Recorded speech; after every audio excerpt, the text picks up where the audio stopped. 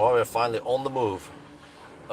Just like the previous car we tested, the IM6, it was charging at 99% for like 15 minutes.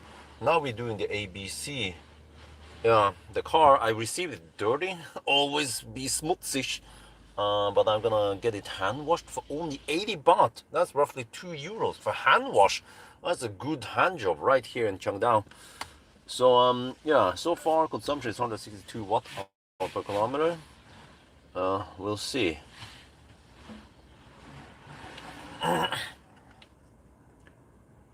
โอเคเราเริ่มขับแล้วครับมันใช้เวลานานมากแล้วนะมันก็หาว่าอีก1 นาทีนะครับแต่ว่าใช้เวลาสัก15 นาทีแล้วมันอยู่ที่ 99% แล้วมันก็เสร็จชาร์จตอนเป็น680 กิโลเมตรนะครับตอนนี้678นะครับแล้วก็เหมือนทุกทีเราก็จะ ABC always be cleaning นะครับผมก็เลือก hand wash ที่เชียงดาวนี่นะ80 บาทนะครับดีมากเลยตอนเราได้รถนี่มันเปื้อนนะนี่ก็จะสะอาดดีตอนเราเอาไปคืนนะครับ บริการดีมากเลยที่นี่นะครับ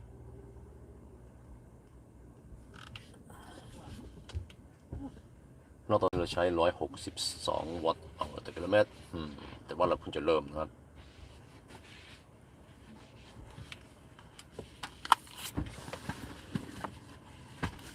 Yo, what's up? ABC always be cleaning before we go. Okay, this will be one epic drive to see if I can go 800 kilometers. Okay, let me get ready. And this is a very nice pit stop. I'll do some stuff here. Let me see, write down start. Say 10. Starting time is roughly 10 now. We check solar at home, 2.2.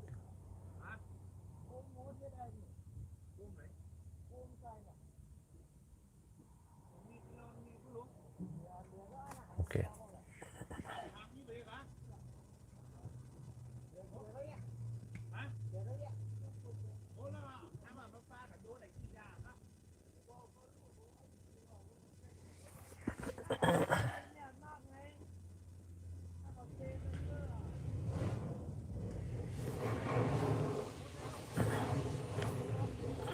Yeah, it's a good hand job.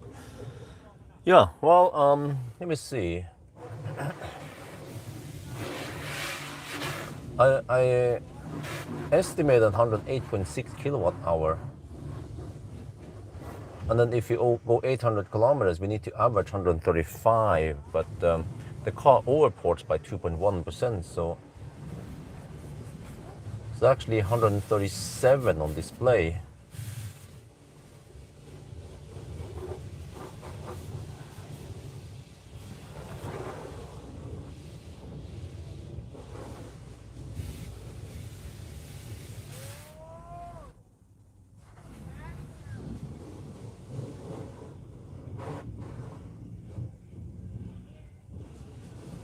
And then for 870 kilometers, let's see, 108.6.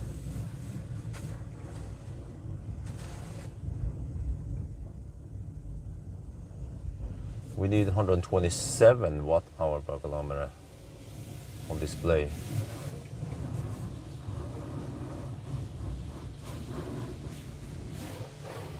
Well, there's like 3-4 guys working on the car. So it's good. It takes less than 10 minutes, usually about 5 minutes to get a good hand wash, outside hand wash. Good morning. Well, we just drive the regular route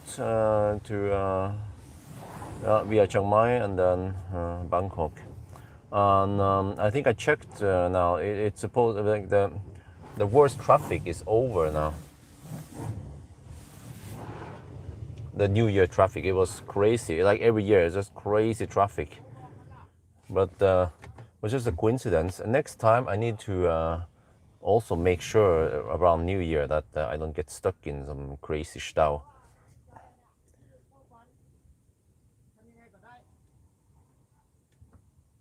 So it's usually the way up is not that bad.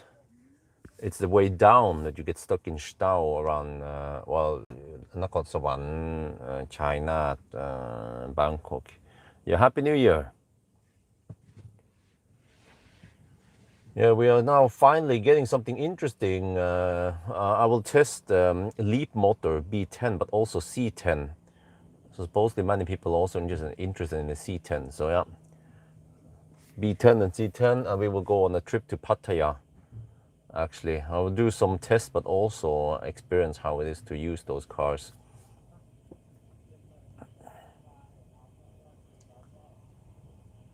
So yeah.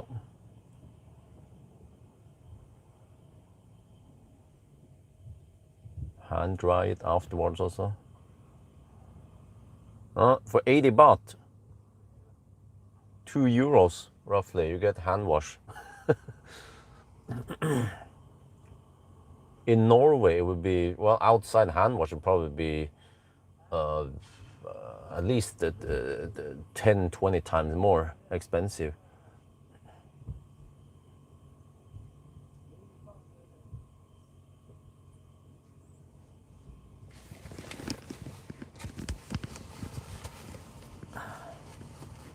Yeah, I'm returning this car to Bangkok, and then I'm picking up the Leap Motor B10 tomorrow. Let me get the money ready. It's supposed to be 80 baht, right? Oh, okay. Show him the king.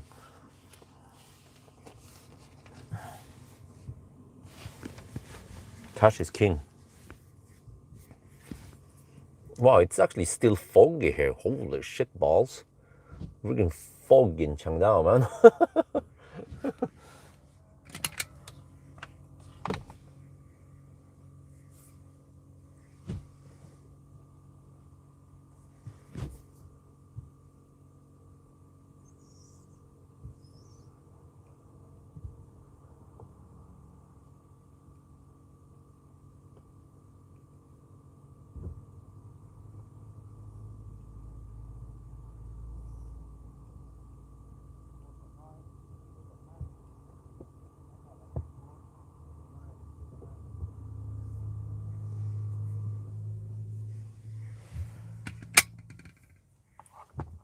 Always be foggy. Yeah, it's under dry. I didn't write it, but yeah, it is. But yeah, I want to talk more about solar. It seems like in Norway, the cost of installing 5 kilowatt system is roughly twice as high, 2-3 times higher.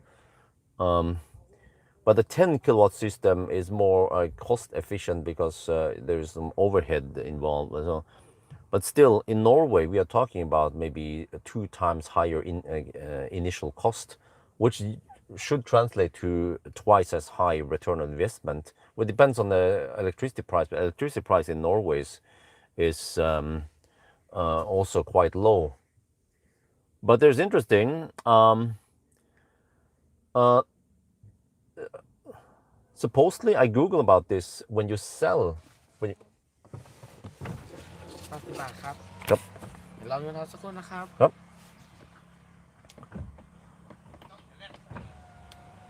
But usually when you export, you get the spot price. I'm like, oh, well, I can play the spot game then. ไม่ได้เสียครับ เดี๋ยวรอแป๊บยางสักครู่นะครับ Okay, ขอบคุณครับ ขอบคุณครับ Well, this is a nice gesture. It's wet on the window I lowered, so he actually wipes it, and he's gonna wipe some other stuff before it's done. So, but I was like, huh? Sometimes the spot price spikes. You know, spikes at maybe over 1 NOK, 2, 3, 4 NOK per kilowatt hour. Well, I could then export, just avoid charging the car. I wonder if there must be some robot that can do that for you. So I'm kind of interested in solar in Norway, but in Norway I should have good connections. I want to get that shit for free. Someone wants to throw me some stuff at me for free, and then I'll test out the solar. But of course, very important, I need to know how much the initial cost would be.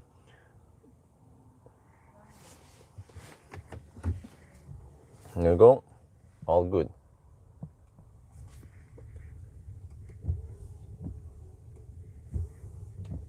Yeah, 10. Actually, it's a little bit past 10, but that's fine. Okay. Well, nice clean car. That's an Audi TT. Oh, yeah. Nice auto. Okay, so now we start the Sunday drive.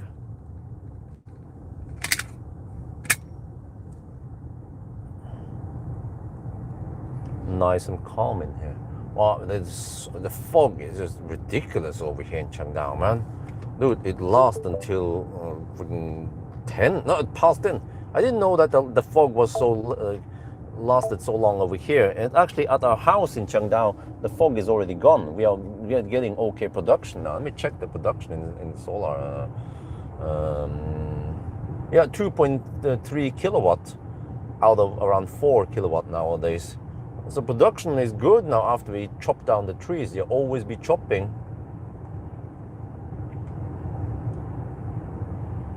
Just checking how much. Okay, we are charging the MG right now. So all good. Now we cruise. No, it's not pollution. It's condensation. We live in the valley and we are at around 460 meters over sea level. Actually, that's an advantage. Plus, I have some slight tailwind today. So, but it's just strange.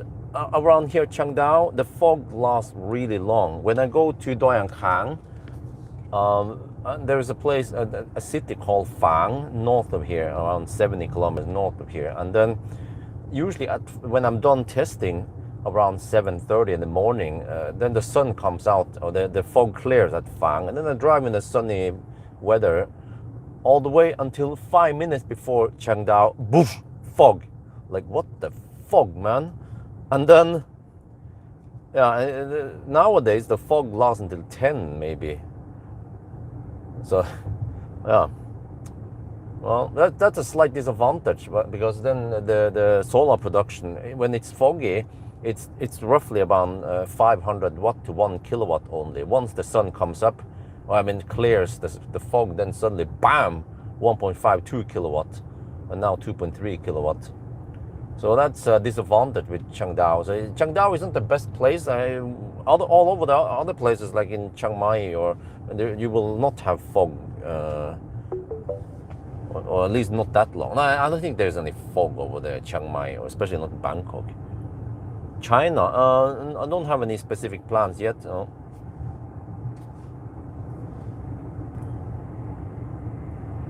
All right, 172 watt hour per kilometer. I'm gonna see eventually how low it goes. Well, it's nice and quiet in here. Premium electro auto. I actually have HVAC off right now because it's so foggy and it's kind of chill outside. What is the temperature? 16 degrees Celsius. Yeah. No fans is always better than only fans. Oh, 89, I don't know. I'm not too familiar in China, plus I have problems charging over there, so I don't think I'm gonna attempt any 1,000 kilometer challenge, man. It's just gonna be way too frustrating. I'll end up with no hair like Marcus. Oh, Polizei, okay. Get hammered by the Thai Polizei. 1-2 Polizei. Yeah, okay.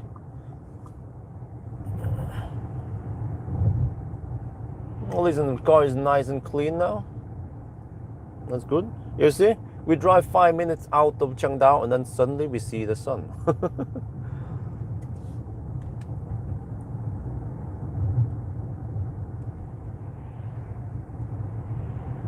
But also, during that, I mean, after the solar video, people were saying that, no, dude, don't get 625 watt panels. The panels, it's the weakest point of the string that pulls it down. So since the other panels are 450 watt, then just get 450 watts. But then when I ask EV Power Energy, do you guys have 450 watt? They're probably cheaper. No, they only use 625 watt. I'm like, oh, okay. But then when I Google about this, they say, okay, you shouldn't mix the panels, blah blah. But there are some solutions using optimizer. And then I remember, oh yeah, that guy 4 years ago he was talking about optimizer. So from what I remember, we have optimizer and different strings in our system. So what we can do is we can hook up the stronger panels on a different string, and then they will actually operate as individual systems into the same inverter. So we should then be able to get 1250 watt extra. So I'm like, oh, I'm interested in that, but I'm thinking about only 2 panels, because if you want to add 3 panels, there is not enough space for it. So I have to add extra rail, which will probably cost a bit extra money. I'm not sure how much. But for me, it sounds like just 2 extra panels is good enough. And I asked them, can you just add 2 panels? They'll be complete. Both rows will be full. And they say, yeah, of course. So I asked for a price for 2 panels then. We'll see what they offer. But it should be like no more than 15k baht.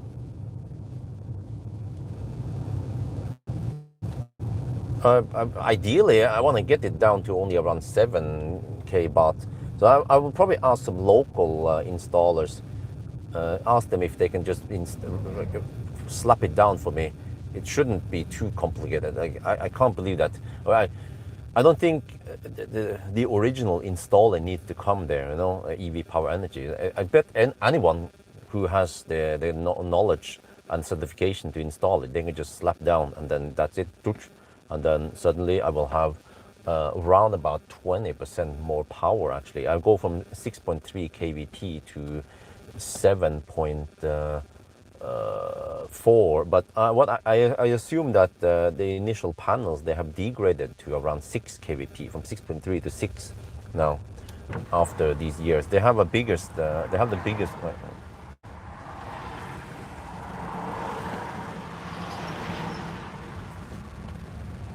the biggest degradation initially, first year, and then it will be less and less, or at least flattened out a bit. Aura has the well, it's not that good, no. Smaller strings or optimize. Yeah, I'm pretty sure I have optimized. He was talking about the whole optimized thing, and also when the trees were shading for the panels, right? It didn't just go down to 0. So it means that okay, I lost 50% power, right?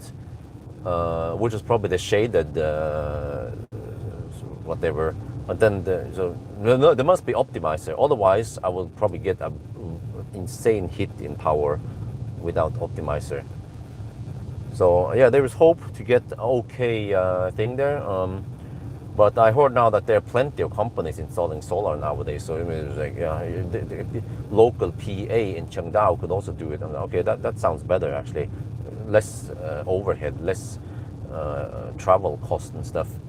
So trying to get it down to below 10k.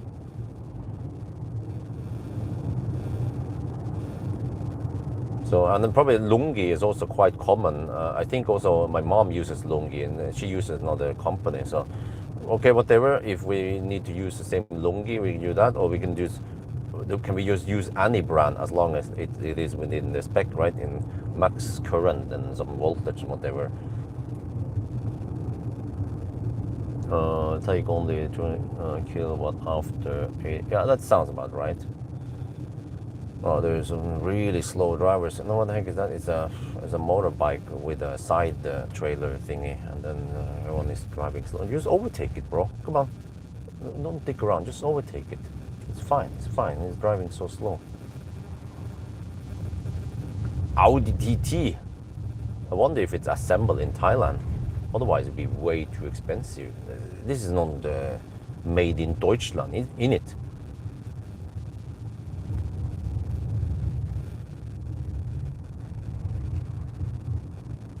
Dude, these guys are overtaking so damn slow, and I'm even a slow Sunday driver here. Come on. Oh, what the heck is it Audi TT doing? Oh, stop dicking around, just go.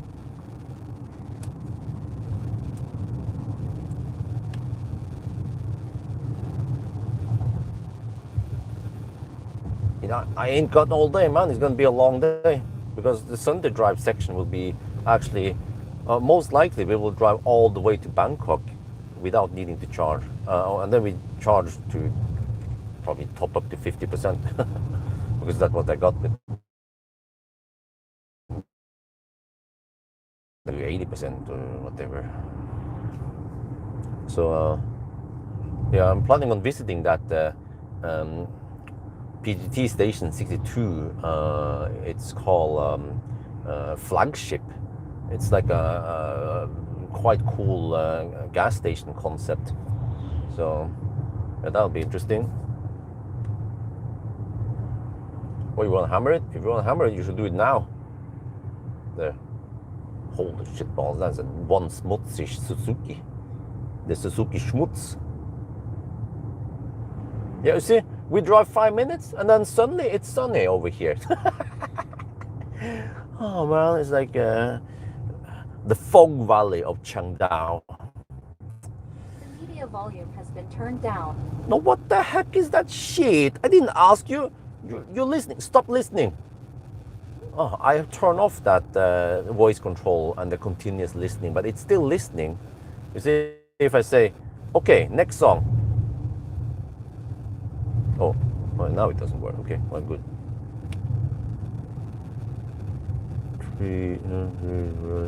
Quite busting. Okay, well, I don't know what's up with that. We're busting. Hopefully it just goes away, but because I mean I try everything. Normally everything I try, it doesn't work. Disconnect the mic, disconnect the charger, it doesn't work, and then suddenly it just goes away. Well, for now it's still nice and cold in the car. Eventually I need to start the HVAC, but for now I don't need to use the HVAC yet. Let's save energy. We're down to 166 watt-hour per kilometer, so we have the downhill advantage and the tailwind advantage. So hopefully get some nice low numbers. See if we can go over 800 kilometers and beat the EQS. EQS did a little bit over 800 kilometers a couple of years ago, and it's been the standing record holder. But I also hope that the Model 3 long-range rear-wheel drive can set a pretty good record also.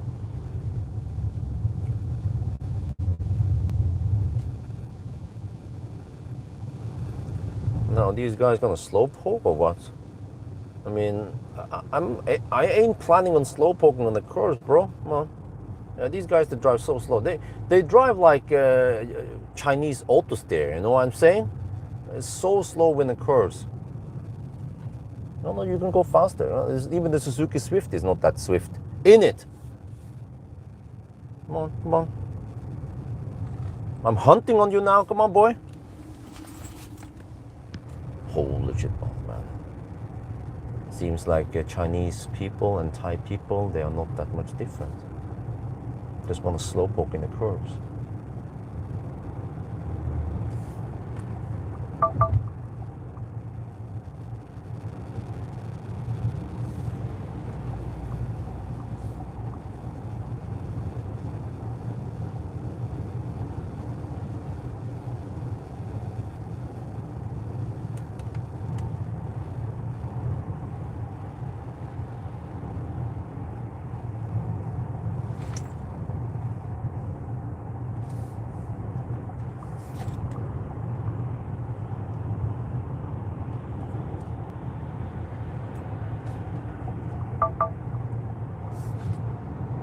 Bring Alpha, man. Okay, whatever.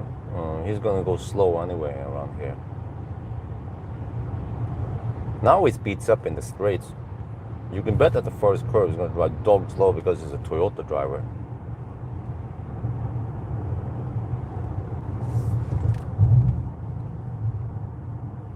Now this guy is kind of bold.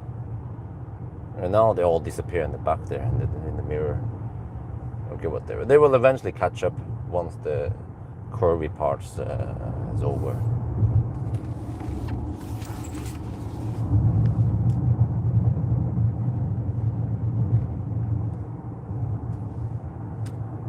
How is the car? It's nice and quiet.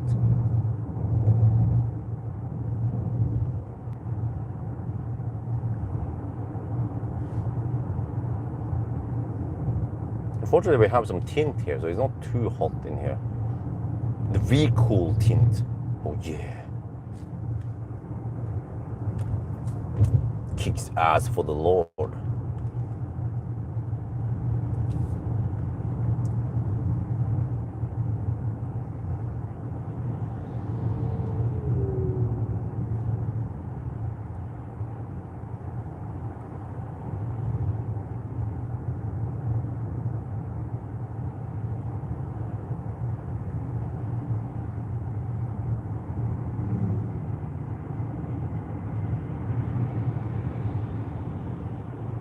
Oh shit, I got hammered by a freaking Toyota. What the heck, man? Well, see you at the next corner.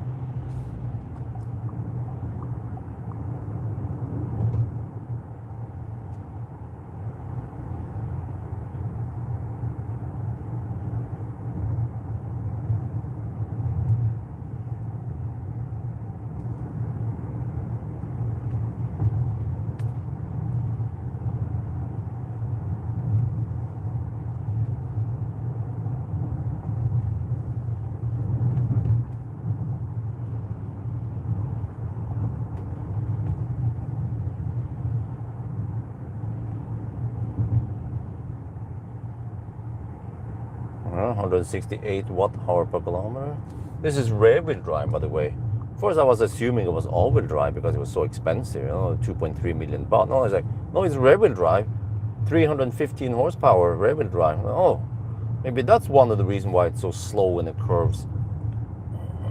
I mean, slow off the line. Well, actually, there's no reason, no excuse to be slow off the line. Just look at Tesla rear-wheel drive; they're way faster off the line. But that's because Tesla kicks ass for the Lord.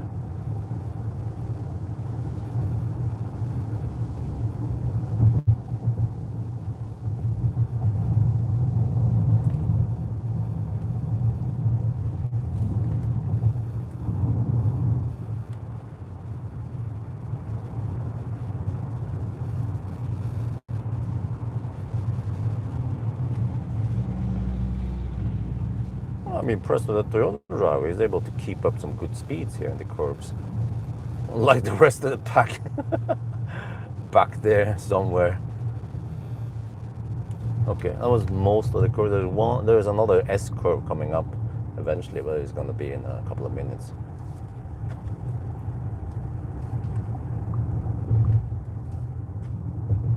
I don't have this annoying auto steer. Come on. There. No, come on. Stop being annoying. Stop being so Chinese, man. Shit. There. Okay, take off the flip-flops. Always barefoot cruising. Car has Hawaii. Yeah, it has some Hawaii stuff. Yeah.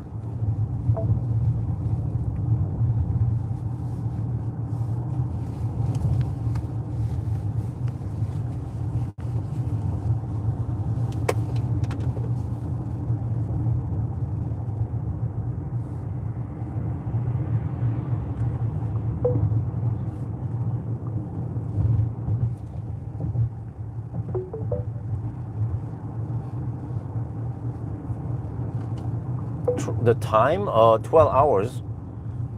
It usually takes 12 hours with almost any car because short range cars, they will not travel that far, like 400 or 500 kilometers. And then I charge and then I hammer it. But long range cars, they also need 12 hours because they will be driving slow all the way, but they don't need to recharge. So it's quite consistent, roughly 12 hours on the way down and then 11 hours on the way up, because I drive faster and charge more often, which yields faster travel speeds. Okay, now I want to fire up the HVAC. But I want to use, let's say, 25 degrees Celsius and then use that eco mode there. And then, let me see,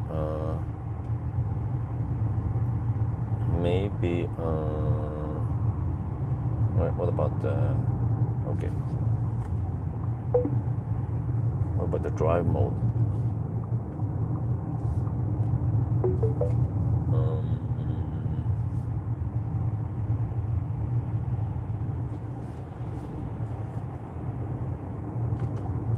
maybe I should use the eco mode thing in there. Let's see. Need to go the settings, driving. Okay, customize. Yeah, lose comfort on the acceleration. Region is strong. Okay, good. Alles gut.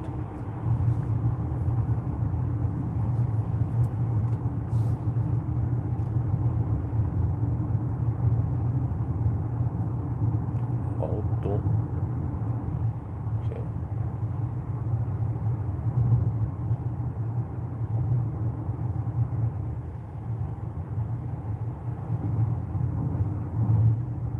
No, dude. Oh, man. Okay. Like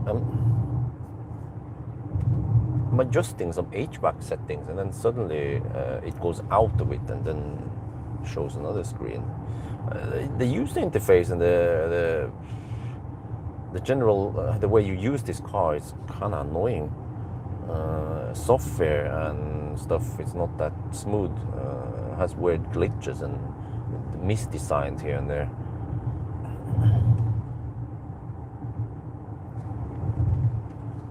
How high? Huh? How high from? Well, I can check on the GPS thing here. From what I remember, you can Google about this. Hey Google, what is the elevation over sea level in Chiang Dao? We are 350 meters right now. I think we were at 460 or 70 meters in Chiang Dao. Been slight downhill. But it's so cold. I can just use OnlyFans for now.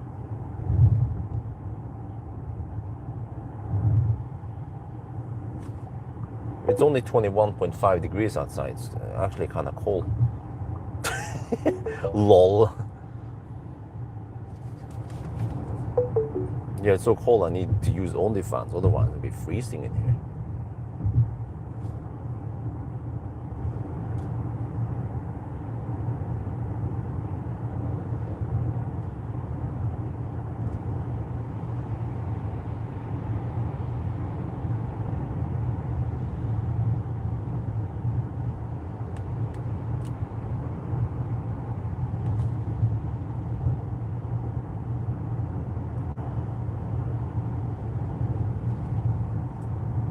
I always think about my racing line. Allows me to carry higher speed over the curve. There's the Alpha again.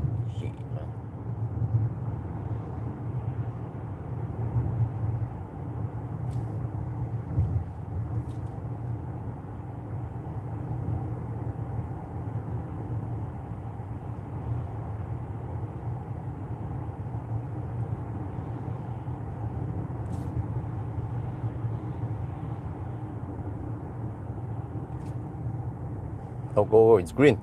Green means go. Go schnell, outside. Go.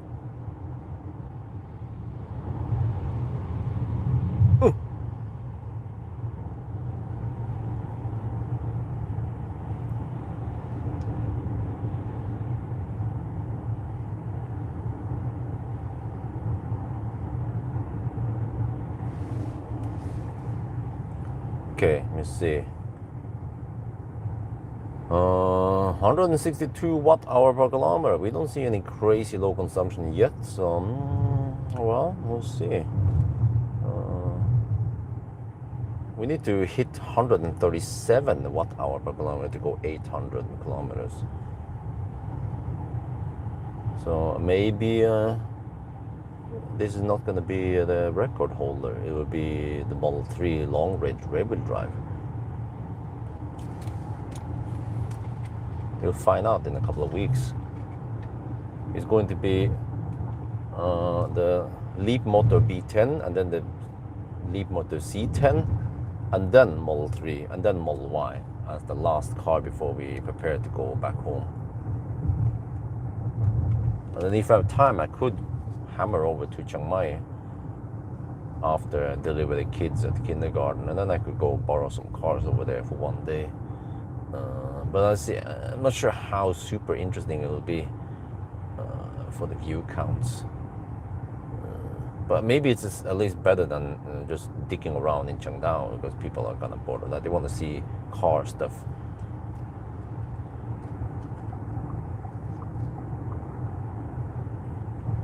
Well, the tint is amazing for at least reducing some heat.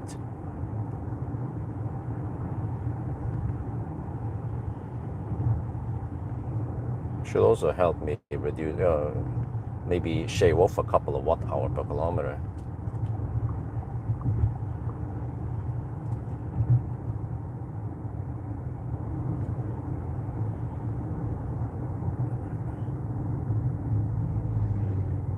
So supposedly the worst New Year traffic is over. Every New Year, around New Year, there'll be millions of Thai people traveling from Bangkok and out to the outskirts. Lots of people go to Chiang Mai also, and I guess other parts, Isan.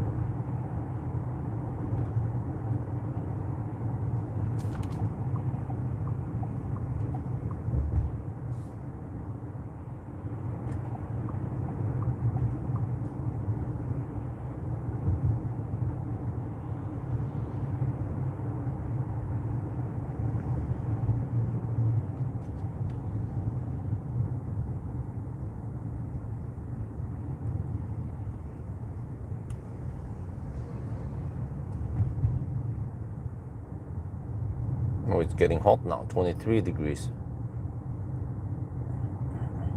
I mean, a little bit warmer.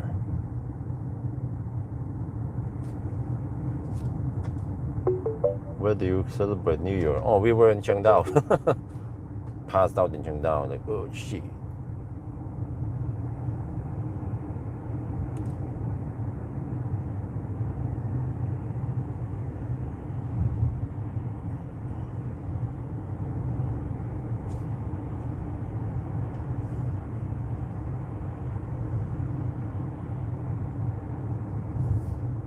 The next week, no, actually, let me see. No, it's actually later this week. Yeah. By the end of this week, in the weekend, we will travel first to Chiang Mai with the whole family. First to Chiang Mai, sleep there one night, and then travel to Nakhon Sawan and sleep over there and charge at the hotel if I can grab it. Maybe I should book it soon. And then go to Bangkok, switch cars. No, and also sleep over one night there. Yeah. And then switch cars. Wait, maybe Kampang Phet would be better than Nakhon Sawan. Then split it better. Okay, I'll look into that. And then we go to Pattaya. Yoo-hoo! Stay in Pattaya for 3 nights and then travel back. Almost the same plan back again. But the kids, they probably don't want to travel too far in one day, so try to split it a bit, include some playtime.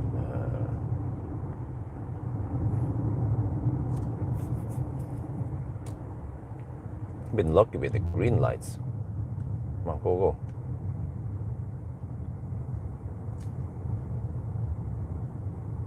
No, it's crazy. I need to set HVAC at 28 degrees Celsius to get okay temperature in here.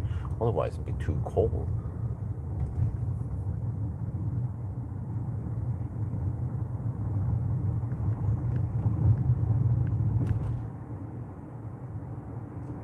But it seems like the rear-wheel drives or any front-wheel drive, yeah. But the rear-wheel drive version, like with this car, the rear-wheel drive, or you can say that the single axle drive versions of the Chinese cars tend to be more efficient than the all-wheel drives. This seems to apply to many Chinese cars.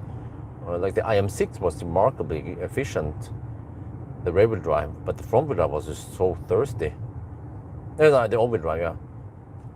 And I assume that the Royal Edition here, the top spec with the all-wheel drive, is also quite thirsty. But we just happen to have the rear-wheel drive with the big battery. So we'll see.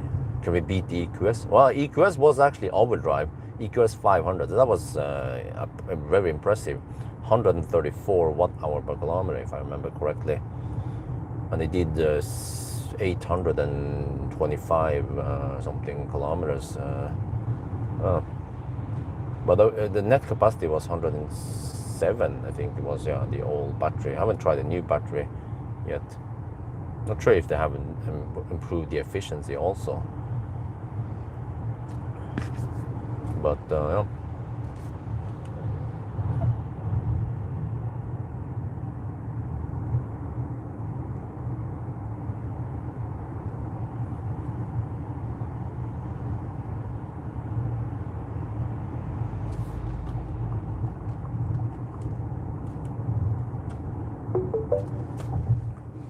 So let's hope I can get the view count up, because it's been kind of shite lately. It seems like the main channel has not been too interested in the videos I've been making. Man, the car has some annoying phantom brake and slowdowns in the curve. I'm driving. No, what the fuck, man? Slows down to 70 kilometers per hour in this curve. Oh, Jesus. Jesus Christ, man. Oh. How to ruin a good car, putting in shitty software.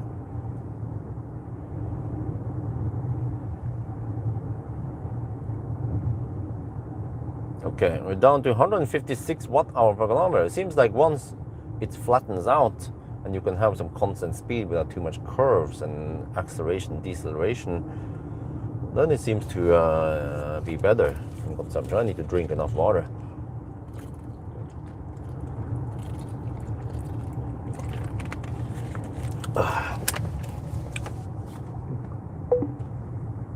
Also, auto lane change doesn't work anymore. That's weird. It worked on the range test. Well, let me try again. Maybe I was too impatient. Yeah, it works. It works. Okay, it works. Good.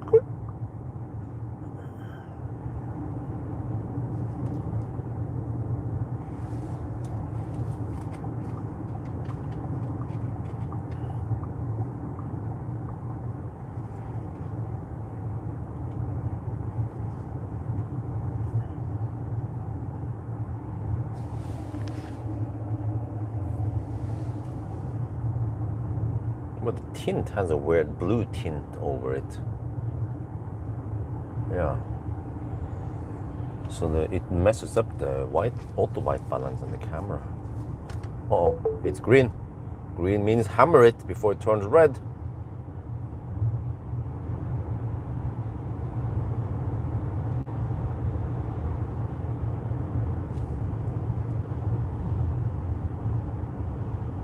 Oh, it is so nice and quiet in here despite having 22-inch wheels.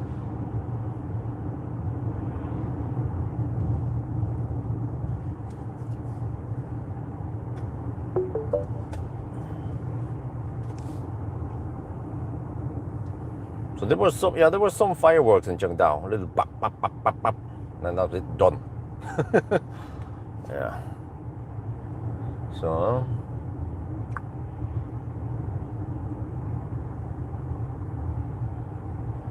the next day I saw lots of these lanterns spread all over the town. Yeah. Some of them cause fire also, so it's kind of, yeah, bad. The whole New Year celebration. It's quite strict now in Norway because of many fires every year.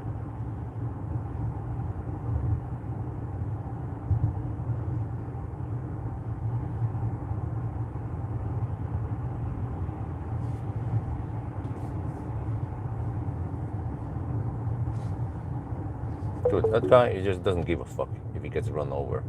He could just, try to run at least instead of just walking like a mofo.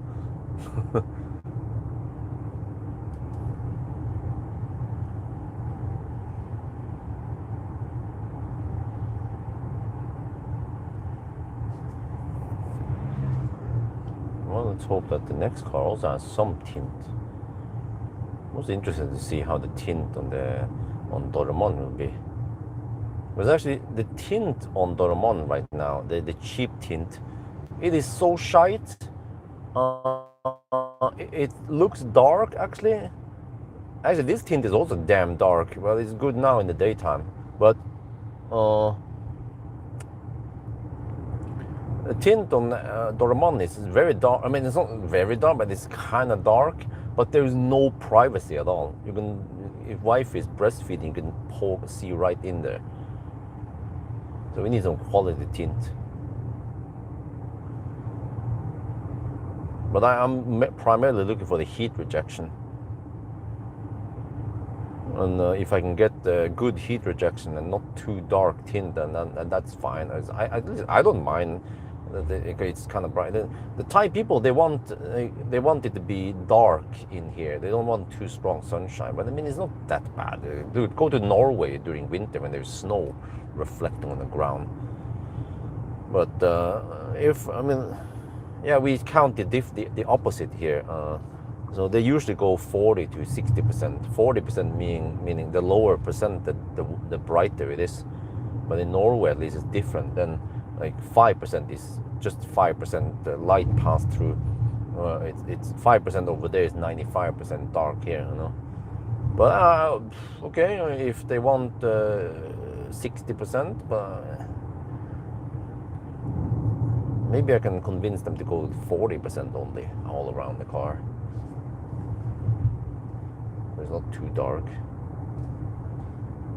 And good heat rejection.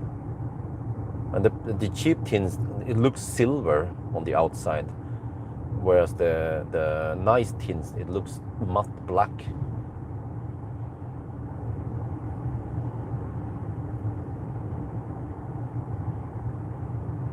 So that would be one epic trip to go get it for free. Yeah, that's why I'm going for it for free. Plus make some content, of course. It's always nice. Because even though I don't care about tint in Norway, it's kind of pointless in Norway, but I know that many other countries, they are interested in tints, and of course Thailand.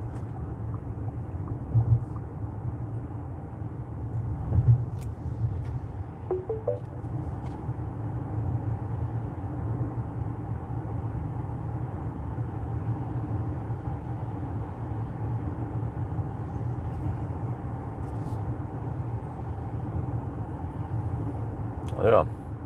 Did you guys have a nice New Year celebration?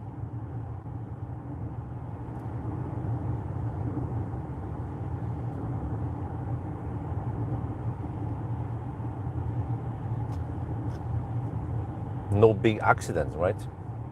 Whoa, whoa, whoa, whoa, whoa, whoa, whoa. Look at the car, look at the car, look. Gee, man. It's trying to kill me. I'm saying bad things about the car.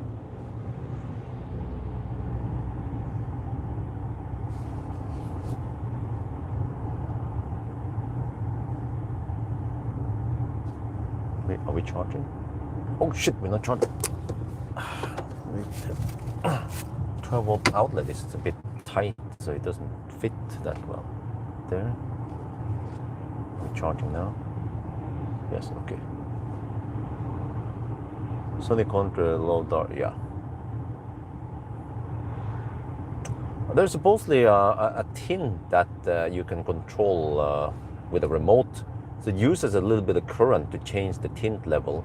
Like, oh damn, I want that shit, man. Then we can, in the daytime, we can tint it dark, 60%, whatever. And then at night, I want 0%. Man, that would be heaven. Hey, come on, dude, no, change lane now. There's a motorcycle in the front here. Okay, there's a car park on the curb there. Will it see it and react to it? Avoid it? Kind of. Oh, okay, it did. Yeah, good. It has those mechanisms. What about the motorcycle? Okay, they left. And it slows down in this curve, dude. The fuck, man?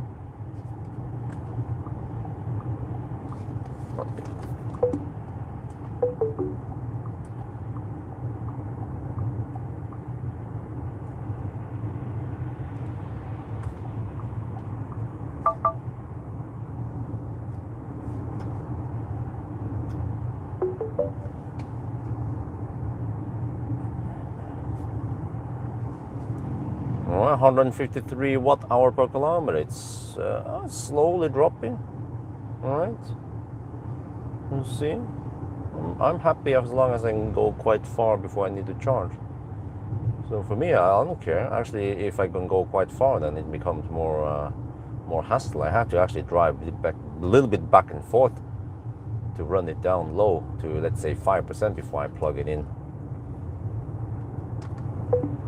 Probably don't dare to go to 3% because then it doesn't show any indicated range or percent, which is also bad. Why? Is the BMS so inaccurate that it cannot tell me exactly how much energy I have left?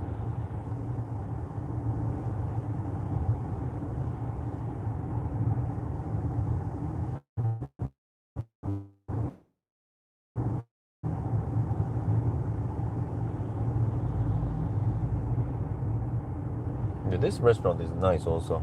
I haven't been here. Maybe I should go eat over here.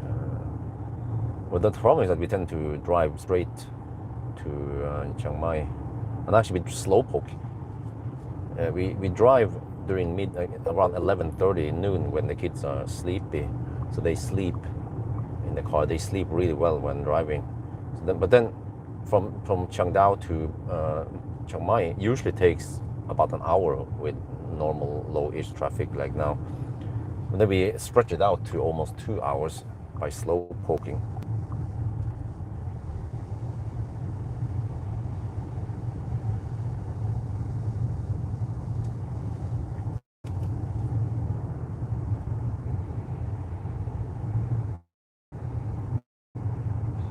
Okay, as usual, I will use the 700-year road, it's called, which has only no stops, just underpasses all the way, which is good.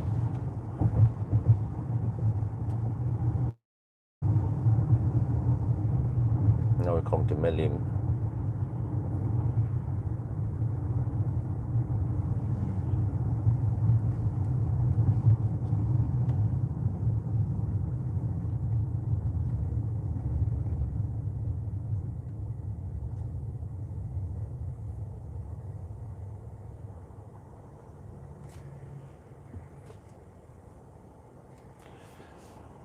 And we struggle to see road because of it. Yes, same here.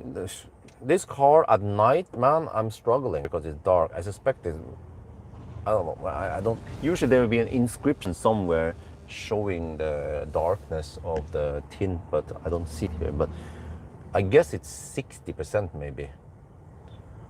But with the Model 3 I had before in Thailand, we had 40% in the front and then 60 on the side. Ideally, I want to try to get 40 all around the car. I don't like it too dark at night, and I don't mind some sun in the daytime. As long as the heat rejection is good, you know. But Thai people, they want the dark tint because then it's not so bright for the eyes. Okay, well, I mean, the retina adjusts it automatically anyways.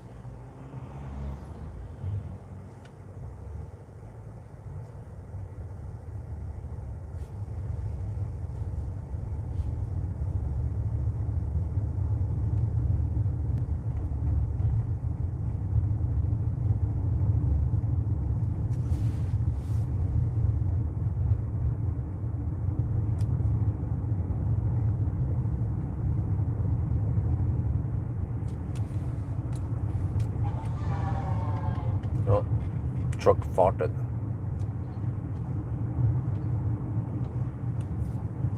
Well, this time I don't have to buy anything on at the Central Festival. Probably, maybe we go there when we go with the family, which is by the end of this week, just to grab another bag of diapers. Well, look at that, around 30 to 40 baht per liter. So around €1, roughly €1 per liter gasoline. That's actually low. I think that's lower than Europe. Europe is almost twice as high. But from what I remember, Thailand, they pump and produce their own oil. I mean gasoline. They have oil production.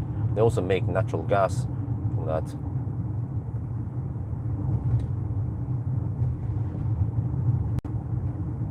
But we shouldn't be more renewable. Yeah, interesting fact. Huh. I need to make another video about solar. I'm interested in solar nowadays. We invested roughly 240k baht in the solar 4 years ago. But I got the price now. If I would install the same system today, it would cost 168k. But I don't know if that includes the extra panels or not. Probably not.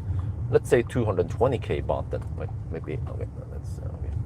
So 220k baht versus 170k roughly. That's 50k less, lower price. But I did save 70k. But okay, it's not totally fair because I added the extra panels. It's kind of complex. But I mean, roundabout, what I have saved on electricity is what the price has dropped on the system. So in a way, you can say that I didn't save anything yet because I invested money up front. And if I, for example, waited 4 years and I purchased a system today, I would then have brand new equipment today, not equipment that is 4 years old, degraded and so on, right? With reduced lifetime. So maybe the best deal would be to wait for the biggest drop, which probably had happened now with the solar. I heard that people say that it starts flattening out a little bit for now.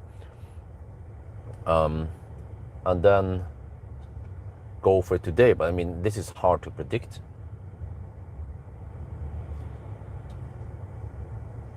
So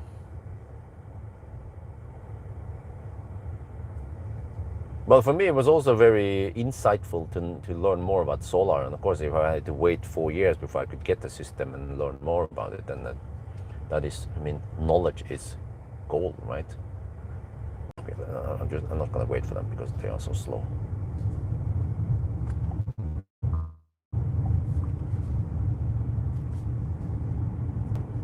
Suckers were staying on the right lane. You shouldn't stay on the right lane there. It turns red on the right lane, whereas the left goes. Yeah, it's kind of weird logic, man.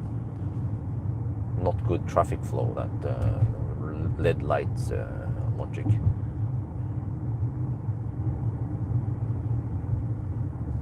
Well, it's technically both LED light and red light, LED light. Here also same. They're trying to U-turn or do some shit, and then the right lane is blocked, and the left lane goes. And the people try to change to the right here, to the other right, the left. So you kind of need to know which lane to stay in on different parts. And see, many of these Hondas, they have similar shape as the Honda E:YN, whatever it's called again. But it's fossil Honda. But the electric Honda also exists. E:1I, whatever.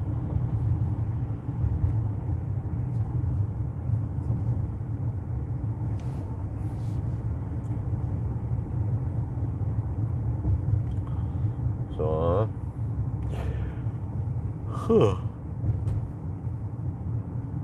man, I hope I'm not too tired. I passed out around 9 last night, and then 1 at night I woke up because there were some cats fighting outside. Then I needed to pee, and then I went to pee.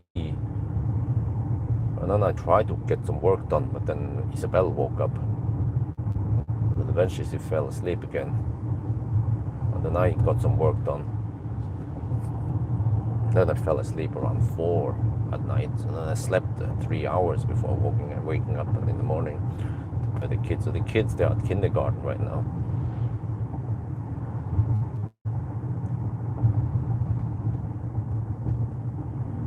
It's actually not going that fast right now, only at 60 kilometers per hour. The average speed is a bit low over here. Eventually it will clear out. Yeah, soon, once we get on that ring road, the 700-year road. Oh man, that's charcoal grilled chicken is the best, man. Or any charcoal grill meat. I prefer pork and chicken. I'm not so much into beef. Wow, that is the best. I'm not so not a big fan of deep fried stuff, but I mean it happens from time to time. But if I can choose grilled stuff, I prefer that. Less fat. Been eating a lot of sticky rice nowadays. Yesterday there's a market in Chiang Dao around 3 or 4. No, I think it's 4 times per week. Almost every other day there's some kind of market somewhere. And then they sell food, but also, if not, then there's also, of course, daily market other places. Food over there is dirt cheap. One dish with some rice and stuff cost around €1. So yesterday I tried to count. We had dinner we had some deep fried fish with sticky rice and one deep fried chicken leg and some chili paste, whatever it's called, chilies. I think it was something else. I don't remember, but that was 140 baht only, which is around €4. I think less than 350 only, and that was enough food for the whole family, or at least 2 adults and 2 kids. It's just amazing how cheap stuff in Thailand is. If you can eat that cheap and still nice and great food, or you can of course go to some more expensive restaurants.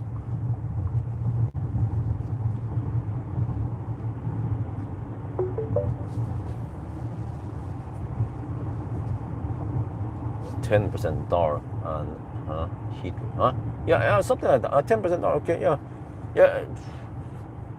Well, I don't mind some tint, but 40% maybe. I'll meet halfway and go 40% tint all over the car. But ideally, maybe 20% tint, because the sun can be kind of strong in Thailand.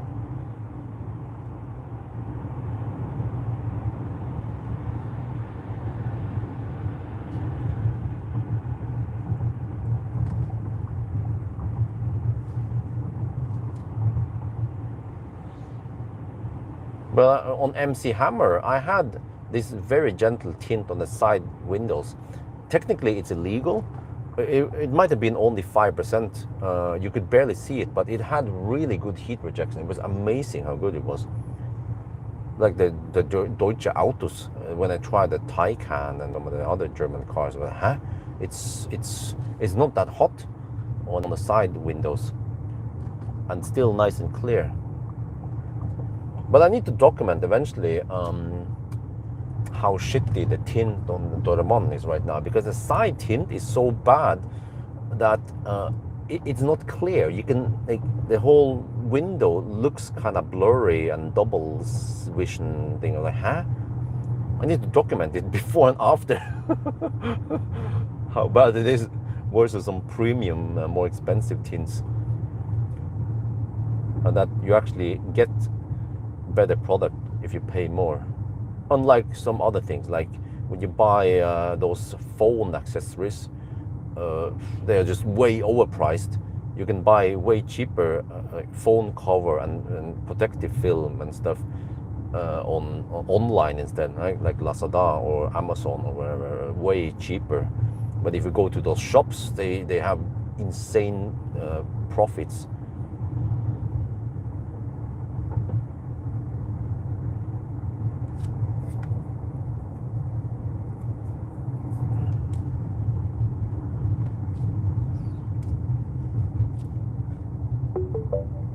Charcoal grilled chicken, pork meat, drink.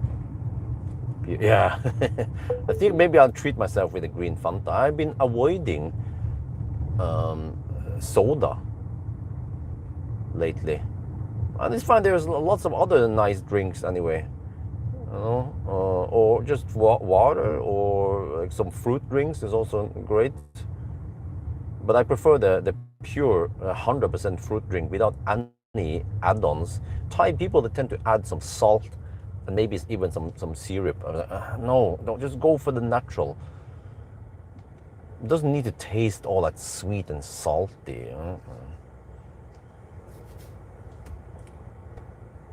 And then some coconut water, and from time to time some iced the Thai tea or the green tea. The iced tea is actually bad for the kidney stone, negative for the kidney stone. But then the milk part of the dairy products will counter that. It's positive. It's good for the kidney stones. Oh, I need to slow down because I'm gonna eventually get over there. Yeah, go. People, like, no, okay. Dude, like, some people are driving so slow. So you just need to get past them. Okay.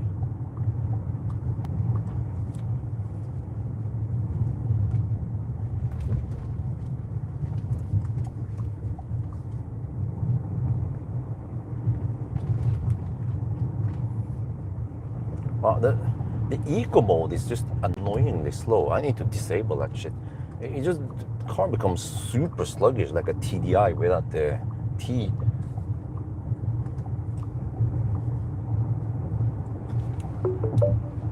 Okay, I mean, go back to normal mode then. Yes, standard. It doesn't matter as long as it's rear-wheel drive. There's only one motor anyway. Okay, how is the consumption so far? 149 watt-hour per kilometer. Noise. They're expected to cut in front. I don't know. In Thailand, people are so damn slow. I need to cut in front. I mean, it looks like you would cut in front of them, but then you realize they drive so damn slow. You weren't even remotely close to cutting in front of them anyway. Sometimes I wait for them to come in front of me, and then I do. Dude, it's so slow, like, come on, schnell.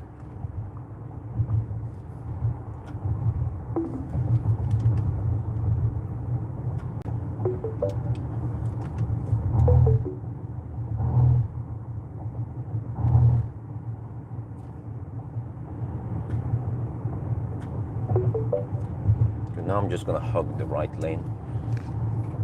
Well, actually, let's see. Okay, there seems like someone wants to go faster. Okay, go. But there's so many slow pokes in the middle lane.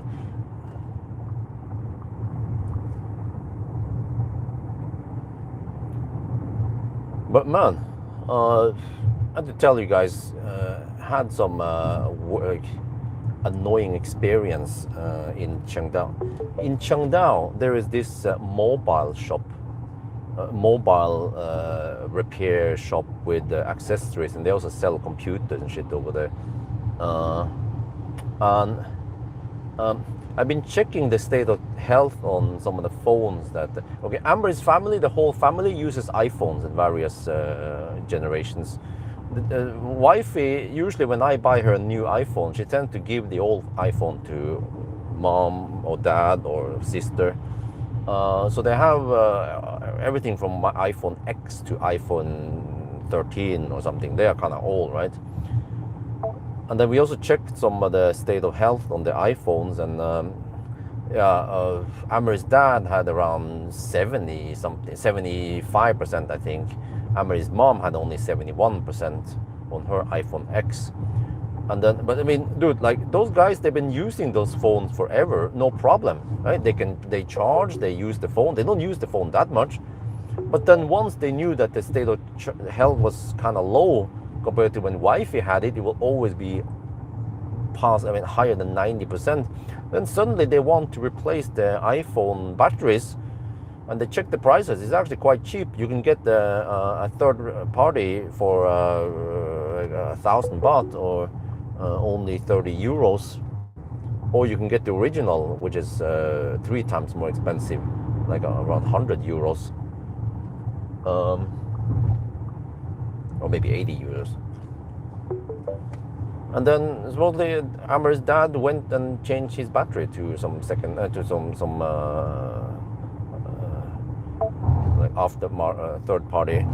But then somehow Amar's mom at that shop, they Mobile, what it was called, near a house, they didn't have the iPhone X battery available. Yeah, but yeah, so what? Just stay calm, you know. You can just find it somewhere else, and no. But instead, she went ahead and sold that iPhone X 256 gig to the shop for insanely low price, 2,000 baht. That phone is worth at least 5,000 to 8,000 baht, and somehow the shop offer it for 2,000, and then Amar's mom had no clue about iPhone. She accepted the offer. I'm like, seriously? I heard it afterwards. And then she bought an iPhone 11 64 gig for 9,000 baht. I'm like, huh? Are you serious? Those phones, they are not that expensive. You can usually get them for maybe 5,000-6,000 baht. So she somehow she just accepted some really incredibly bad deals, and also she purchased some the protective film. They install it, and then the pocket thingy booklet case, also very overpriced. That was 2 days ago, and I was like, holy fuck, man. How can you just go ahead and do that without consulting Wi-Fi? Wi-Fi has lots of insight in iPhone. And I didn't, but I just Googled about this and I found out quickly how it was. So she basically lost 6,000 baht in that whole deal. It was barely an upgrade because she then went down on memory from 256 gig to only 64 gig. And the iPhone 11 display is way worse than the iPhone X display. But fortunately, they managed to return it the next day. But I was about to go there and yell at them, and actually I was planning on bringing my camera back and secretly record the audio there, with the camera running in the back, of course, without them knowing. And I would play stupid. I would ask them, hey, do you guys have an iPhone X? And they're probably like, yes. Be like, oh, okay. Is it new? And they'd be like, yes, it's brand new. Okay. How many gig is it? 256? Wow. Okay. Great. Which would be Amar's mom's old phone, right? And then I would ask, oh, hey, how much does it cost? And they probably say 9,000 baht. Yeah, they purchased for 2,000. Like the boss there, she's a woman. She's a freaking bastard. I asked my mom about this, and she was like, oh, she's a dick.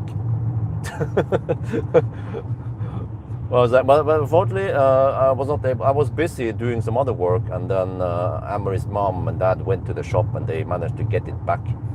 But then they had to pay 1,000 baht because her iPhone 11 was not new anymore. They opened the seal. I'm like, wait, was there plastic on that box you open? She was like, yes. I'm like, okay. Oh, so you believe that it was brand new, right? Like, dude, woman or mom, that phone came out in 2019. There's no way it was brand new in that box. They just wrap it again with some plastic to make it look like new, and they tricked you into thinking it's new. And then I went into the phone, I checked the serial number. It turns out that it was purchased in 20 September 2019, and 20 September 2020, the 1 year Apple warranty was gone, GUN. The phone has been used for 5 years and probably in very good condition. So it's in so good condition that you can trick some easy trick people. Wait, did I? Oh, okay. I need to Oh no, wait, how is this again? I go all the way until here probably. Yeah, okay, just navigate to Caltex. How is this again? Eventually, oh, okay. Yeah, I just go all the way and then I get to the other superhighway. So I'm like, seriously, how is it possible to not do any research?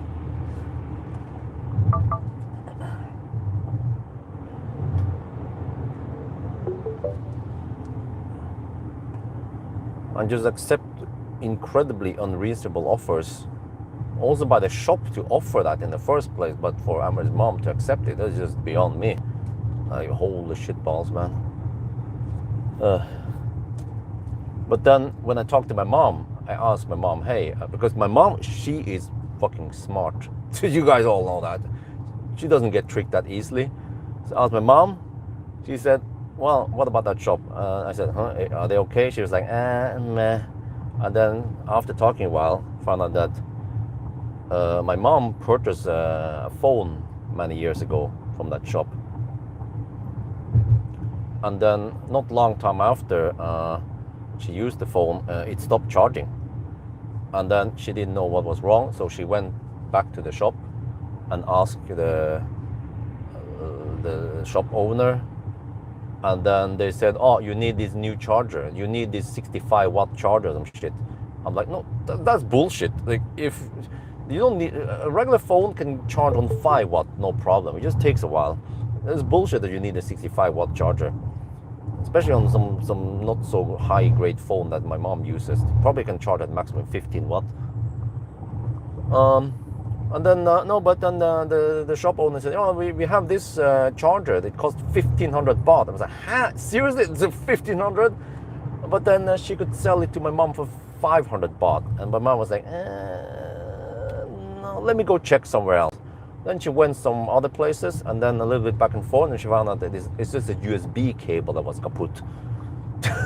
Then she went back to that June phone mobile shop and yelled at her. The owner said, don't go fool other customers. Well, apparently that shop didn't give a shit. And then interesting, when I look on the shop on Google, it has around 50 reviews and 5-star rating. I was like, wait, really? And then when I read the reviews, they are all very similar. Like, oh, great service, good repair. They offer 30-day warranty. Other comment, great repair, good service. They offer 30-day warranty. Like, what? Are these bots or some shit? Or could be employees maybe, or people they know. That's bullshit. So maybe I should go and give it 1-star review and say that all the other reviews, they are, just read it yourself, they are just bullshit. They are bots or paid review. And just tell them the whole truth about how that shop is. But I was like, okay, whatever, I have better things to do. But man, that is one low life scum. And she had gotten so rich from the mobile business that she could build a hotel in the back there. So I'm like, wow. Well, one day those bastards, they will not survive, or maybe they survive. I don't know. And they also do. She also does some other weird shit, like to give loan. She claims 10% loan, which is still ridiculously high. But 10% loan but then you don't pay per month. You pay 10% every week or so. So it becomes like 40%. I was like, huh? Are you serious? And then the Chiang Dao people, they have so low education, so they are easily fooled. So they go for that. It is incredible how stupid some people are. Not my mom, but I mean, you know, yeah. So I'm just shocked to hear all that. Oh man.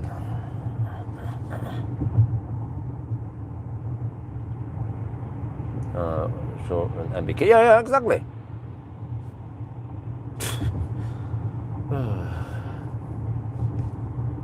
And then my mom was like, yeah, but well, she erased the old phone, but then they use a backup on the cloud, She doesn't know about how the iCloud works or anything of that, you know.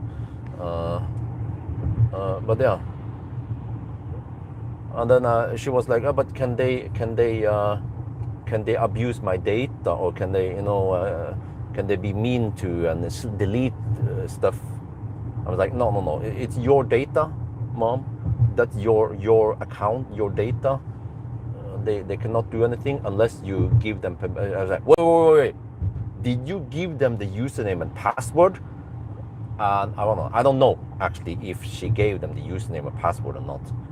I hope not. I hope she just unlocked the phone and they could do whatever stuff in there. But I mean, even that is kind of risky. You don't know what they can do, you know, if they're so mean in general, those bastards. So I think the best would be to change the password.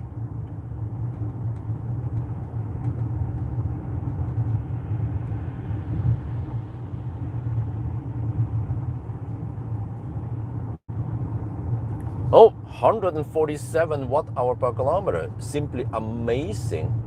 Whoa, I almost forgot, man. Solar. 3.4 kilowatt. Oh, shit, we're exporting. Shite.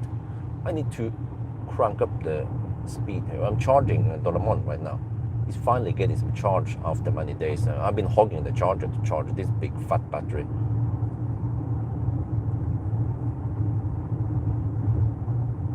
But I'm manually adjusting the current on the Easy app as the days go now. Then I lower it in the afternoon. Asian people Trump. Yeah, well, I mean, okay, no offense, but my Amri's mom, she takes the bait on those spam mails and those whatever, you know, like she would believe in the rich Nigerian guy who contacts her and offers her the millions of dollars or something like that. Like, be a bit more critical. You need to have more criticism than that, you know. If anything, if something is too good to be true, then it's too good to be true. Trust me, I've been fooled before. I was like, oh, this is great. I went for the bait for the, you guys know the, whatever it's called again, there was what the heck was that again? There was some kind of Bitcoin scam many years ago. I lost lots of money there. Fortunately, not a massive amount of money. It was like a couple of, I think it was 50k NOK. It's still quite massive for me back then. BitConnect, the BitConnect scam. Holy shit balls. I didn't completely understand what was going on. They'd be like, yeah, you can make money, you know. Some of my friends making lots of money and they cashed out before it was too late. Yeah, but that is shite, man. Okay, you live as you learn. No, you learn as you live, right?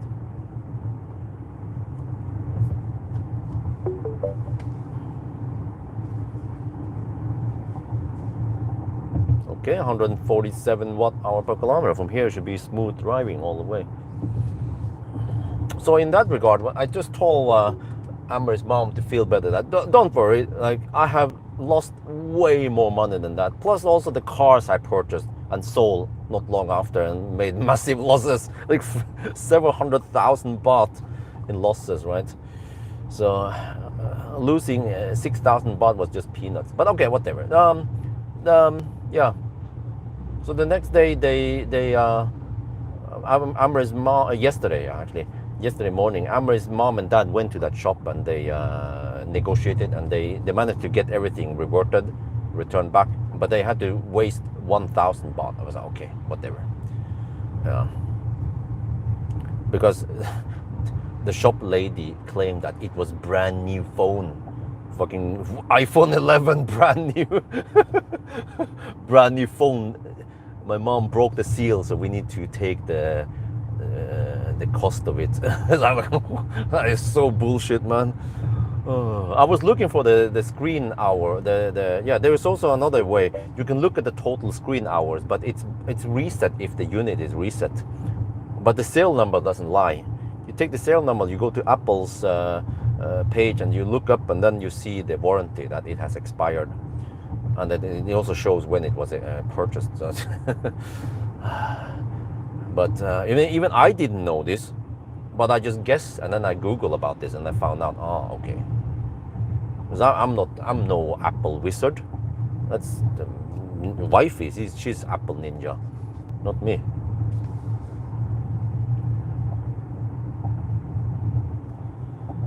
So, all right, 146 watt-hour per kilometer. I mean, that's looking close to 600 to 800 kilometers. Okay, so far so good, right? But we need to see how it develops during the day now.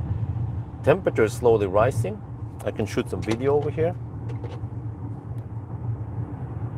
Oh, it is getting kind of warm in the cabin now. Okay, let me lower the temp a bit. Maybe start with this.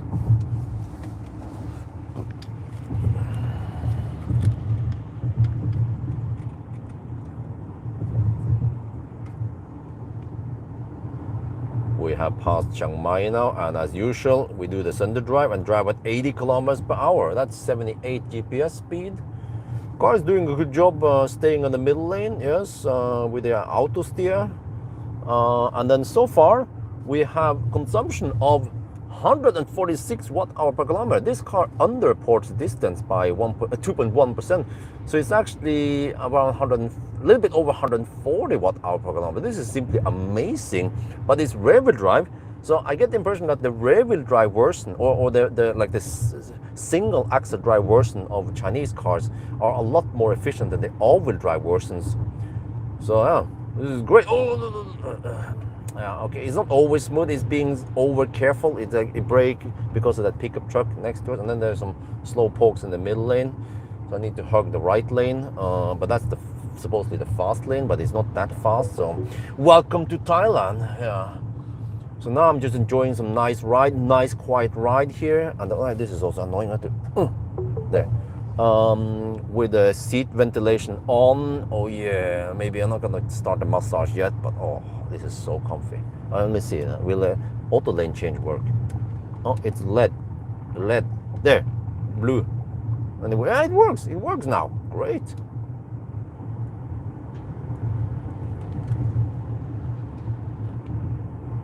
ตอนนี้เราผ่านเชียงใหม่นะครับใกล้จะถึงลำพูนนะครับแล้วก็เราก็ขับ80กิโลเมตรต่อชั่วโมงครับเหมือนคนเฒ่านะครับมันเป็น77 GPS speed นะครับ77 78นะครับแล้วตอนนี้เราใช้ไฟแค่146 วัตต์เอาต่อกิโลเมตรว้าว simply amazing กินไฟน้อยมากเลยครับแล้วคันนี้มันนับกิโลเมตรน้อยไปนะแล้วมันโชว์น้อยไปนะครับแล้วที่จริงเรามันต้องเป็น 2.1% ต่ำกว่านี้แล้วก็เป็นประมาณ140กว่านะครับว้าวต่ำมากนะครับแล้วก็ผมก็จะแช่เลนกลางนี่นะครับเพราะว่าเลนซ้ายมันช้าไปแล้วก็เลนขวาก็เร็วไปนะครับแล้วก็เปิดแอร์เย็นสบายดีไม่ได้เย็นไปนะครับพอดีใช้ e โหมดนี่นะครับแล้วก็เปิดพัดลม1นะครับที่เบาะนี่นะแล้วก็ยังไม่ได้เปิดนวดนะครับคันนี้ก็เงียบสบายช่วงล่างก็ดีก็เป็นเด้งนิดหน่อยนะครับแต่ว่าก็ไม่ได้เยอะไปนะก็ใช้ได้นะสบายมากเลยคันนี้นะครับ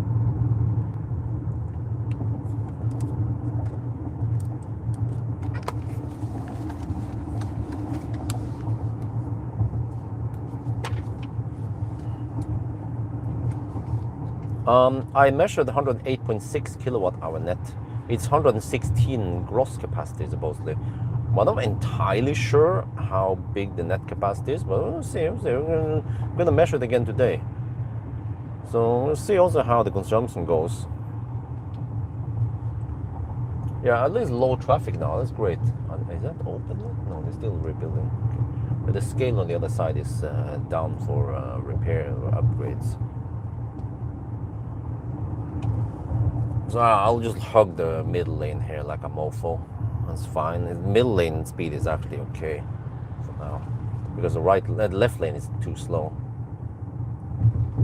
Ooh. The car is kind of bouncy.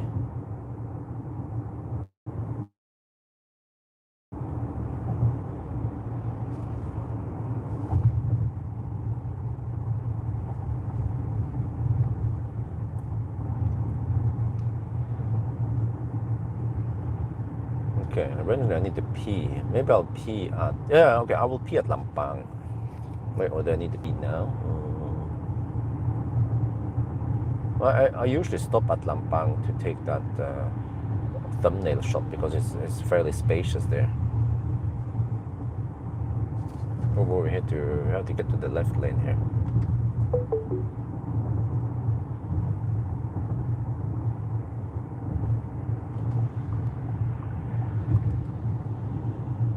You have to skip the LED light.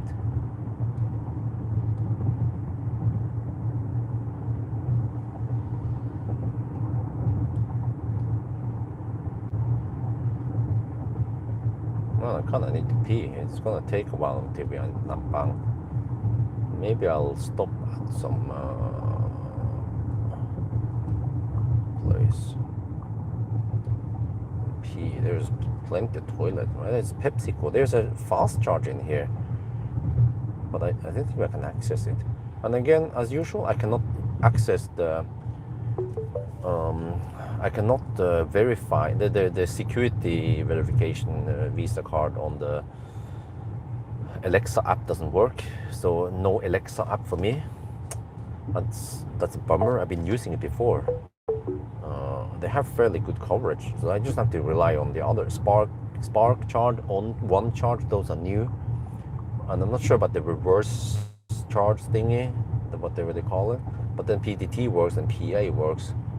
But unfortunately, I don't need to charge much until I'm in Bangkok, even, from what I see now.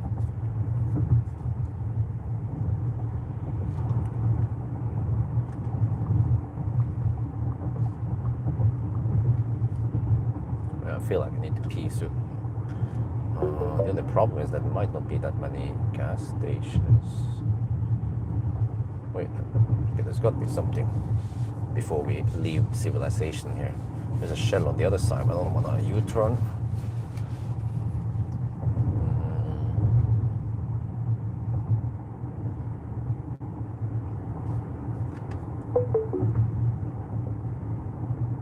I should drink more, but that means peeing more often. But yeah,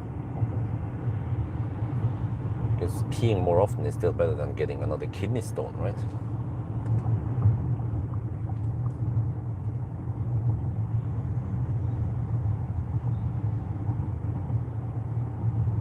Always beware of the kidney stones. Wait, once we get to this part, then oh, there's an overpass. Okay. At Lampung, do we have any gas stations there? I think there's nothing for a long time until actually Bangjak. Yeah, there is a Bangjak. Okay, kind of shabby, but okay, maybe that will work. I have to cross Doi Kundan.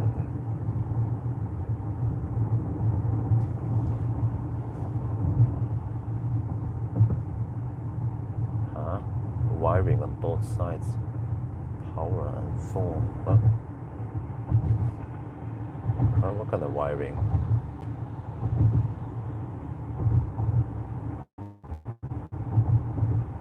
Or you see the reflection on the windscreen? Wait, or what?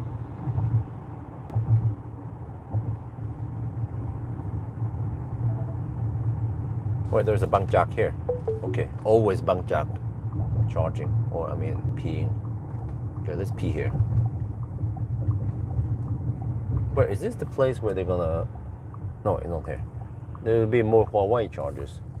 The guy, Ralph, he told me about that. No, I have electro-auto. And the guy waves at me to go to some fossil pumps. No, I don't want to pump it with my right hand. Ich habe Elektroauto, ja. Wait, okay. There is no shade spot.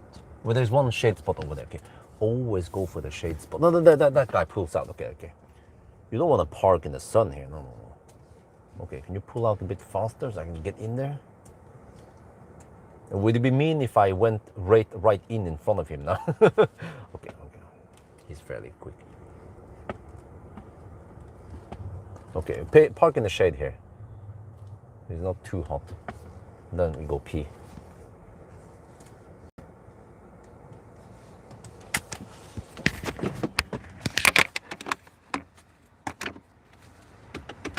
Watch out for your charging mobile phone.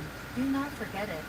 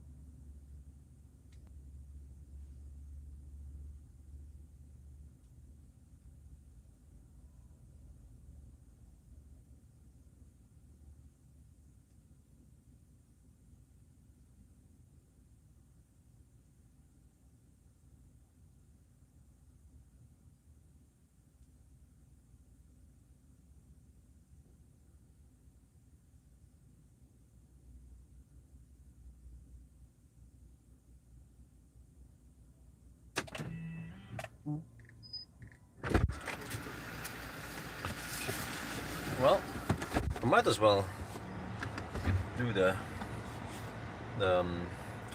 thumbnail here. Then I might skip Lampang and go to some other place and stuff. We see, but let me see. We just place the car somewhere over there, maybe. I need to face it fairly against the sun for just a minute. Let me see. Oh, I went the wrong way.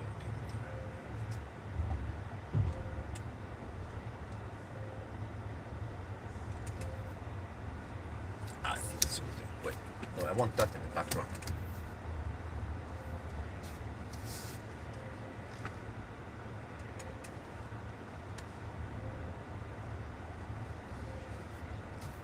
Here and then take a little loop and then we have some nice background.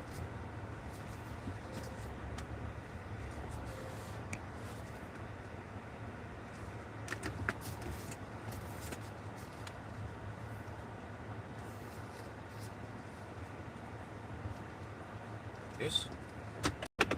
Watch out for your charging mobile phone. Do not forget it.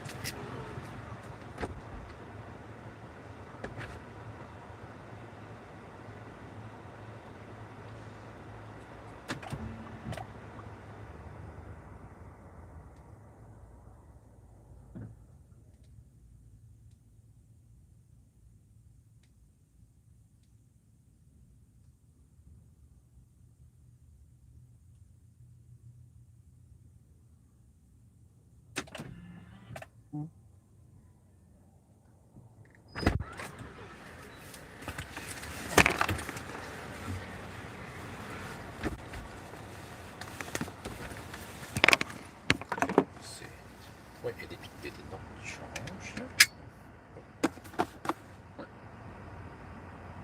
Oh shit! The thing didn't charge.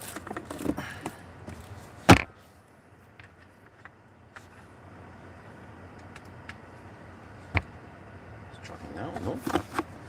How tight do I need to put this thing in?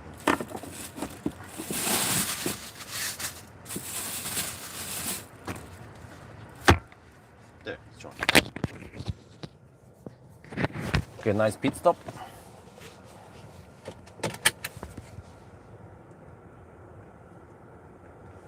We got a nice thumbnail, and then off we go again.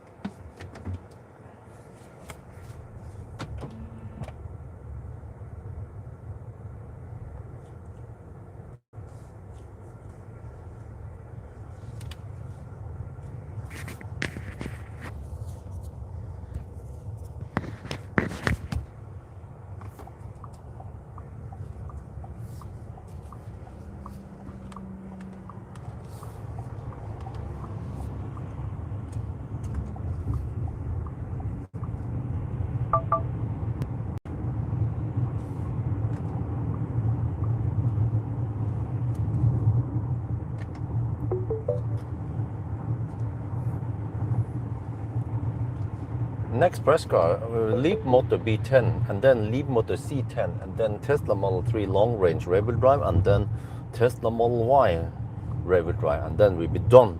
DUN. Oh, shit, the shitty backup camera, the camera mirror activates every time you get back in the car.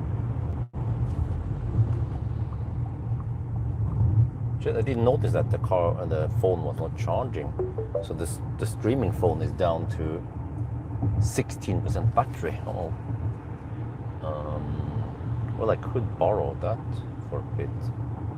Maybe it charges faster then. Yeah, let's do that. Let's see. On this cable, should be charging a little bit faster. How many watts is it pulling? 2 watts? Huh? That's it? Seriously? Maybe it's getting hot. Or do I need to increase the cooling?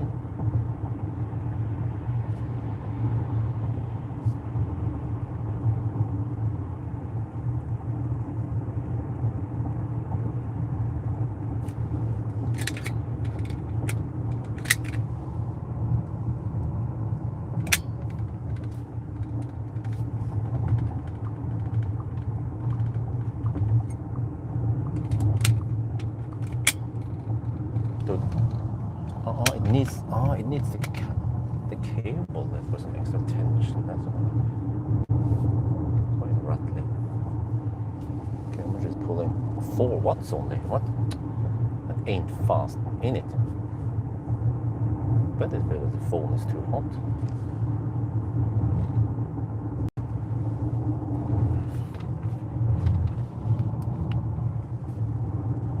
No, don't slow down here. Shit, brakes really hard. Oh man, autos, the ADAS system sucks. Or the ADAS rather, not the ADAS system. 16%, right?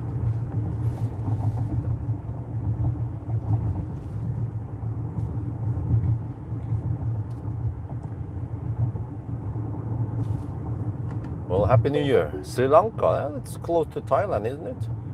Probably similar weather over there.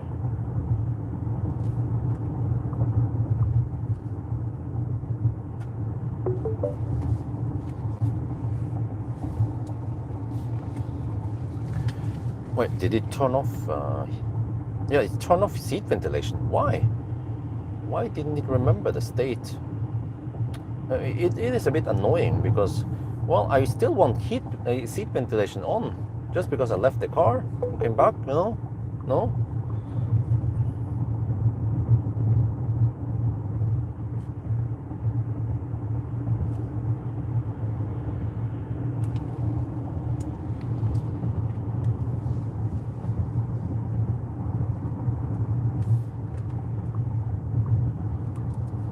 Oh yeah, it seems like it is a lot calmer now today. Everyone is at work finally, back at work.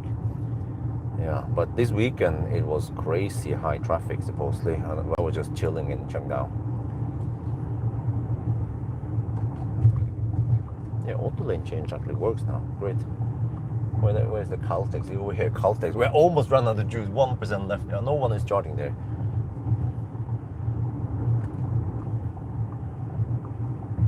Now I'm gonna eat some of the toast that the kids didn't finish this morning. Yeah, Daddy always eats the leftovers.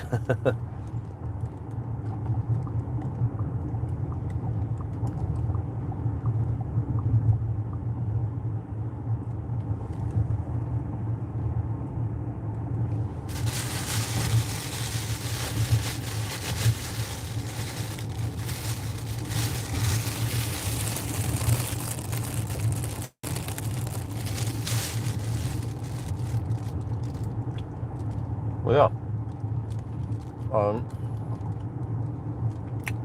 Kind of want to come back here, but this summer I checked the ticket prices. If I come back here around July, when the kindergarten is closed anywhere, the problem is that the kids are getting bigger. Axel will be 2 years old in May. So he doesn't get that very cheap price anymore. Before he would only, I get away with like 70 euros for him because he sits on the lap.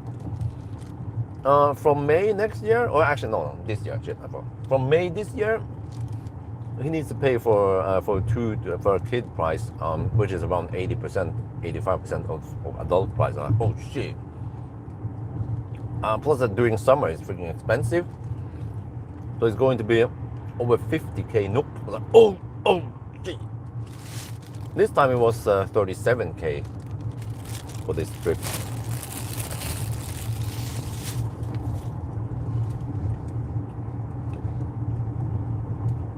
Which is around 300 euros.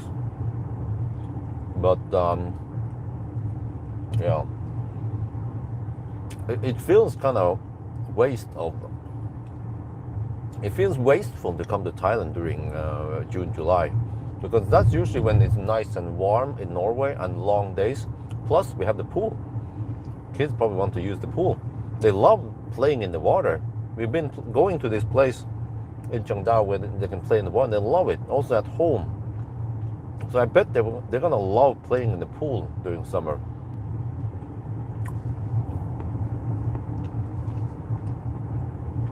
So I think maybe I'll just stay in Norway, or stay around Europe, but maybe avoid going to on a road trip in July. Well, that's super annoying. We can maybe go to Lilleputthamn or maybe Kristiansand Dyrepark, or not too far. And I also wonder how it's going to be once I'm back in February with NIO. Do they still want me to review their cars? What about that software wish list I made a long time ago? I'm tempted to just publish it. It's now in an unlisted form on my YouTube channel, but they haven't watched it yet. There's no views on that video now. What if I just post it? Will they ask me to remove it? But there's nothing negative. It's actually just lots of common software design anyway, like other cars. So I just suggest that they should change it. Maybe just publish it, but it's not that nicely edited. No, it's lacking some B-rolls here. It's kind of boring, just me talking about various features in the car when I sit in the car.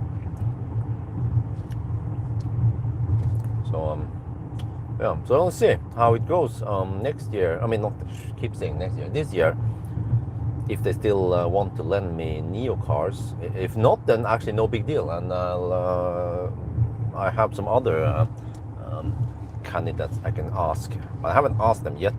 Still NIO Bjorn, of course, still true to my brand.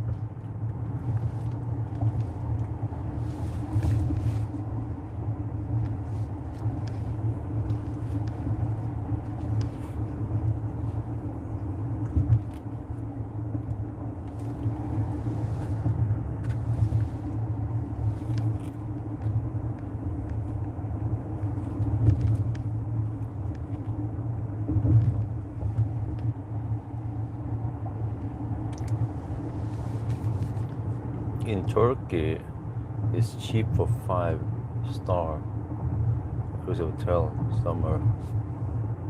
Maybe do a road trip. Huh? To Turkey? Maybe. But the problem is the little brother. He's turning 2 years old this year, but he gets really grumpy very often nowadays. I don't know why, because he was calm in Norway, but in Norway he used Cybex Sirona T, which is bigger than what he uses here, which is Anoris T. No, not Anoris. He uses Cloud T here, so it's slightly smaller. Maybe he feels cramped. That's why he gets grumpy, cries a lot, unless he's tired. So it's going to be interesting to see how when we travel all the way to Bangkok now, right? So, yeah. So traveling from Oslo to or from Norway to Turkey sounds like madness for now. Not to wait a couple of years. Isabel is fine. Isabel claims that she wants to come with me. She wants to come with me to Bangkok. I say I go to Bangkok and change car, and she's like, go with Daddy. I'm like, trust me, no, you don't want that shit, man. It's gonna be long days just sitting in the car seat for hours and hours, no opportunity to go out and play. She's not gonna like that.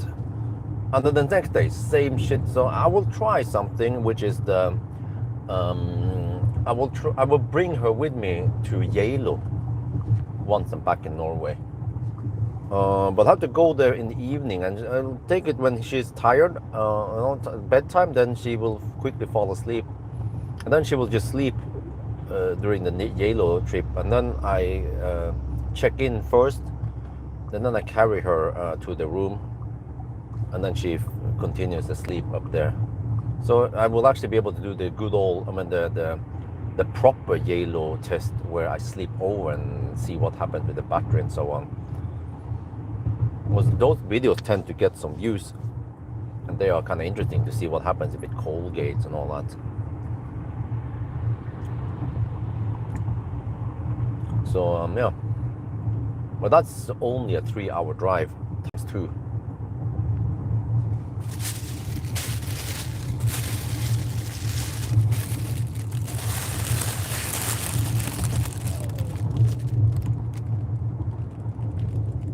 Well,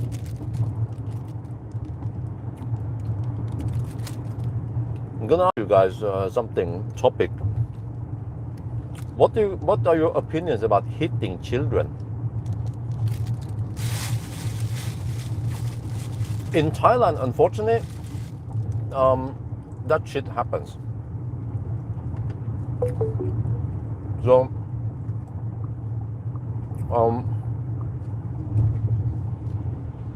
unfortunately, it is when it happens in other countries, but in Norway, they're very strict there. No abusing of children. It's illegal. You can get a hefty fine or get in jail for that. I'm very strict about it also.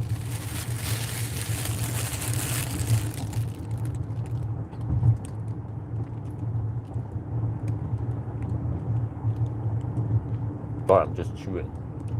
I'm hungry. I need to finish my sandwich.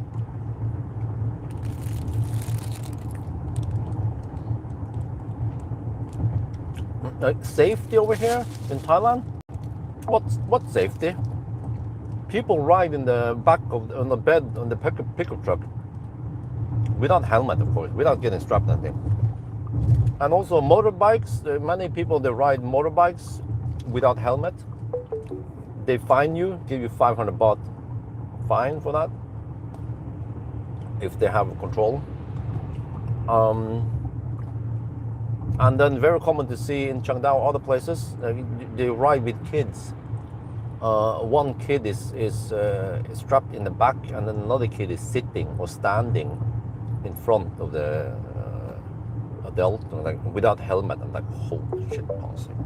If there's an accident, it's gonna be fatal.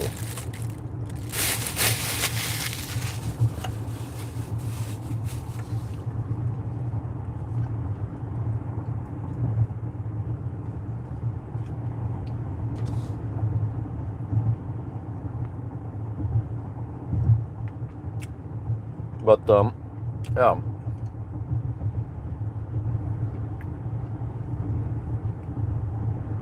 the kids they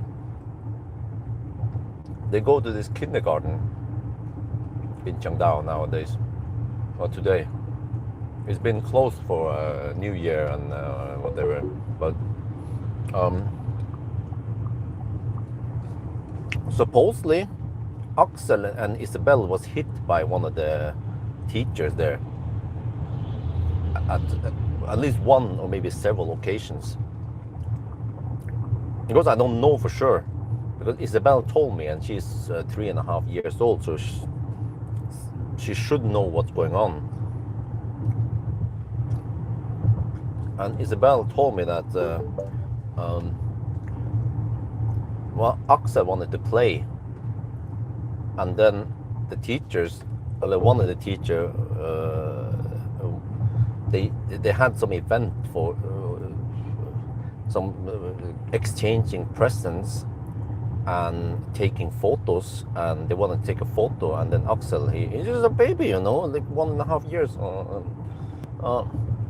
he wanted to play, and then they forced him to come and take photo, and then supposedly one of the teachers hit Axel and Isabel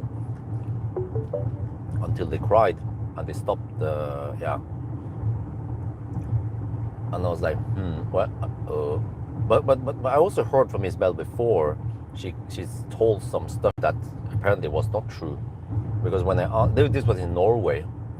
When I asked the teacher over there what was going on, there was a different story. So that's why I'm not 100% sure if I can trust what Isabel tells me.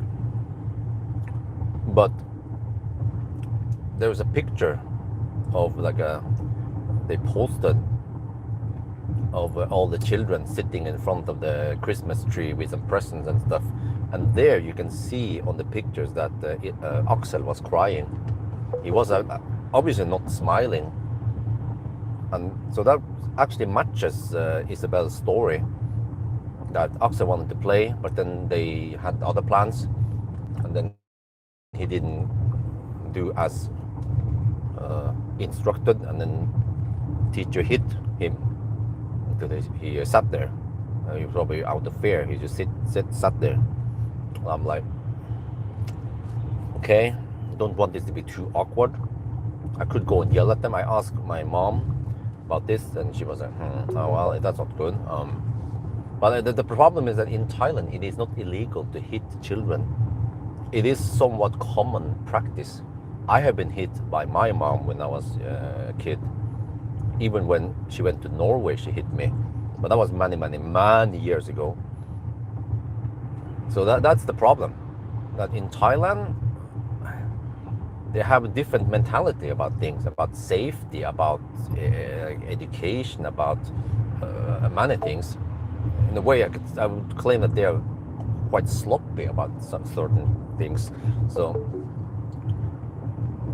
like, I can go yell at them, or at least ask them nicely. Okay, do not hit the children, please. That's not how we do it in Norway. It's illegal. You can get in jail for that. You know, we don't want to teach our children like that. You can hit other children. That's none of my business. But then I feel like I'm this naggy dude from Norway who makes life harder for them. But I mean, there's other ways to make Axel and Isabel stop being so hard. You just have to trick them. Okay, here, you're gonna get this snack. If you do as we say, you get this snack. If you don't do it, you don't get the snack.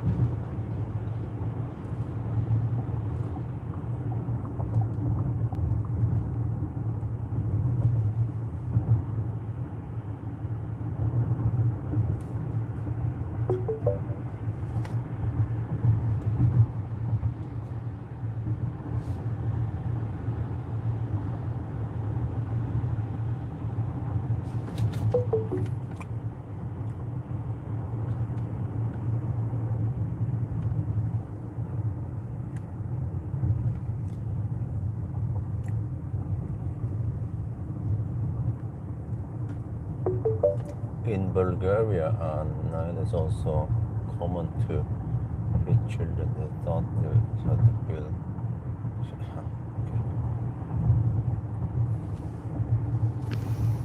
Well,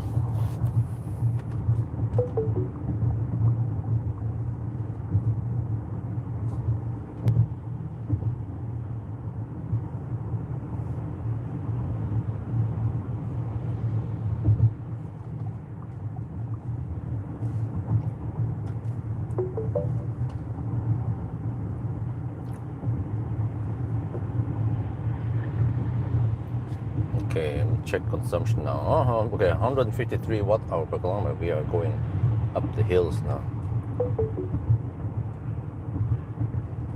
Okay, I know this dude's gonna be slow soon, so let's go past him. Still going uphill.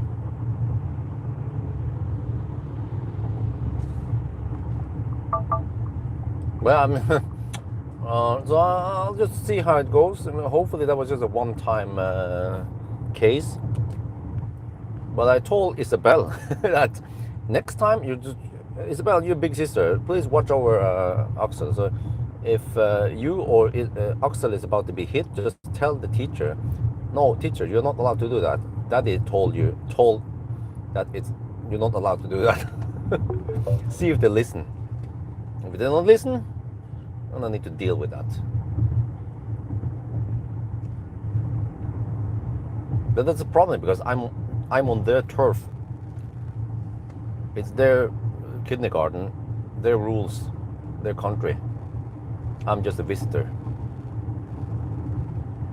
And because there's no law against this, then I cannot technically do anything except for ask them nicely not to do this, or we go somewhere else. But the problem is that there is no other place to go in Chiang Dao.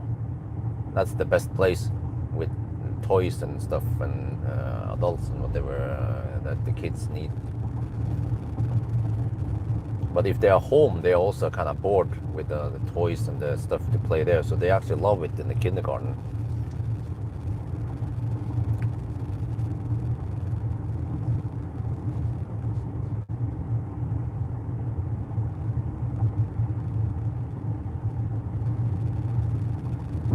And at least when I'm home, okay, when I'm gone, then it's harder because, for example, Amri's dad is busy. He has to do some stuff with, they are tearing down old house because they're expanding the road. So he's busy with that stuff. And in the past he was also busy with chopping some trees and stuff. Amri's mom is busy taking care of this old dog at home, and I don't remember something else, but she's also not that strong to carry kids and so on. And then Lynn, big sister, she's busy with the banana business. Lots of orders nowadays, so she's drying bananas and packing them herself, and she doesn't have any employees.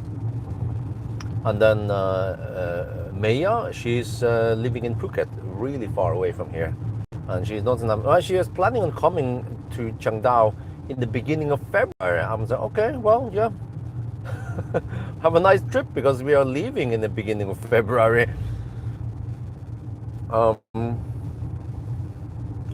Yeah. Wait, how is the region now? If I set the region to... Wait, if I just go to... let me see.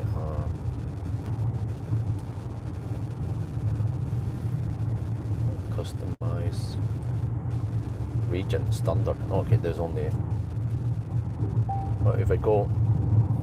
Okay, there's still region. Okay, even in eco mode, still region.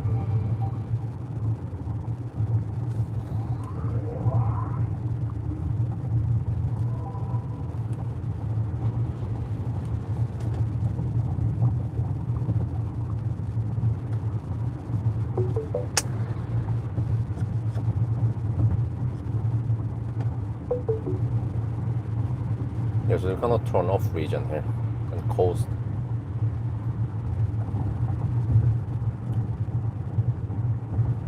Well, these Thai people drive really slow in the curves. Like, there was a guy on my right side and he was about to overtake me, and then he just slowed down a lot before this gentle curves. Either he was using cruise control or he was driving like typical Asians. It's fine. I've not been at Nordschleife before. And then you have the freaking right lane hoppers.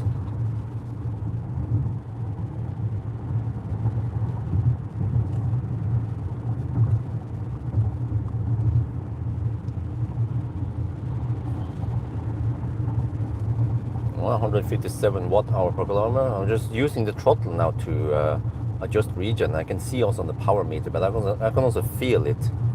Yeah, you get in the butt feeling. So I try to use low, very little region now, and try to coast downhill.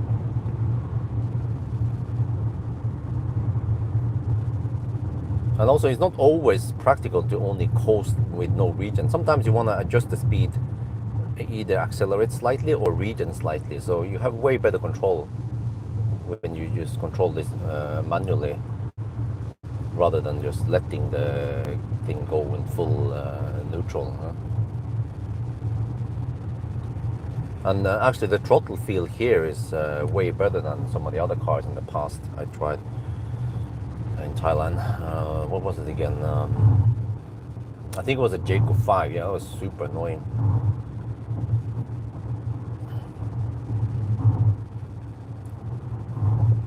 Yeah, here, whenever I lift off or push slightly, it actually goes to that level I want.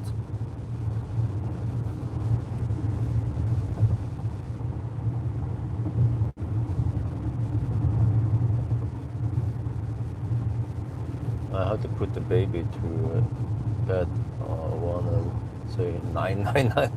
Yeah.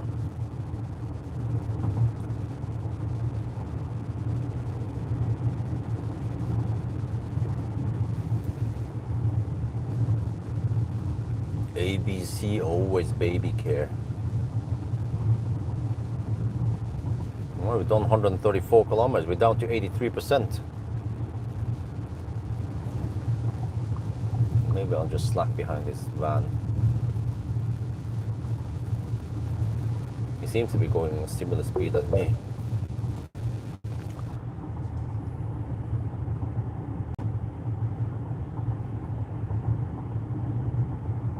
Okay, let me see. I have some more food. How is the percent on the phone now? 21%. Okay, it's increasing. That's good. It was at 16%. But it seems like the tint helps so that the phone doesn't overheat. We'll see about the leaf motor, I guess, if I get any tint from that. Oh, there we go. Now we have a slow poke in the front there again. Oh, let me just. It's too slow.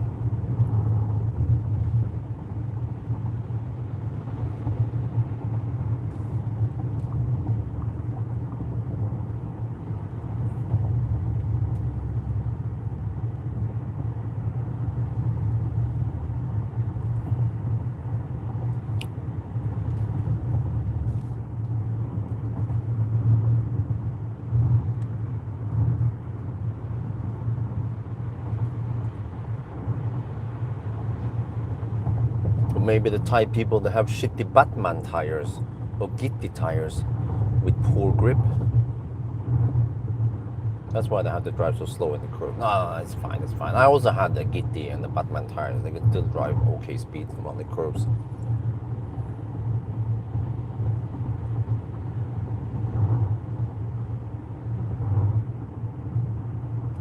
So let's see what kind of leap motor I get. There is a small battery version and a big battery version. I wonder if I get the top spec with the biggest battery, which supports 168 kilowatt hour per hour charging speeds, and it's a 67, I think, kilowatt hour versus 57 kilowatt hour on the lower trim. So interesting to see how the leap motor is.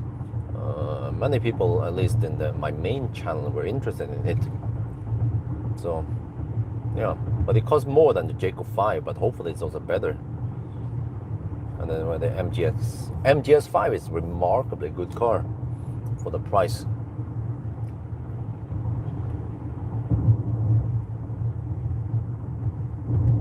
But it's fine. We have the ZSEV. Yeah, I mean, for a moment we were interested in buying some of the other more expensive cars, but what do we use this car for anyway nowadays?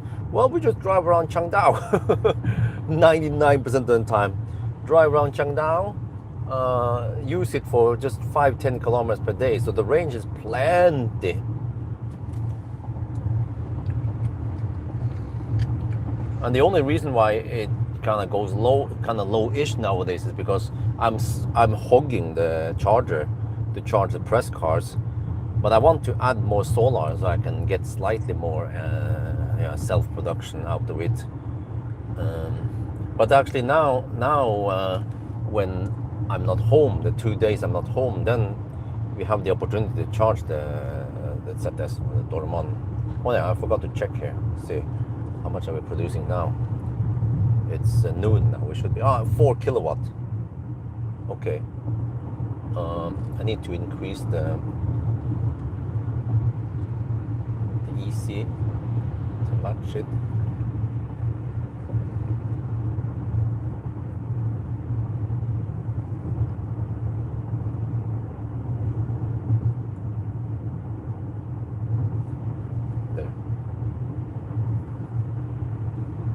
The only problem is that wifey tends to use the ZS EV.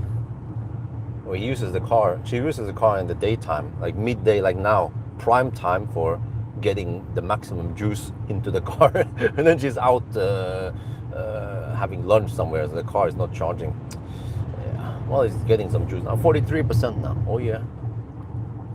If you can charge it to 80% by tomorrow, that'd be great.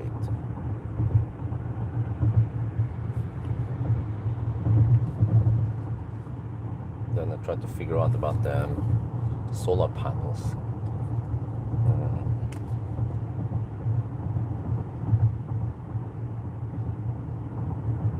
Oh, maybe I can ask my connection at PA. Yeah. They can give me a contact to Chiang Dao. Get the solar stuff going there.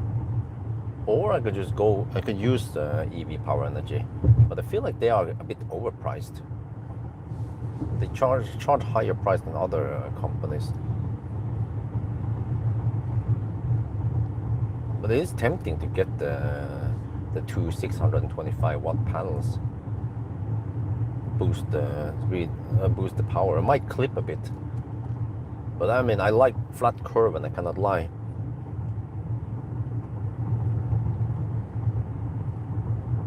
Well, but if it boosts by 20%, if it's true 20%, but that's best case. Most likely I get, let's say, 15% boost.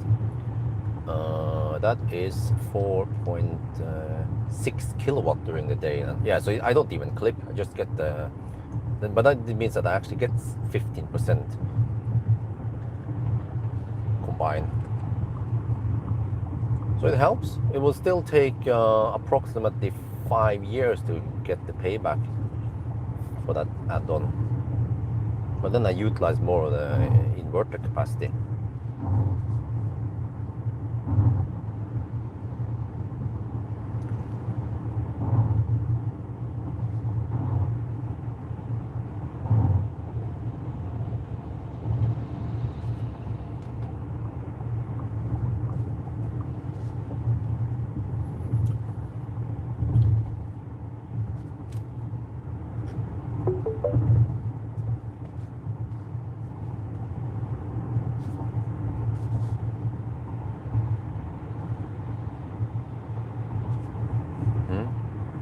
The wires are for electricity. Oh, you mean on the roads, right?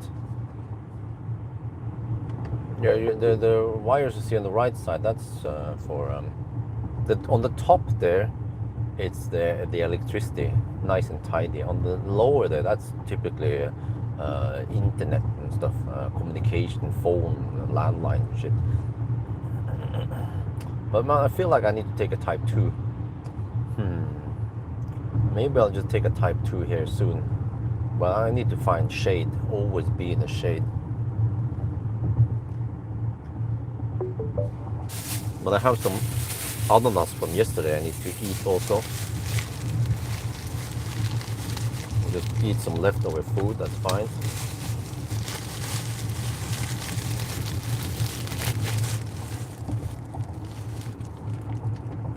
Here we have the big market supposedly, when the people tend to stop here.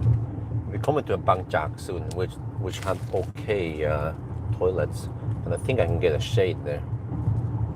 Very important to get shade so the car doesn't heat up too much.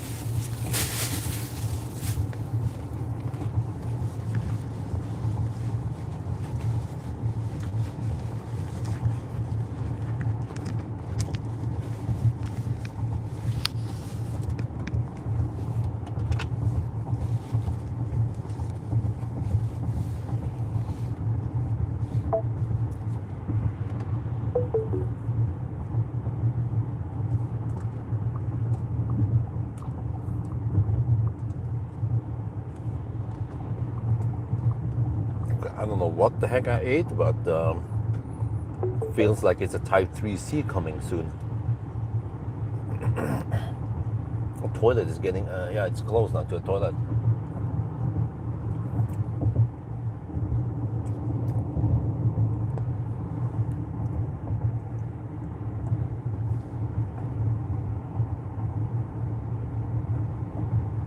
Oh, in Bangkok, okay, cool. But I actually feel like the advantage with this car is that it has so good range and nice interior, but the IM6 was very impressive on hindsight. Of course, it's a smaller battery, but you can also get a bigger battery. But for the price, 1.4 million, it's actually a good deal. But then you get a way bigger battery and all that for a little bit more. So maybe the all-wheel drive would be better bang for the bucks. Or in a way, the 1.4 million 75 kilowatt hour is kind of overpriced, but still a better deal than this. It depends, of course, how you see it.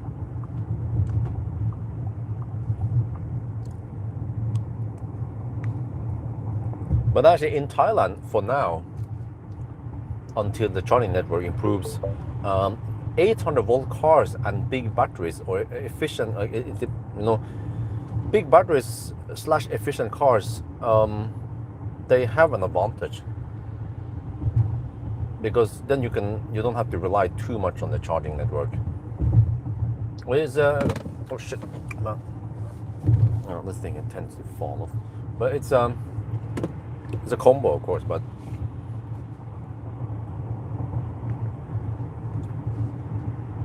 because many cables are only 200 amps. But it depends, because if you need to share with someone on the 120 kilowatt PDT charger, then you get 60 kilowatt regardless of if you have 800 volt or not. So in a way, yeah, when I think about it, maybe the 800 volt is not that big of an advantage. It's only an advantage if you are alone on that charger. As soon as you share, then you tend to not get the maximum speed. And on the Hawaii chargers, then they have high enough amps anyway, so you get close to max speed on it. So maybe it boils down to that what matters is that you get long range cars. They have an advantage for now. Like this car, like 600, 700 kilometers range, actual range in Thailand.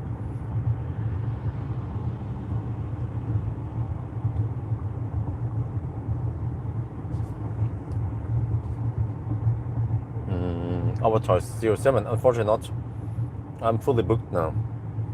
I have the Leaf motors and the Teslas, and that's it. And we'll be in the beginning of February by the time I finish the Model Y. So hopefully I get some high wheel counts on the Model Y and the Model 3. Because in the past the wheel counts have been kind of low.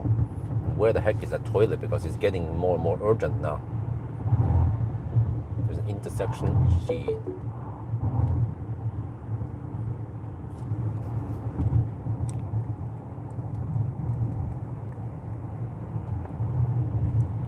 I don't want to U-turn to that side. There's this intersection now, I remember.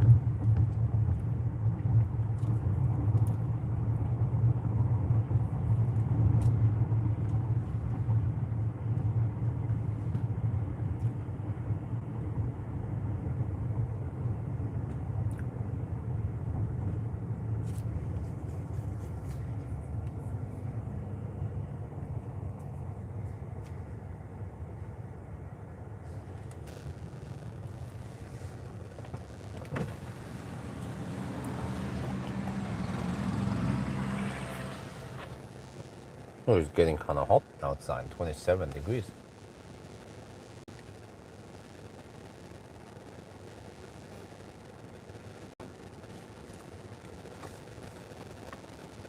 We are at 135 watt-hour per kilometer. Wow, simply amazing. Okay, so it seems like we cannot go as low as the IM6. Yeah, but at least 800 kilometers could be possible. We'll see now. 145 right now. we are done 153 kilometers and we're down to 81%. So we can kind of take 150 kilometers, multiply by 5. So that's 750 kilometers estimated so far. And that is all the way to all the way to Bangkok without needing to charge.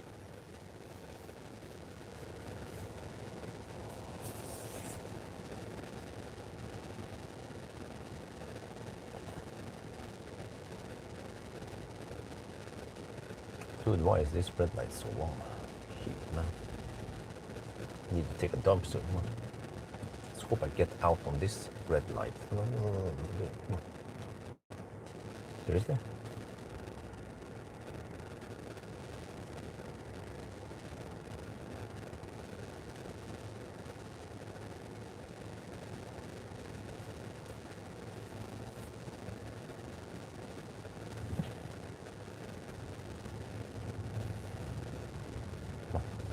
Go.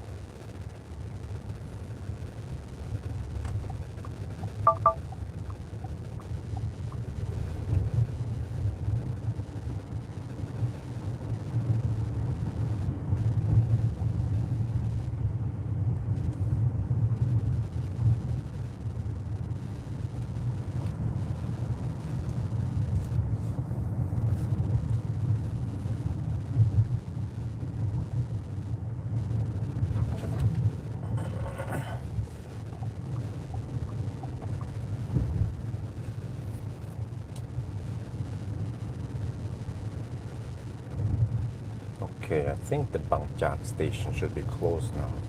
I haven't navigated to it, but I just remember it's supposed to be here. There's some slow poles in the front here blocking both lanes, of course, making the traffic flow worse than it could.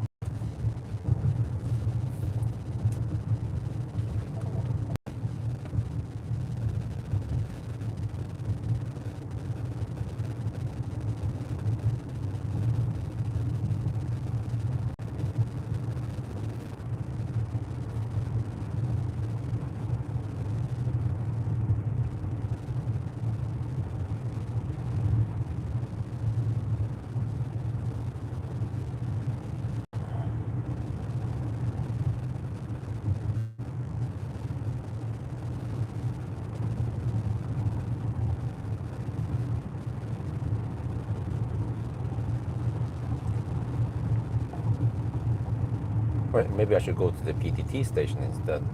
It should have better toilet. It's in better shape. Yeah, let's go to the PTT station. No, but we might not have shade there. Yeah, okay. Well, no, let's go to the Bangjak. Always be at Bangjak station. PT station first and then Bangjak after.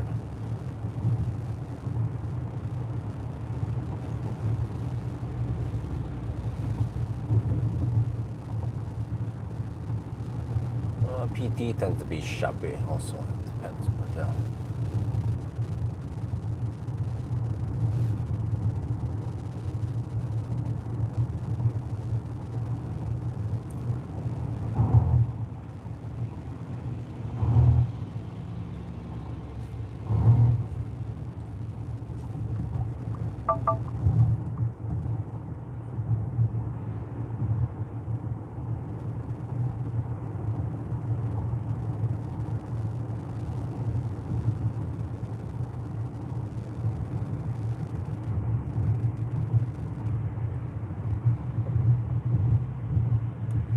Some tiny hug in the right lane here. Okay, let's go in here.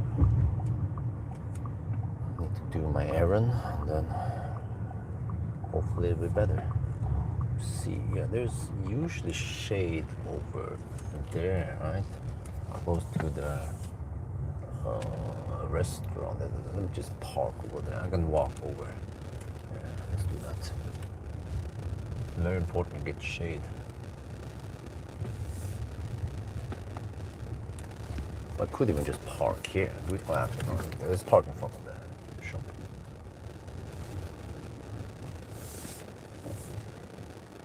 There. Okay, I'll be back.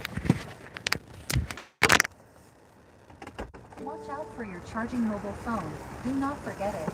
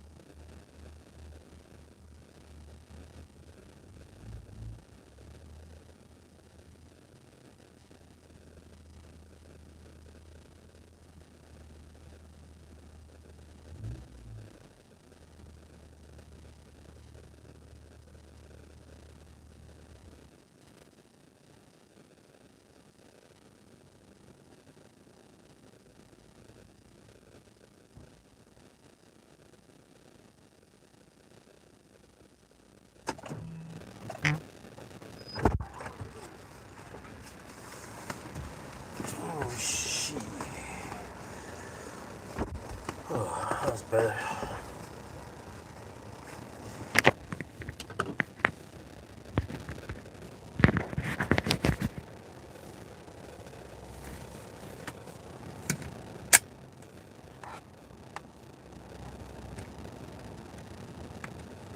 Wait. Oh, what's up now?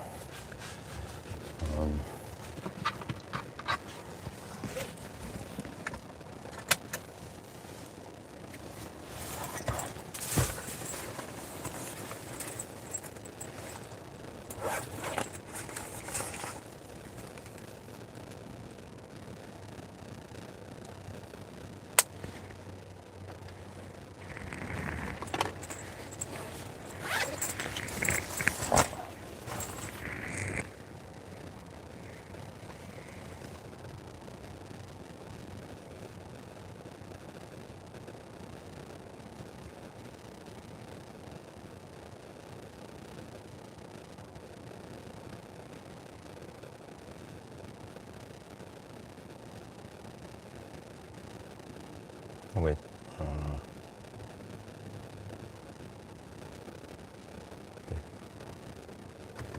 Oh.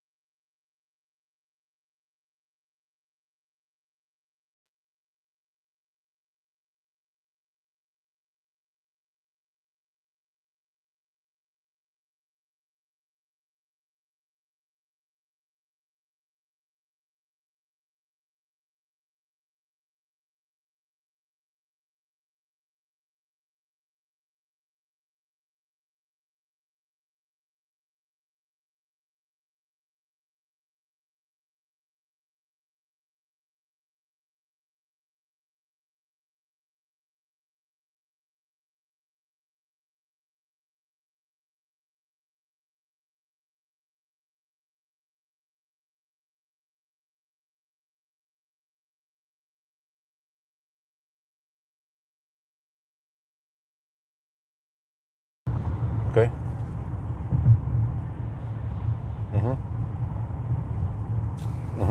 Ja.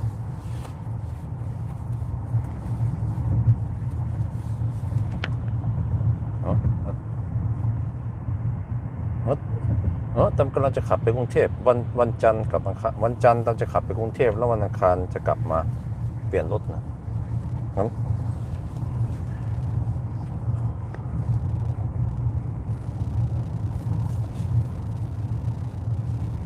ครับก็ไปก็ไปอำเภอไปถามเขาเอาพาสปอร์ตไปด้วยอ่ะครับ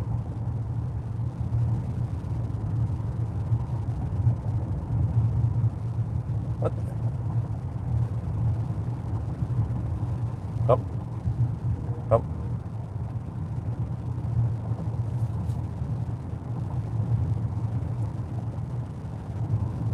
แต่ว่ามันยังไงมันใหญ่เหรอเนี่ยใหญ่เหรอ1 เมตรเลย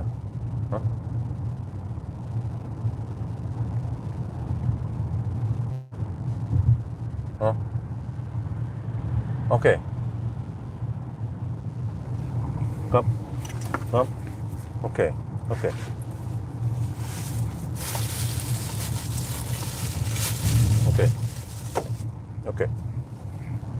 อ๋อครับ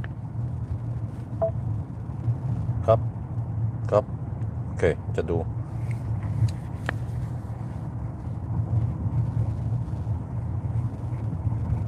ครับครับ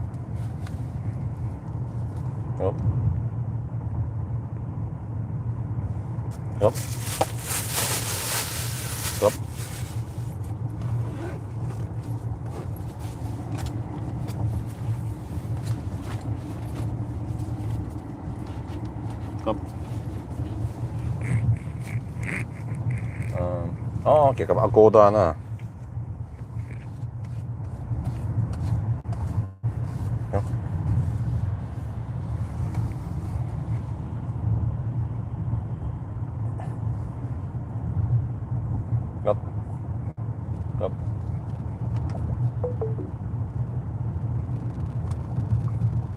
open.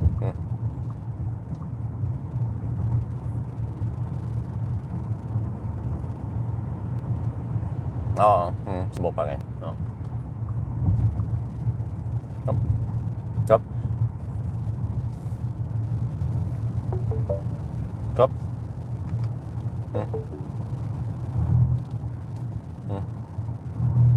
Cấp. Cấp. Okay. Okay. Cấp được. Okay, hold on.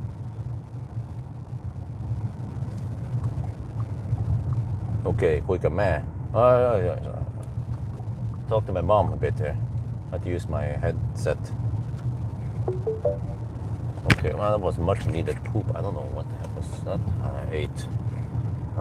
I'm trying to track back. It could maybe be the chicken, actually. Yeah, chicken tends to give me bad stomach if it's not properly cooked. Or maybe the fish even.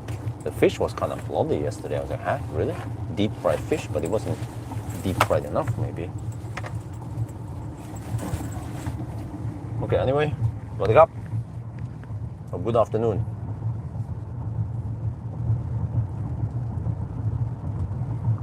I'm getting close to Lampang. Normally I stop at Lampang to grab food there, but I could stop somewhere else because I feel like I don't need that much yet now.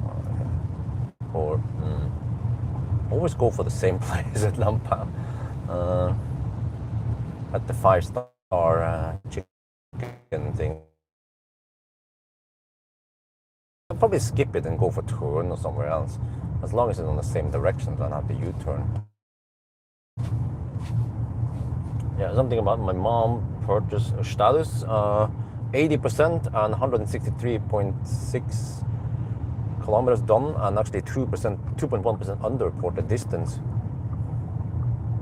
So I mean, 800 kilometers could be possible. I'm not sure yet. 145 watt-hour per kilometer right now. Wait, did I get stung by a mosquito just now when I was pooping? I feel like it's itchy there suddenly. Yeah, it is. Holy shit balls.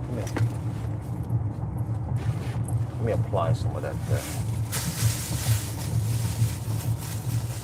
Well, it's just steroids anyway. Some light steroids. Or cortisone.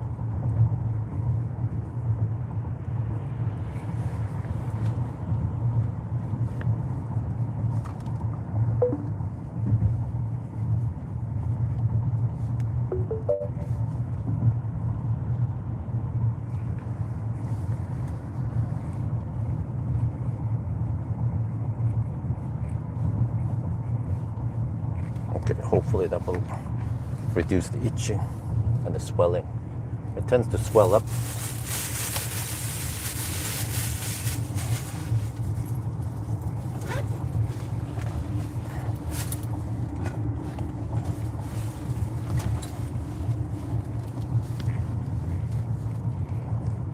Okay, I mean, eventually I need to grab some food, but yeah, we'll see. Probably around Turn somewhere, but I prefer the PTT stations. Dude, is he drunk or some shit? Man, some of these Thai people, look at that. What kind of driving is that, huh?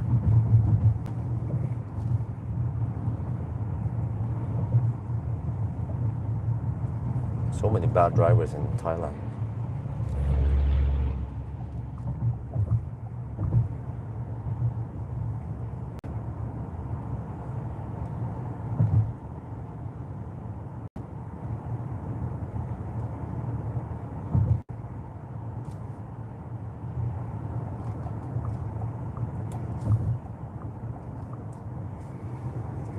Yeah, center driving. When you drive a Lipo, there will be Thai channel. Oh, well, I might go to the Thai channel because I get the impression there will be lots of interest around that car. So I'm switching a bit between the different channels. The disadvantage with the live stream channel is that it is on the wrong time zone for many people right now.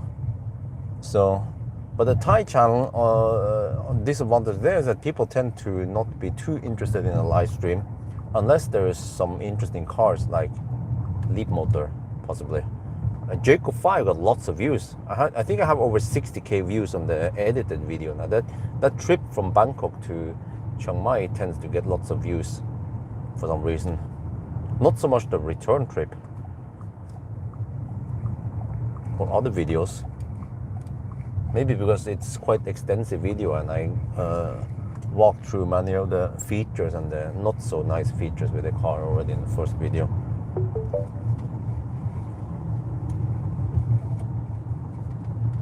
Yeah, because I think it is popular in Thailand, right? The Leap Motor, a similar popularity as the Jaco 5.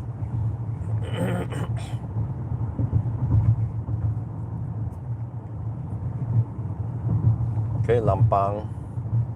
It will be interesting by the end of the week when I travel with the family. But then I will not do a Sunday drive. I will actually just hammer it with the B10. But then with the C10, I will travel alone, and then I will slow poke and hammer it and whatever. Or yeah, Sunday drive on the way back.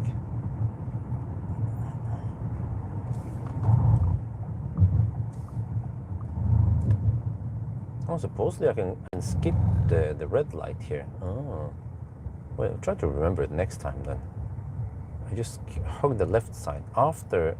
Okay, okay. After the PTT station, just keep left and you can skip the LED light. Hey, what shit? The thing is not charging. Get there. Charge. There.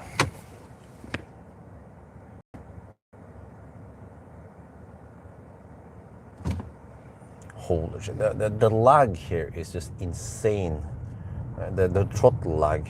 When you floor it, nothing happens for the first second and then it slowly comes. It's mimicking a fossil car. It's bad.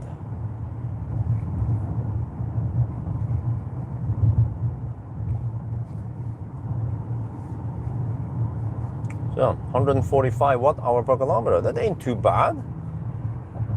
But I don't remember how it is compared to other cars. I think the Sea-Line 7, which is even an all-wheel drive, had only 136 watt-hour per kilometer. And then the IM6 had 125 or 6 or something. So it's still kind of high for rear-wheel drive. And the Sunday drive in Thailand is remarkably low in consumption. Dude, the fuck, man? That Honda.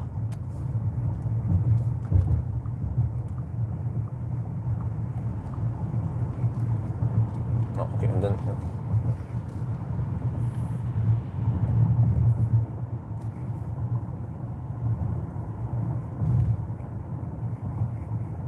Should at least speed up a bit if he moves over to the right lane.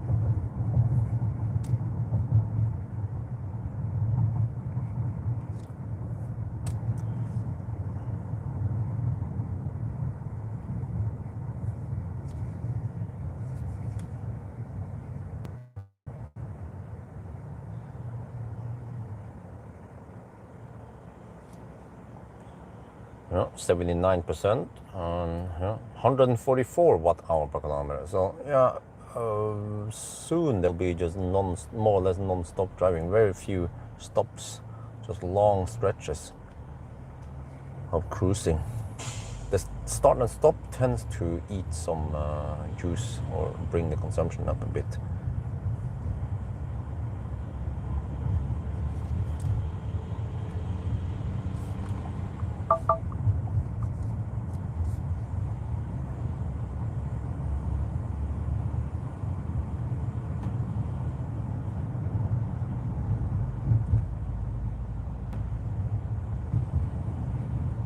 Wait, it's over here. I need to keep left so I don't get stuck in yet another stoplight.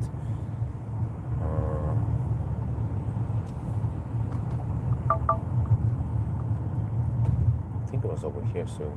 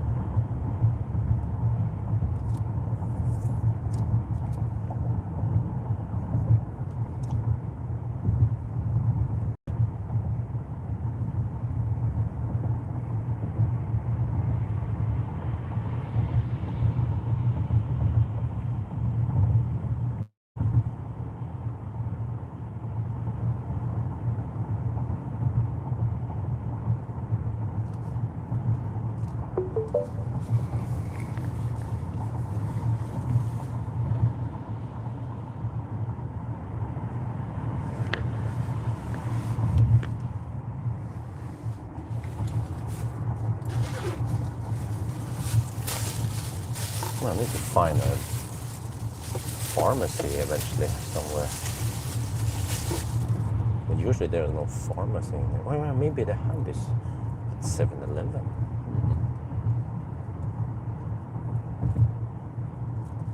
Running low on the medicine here. To avoid getting stung by mosquitoes.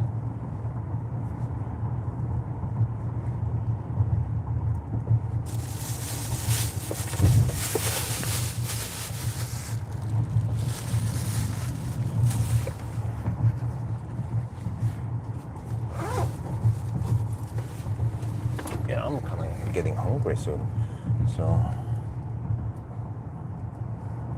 check on the solar.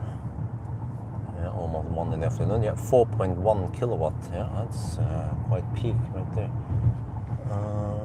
Happy New Year. Okay, yes.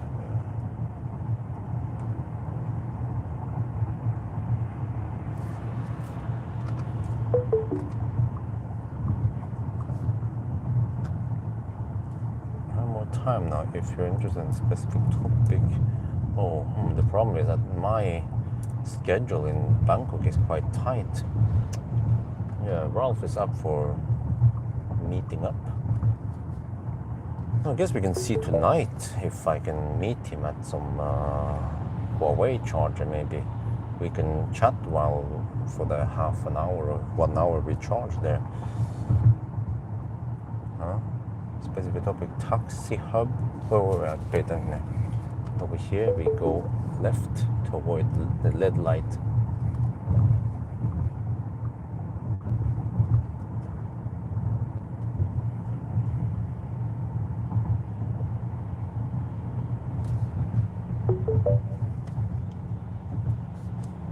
Truck charging for Thailand in 2026.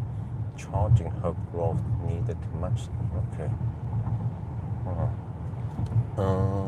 Okay. Kind of need to see when I will arrive tonight.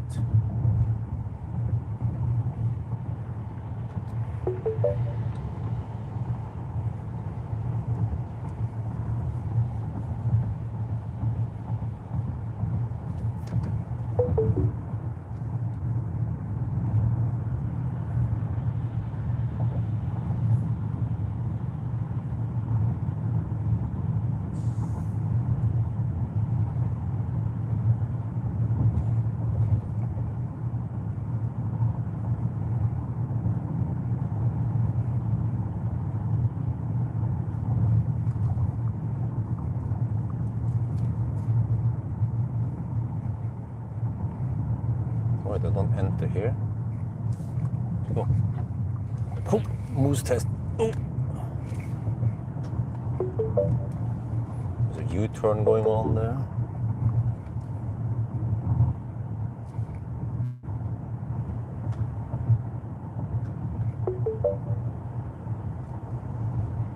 Oh, here there is a charger. Oh, I see. I saw the sign for it. No, they are both occupied. PA chargers were available. That's only 50 kilowatt at the Bangjak station. Mosquitoes everywhere, yeah. But I didn't expect it in a toilet in the daytime, man. Where are we exporting? Oh shit, we're exporting a lot now because the car is, yeah, the MG is not at home.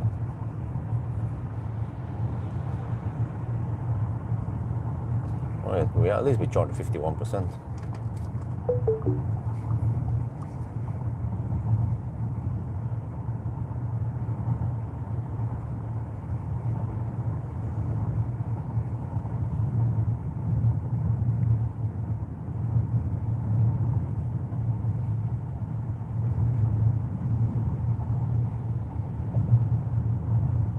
Where is this bus gonna hammer it or what? I'll go in front of the bus.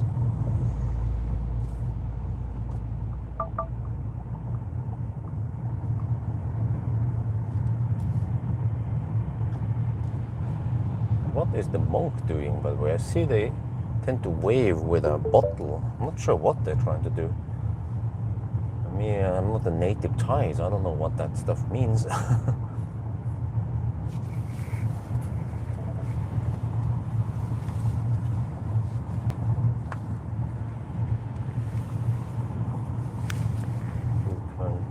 rest assured today because there won't be much traffic. Yes. I think I've been lucky with the traffic on my travel. Need to try to match it next year also. Or technically by the end of this year and next year. Trying to get stuck in serious down.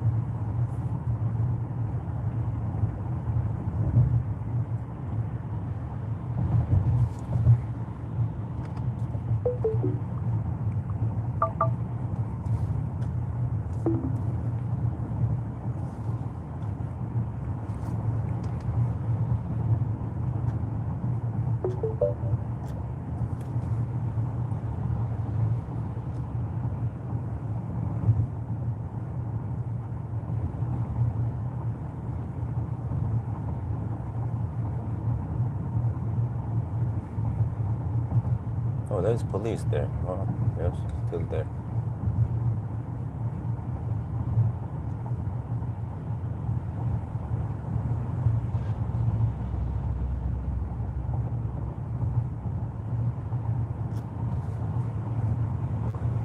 See if the auto lane change works. It's red, and then there it changes lane. Yeah, it works. Yeah. The damn bus driver. Is he gonna hug the right lane all the way, or will he move over? Those bus drivers are super. Look at the bus driver how he drives. Super annoying. Man, do I hate them.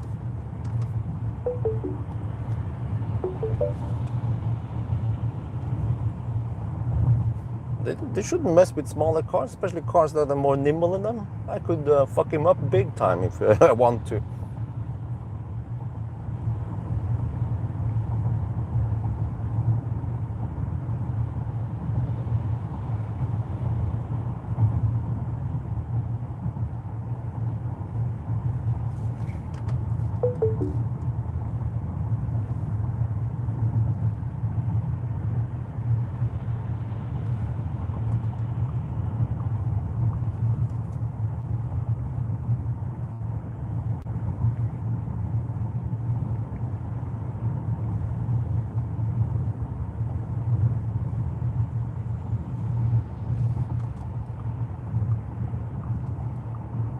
Okay, 144 watt-hour per kilometer.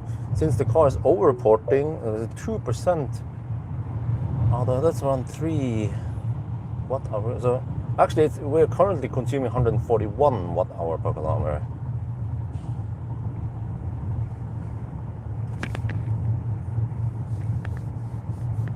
But mosquitoes are actually not everywhere.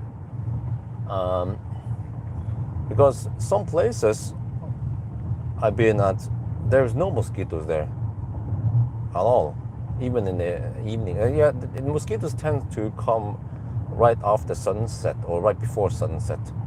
But in the daytime, they tend to not go in the bright sun. I don't know why. But around our house, yes, 3, 4 in the afternoon, lots of mosquitoes. But then in the evening or night, then actually way less mosquitoes, almost none. But then also some other places like that restaurant we tend to go to very often, no mosquitoes there, even 3, 4, 5 in the afternoon.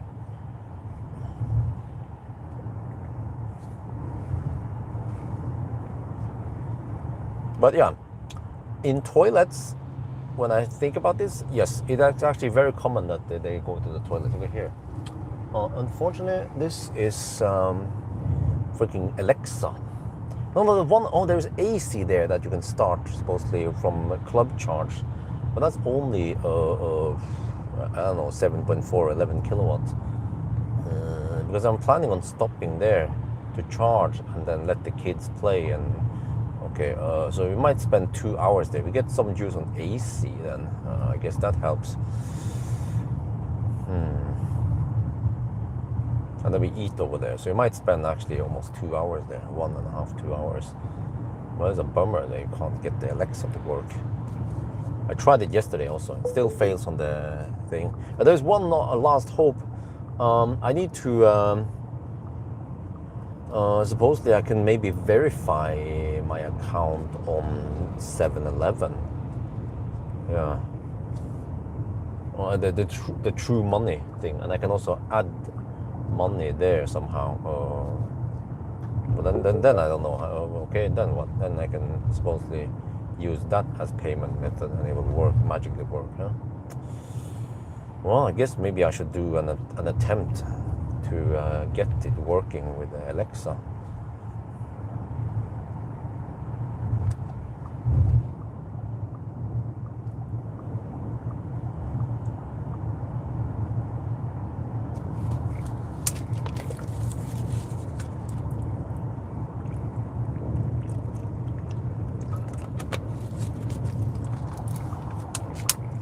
Always be drinking water, pure water.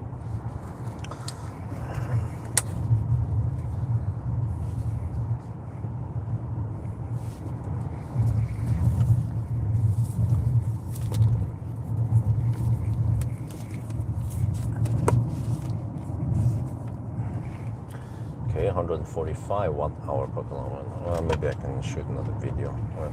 Let's see, 145.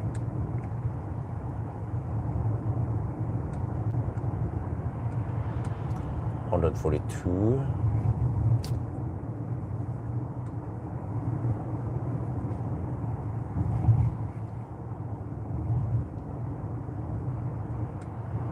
Oh, that's 765 kilometers. Okay. Oh, what's that? Unfall with a truck. Why am I not surprised?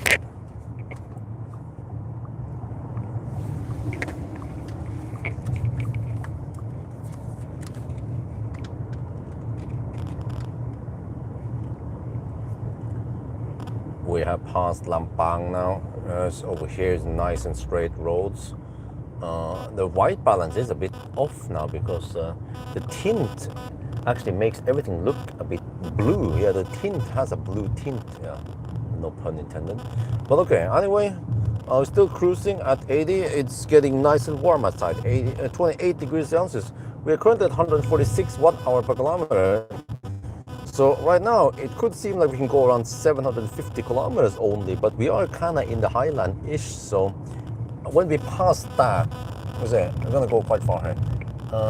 Why does it look so strange, man? No. Wait, what? This is so weird, man. Okay, there. Yeah, okay. We need to zoom out more. Okay.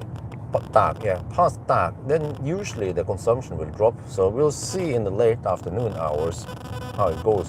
Can we actually go 800? Right now, I don't know. This car seems to be slightly thirstier than the IM6 I tested last week.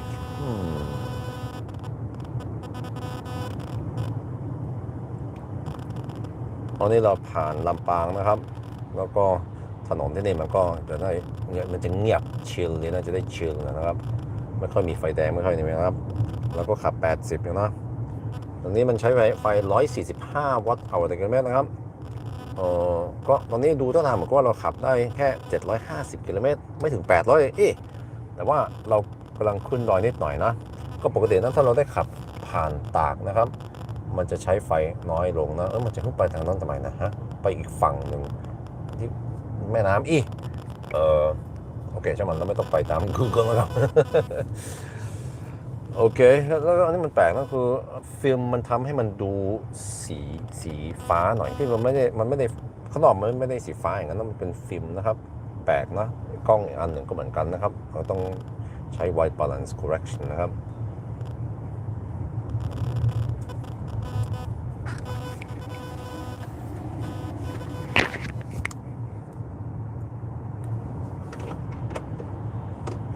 Okay, I mean, we started at 10. We can just count it as 10. I had a little poop break, but that's part of the trip. We've been traveling for 3 hours, covering 192 kilometers. That is exactly 64 kilometers per Stunde. That ain't too schnell, is it?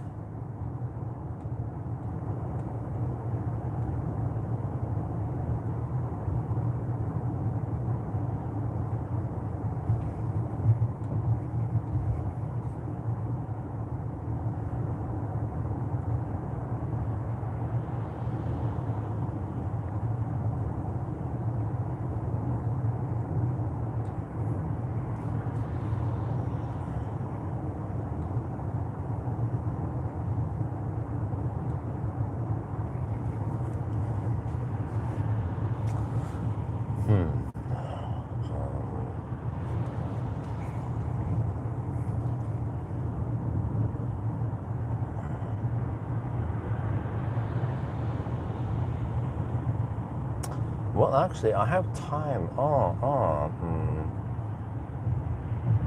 Next week.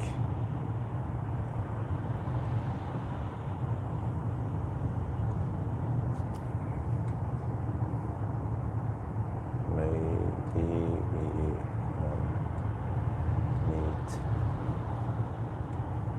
next week.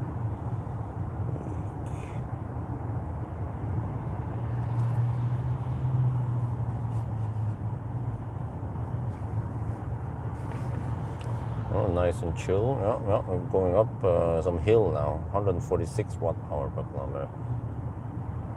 Yeah, we should descend eventually towards that, and then further down from that.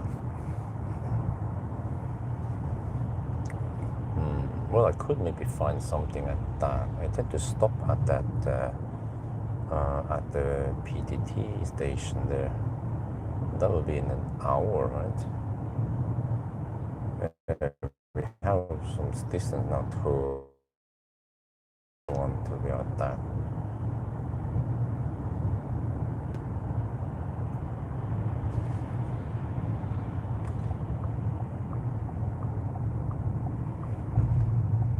The car is being super careful to change lane, man.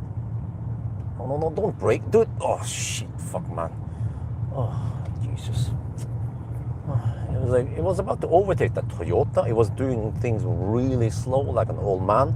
And then as I was about to pass the Toyota, this stupid car started slowing down. Holy fuck, man. It's annoying. I know Chinese are trying to be so damn safe, but they end up being annoying instead. Oh.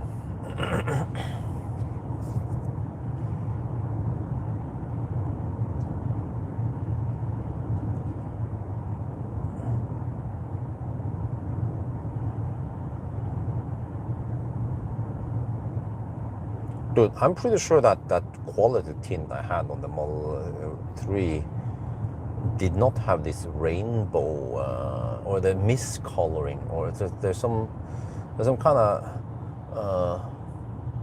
I don't know, yeah, rainbow effect on the tint. It doesn't look uniform. It's actually quite annoying in the daytime.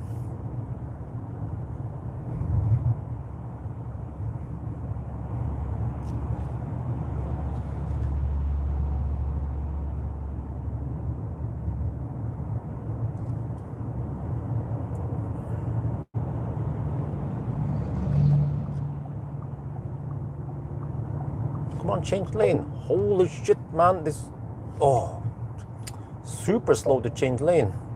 Like, it's clear, and it refuses to change lane. It marks it as red.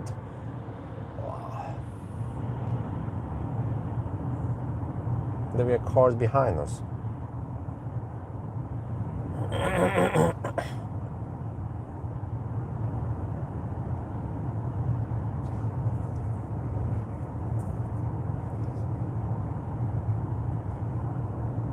Yeah, I noticed now that the asphalt in front seems different.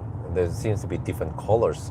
There is some red tint and some green tint on the asphalt, and that ain't right, because the asphalt has one uniform color, which is usually just gray or black some places.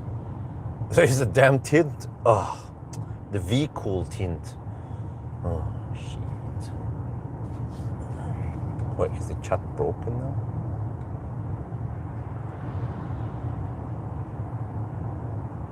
Nope, it's just inactive.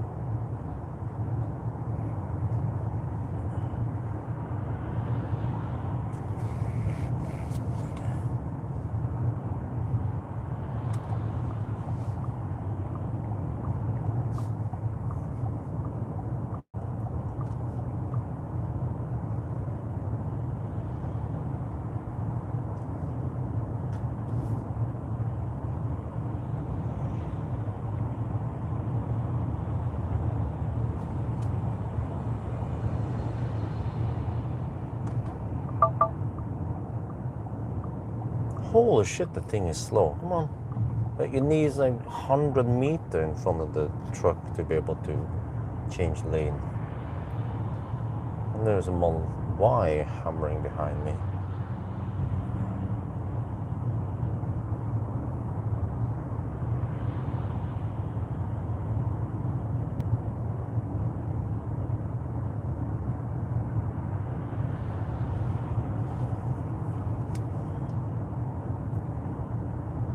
Suprap. Okay, we are here now. Suprap. Yeah, that's the name.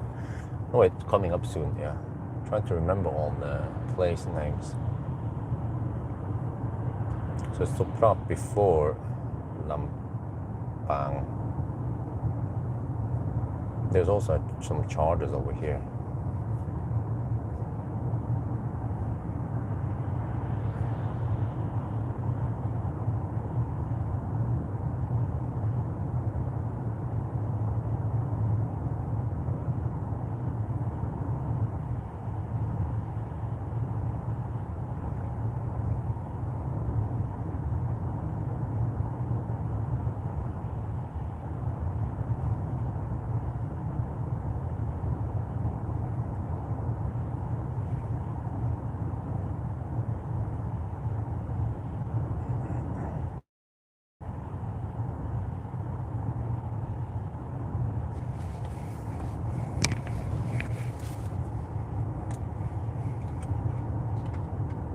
Well, there's still the Baustelle, right?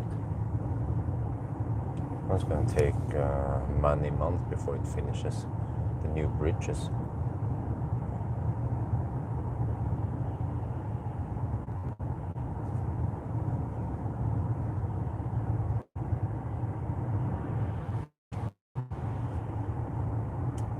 Well, since you guys are so inactive, I can enjoy some music then.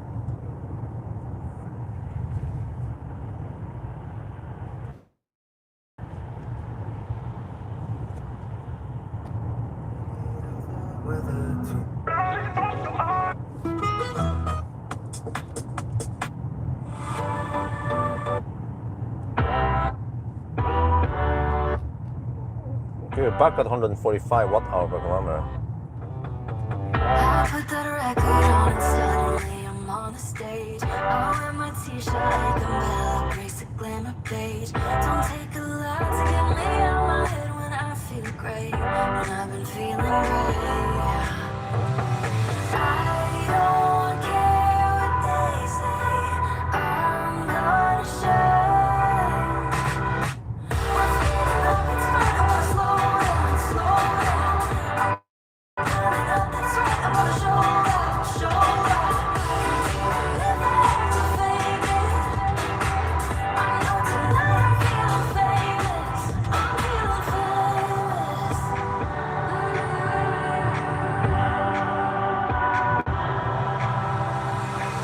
I put my words to the cloud, nothing can get me down. I'm in the mood, don't need a reason, yeah, I'm going. Can't help if you don't wanna know it. I've been on my back, better than staying down.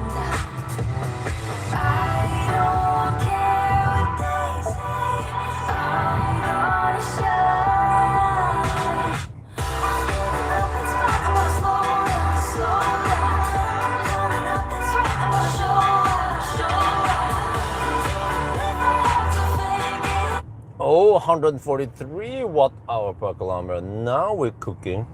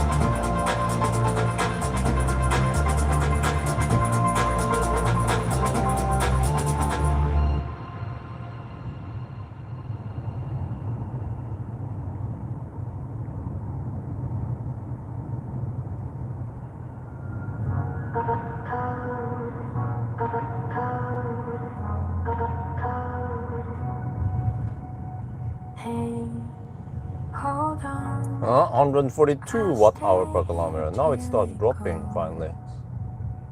You with your light can't let your shadows go. In the dark, we will find a place where love takes firm.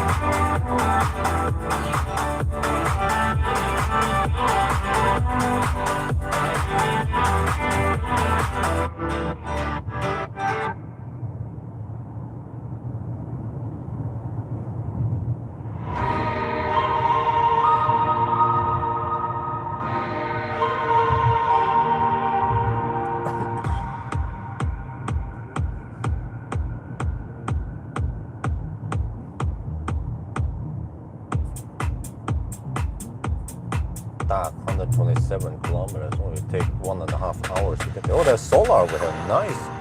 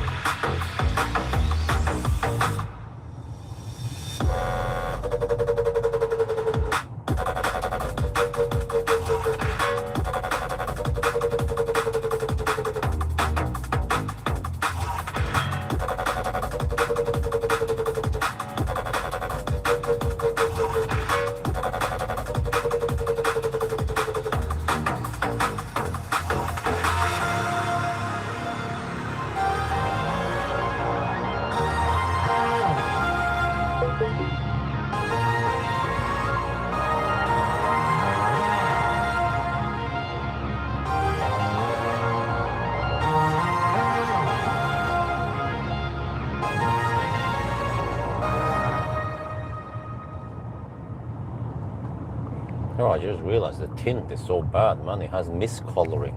Or, yeah. It gets annoying now that I notice it more.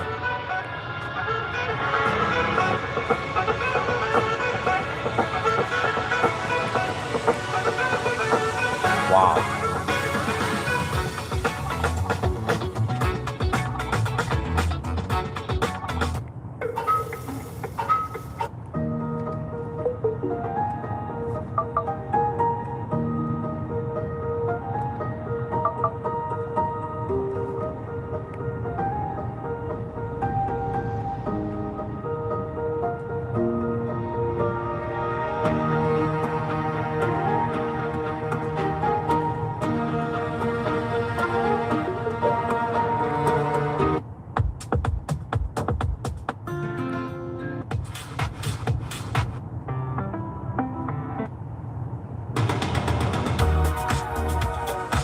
Nope. 143 watt-hour per kilometer.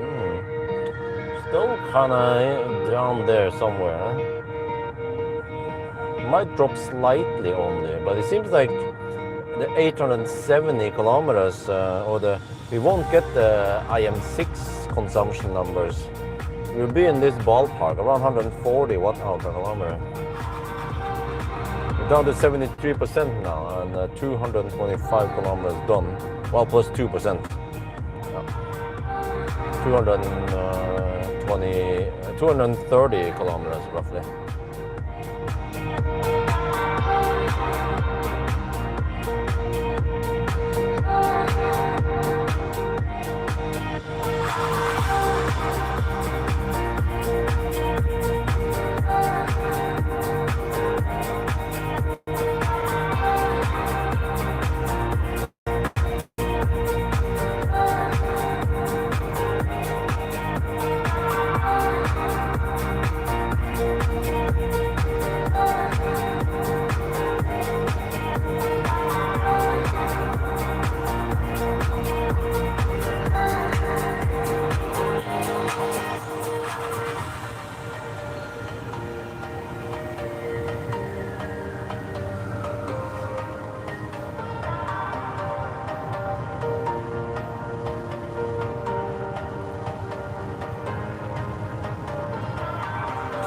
Totoya, what the heck, man?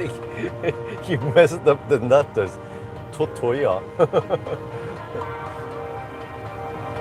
Totoya.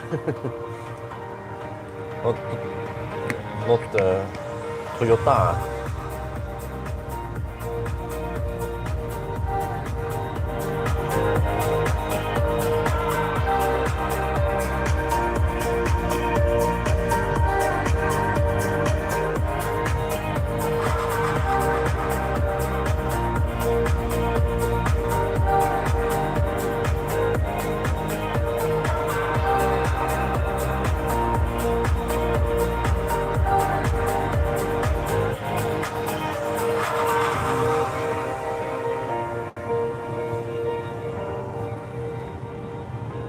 Seeker 009.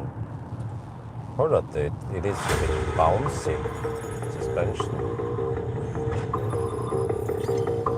No, Xpeng X9, that is just top-notch van.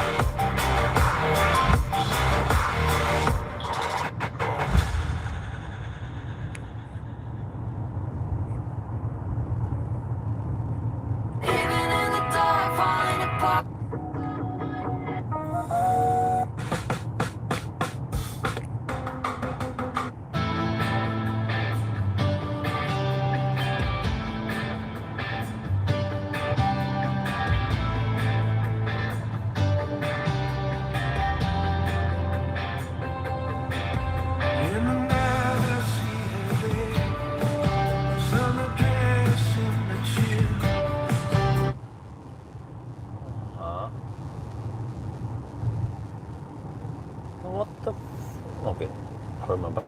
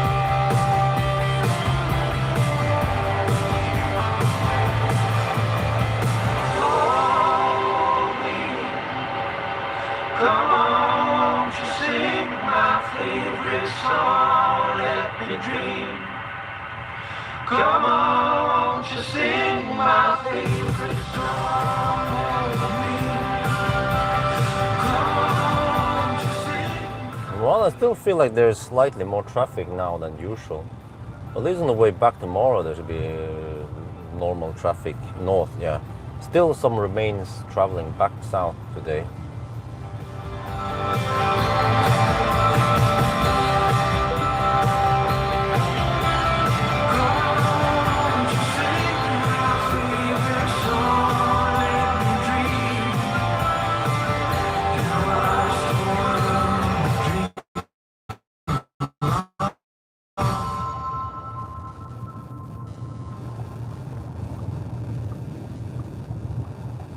I feel like I need to want to stop soon, so maybe I'll stop at Hun at one of the PTT stations.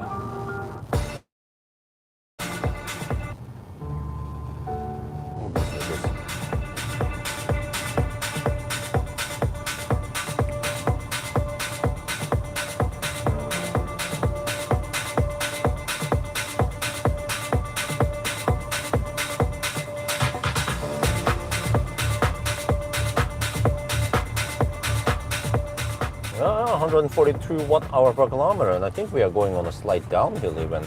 Check elevation. You're at 139 meters over sea level. Oh, okay, okay. Nice, nice.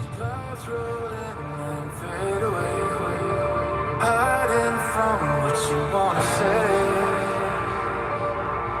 All the games you play. I'm still waiting. Evening fades into the dark. Let's go out, but you don't come home. Wow. I'm still alone.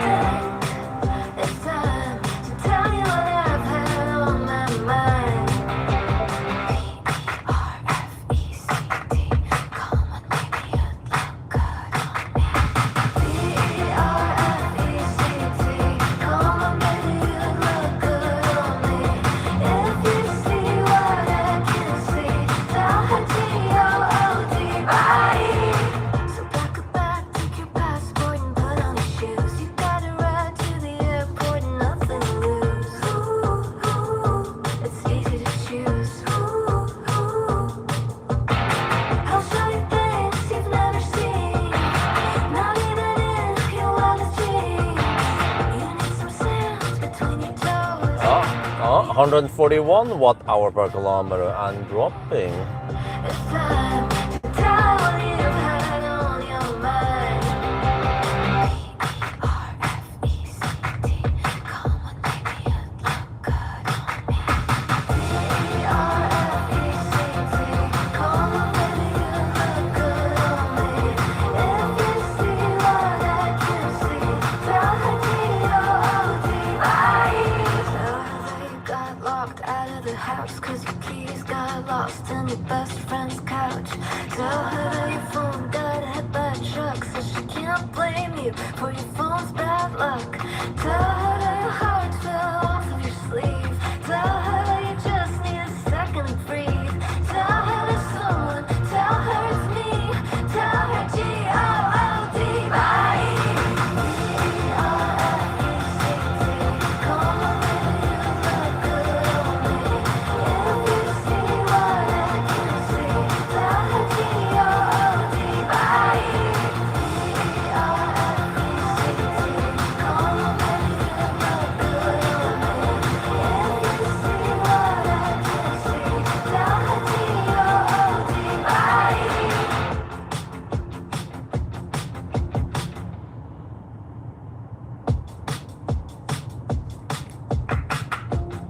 I gotta be honest. Well, I have 70. I have 71% left, which means I spent 29%, but I've gone 240 kilometers. Whoa! At least now each 10% gives you more than 80 kilometers of range. But the state of charge scale might be, yeah, it is non-linear. Yeah, I remember now. Yeah, but I mean, there's still a remote chance we might get 800 kilometers, or at least close to it. So it'll be quite high up in the list, but it might not be able to beat the EQS 500.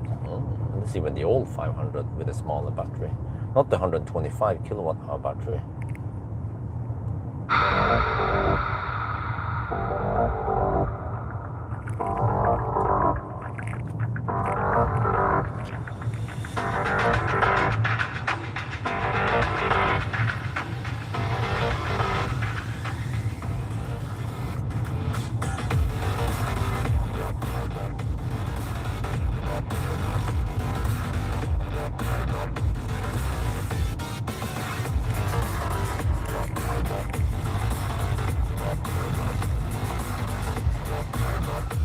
Yes, dry season is coming. Soon there will be almost no rain, and then stuff starts to dry out here, and then the burning starts again every year.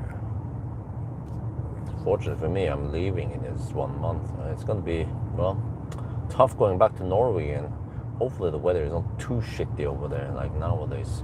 Minus 8 degrees Celsius, windy and snow. Oh shit.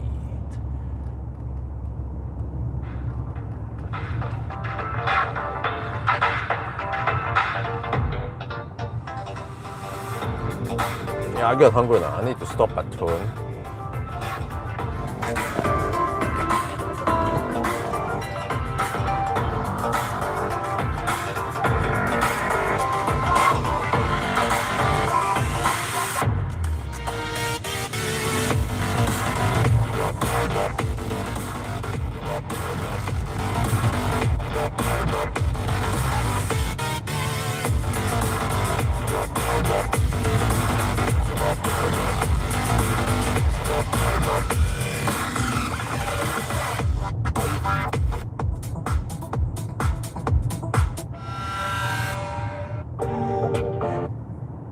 I think we looped through all the songs now.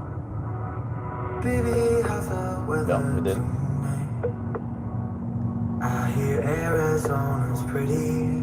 I guess I'm not surprised that I'm not showing up in your mind.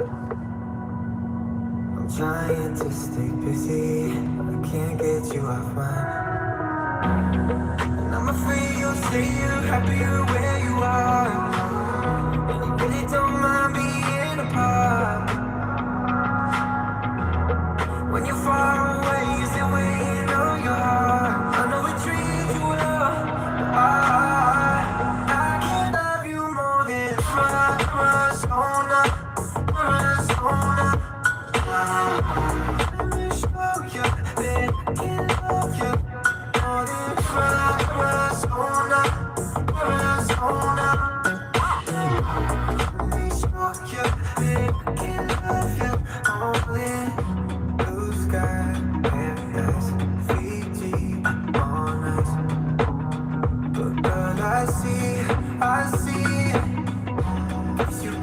the sun.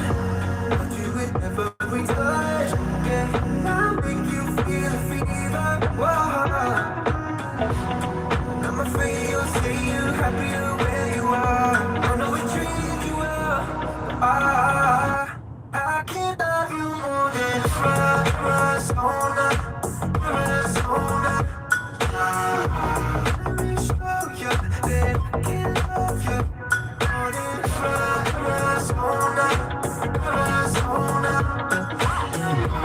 Let me show you that I can love you more than blue sky, paradise, Fiji, all nice.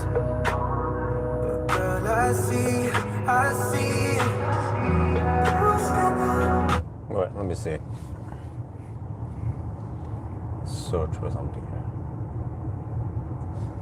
The most efficient spoiler setting on Avatr 11.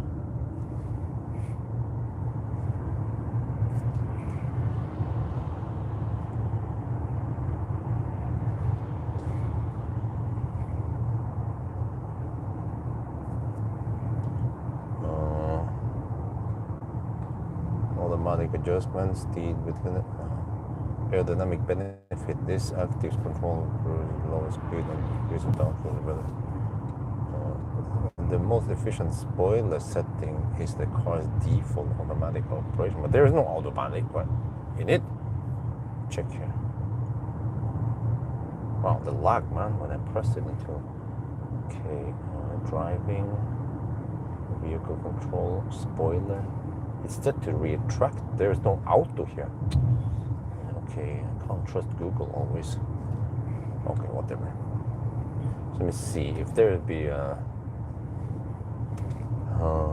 BDT station. That'd be great. Yeah, I don't stop at Shell stations. What the hell? I go to BDT stations. Always BDT stations, unless I need to charge somewhere else, of course.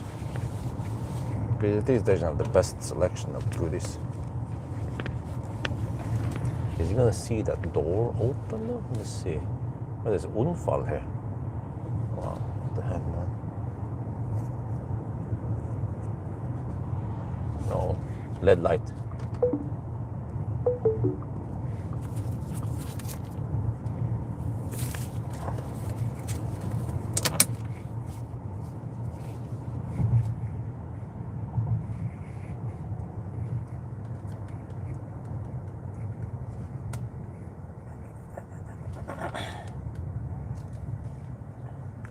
I think there's supposed to be one over there. There's supposed to be one on each side of the road, right?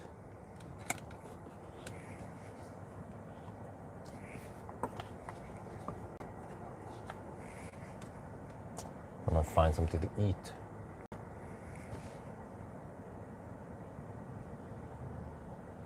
$250 kilometers done now. Actually, it's more like 255 kilometers. All right.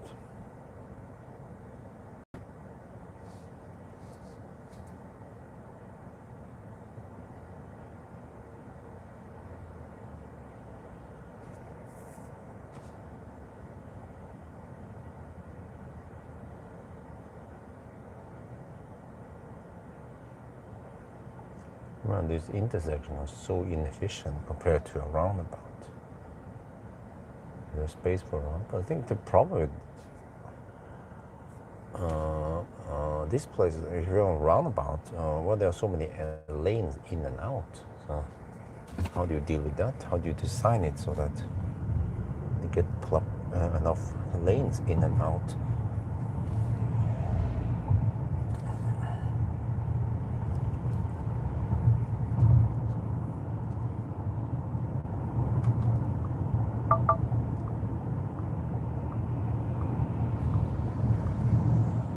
Okay, let me see. There's a PT station. Eventually, there should be a PTT station further down the road. This is turn. I bet the LX chargers here are busy. They tend to be popular. No, there's no one charging there. Wow. Big surprise.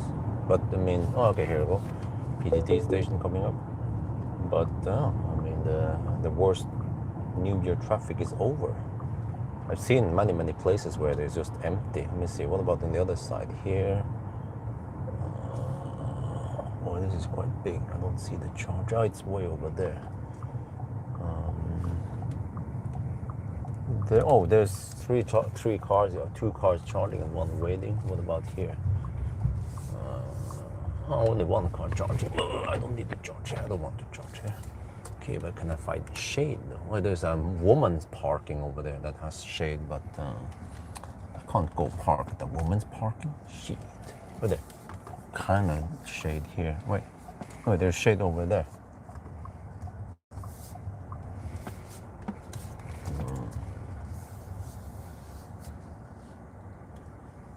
A little bit of shade, at least.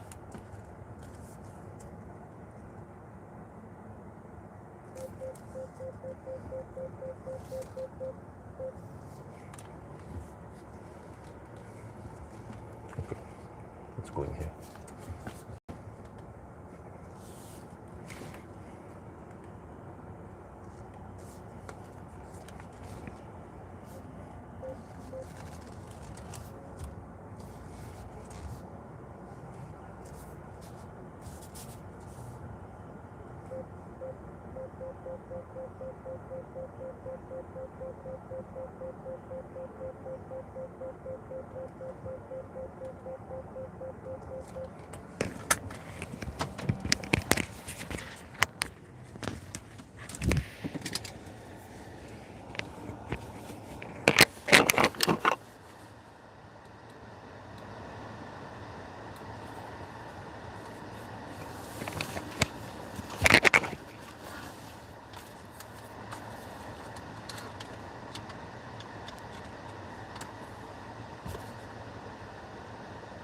We're now at the PDT station at Hoen. I want to get some food. It's now 2 in the afternoon.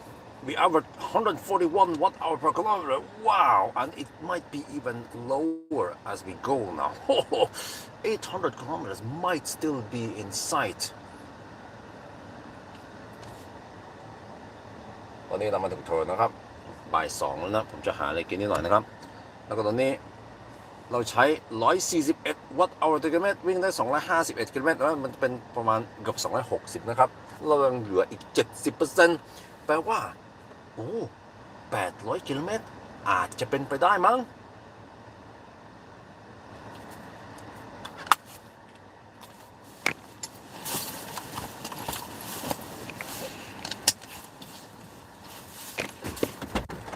Watch out for your charging mobile phone. Do not forget it.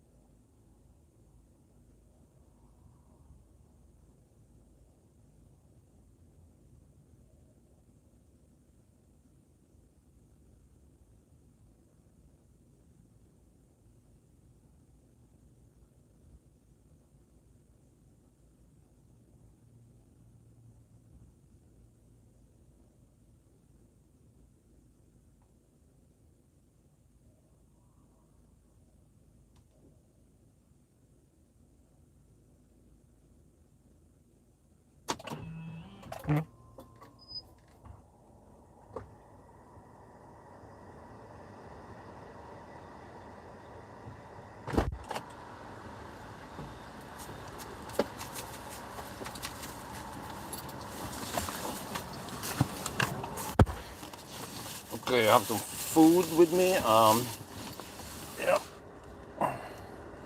I'm good now.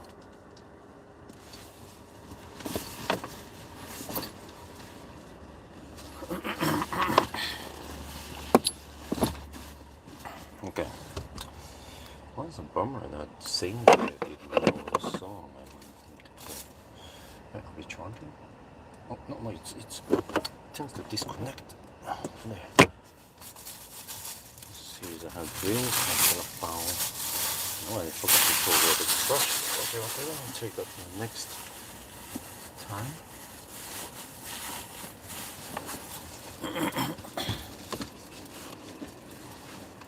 Let's just get going.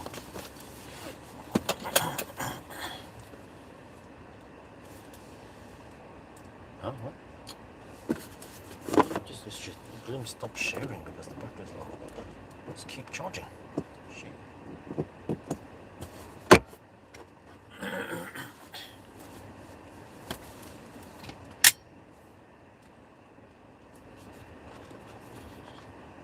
Wait, did I say dark? I meant tune.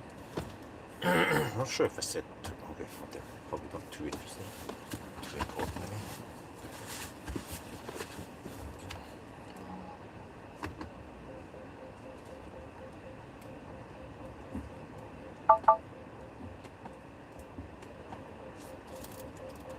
Of course, it turned off their seat ventilation every time. I'm gonna go up, okay, then I go.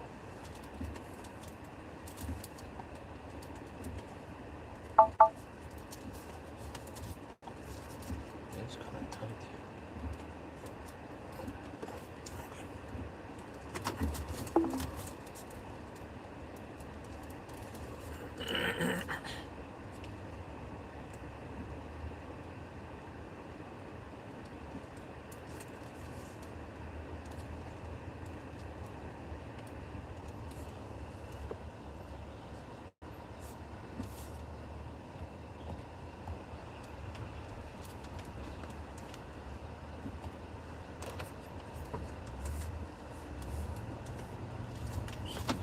Always so slow, man, these truck drivers.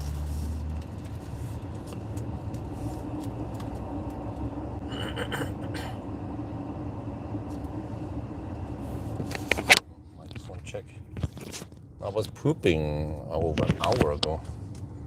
You missed that part. I went to grab some food. I peed, grabbed some food, talked to the music guy, asked him if he know this Thai song, but he didn't. So that's a bummer. It's a quite well-known song. Wanted to play it. I would record it.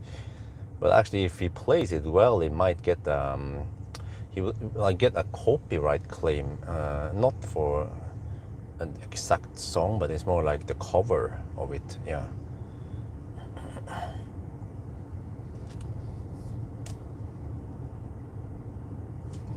Do we have any Thai people in here, or just Falang?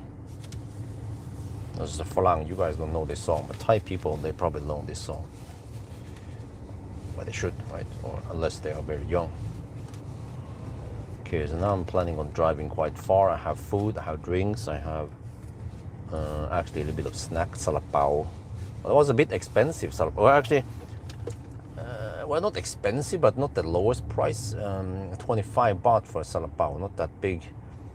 Oh, you're Falang, okay.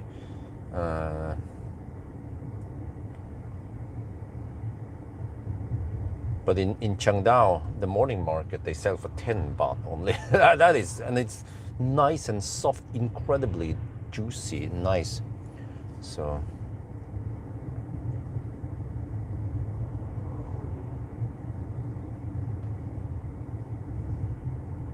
Well, there's a song. Maybe you know it if you have Thai connections. It's by Bert something. Bert. Kitung, yeah. Meet the Kitung.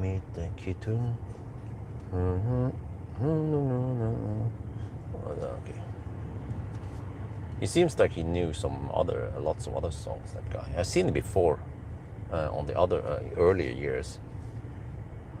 But he's not always there. But he tends to be here at Thun. Yeah, I've seen him at Thun several times before.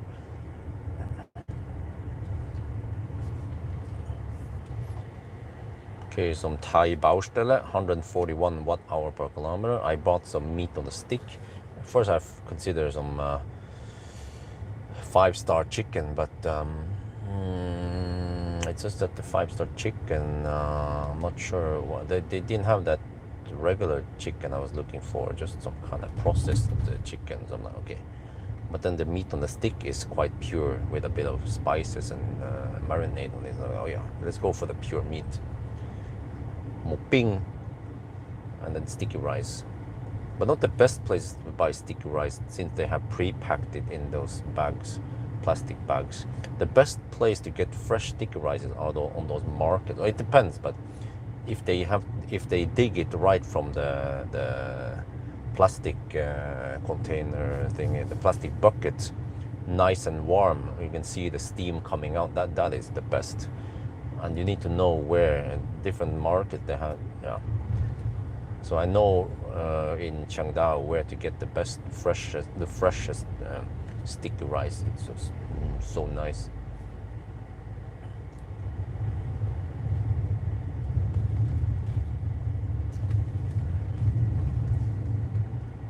Dude, are you serious? Come on, get out of the way. Bring mother trucker. Thought he's gonna hug the right lane. Need to get past these mother truckers in the Baustelle.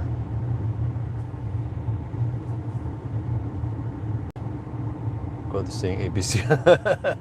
Yeah. Well, you realize that there's a lot of ABC in your life. It started with always be charging, but there's always another ABC out there. Okay, once the Baustelle is clear, then I can eat. Just want to eat while I'm on the move, so I save some time. There's been a bit of downtime now going to the toilet and stuff, so it's gonna be a long trip anyway. I want to cut down on the overhead.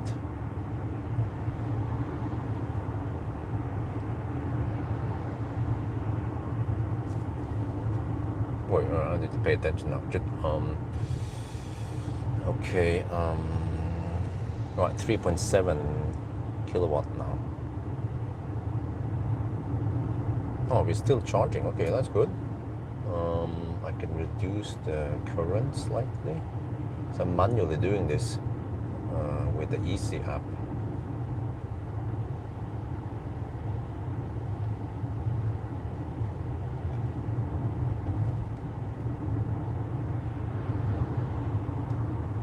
Try to match the power output, and then set the schedule to stop charging automatically at 4 in the afternoon. Here's the Thun charger. What do we got over there? We have some dolphins and 4 cars charging. 6 stall total. Yeah, so it's kind of busy over there, Thun.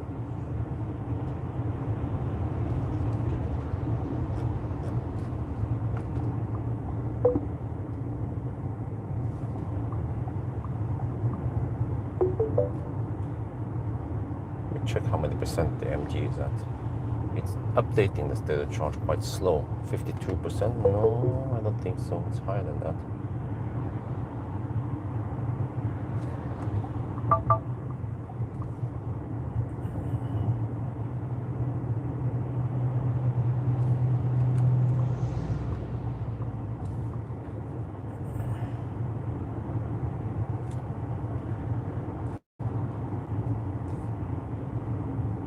%61 now, wow.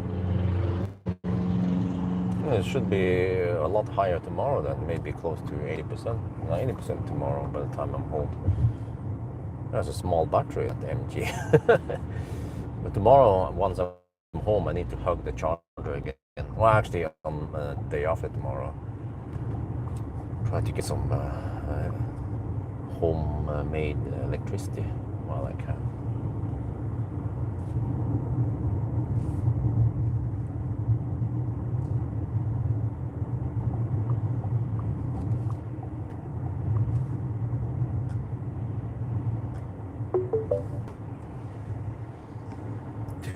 I'm in Canada. Going to sleep. Right.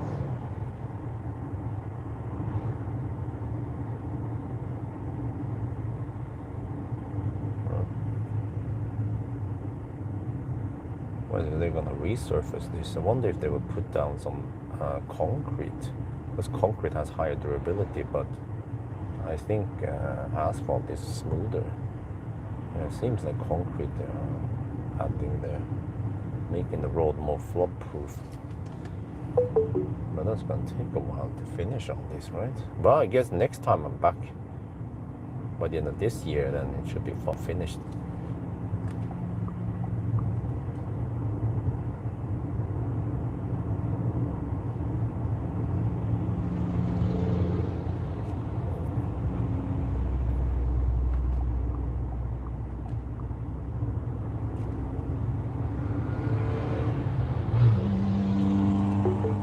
Wow, I needed to really push that engine to get some speed going. Oh, shit.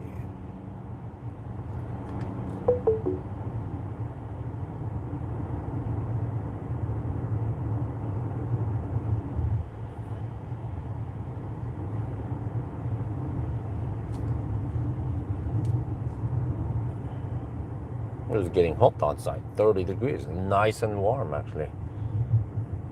Yeah, nowadays I think 20 degrees is too cold. I prefer around 25 degrees. But in the evening I don't mind 28 degrees. See how it goes in Bangkok tonight.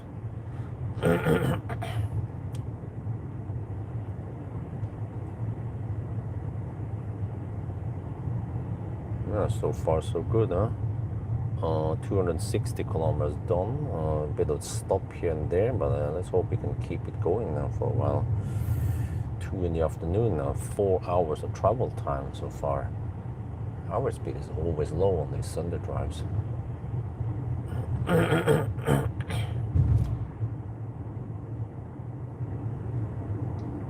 Actually, we see 4.25 hours so far, and actual distance is around 260. Let's say 267 kilometers divided by 4.25. Right. Wow, 63 kilometers per hour. Yeah, I'm expecting it to take 12 hours to get to Bangkok. Okay, still some Baustelle here before we are clear.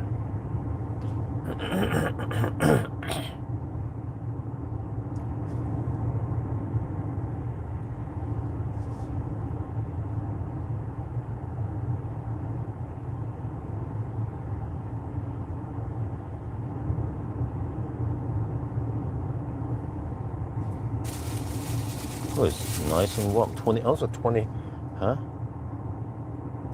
12 baht per stick. Meat stick.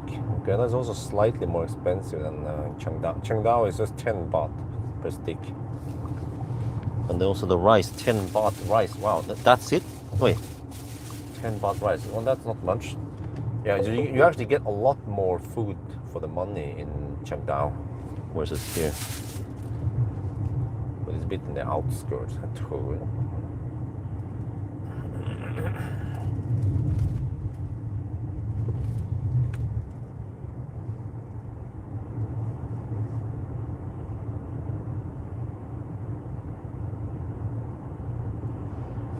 104. Let me check my notes again. Wait, so if we average 137 watt-hour per kilometer on the display, then we can go 800 kilometers. But I don't know exactly how many kilowatt-hour we have. I mean, I did a measurement, but yeah, I don't know. Hopefully we have more than what I measured. If we can get, like, let's say 110 kilowatt hour, not only 108, that'd be great. Do need to move a little bit over to the left, man.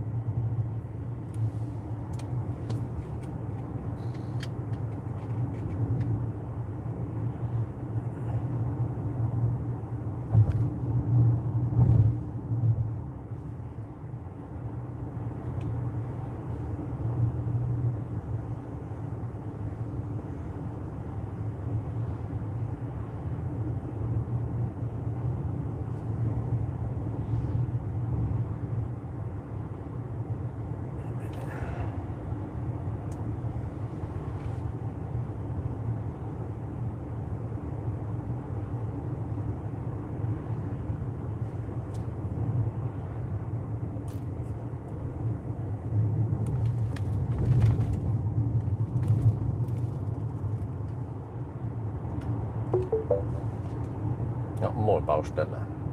Okay.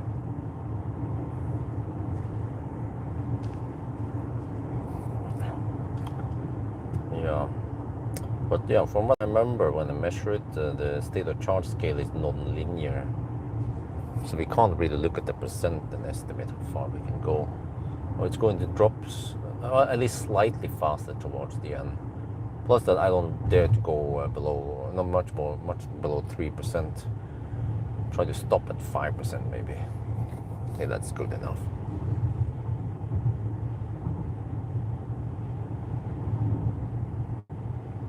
Well, I'm surprised that the autosteer works on the concrete here without any lines dividing it. Okay, now it gets a bit confused. Let me drive manually.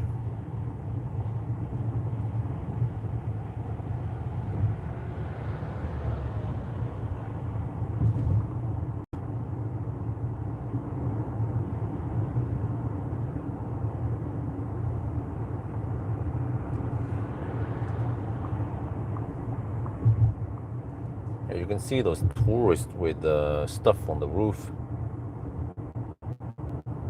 They're from the south, they're heading back. They've been in the north. Thank you for visiting my home turf. Now get out of here.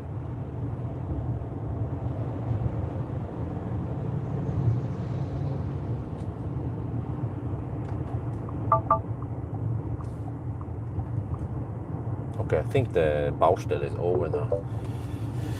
Okay, let me chill a bit. Eat some meat on a stick with rice. Oh, the rice is actually a bit warm. That's good. But man, 10 baht you get this? Gee. Oh wait, how much was this? I think it was 10 baht. Wow, you get so little sticky rice for 10 baht here. No.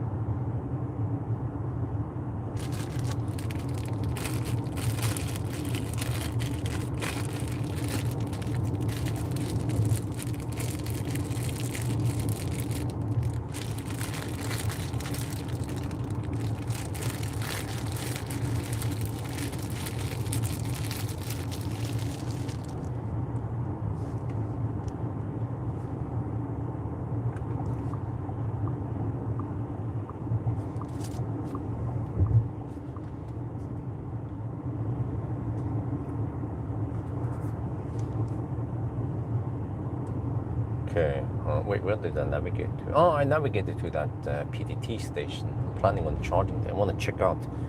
They call it the, what was it again? They call it the flagship, okay? It's supposed to be the best PTT station. It was open a couple of years ago. And it looks nice there. It looks nicer than the regular gas stations, with some restaurant and shit. And then a charging hub there with lots of different chargers, some mix of some Huawei and some other stuff there. So The media volume has been turned up. what the no? What the heck is that shit, man? Stop listening, you crazy car.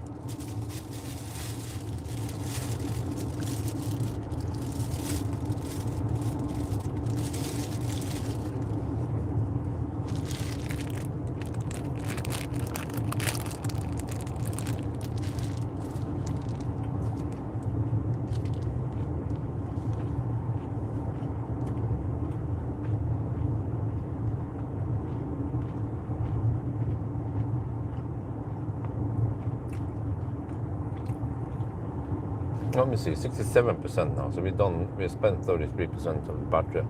270 times 142 divided by 0.33. Yeah, you see that estimated 116.2 kilowatt hour. Yeah, it's non-linear. Just like most other cars. Well, actually many cars, not most. Yeah. Okay, PV is down to 3.6 kilowatts. Okay, that's good. Batching the power almost perfectly now. MG is getting a lot of juice now in the afternoon. Until needs to leave in about an hour to pick up the kids.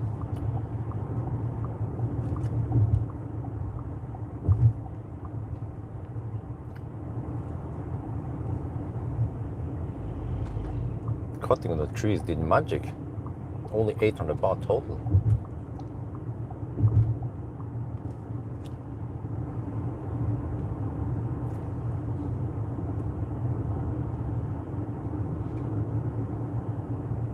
62% on the MG.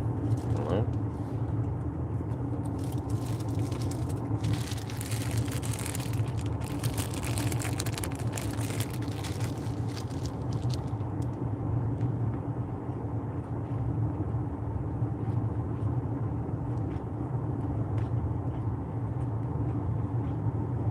Police checkpoint.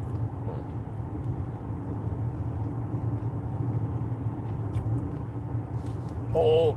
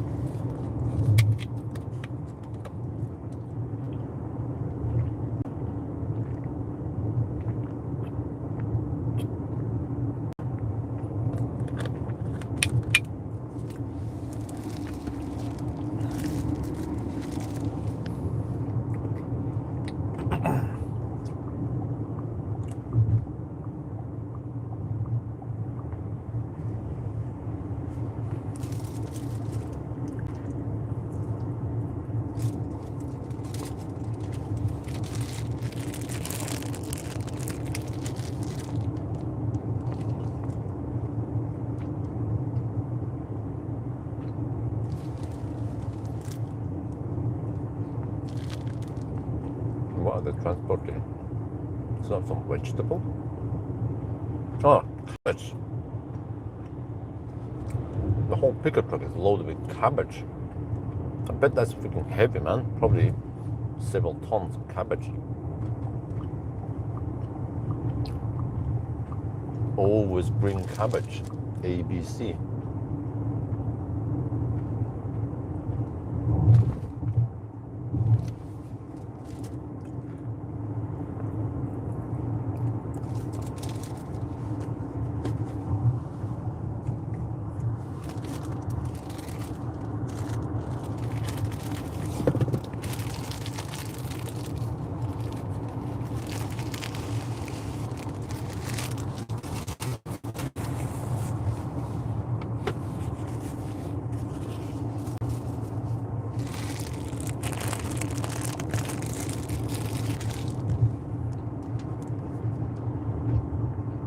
Density 9.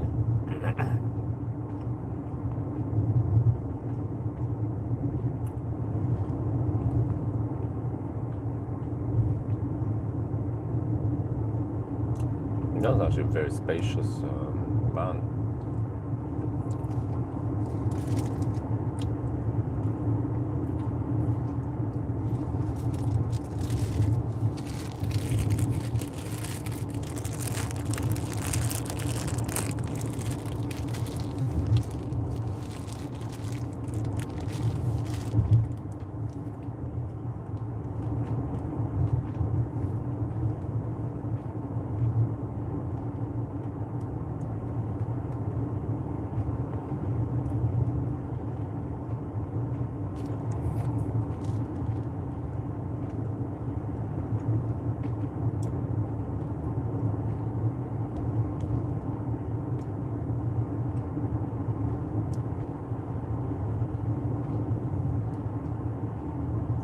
Metric, okay, metric right now.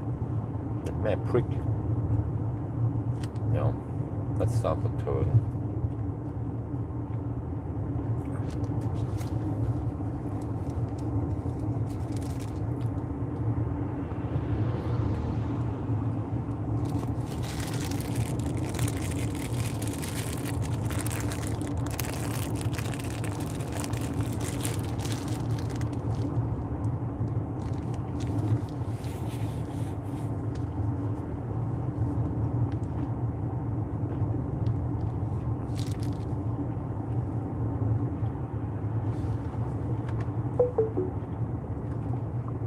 Yeah.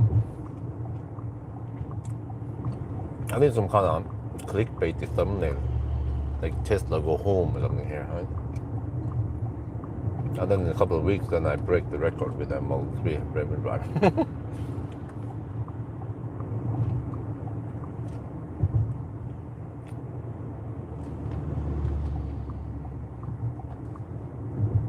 Yeah, well, I mean, this car should be able to beat the Tesla record, but I mean, it's a bigger battery. You know? People gonna comment. Lol. Yeah.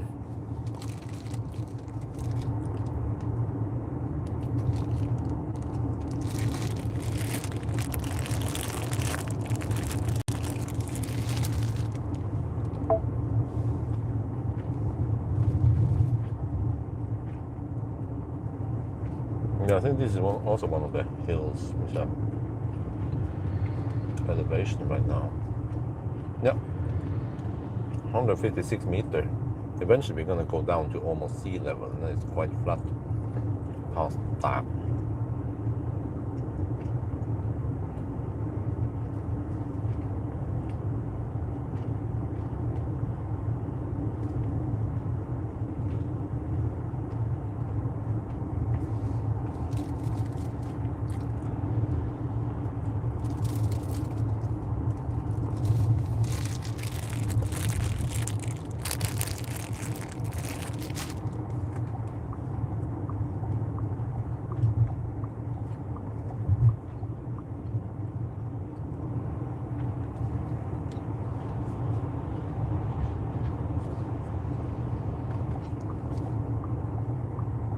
Wait, we're not even halfway.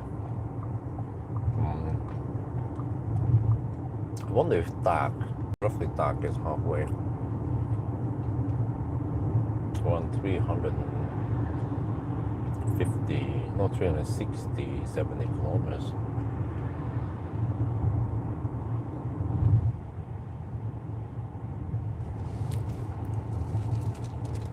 That's a long drive, man.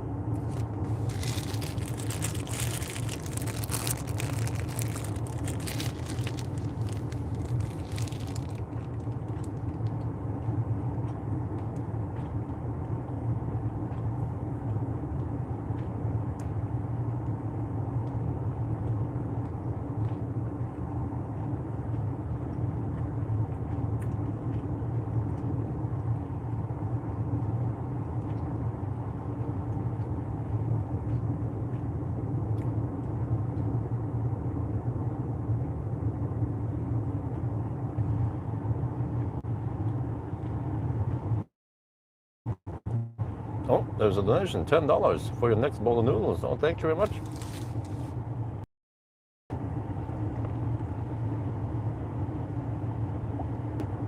Pita. Yeah.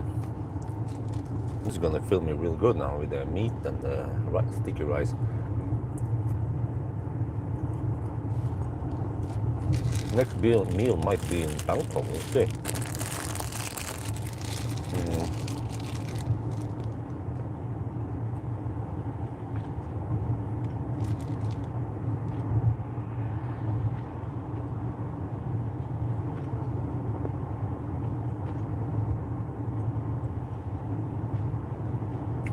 But hopefully for now we can have some high average speed versus earlier in Chiang Mai and so on. We'll just have that slows down slightly at some intersection.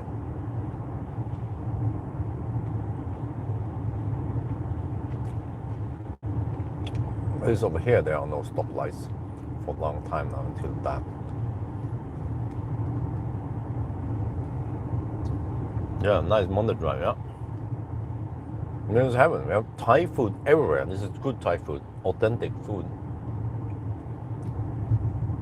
Unlike the Thai food you find in Europe, which is like meh. It has been Farangificerat. Try to change the recipe to much more Farang. I don't know why they do that. Or they've used different vegetables or ingredients, maybe to cut costs.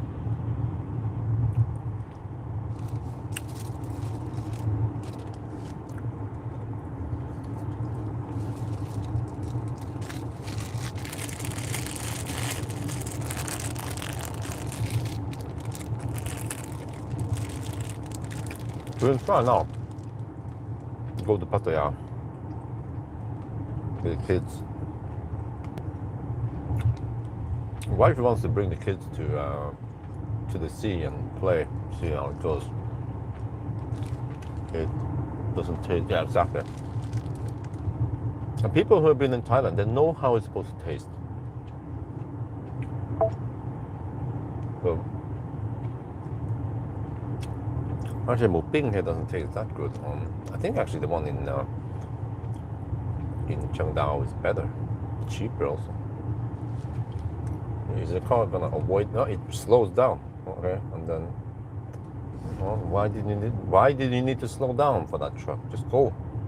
Then just avoid it slightly. Just check mirror or check rear and see it's okay. Then you just go slightly to the right and avoid the truck.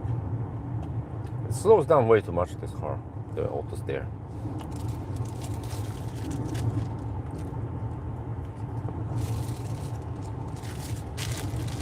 As always with most Chinese cars, good car ruined by bad software.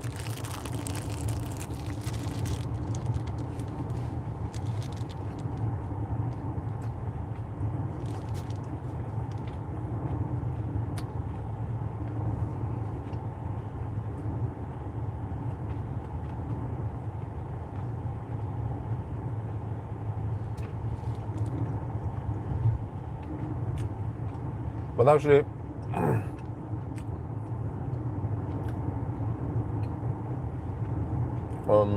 $10. Let me see. No. Come on. Yeah, it slows down slightly. Then just curious. Let me see how much. $10. Well, after deduction and shit like that and taxes, I end up with $5 maybe. Okay, let's say $10. Let me check here. $10. How many baht is that? That's 313 baht. So let's say half of that, 150 baht. That is one very expensive bowl of noodles. But okay, in Thailand you usually get away with around 40-50 baht for a bowl of noodles.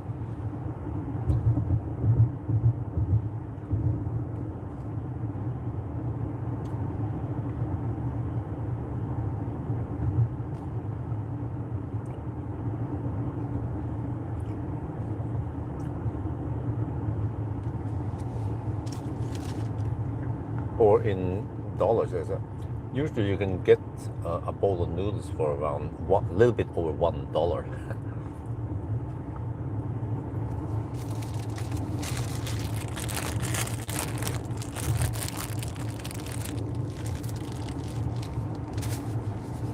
It's like the $1 pizza in New York, right?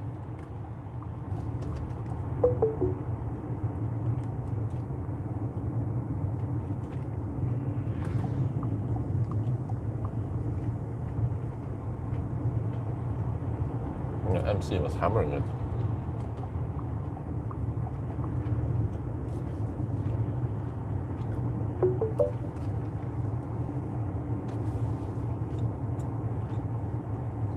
Yeah. Also in Norway, it would be more like $15 for a bowl of noodles, and it doesn't even taste that great.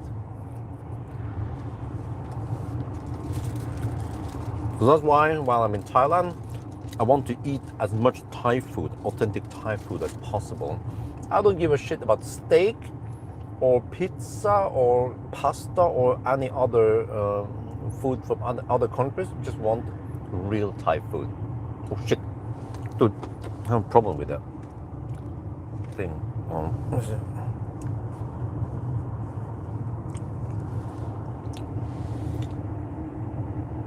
Okay, that's it. Okay.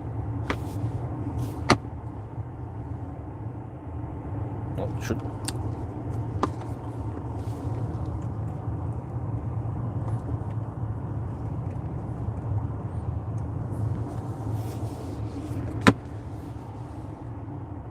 Come on, can you just charge that thing?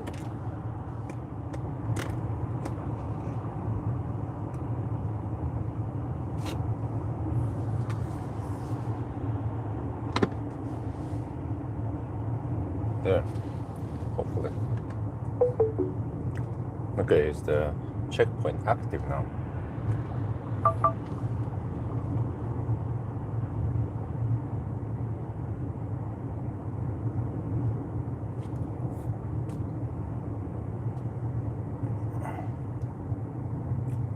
Seems like it is active. Oh, anyone has been hammering in laser, they need to be pulled over. There's zero chance for me to get pulled over because, yeah, there you go. Toyota gets pulled over. They get to pull over. What? Me also? What? I wonder if what they're gonna check, because they obviously not checking for speed. I've been driving dog slow. Seems like they check everyone. Even a ZSEV was pulled over.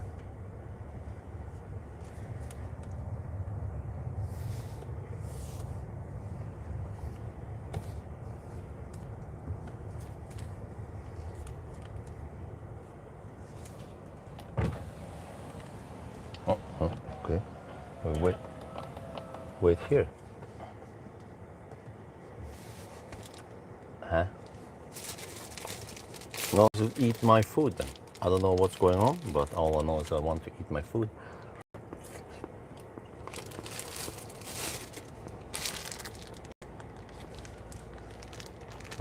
What?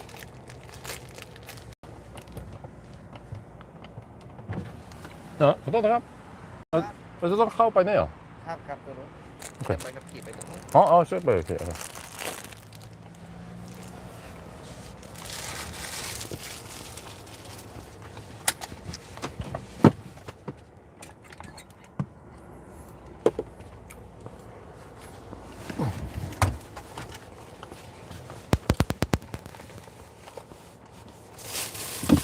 Not just on the pocket on the new thing is way too slow, too easy to. Okay, we'll document this. They're probably checking everyone, but they don't check it by the cars. That's kind of clumsy.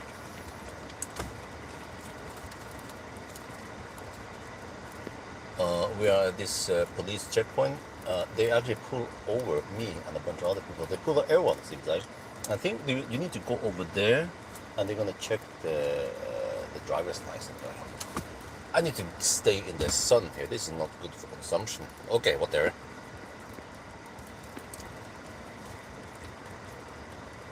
เรามาถึงตำรวจเช็คพอยต์นะครับ แล้วก็เขาก็โบกให้ทุกคนออกแล้วนะครับ ผมก็ออกแล้วนะ ผมขับช้ามากก็เขาจะให้เช็คใบขับขี่นะก็ต้องตากแดดนี่นะก็กลายเป็นเปลืองไฟหน่อยนะครับนี่บอกเลย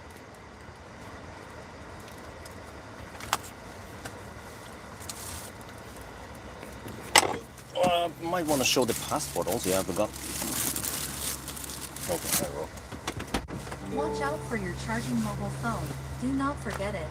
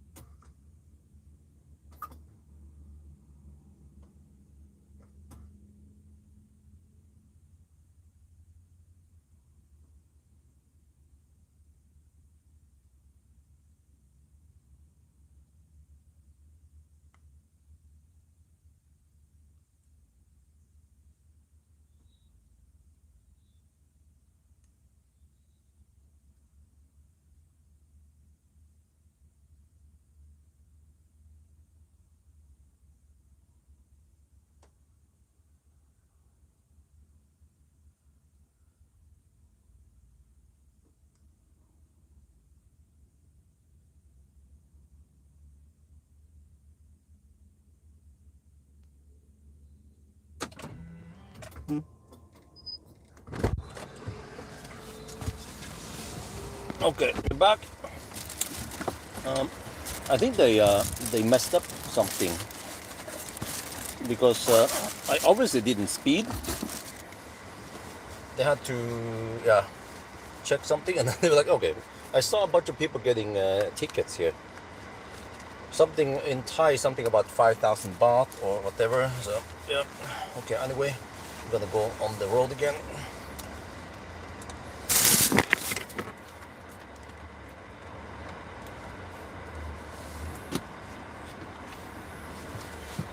Okay, we're back. So that was almost 10-minute stop here for nothing. But yeah, I tried to explain what it looks like over here. I'm not sure if I was allowed to film, but there was a bunch of people with five desks maybe, and I saw people walking out with some kind of receipt. So and they put the bank card in there or something. So it seems like people were getting pulled over to get tickets. There were plenty of them. So it seems like. So yeah, and then they look at my stuff and they asked me, "Oh, do you speak Thai?" I said yes, no problem. And then he checked what car was it again, Avatr, and then he has to ask his colleague. You see, many people are just passing through without needing to stop. So I think they pulled me over by mistake. Yeah, because I was obviously not speeding. I was driving slow like an old man. It's 100 zone here. And I think they signed something by the police office there that you can get a 5,000 baht ticket. Yeah. No problem for me. Okay, back on the road.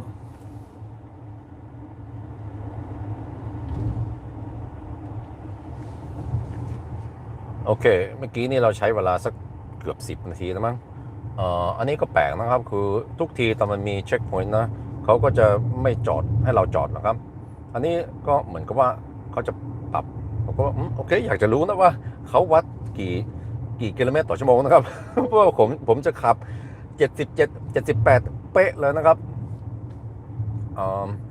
แล้วก็เขาก็ถามว่าเป็นอะไรนะรถอะไรนะขนาดนะอะไรเนี่ยผมก็บอกว่า Avatr แล้วก็มันเป็นป้ายสีแดงป้ายทะเบียน9977อะไรนะแล้วเขาก็แล้วเขาถามว่าพูดภาษาไทยได้ไหม เพราะว่าเขาเห็นพาสปอร์ตนอร์เวย์เขาเห็นใบขับขี่นอร์เวย์ผมก็ว่าพูดไทยได้นะครับแล้วก็ต้องถามเพื่อนที่ทำงานอีกแล้วก็แป๊บเดียวแล้วกลับมาก็แบบว่าโอเคไม่มีอะไรนะครับแล้วก็ไปได้ ก็ใช่เขาคงจะดูผิดมั้งป้ายทะเบียนนั่นนะแล้วก็บวกให้เราเข้าไปอ่ะแต่อันนี้ครั้งแรกนะครับที่เจออย่างนี้อ่ะปกตินี่ถ้ามันมีเช็คพอยต์นี่ตอนเราขับกับคนเท่านี่ไม่โดนอะไรเลยนะครับแล้วก็ที่จริงตอนขับไปทางเหนือตอนเราขับเร็วกว่านี้นะก็ไม่โดนเลยนะครับถึงแม้ว่าเราจะขับ112 113 กิโลเมตรต่อชั่วโมงแต่ว่าคงที่นี่เขาคงจะเข้มงวดในวันนี้นะคงจะวัดเป๊ะ100 กิโลเมตรต่อชั่วโมงครับนั่นนะมันก็ทำให้หลายคนโคตรหลายคนโดนปรับเลยนะครับได้ยินมีคนเขาอีกเจ้าหนึ่งเขาพูดถึงว่า125 กิโลเมตรต่อชั่วโมงเขาวัดนะโอเคอันนั้นโวยไปหน่อยนะแต่ว่าปกติถ้าขับประมาณ110 112นี่ไม่เคยโดนปรับเลยนะครับโอเคเจ้ามันตอนนี้ back on the road เสียงตังนะ not today son not today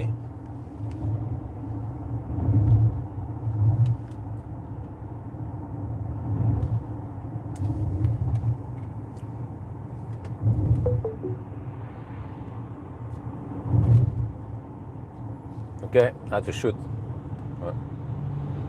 some stuff in Thai also.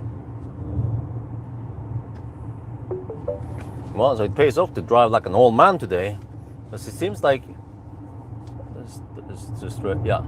No, they didn't pull out everyone. They pulled out a bunch of cars who actually got fined. Okay, so let me tell you again, recap what happened.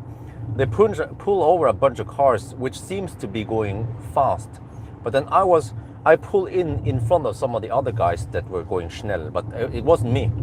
Yeah, it wasn't me. And they probably didn't know, or they didn't check they just took the whole group without actually checking all the license plate, unlike what they tend to do closer to Bangkok at China and those other places.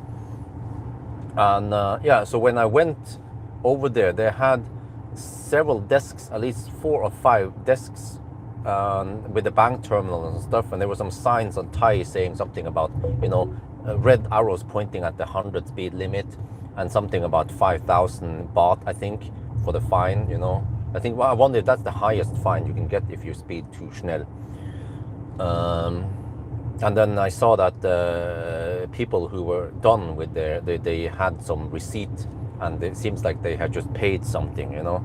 So, and I went out there without a receipt, so I'm guessing what happened was that all the other guys there, they were pulled over for speeding, and I overheard one of the guys getting a ticket. I think the police officer said 125 or 127, yeah, in the 100 zone. So they might have fined him based on that. Yeah. But on the other hand, I'm not sure, because I mean, it didn't seem like the people were that schnell. I'm not sure how strict they are here, but normally when I drive on the way north, I will hammer at 113, 112 roughly, and I never get a ticket, even when they have those speed checks. They never pull me over. They pull people going faster than that, like closer to 120 and beyond. So yeah, maybe people today are just hammering harder than that speed I cruise at, or the police today, they are stricter and they actually fine you going just 1 or 2 over.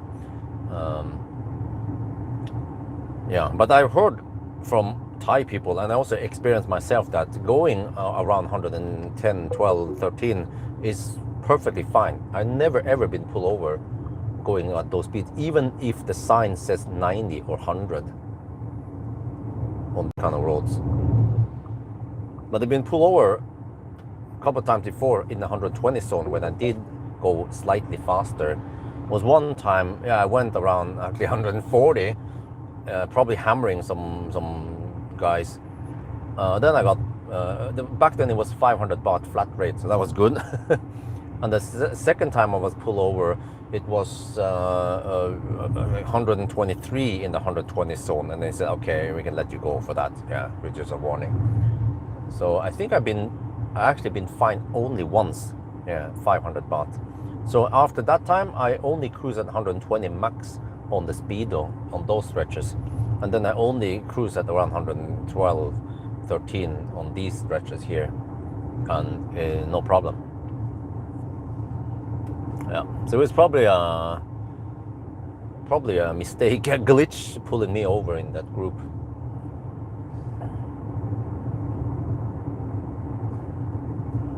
Because I think it didn't actually check the. Wait, is that the Model 3 I saw earlier?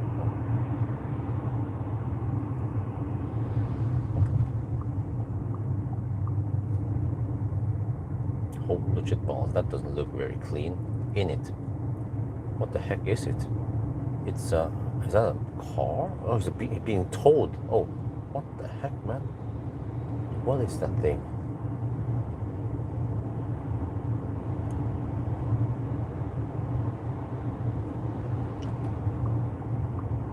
So I think I'm probably gonna keep it that way.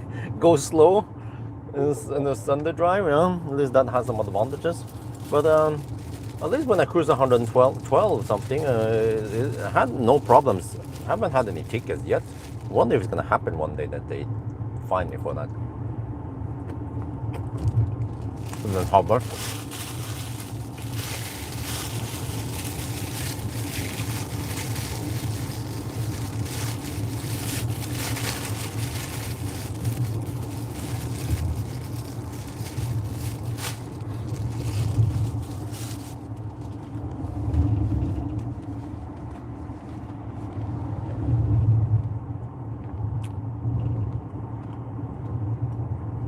Farming equipment, yeah, maybe. Always be farming.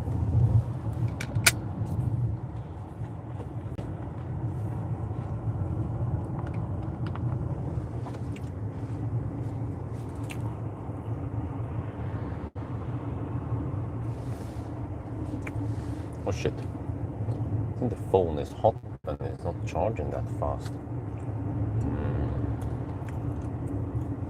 Maybe try to cool down the phone a bit.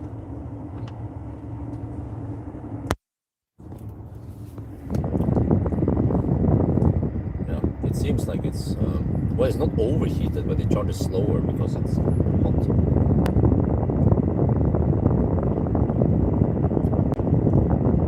Let's keep it here for a couple of minutes and cool it down. Because I need to charge up the phone. It's down to 12%.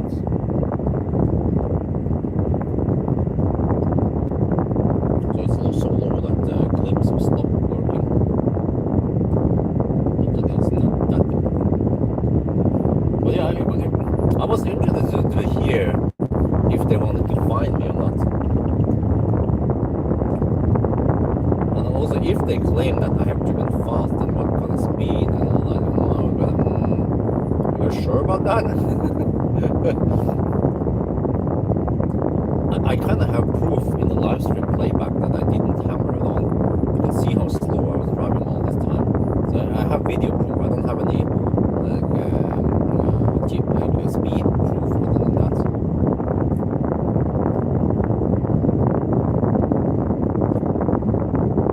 I mean, if it was possible to pull data from the car, there would also be a proof that I haven't driven too fast. But I mean, they found out like, fuck, that guy didn't ride too fast. They probably saw this fancy car and they said, okay, that guy might push them along with the rest of them. Wind noise, Björn. Oh, did you mean wind noise, comma, Björn?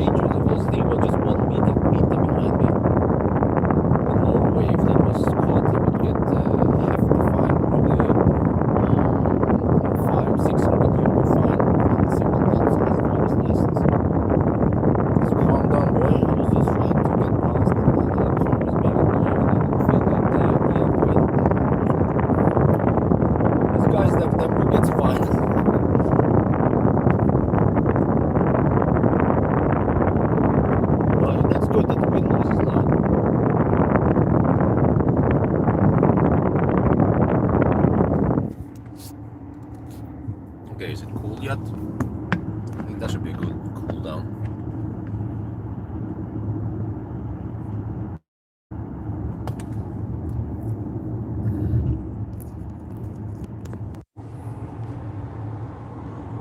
Could of course scare him off by braking. That would probably provoke him.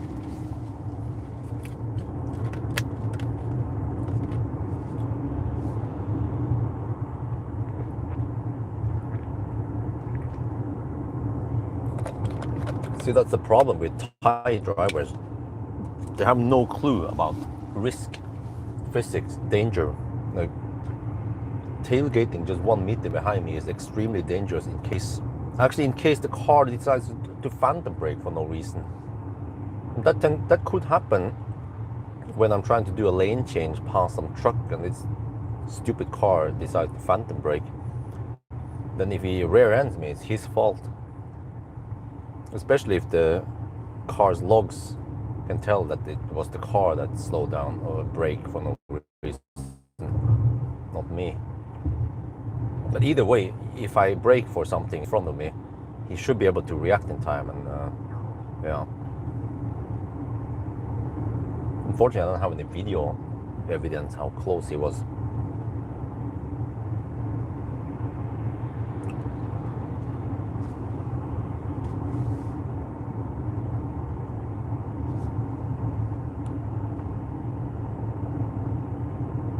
Okay, it's charging now. Phantom braking compared to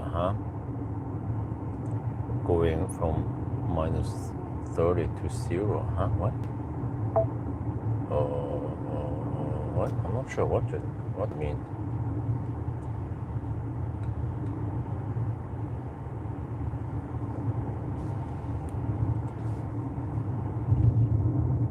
Let me ask Google. What is the fine in Thailand for going at 125 kilometers per hour in the 100 zone?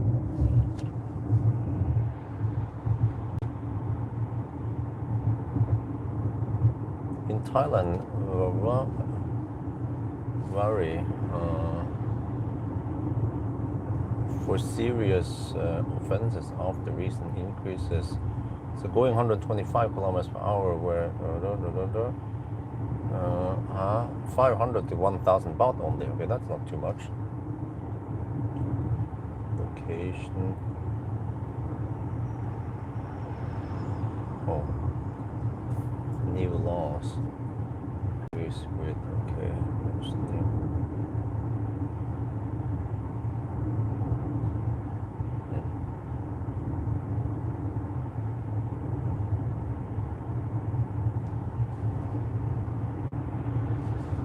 If the limit is 9, oh. Okay. I'm not sure how active it was. Maybe I have to ask my friend. Oh, no, it doesn't have that region to certain acceleration thing.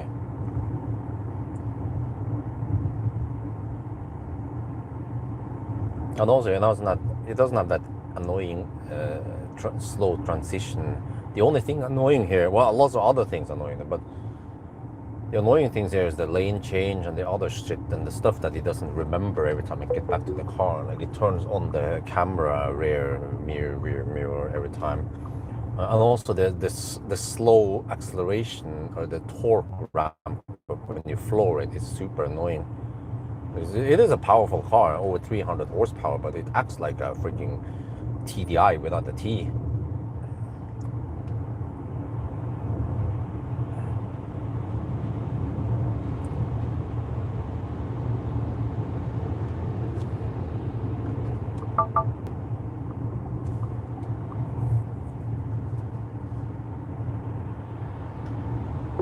Okay, 141 watt-hour per kilometer, and the consumption tends to drop slightly after dark. So we're getting close to dark now.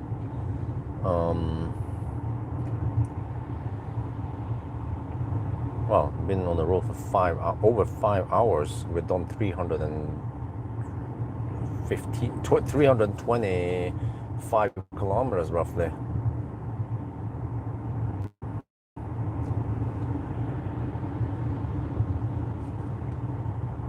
See, 5.16 hours. Okay, still 63 kilometers per hour average speed.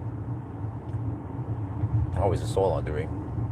3.15. Still charging. Okay.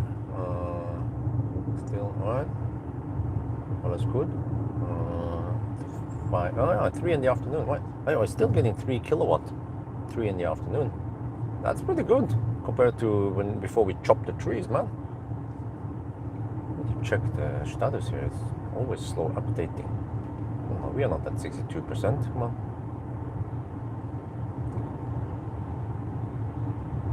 Seems like one day of it wasn't even a full day of charging.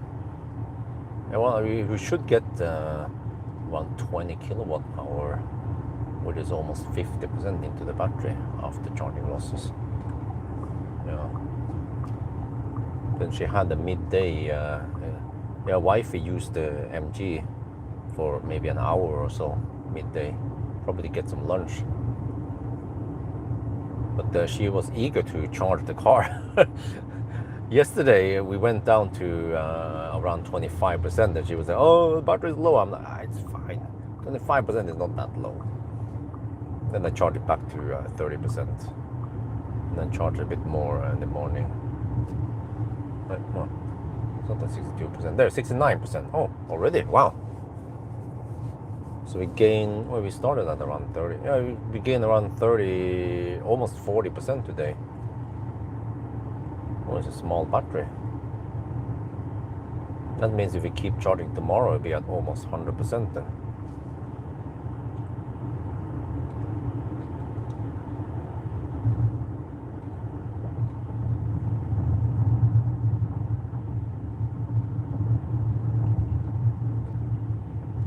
really? Huh?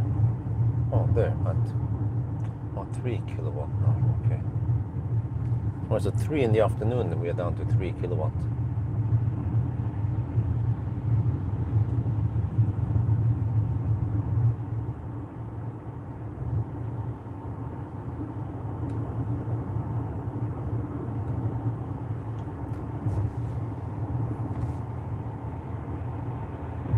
Well, but I have 5 kilowatt system, but around 6.3 kVp. Not sure how much we have left after the degradation. So I mean, it's plenty. It seems like it's plenty to charge the car, since we're not driving that much in one day. Usually we spend around 10-15% only per day, and we can gain 50%.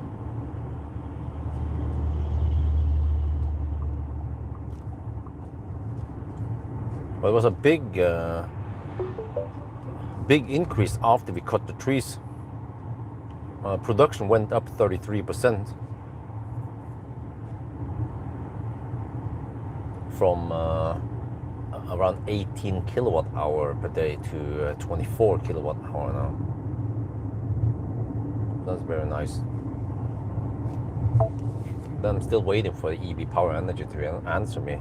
I asked them some questions actually last night or this early morning, and they haven't replied yet. Not sure why they're so damn slow, man. I'm a potential customer here, and also able to help them promote this shit. Okay, whatever. I'll probably try some other companies. I feel like they are overpricing stuff anyway. Try to check out some local companies.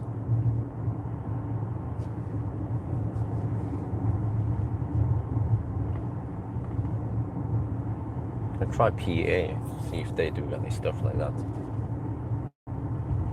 Well, I can just ask.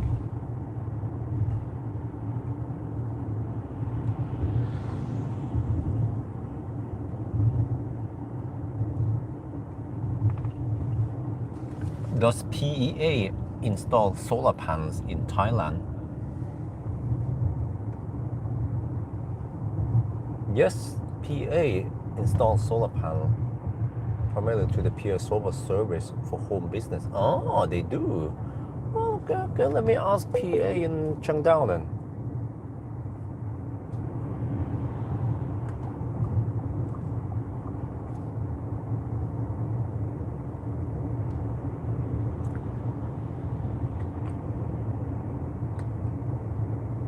Maybe they can give me a good price on the solar.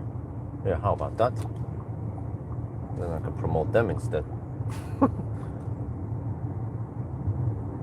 But I mean, I don't mind paying almost full price, but I expect some response time here. I don't wait several days before they reply to a very simple question: how much does it fucking cost?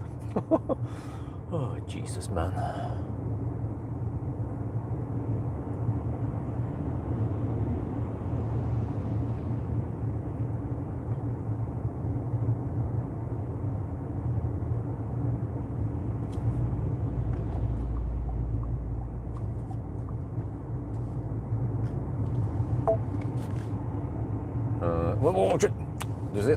Well, I think that they... Come on, there. Auto stay was not active. I don't know if you know, but EV blow channel in Australia has solar set. Okay, cool.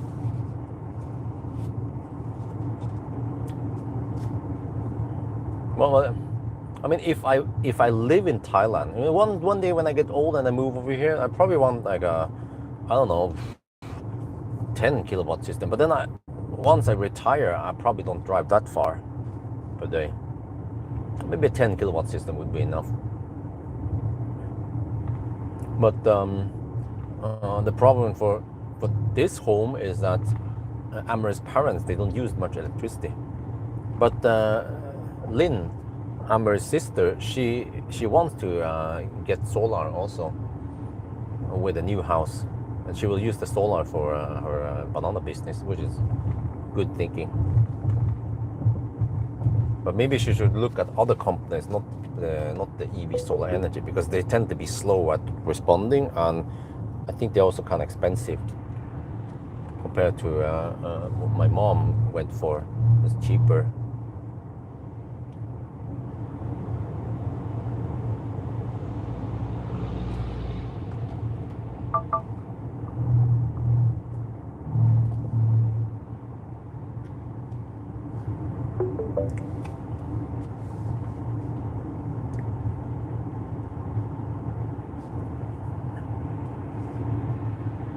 Maybe I can just check around Chiang Dao and also Chiang Mai, see if there's any other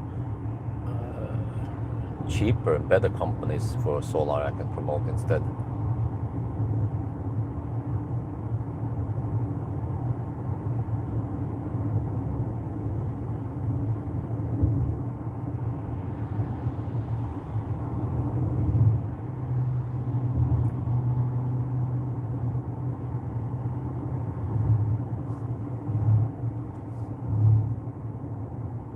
But I also want solar in Yes Home. Yes Home, if I have enough space, I would probably want at least 10 to 20 kilowatt there. Because there I tend to use it a lot, but a battery storage would be great. Or unless I can just use an old car and then a car that works with vehicle to load, the vehicle to load adapter thingy. Yeah, that could be one solution. I can use that EV Nicholas thingy, and there's actually, yeah, well, I could charge a Tesla maybe when I'm not there, and then I just have to do some manual switch in the evening, and then I empty out the Tesla battery into the press car I use. I kind of need to do some manual work, but I can do that. Okay, no problem. Just a quick walk in the garage, and then because then with the EV Nicholas adapter, we're not playing shop here. You know, it's not like a Shuko output. No, we can pull 32 amp, for example, 7.4 kilowatt, or something, or 5 kilowatt from the thing into some ECE, and then I can get some kind of one of the adapter from Metron, so I can charge at decent speeds. So yeah, so the idea is that, okay, maybe if you don't get like a home battery system, at least if I use the car, I can just keep it plugged in one of my plugs, and I can manually just start it and schedule it to start and stop it while I'm not there. Charge a Tesla. For example, if I get an old Tesla, it'd just be a Model S60 or something, or I don't know, whatever that works with it. Doesn't even have to be a Tesla, as long as it works with the EV Nicholas adapter. I wonder if a classic Ioniq would work. That would be cool. I'm gonna punish the battery, yeah. 20. But I kind of need something with big battery. Yeah, that's true. Preferably more than 50 kilowatt hour. Well, actually, it depends how much I can gather after all, yeah.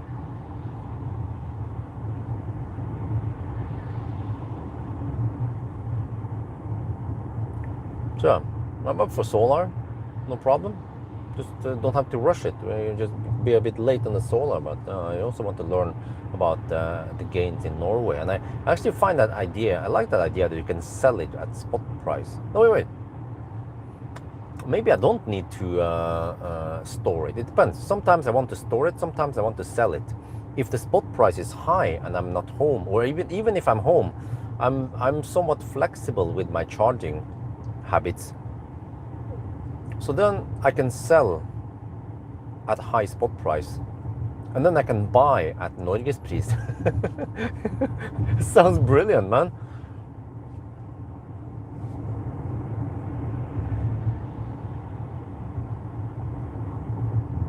And then during summer, I can try to consume my own electricity and avoid buying Norgespris, because then I have more heat generation. Yeah, so then it makes sense to have some kind of storage. Just a beaten down EV, as long as it's road legal and it works as storage, energy storage. I haven't actually tested it when the Neos work. That'd be pretty cool if it works. Who was the company in Norway giving option to get Norgespris? What? No, it's not a company, it's the government.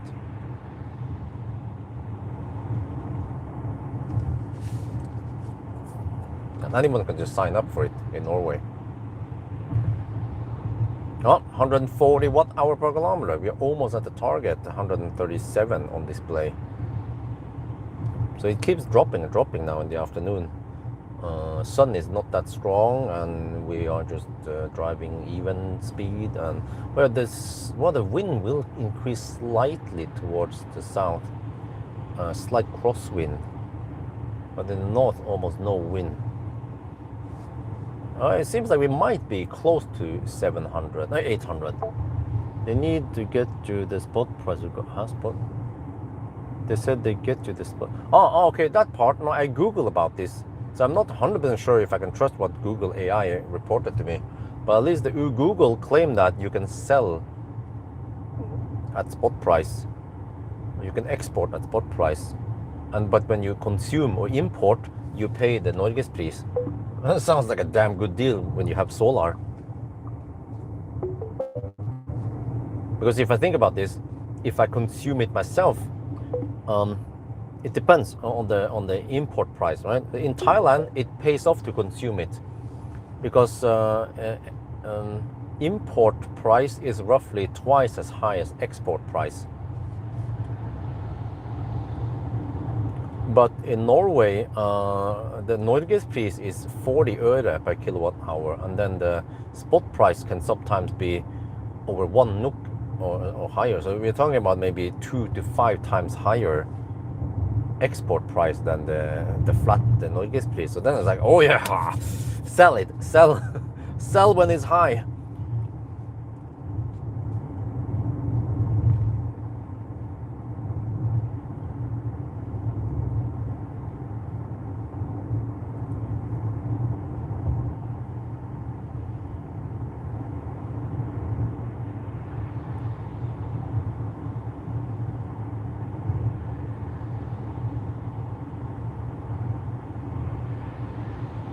But well, from what I know, I think that the Victron inverters, they can use low voltage batteries, right? Like the 48 volt batteries, whereas Huawei's inverters, they need high voltage batteries, 350 to 400 volt, like an EV battery actually. Wait a minute, can we hook an EV battery on the Huawei solar? Yeah, it sounds like a very damn good deal. Norgespris for the win, if that is true.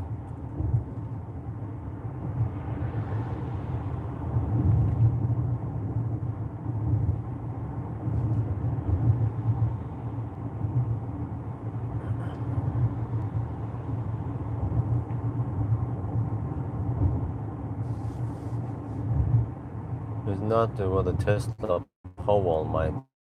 Well, but the Pawel is so damn expensive. So much money for not that big battery.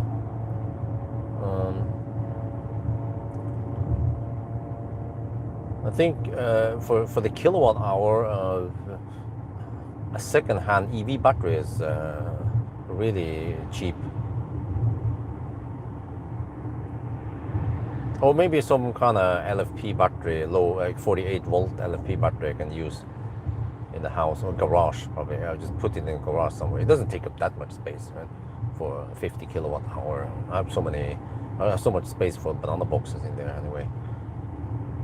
So I can just stack some of my boxes on top of the battery.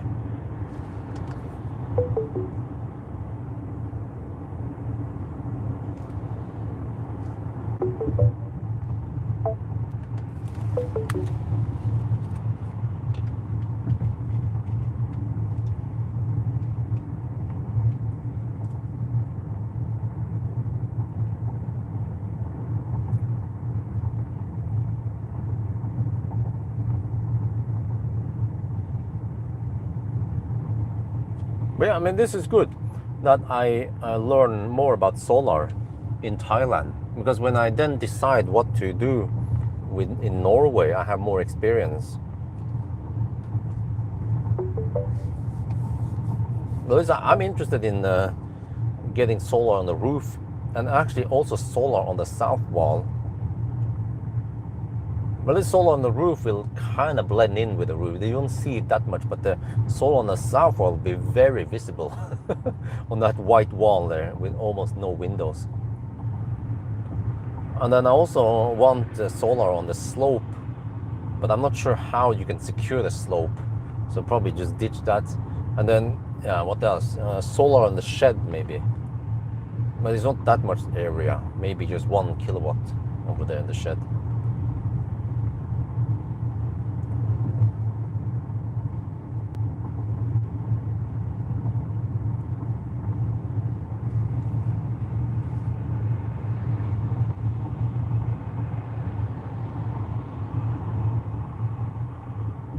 Yeah, the roadways, okay, that's gonna see that. Yeah.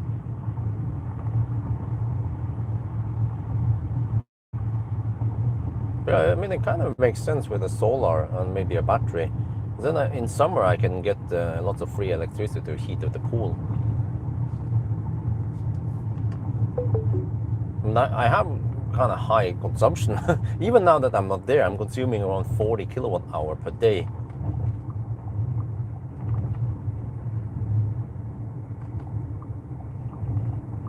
Wait, wasn't it one on the lane? No, it wasn't. Okay.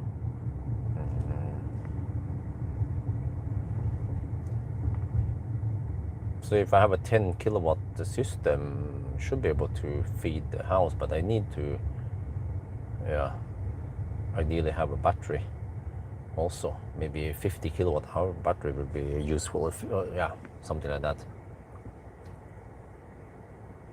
What? For the MZ? For the, huh?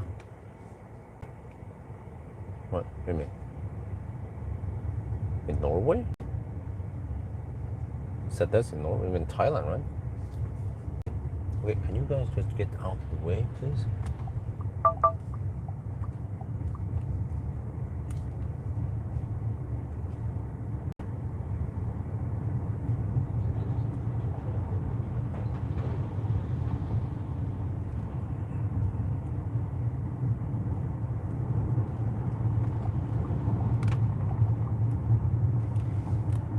Alright, that has been reached. Oh, dude, which lane are you gonna stay in, huh? Oh, freaking annoying Thai drivers.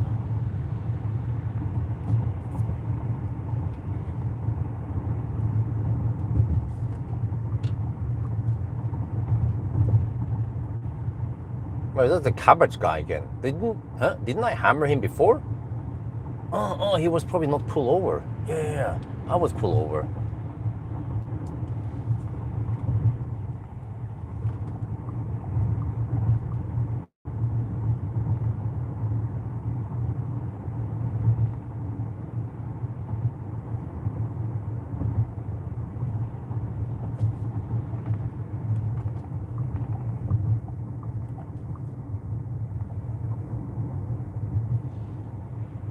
Even though I didn't do nothing, it wasn't me.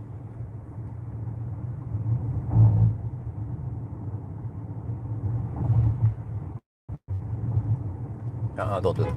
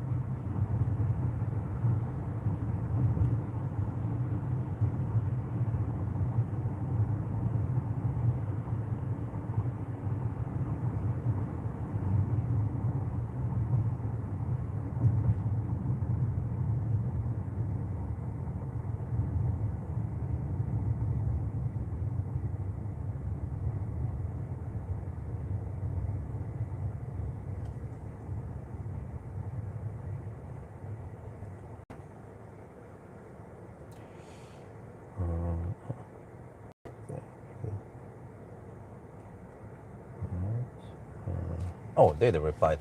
This is a system that was installed on some type optimizers. Ah, shit. If you plan to add more panels and install optimizers only on the newly installed panels, this is not possible. Optimizer must be installed. Ah, okay. Okay, you know what? Maybe I'll just keep the system as it is.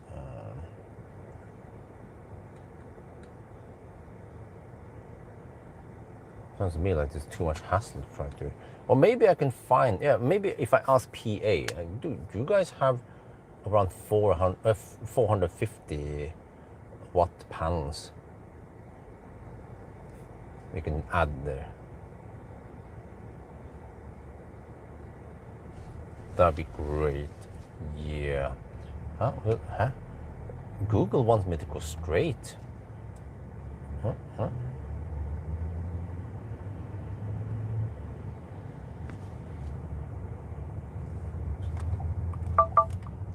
Is this guy gonna turn or what?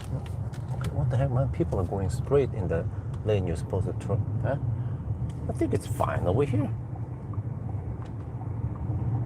Not sure why Google wants me to skip this part. Because of Stau? I see no Stau here.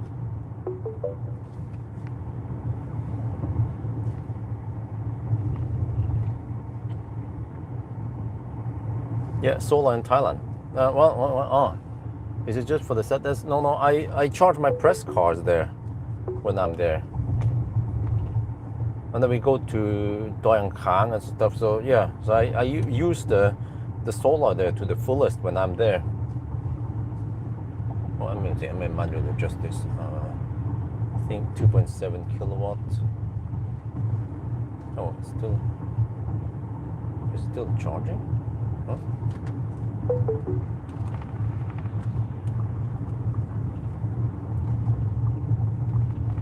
No, it's not connected now. Okay.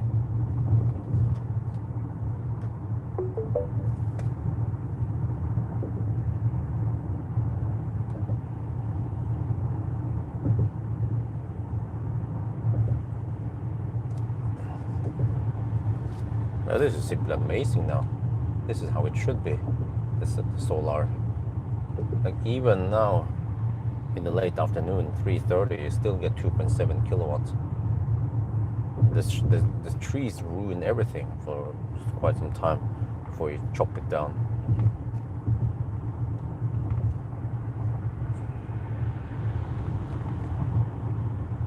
Installation for 2 times 14k baht. Okay.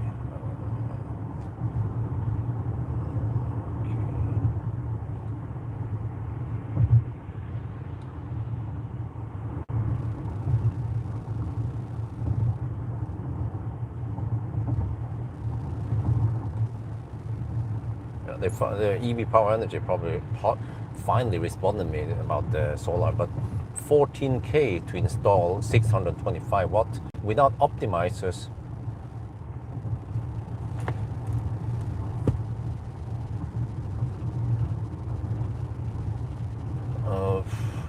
From my understanding, without optimizers, they will basically operate at 450 watts, or maybe whatever the other panels are degraded to, maybe just 40 watts.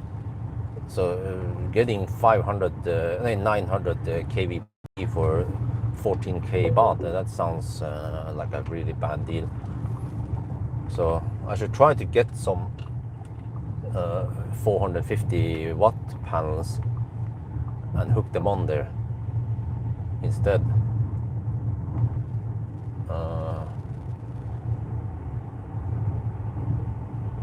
And yeah, if I can get away with, let's say, half of that, just 7,000 baht, that would be great. Then it will be worth it. Get a slight increase, maybe just 10-12% increase, but not waste too much money on it.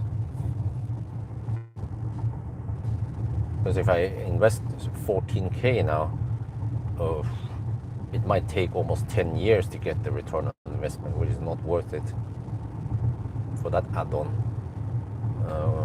I'm looking for something that will get me get it around 5 years of return on investment.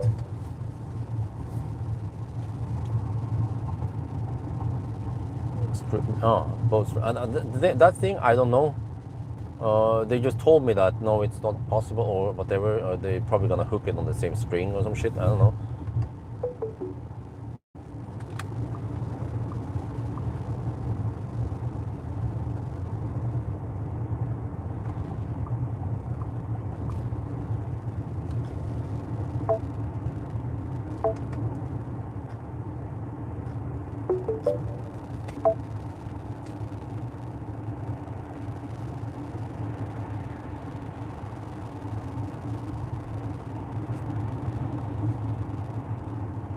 Wait, but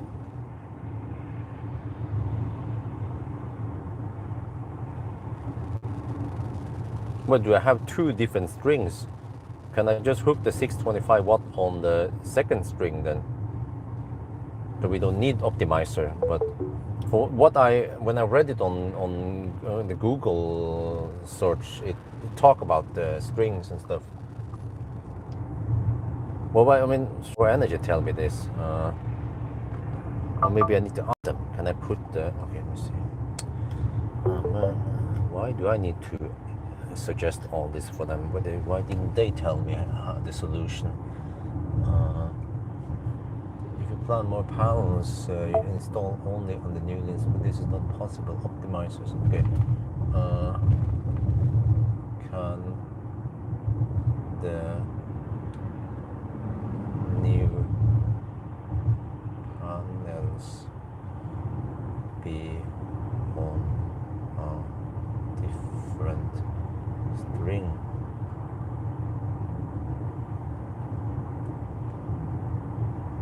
On the inverter.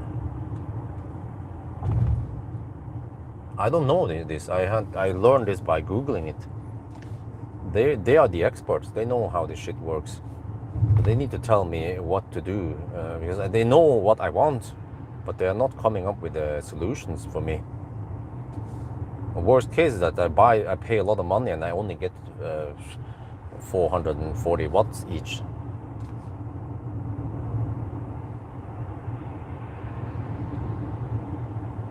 So there is a PV1 and PV2 string.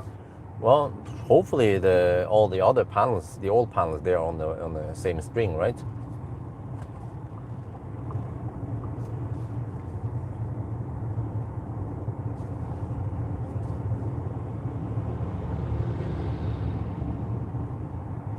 Look in the app, huh? What? Can I see it in the app?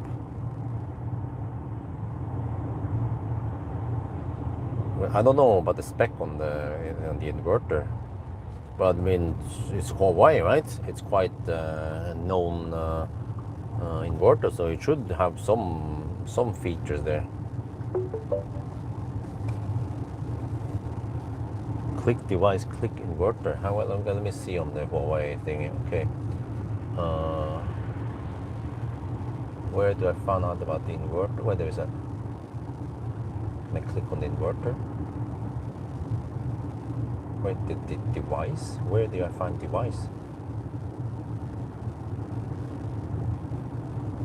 What device? Oh, I see. It's device.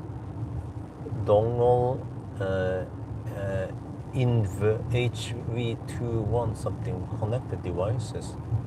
Meter 1. Okay, there's a meter here.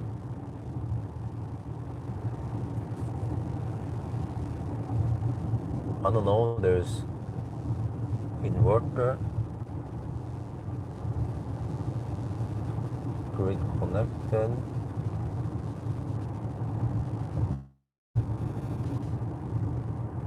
dongle. What am I looking for? I still see SN device name, inverter status. Everything is so damn small here. Active power, yield today. It says inv-HV21 dash and then some numbers there. And then connected devices is meter 1. Okay, there's a meter connected. Yeah, so I don't know. That's what I see here.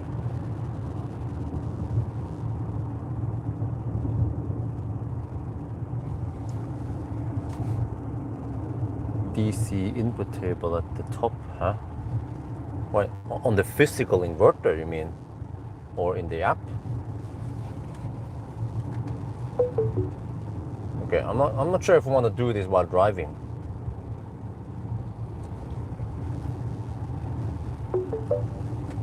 Okay, let me see. Did they? What's your trip? What time will you return? Okay. Around 8 tomorrow. 8 to 9 tomorrow.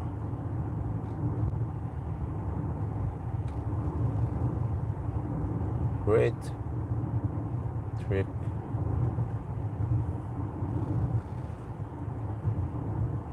Okay. 140 watt-hour per kilometer. Wait, I need to pay attention to the traffic here. Don't want any accidents because I'm trying to look up on the inverter stuff while driving. We have some power left, okay.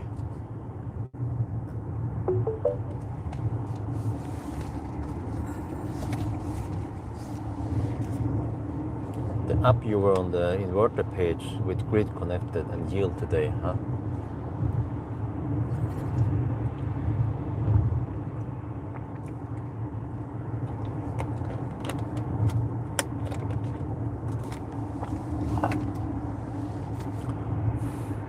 Look at the DC input table at the top, okay. Try again.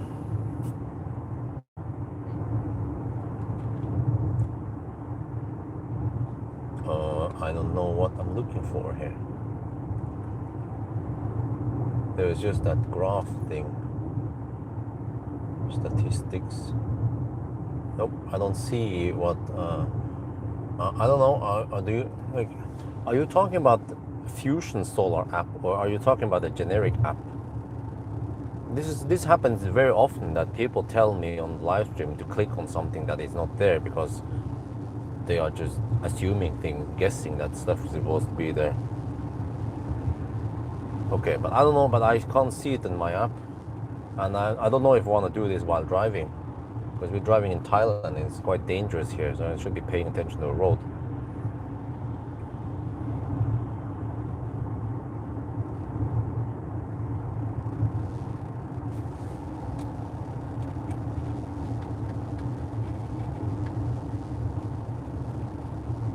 I cannot find any DC input table at the top.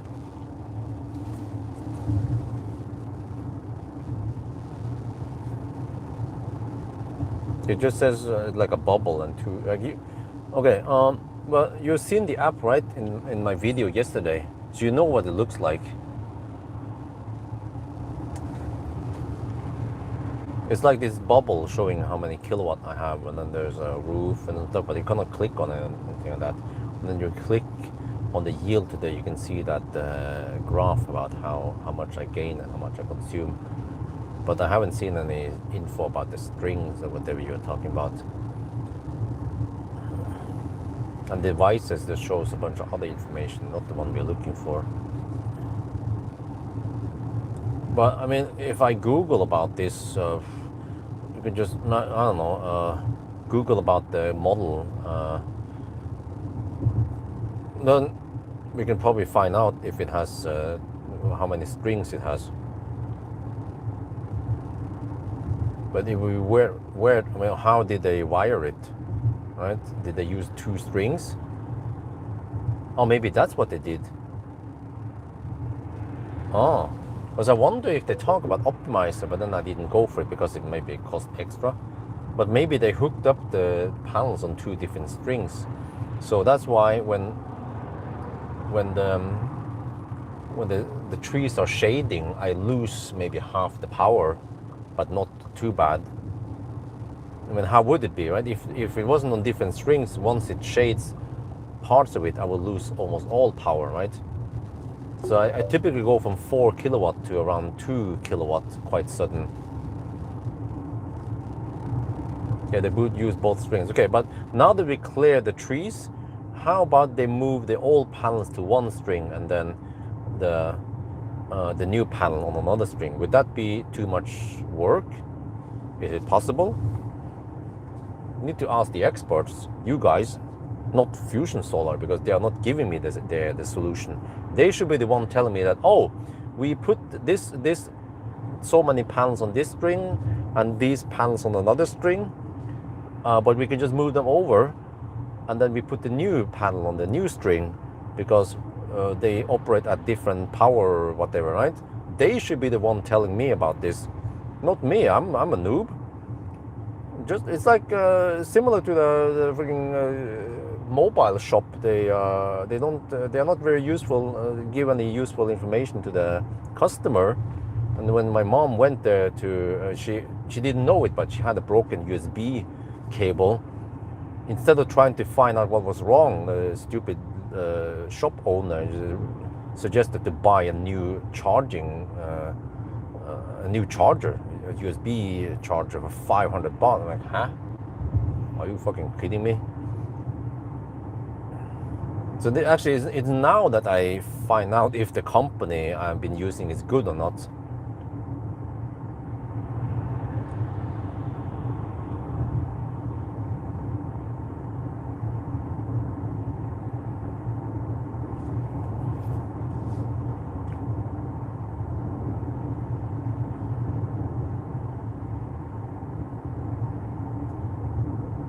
Another thing I need to find out is how expensive are those panels? Oh, you know? Oh, do you guys know? 450 watt panels versus 625 watt panels. Like, watt per or the bang for the bucks. Without checking, I would guess that maybe the not so powerful panels are actually better bang for the bucks. 450 watt panels, roughly. For me, it's not super important that I need 625 watt unless I'm doing a new installation. So I just want the bang for the bucks and some increase. So you know that has 600 volt input, so it may not be possible to move all your panels into the. Oh, you have to hook them in serial, right? Yeah, that makes sense. So each panel generates some voltage, and then okay, yeah, that makes sense. Yeah.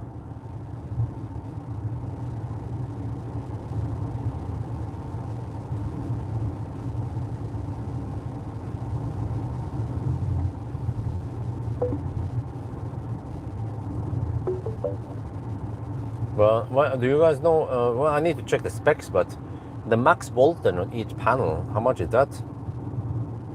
But I have 14 panels now. It was initially 11 panels, and I added 3 more.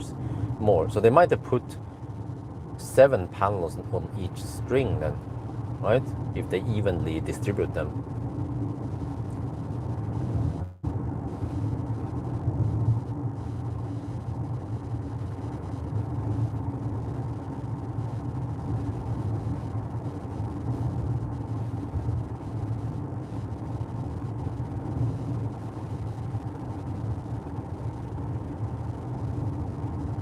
Well, but okay. Well, how expensive is an optimizer then?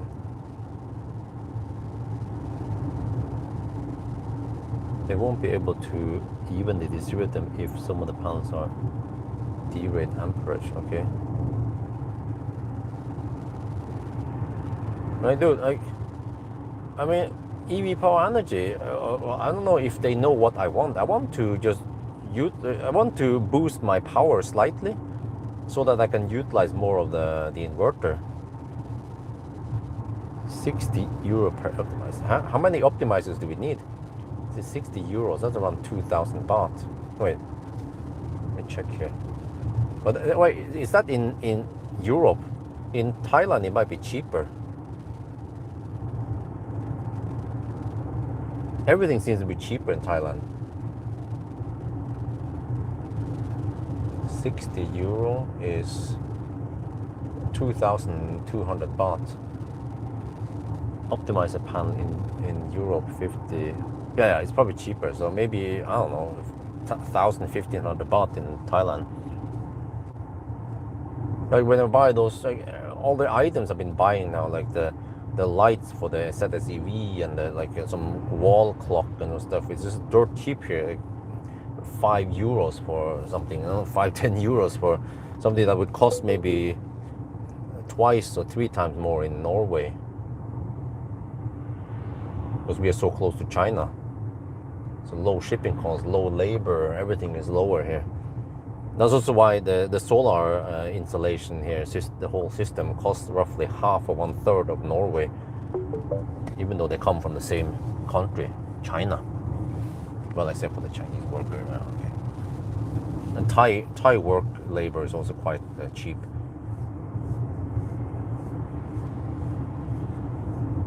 One optimizer per panel. Oh, I see. Huh? One per panel. Wait, so that means 20,000 baht just for the optimizers? Holy shit. Okay, that's not worth it. But there's got to be a way for me to just add a couple of more panels, right? The rail has enough space for 2 more panels. So without adding another rail to add extra cost, then... Okay, so it's not worth it. But I mean, it was worth it initially to go from 11 to 14 panels. So that's why I wonder, can't we just get 2 more panels from 14 to 16 at least? Same spec panels. Okay. Well, okay, but then, so we need to match the same spec, but LUNGI, well, when I Google it, Google claims that you can still get the 450 watt LUNGI panels. Yeah, I found out, okay, since I don't have optimizer, then we can ditch the more powerful panels. But EV Power Energy keep pushing me about the 625 watt. When I say, can you just go something else lower? No, they say they only use the 625. Okay, so they are not very flexible in it. But can we just use another brand? Or do we need to use LUNGI the same? Or can we just use anything else as long as it follows the same spec, voltage and amp stuff?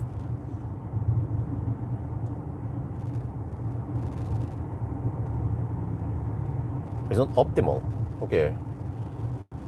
But I feel like I should go to another company who actually listens to my needs, and they are the experts and they can find out what is possible.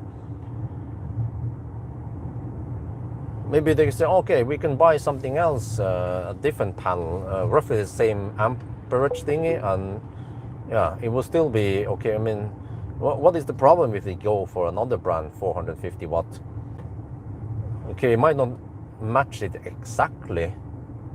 Okay, what if you go 500 watt then, or something, and then it doesn't match it exactly, but at least it caps on the 450, so I pay maybe slightly more, but I get roughly 450 extra. But I also wonder, this is what I wonder, what about degradation? My old panels might not be able to output 450 anymore, which means that if they are at the maximum 430, will the new panels also operate at 430? This is the kind of stuff I don't know. But the experts, they know, because they've been doing this for, I don't know, decades, hopefully.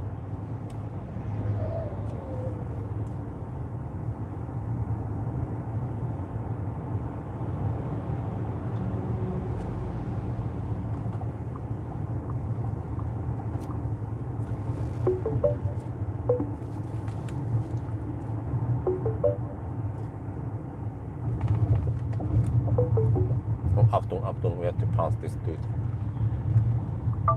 Go. No, you don't have to slow down. Shit, like, seriously, these Thai drivers, they drive just like Chinese ADAS.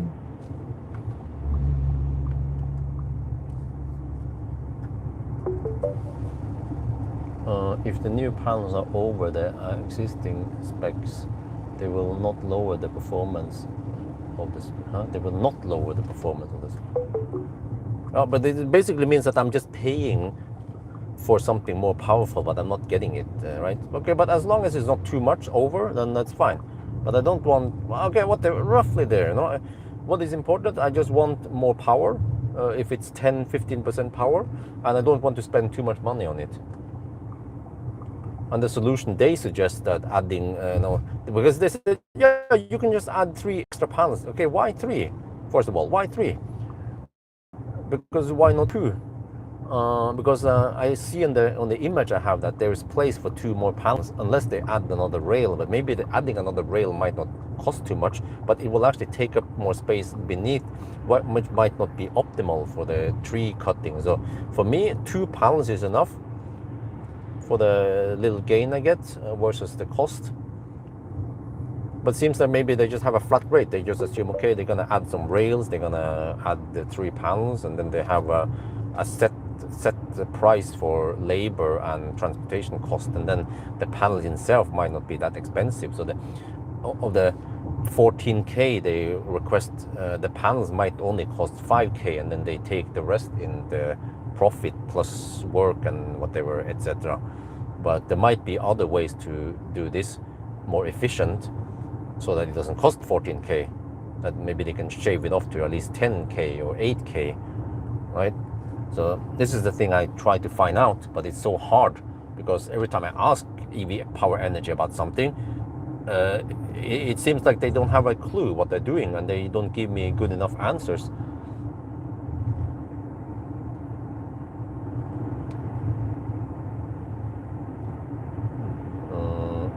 You probably, okay.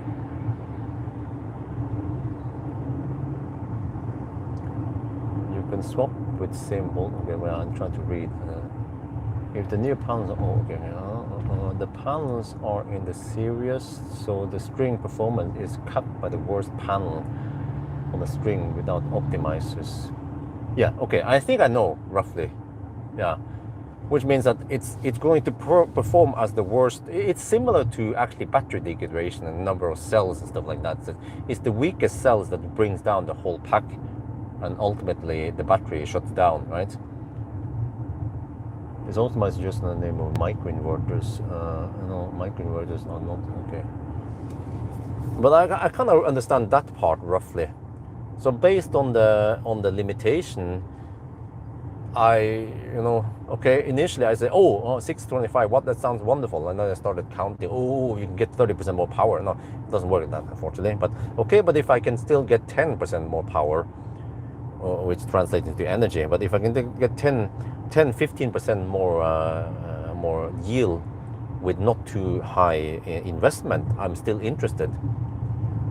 But the way EV Power Energy is going to solve it is they just like, it's like going to a car dealership with something broken and say, okay, just replace the whole thing.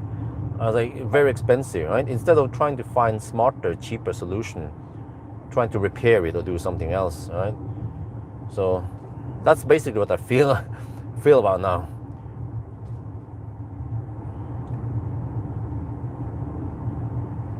Okay, but whatever, I'll go to another company.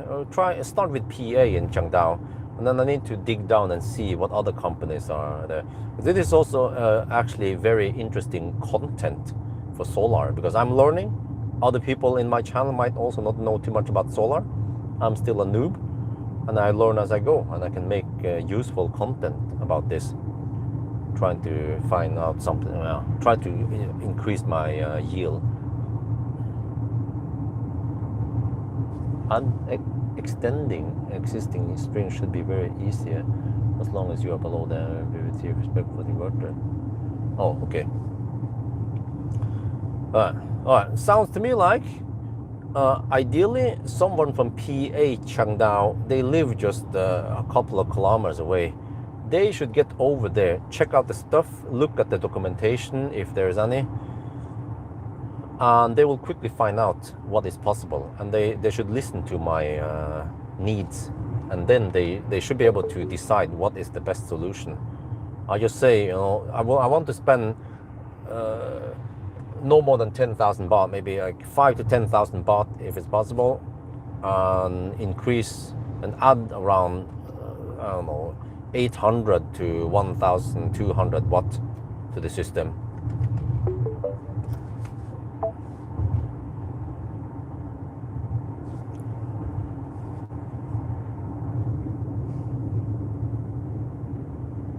So basically, I don't want to buy too much hardware. I'm just trying to utilize the hardware I already have, which is we already have the wiring up and running, all the whatever it's called again, the dongle, the inverter, also the rails, everything is there. We're just adding a few panels, the lowest possible cost, and the panels have dropped in price, so I can utilize the whole setup better. And also, for you guys who don't know, now during winter, I'm only getting peak 4 kilowatt, 4.1 nowadays, 4 kilowatt, yeah, around midday. So I want to at least try to hit 5 or 4.56 something, because I did hit that earlier, 4 years ago when I just installed it. I have the screen, I have the video. It was at 4.5 or something, also during winter. So, which makes me wonder, did the panels degrade that much already?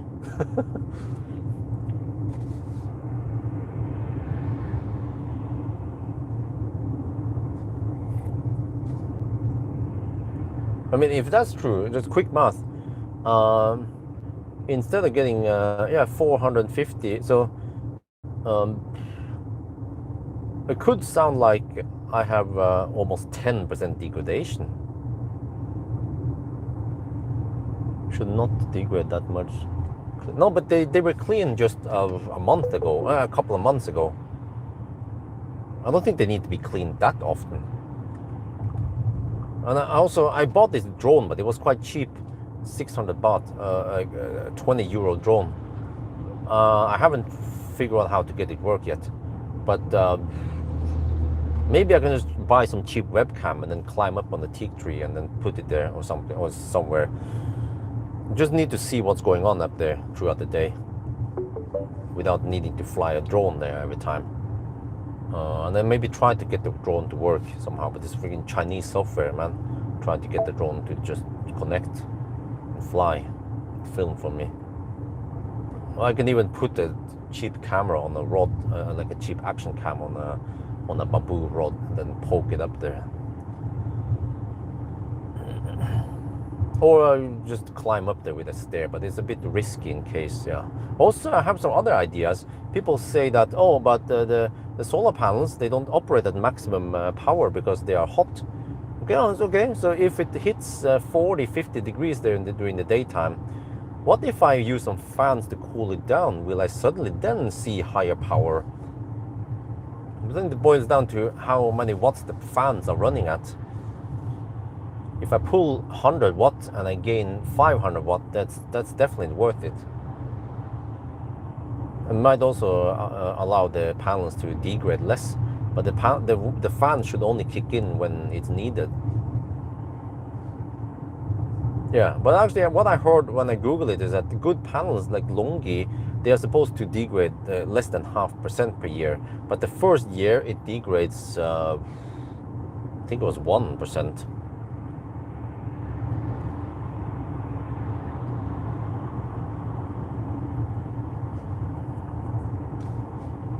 But yeah, so we'll see. I'm just learning more about the solar as we go now. Wait, did I hit something weird here? Oh, okay. Oh. 30 degrees outside. Yeah, I think we're roughly halfway now. Yeah. We're close to 400 kilometers done. We had 53% battery. Yeah, so we're getting... Yeah, it's going to be close to 800 kilometers, but it's not going to happen that it will be 870. I was like, oh, if it gets the same consumption as the IM6, no, IM6 was indeed more efficient. Maybe because it had 20-inch wheels. We have freaking 265, 40, 22-inch wheels here. They might steal 10, 15 watt-hour per kilometer. Even double up solar, water heater maybe, huh? No, for me it's not worth it, the water heater thingy. Let me explain. We only consume around 400, 500 watt-hour for heating the water per day, per person, with 3 people showering. And that's only when we are here. When we are not here, then Amber's dad consumes around 0.5 kilowatt hour per day only for showering. It's a drop in the ocean, literally. Oh, dude! Phantom brake there. What the heck, man? So it's definitely not worth it at all to do any water heater thingy. Just to save, I think it's 1 baht per day, or 10 euros per year. Yeah, possibly, or around there, 10-15 euros per year. That's not worth it at all.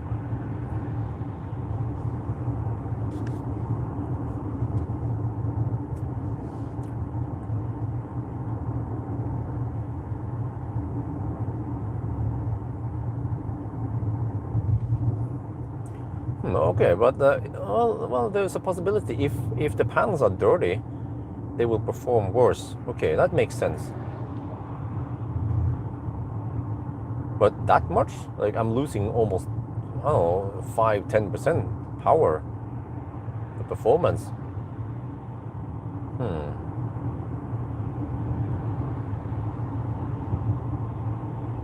Maybe we should coat them so they become slippery, so the dust doesn't stick easily on them. Maybe the neighbor's been burning too much, or there's too much dust landing on the panels. That's why I need that drone so I can see what's going on up there. I'm kind of in the dark right now.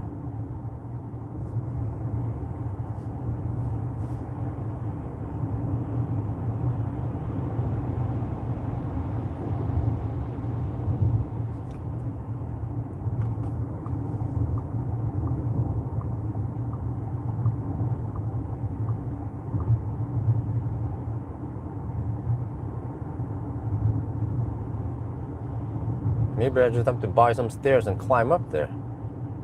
But I need some kind of safety, but it's not that high up there. Or if I climb on them on the south wall.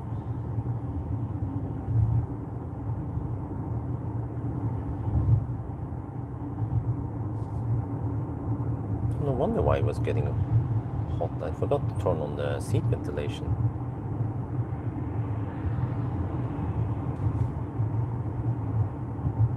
Yeah. If there's some burning and some dust, then we could get it up there.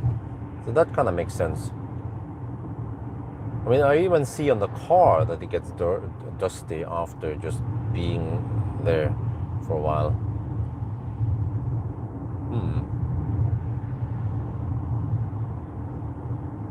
Then how do you clean solar panel? Just pressure wash it?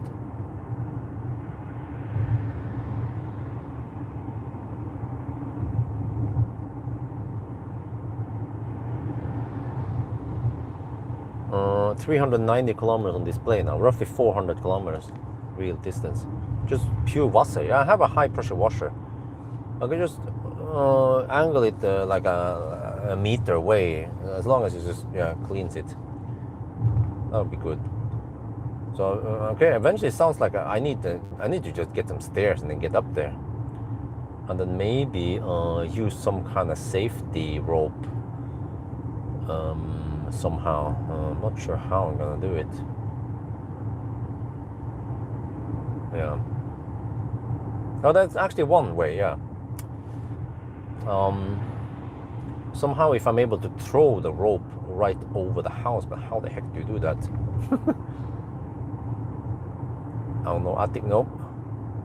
If I throw the rope over the house, in the event, if I would fall, the other side will be attached to a tree. Something. Yeah.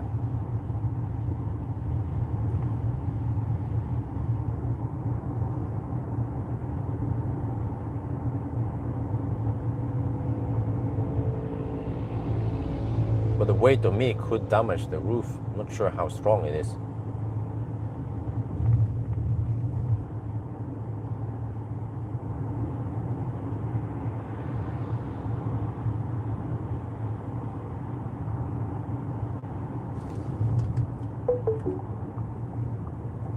Dolphin is slow poking.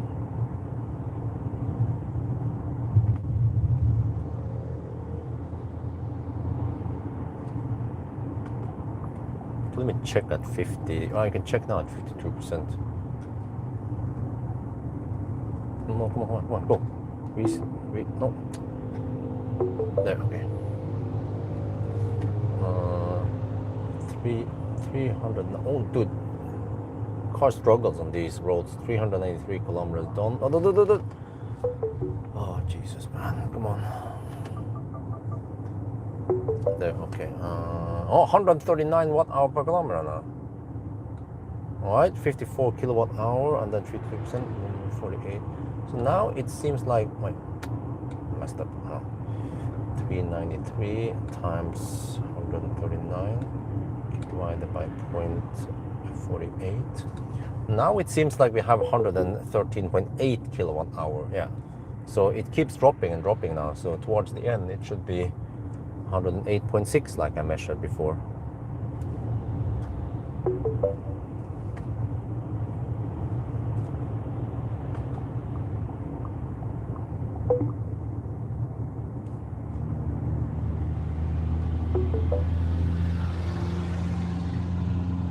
Oh, there's, dude, holy shit, man. There's like 5, 6, 7 people on the bed there. Of course, without helmet or any safety constraints. Wow, the fatality rate in Thailand is just staggering high, almost as bad as India. Because the safety and the education level is insanely low here. They don't understand the risk. If there be an accident or just an emergency brake or something, you know, they are dead, many of them. Wow. Supposedly Thailand made it illegal to ride in the bed of a truck, pickup truck, but people didn't like that. So I mean, according to the law, it's illegal, but the police, they don't do anything to not create too much riots. But I told wifey that Isabel and Axel, no, we don't want them to ride the motorbike. It has happened at least once. Isabel was riding in the motorbike with wifey, and she liked it. Isabel liked it, and I was like, that is risky business. If something happens, they crash or someone crashes at them, Isabel might be dead. It's not safe. Oh, look at that shit. Did you guys see that? I was saying something bad about the car and he tried to kill me. Shit, man.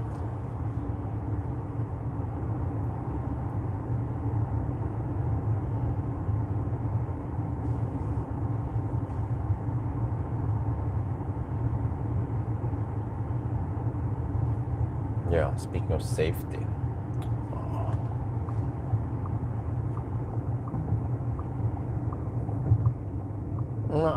If I would sell a car in Thailand, I would go test it first and then find all the issues and then get them fixed before I start selling this shit. Maybe, you know, those cases probably doesn't apply in China, but I've seen it happen many times. Also, when I'm hammering on the right lane and there's a U-turn, it also tends to pull hard to the right. Quite sudden.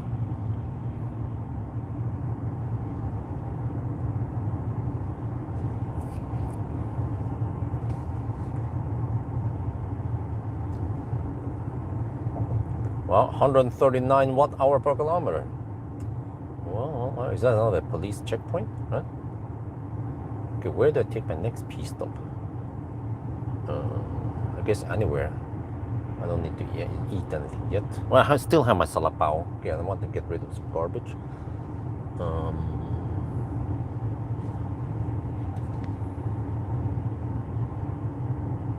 Yeah, car.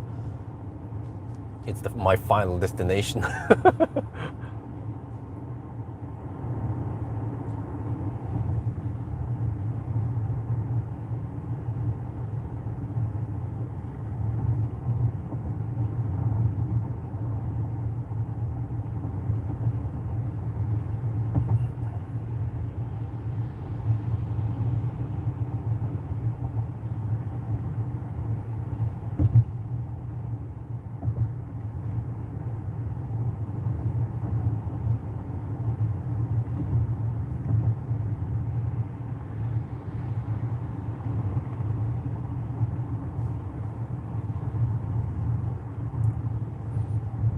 hope they don't have any crazy checkpoints tomorrow because I need to hammer it tomorrow with a leap motor. I'm not gonna hammer too hard. I should have asked the polizei. Well, do you get pulled? Well, actually, I don't need to ask them. I just drive and see if I get pulled over. If I get pulled over, I'll slow it down a little bit. But yeah, know roughly how fast I can drive on these roads without getting pulled over. Even if they pull me over, going only 10 over the speed limit shouldn't yield too high. What's that? Too high fines in Thailand anyway. It's not like in Norway, man. Norway, shit, man. Going, what was it, 17 over, it's like 600 euro fine.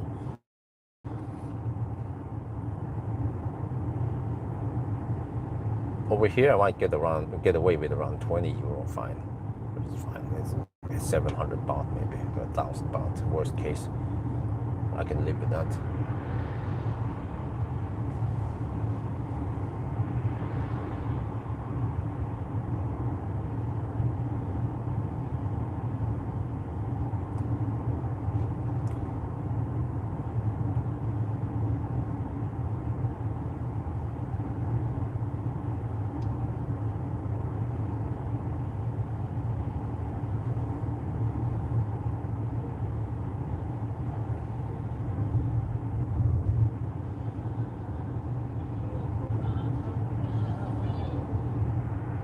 Oh, we're in Lampang pit area now.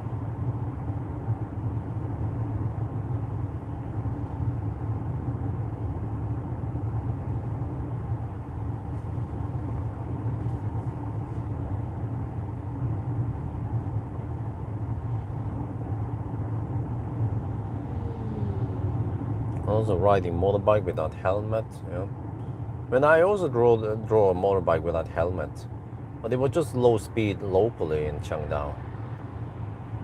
But I mean, yeah, okay, yes, I know that afterward. You should wear a helmet regardless because it could be hit by other people. Who knows?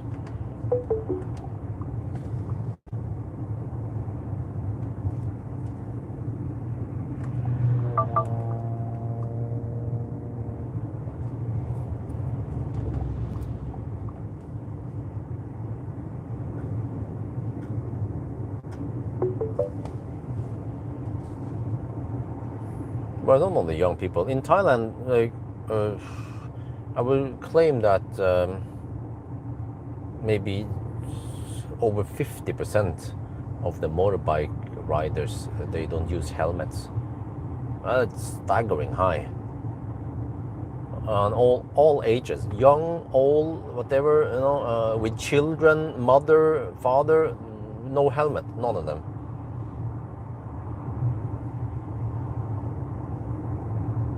And it's just crazy to think that we know that it's dangerous. Just like in China, everyone is smoking. You know that it causes cancer, but they still do it. They don't give a shit, or they don't. I don't know. Do they know? Maybe they don't know that it gives you cancer. That it bothers other people. Because you don't fart in the elevator. Because when you fart in the elevator, everyone can smell you. But smoking next to other people. Have it never occurred to them that other people will smell it too? No? Or they don't give a shit?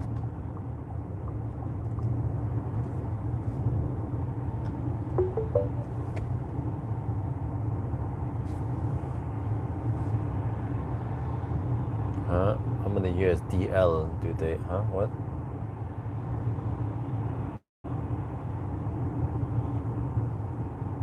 Oh, driver's license. In Thailand, I don't know, maybe 5-10 years. So,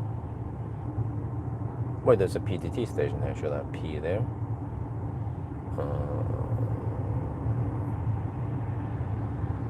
I can hold it slightly more. Well, I wanna shoot video at 50%. Maybe I can just stop here. Always be P and get rid of some garbage. The PTT station, always good. Nice toilets, nice amenities. Although I don't need to buy anything yet. Let's see, locate the toilets. Big stations, they have several toilets actually. Here I see one over there. Okay, I get the shade also. Okay, noise. Oh, there's also a charger there. Okay. Well, let me just put in here on the shade.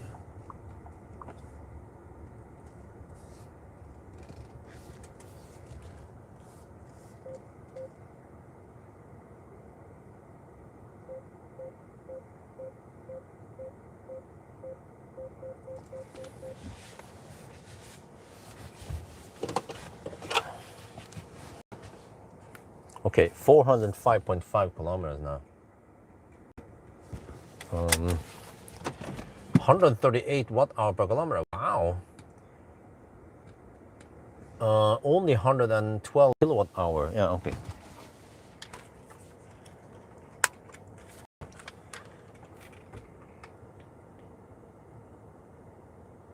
We are now in the Lampang pit area. We are at another PTT station. Well, I don't know if you can see it, but okay, whatever.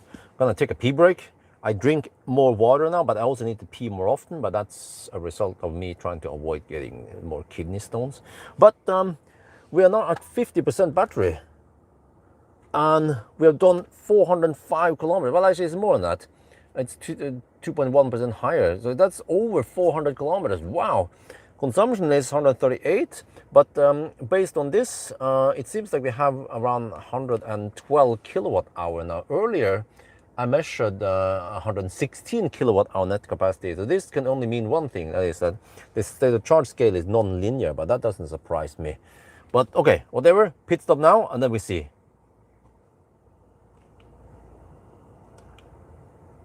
เรามาถึงปั๊มปตทนะครับที่ไม่รู้แถวกำแพงเพชรนะครับแล้วก็ตอนนี้เรามี 50% แบตเตอรี่นะครับครึ่งแบตเตอรี่แต่ว่าเราได้วิ่งไป405หรือว่าถ้าบวกแล้วบวก 2.1% มันก็จะเป็นเกิน410กิโลเมตรแล้วนะครับ138วัตต์เอาต่อกิโลเมตรว้าวต่ำนะครับแต่ว่าถ้าเราคำนวณนะว่าเรามีกี่กิโลวัตต์เอานะมันจะเป็นสัก112กิโลวัตต์เอาแล้วตอนแบตเตอรี่มันสูงกว่านี้ผมคำนวณว่ามันเป็น116กิโลวัตต์เอาก็แปลว่าpercent battery เนี่ย state of charge scale มันไม่ linear นะครับเหมือนคันอื่นหลายคันนะครับก็เป็นอย่างนี้นะครับนอกจาก Tesla กับรถเยอรมันบางคันมั่งก็โอเคแต่ว่าเราก็น่าจะขับได้เกือบ800มั้งตัวนี้เข้าน้ำก่อน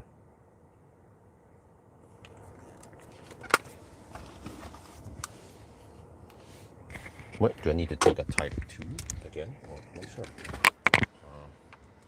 Still charging? 33%. Okay. Charging is not the only infrastructure problem. Cellular network, huh? Okay. I don't know why it's so slow. Wait. Are we out of data? Well, there should be plenty of data. Let me check here quickly. On the number.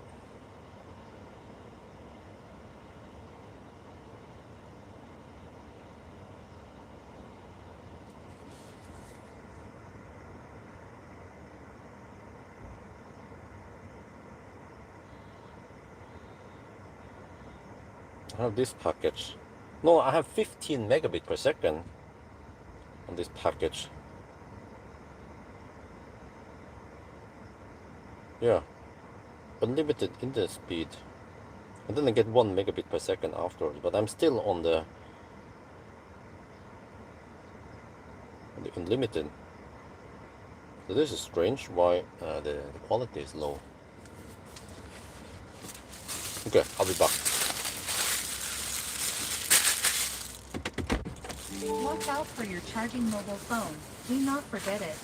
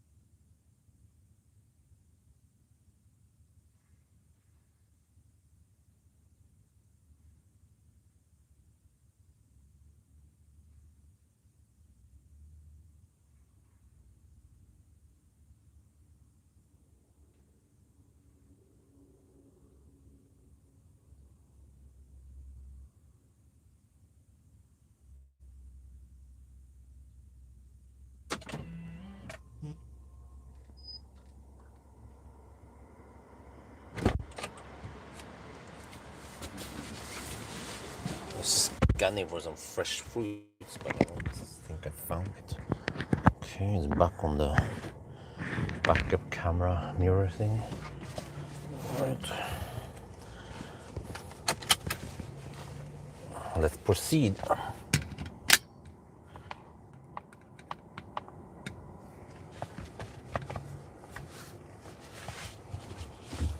Batteries are 29 to 31 degrees Celsius. They've slowly been heating up.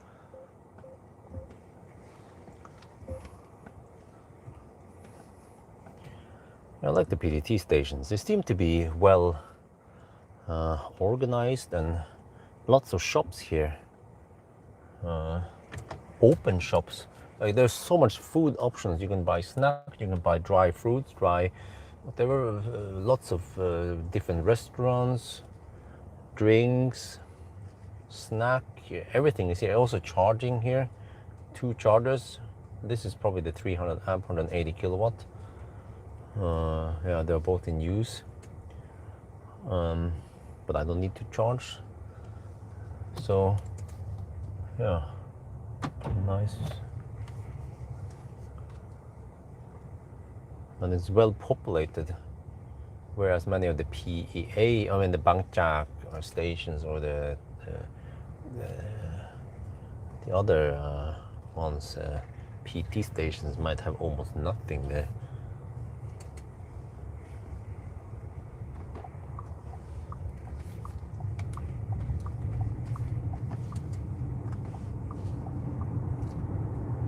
Dude, you need to hammer it.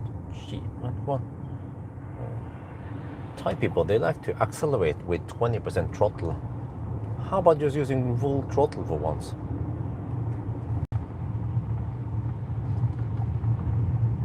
It doesn't hurt you.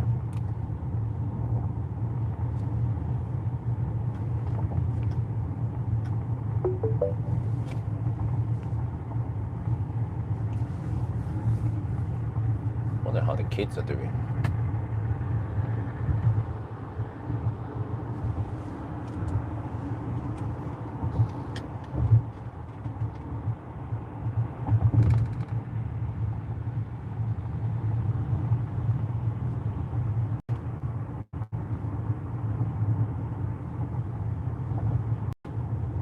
Okay, I need to scroll through my contact list eventually and check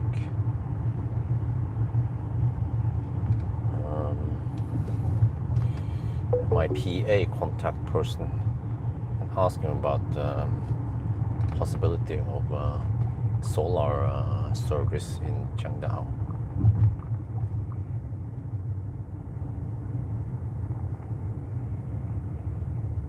Solar upgrade actually for me.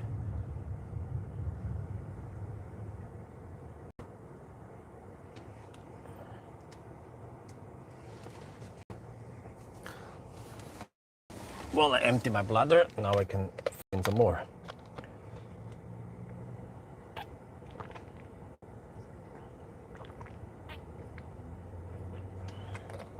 But yeah, I have to say, man, the Jaco 5 is a good looking car.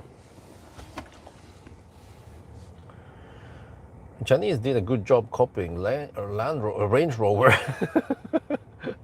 It's supposed to resemble Range Rover 90%.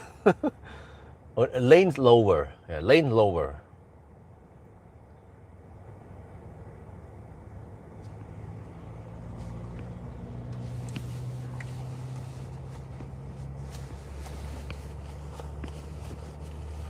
Okay, well, now that I'm good, it's gonna be a while until I stop. Maybe at least 2 hours, possibly at I don't know, China, past Nakhon Sawan.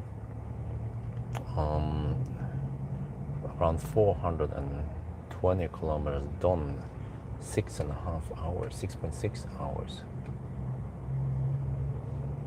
Average speed 63 point, a little bit over 63 kilometers per hour. Whoa, whoa, whoa, look at that big mother trucker U-turning.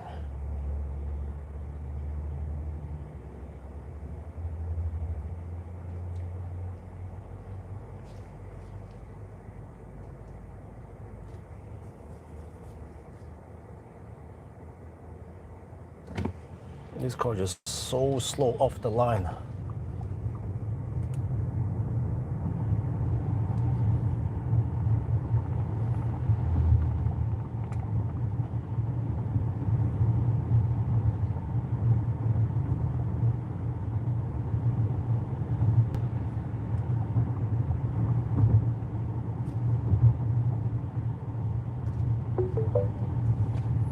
Okay, all good. Now we chill again. Always barefoot cruising.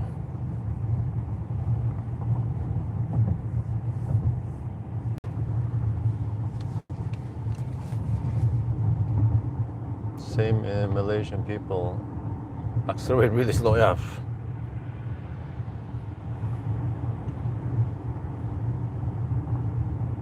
Because dude, like, you need to understand physics and traffic flow.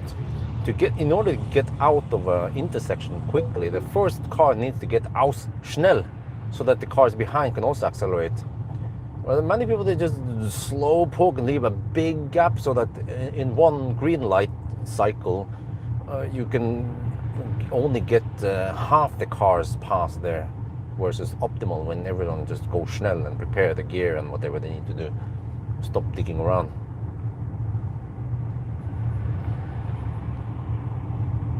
It's just super annoying when you get stuck in those red lights in Thailand, how long it takes. And also the stop sequence might last like 2-3 minutes, feels like forever. Then you're just inching 50 meters forward at the time. So I want to try to get in a good starting position to get past all the slow pokes in the red light. Like next coming up now. Did I get bitten again? Just going to the toilet. Dude, so many mosquitoes in the toilet, man. Suck you dry.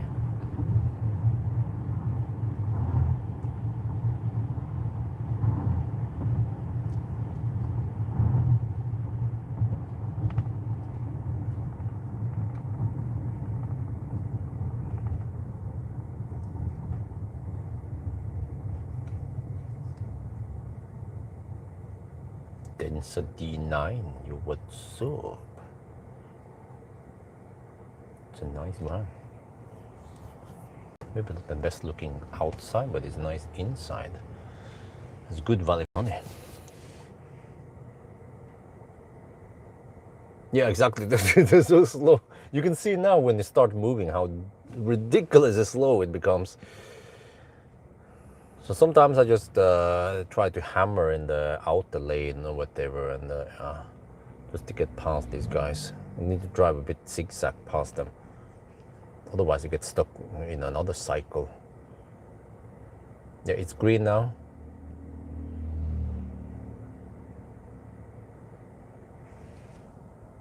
Like, dude, man, it's just like, come on. It's been green for over 10 seconds and stuff is barely moving. I don't know what the heck is going on in front of us here. Let's hope it stays green long enough for me to get past here.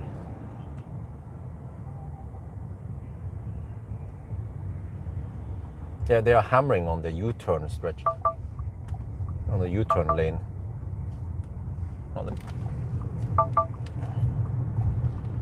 Because it's U-turn, but then there's a merge right after. Like in here, so. But eventually we need to merge in there.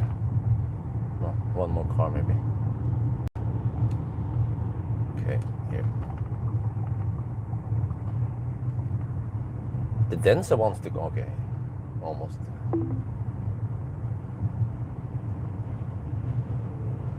Dude, I think I was bitten again.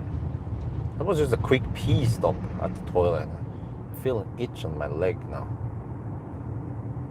That wasn't there earlier. Okay, let me bring out the tube again. Oh. Damn mosquitoes. They love my sweet blood.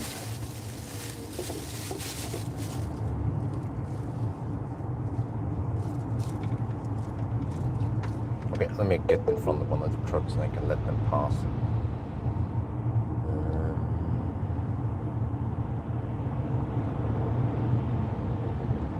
Let's get front of the last truck at least.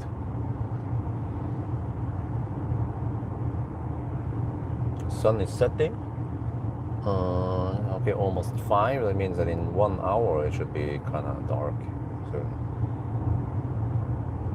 But this guy's hammering it. Is he even driving faster than me? Need to see. Denza D9 wants to hammer it. Boom, there it goes. Too bad they don't go to Europe, man. They could dominate the ID bus. Maybe those vans are too big for carpenters and plumbers. But for family car, it'd be perfect. We compete directly against the ID bus long, the LVB, what there is called again.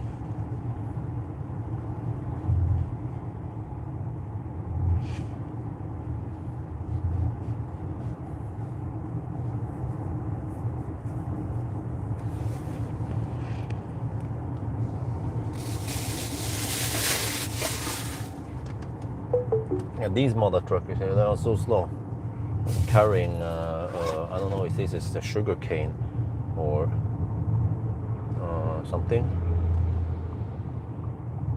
Some biological material.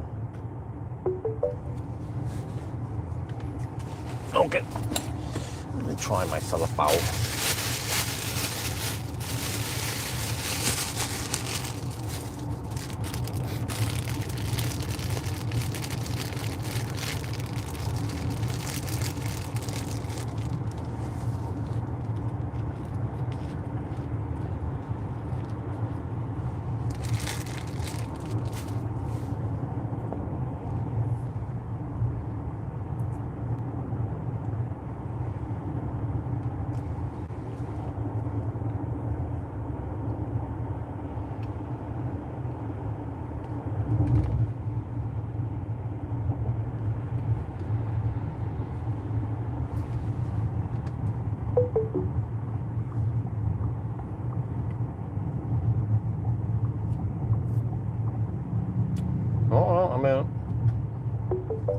I feel like the traffic is higher than normal,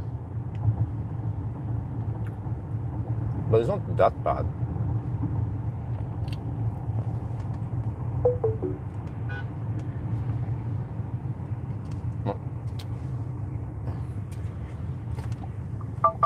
Good, with the dolphin, you just have to hammer it.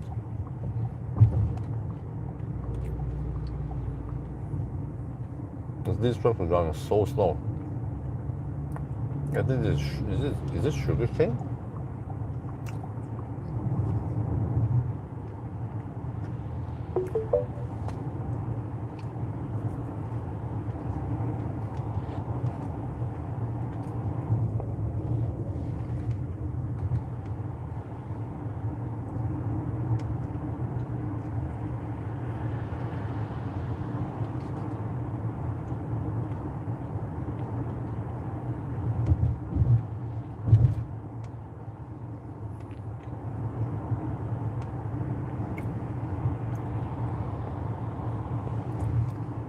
What?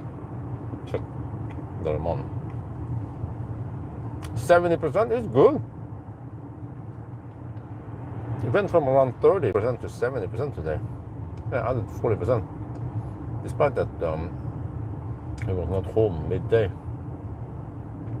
That means tomorrow we can hit 100% or 90% maybe. Then I don't have to be so aggressive on the charging tomorrow.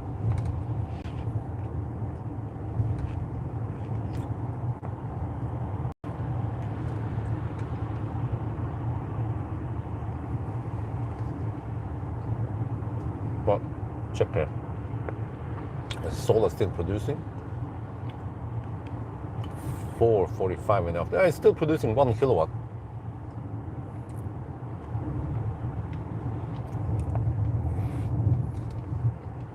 So I'm hoping that the extra panels will give it some extra production also.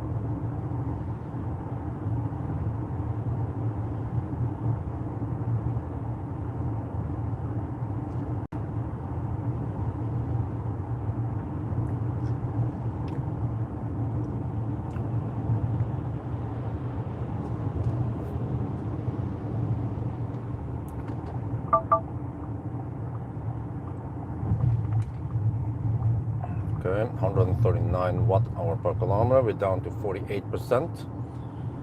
We are 322 kilometers away from Bangkok. So, yeah. We'll see where I decide to stop, but I might want to stop at that big charging hub thingy. It's not that far away from the hotel I'm staying at tonight. Around 15 minutes, I think it was. What about the Alexa charger here? Let me see. Wait, where did they move it? Did they move it? What? Am I blind? Okay, I'm not sure where the heck it was. Oh, car struggling again with the lanes.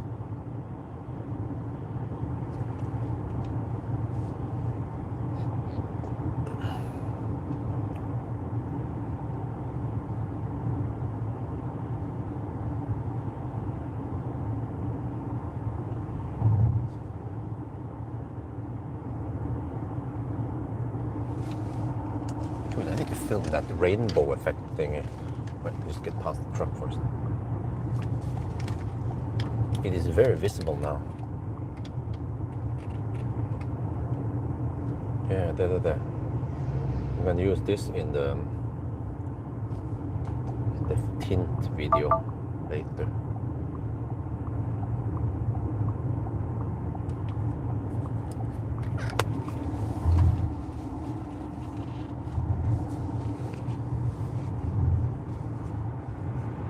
Yeah, I caught it on the camera. It's very visible, the rainbow.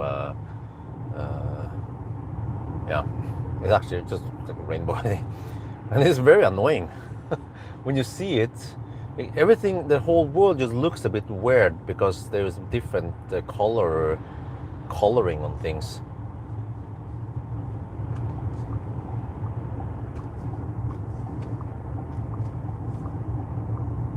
Hope the tint. I need to need to ask Film Lamina once I get there. Like, my tint is not gonna be like this, right? That would drive me nuts.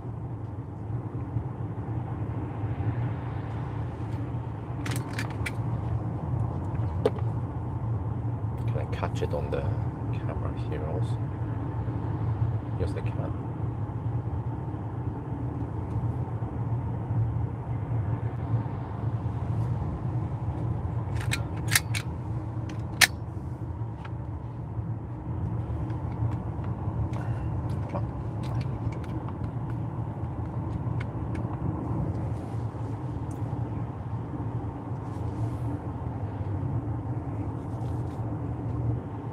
Overload. Well, in Thai standard, that's not overloaded. Unfortunately. Okay, 139. So we are very close to the target. But it seems like we won't be able to beat the EQS. But I mean, EQS is a smaller, slicker, more aerodynamic car with slightly bigger battery. Net capacity seems to be the same though. So, yeah. Still, no one can touch the king, right? Hail to the king! Model EQS. But that we haven't even tried the newest EQS with a bigger battery. That would be even longer range, maybe touching into 850 kilometers. So I'm hoping that we can set a record with a Model 3 long-range rear-wheel drive. Come on, dude! Like, it's auto stairs just all over the place.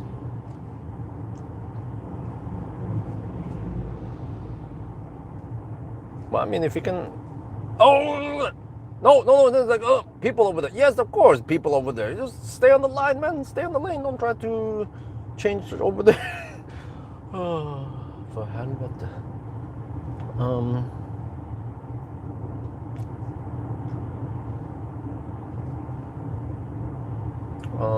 Let me see.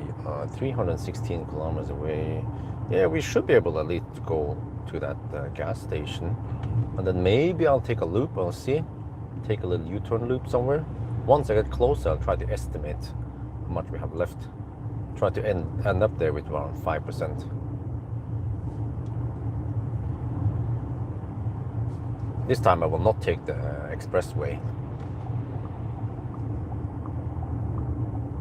Oh, the thing changes lanes really so. Dude, come on, man. Holy shit. is that the truck is like a kilometer behind us, and it just can't change lane. There's something there behind there somewhere. Like holy shit, man. Oh.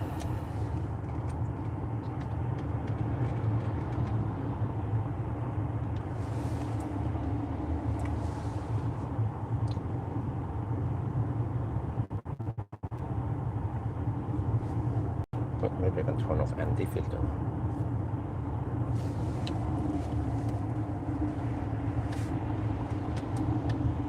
Yeah, I can. Okay. It's getting kind of dim outside. All right. But okay, we can estimate that 315 kilometers left.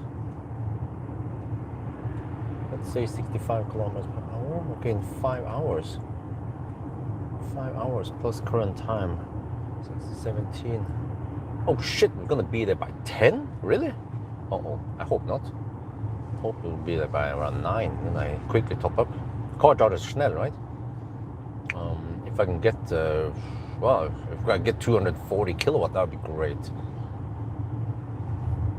Dig around there a bit, maybe eat my dinner there. And then dinner, and then suddenly it's half an hour. And then, oh yeah, I actually have breakfast tomorrow for once. Yeah, normally I don't have breakfast at the hotel, so that means I don't need to prepare any food for tomorrow. I'm just gonna go wild on the buffet tomorrow.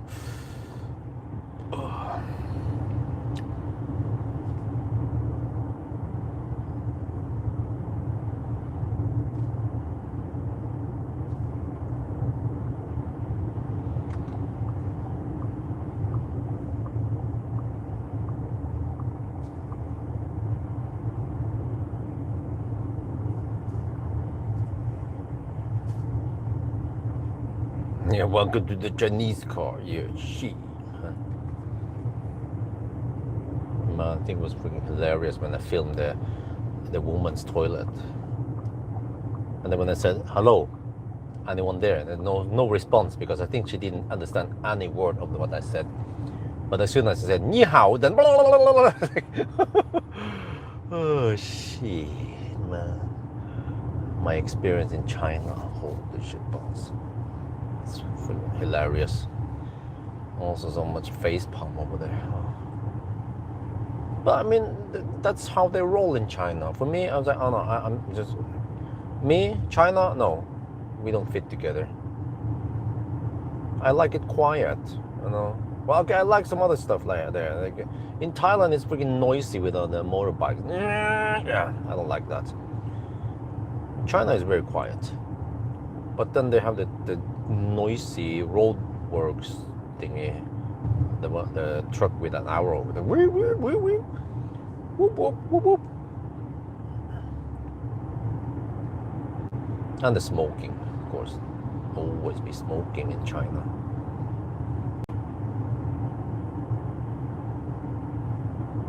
Reported? Dude, I didn't film anyone.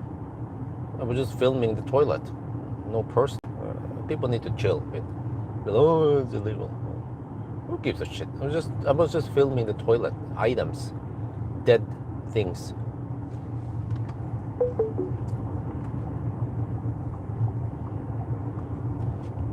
And of course, it wasn't live streaming. It was just a video. I can just delete it if I feel like it. If I accidentally filmed a naked woman, for example.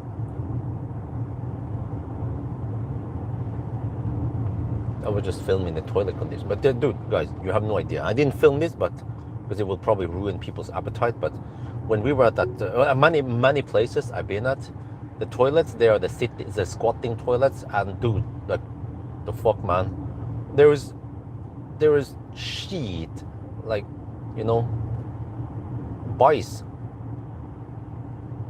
There's poop in the toilet bowl that they haven't washed away, and then they just leave it like that. I'm like, the fuck, man? Looks nasty. Plus that it smells.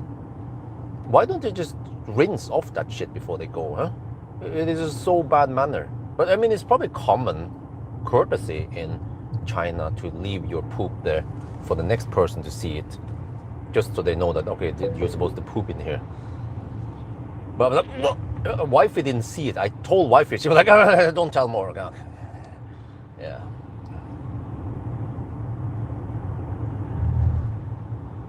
freaking brown thing right on the toilet bowl there, man. Shit.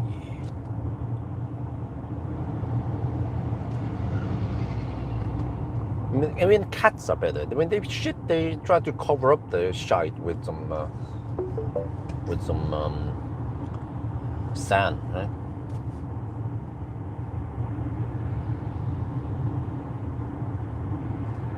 Yeah, and also like the smoking, the guy smoking in the toilet in the hospital, like that talk hawker. So that was like the worst shit, man. Plus that even the toilet there was looking kind of nasty, not that clean, and also quite bad shape. So I'm like, how I was quite shocked to see that, because in Thailand the toilets in hospitals, they are extremely clean and well kept, and of course nobody dares to smoke in there. Or in Europe, because in Norway that would be no. That would be like first page news if someone smoked in a bathroom in a toilet in a Norwegian hospital.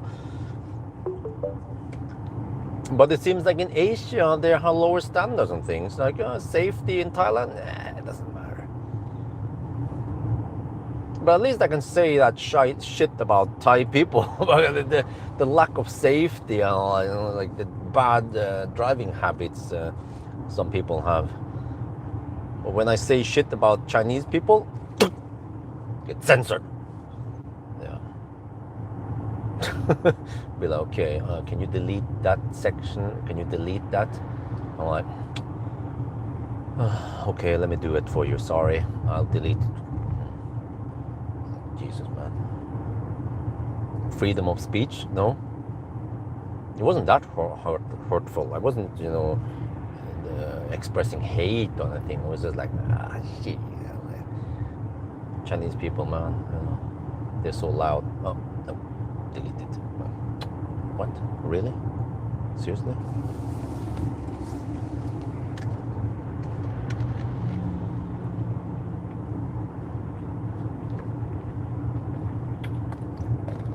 Because, I mean, I'm telling the truth when I say that they're loud. Because they're loud. And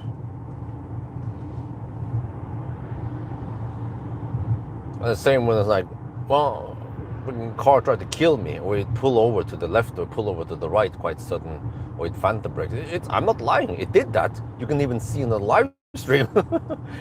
Yeah. At least they don't tell me to censor that shit.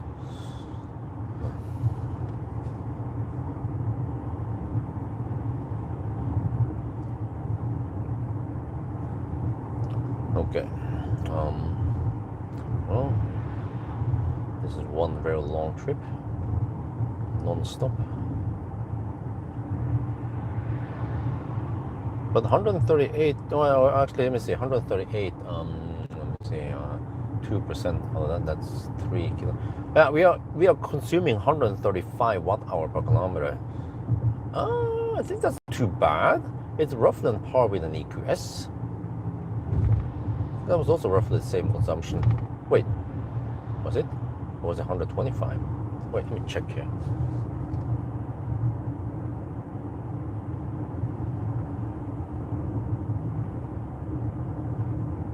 Sunday driving. EQS was the best so far. 134 watt-hour per kilometer, really? And 109 watt-hour per kilometer. Whoa, wait a minute. There is a small chance we'll be able to match it.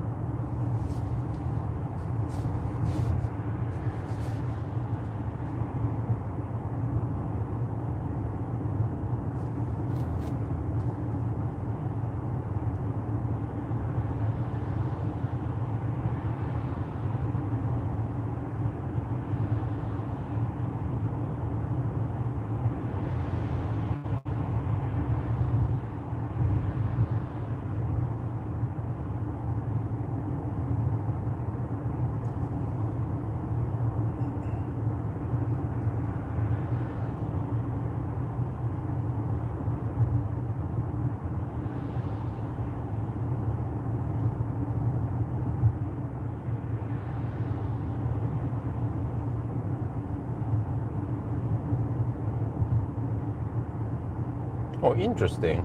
Huh? One of the guys I have in my account, the Tesla account, who uses free supercharging, he experienced this congestion fee, or whatever it's called.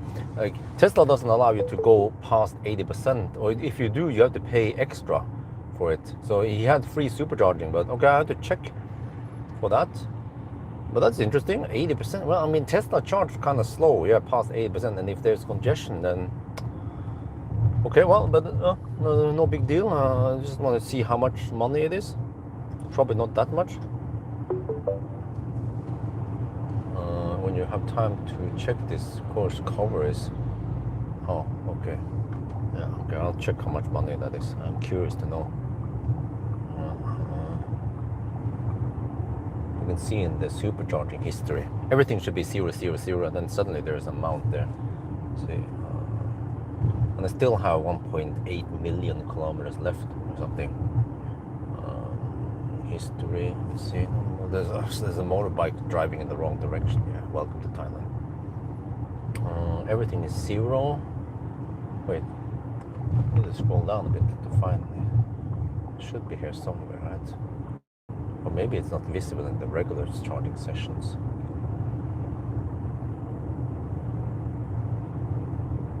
I don't need the exact date when it happened. There, 11. Yeah, Spain. Okay, here. 11 euros, okay. Congestion fee, 22 minutes at 50 euro cents per minute. Wait, so that's 5. Oh, that's over 5 NOK per minute. Wow, that's a lot, man. Holy shit. So 22 minutes is, so for 1 hour you pay 5 euros for an hour. Okay, so actually per kilowatt hour is quite expensive. So for 1 minute, let's say past 80%, you're getting only 50 kilowatts. Let's say 60 to be simple. 60 kilowatts. And then you pay half euro per minute, or okay, let's make it an hour instead. 1 hour. Per hour you pay 5 euros for 60 kilowatt hours. So that means 160 of that.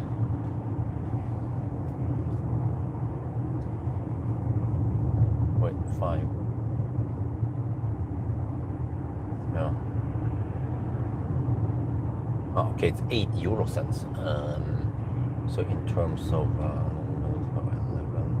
okay, why is almost 1 NOK per kilowatt hour extra? Okay.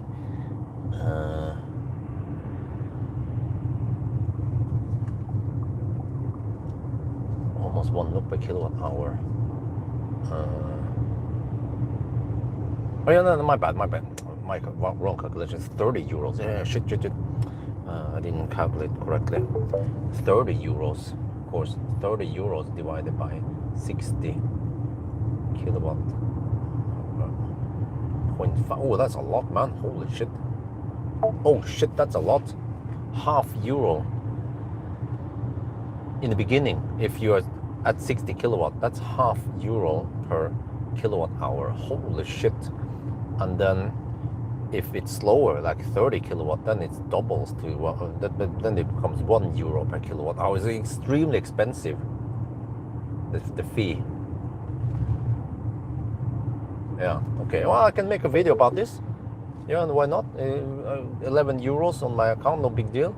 I'll probably make a lot more than that on the video if there's something slightly negative about Tesla. I mean, well, it would spark some discussions and stuff like, but maybe it's a good thing because Teslas, they charge quite slow past 80%. However, it is a bit, yeah, I don't know.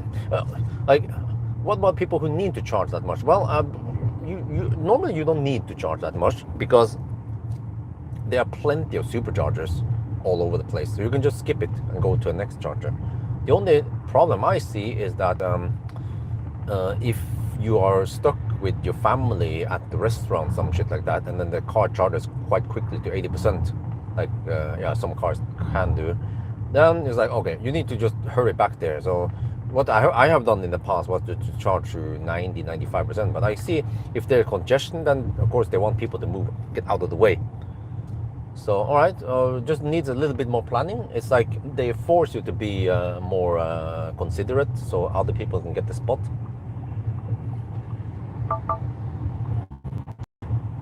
Yeah.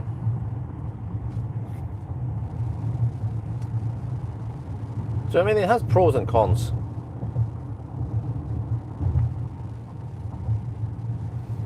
Because other systems, they don't have any logic to deal with that.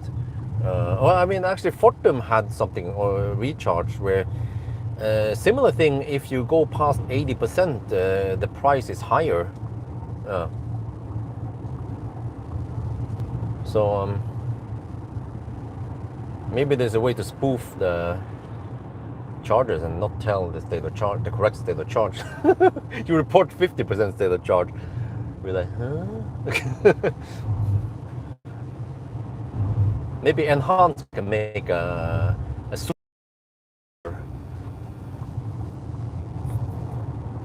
report incorrect state of charge to the charger. I don't know if it's possible. Probably can't do that. But I mean, Tesla is trying to make. Wait, how is the quality now? Is it better, or is it still pixelated? Well, the Palladium charger is pretty fast. Also, the old Panasonic battery charger is quite fast, to 80%. So, well, if you have those cars, you just have to plan things slightly differently. You will probably be warned once you get there that, okay, there's some congestion going on, or watch the app and then move the car.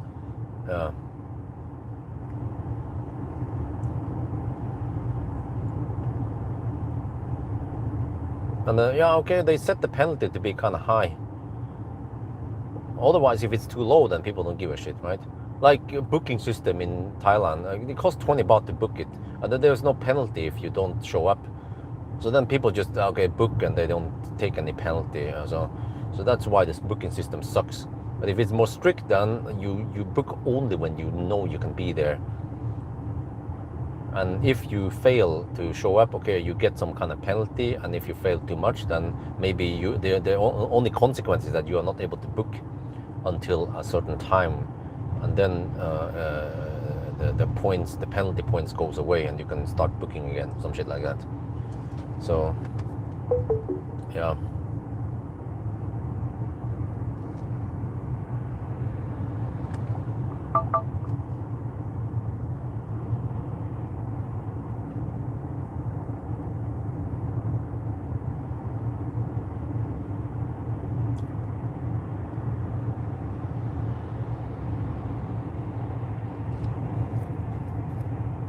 Are these guys going kind of slow, or is it just me?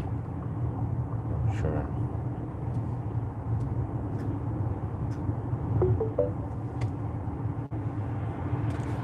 Problem is, you pay with credit card, you don't know congestion applies. Oh, well, maybe that's also a good reason to just install the app. It's not that hard. It's a lot easier if you use the app. You can see battery status.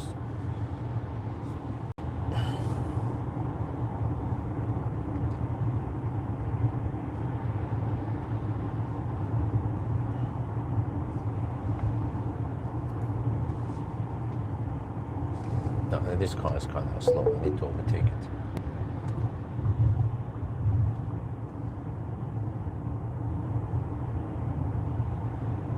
Yeah, sun is setting fast now. 5 in the afternoon, in around 15 minutes, I think the sun will set.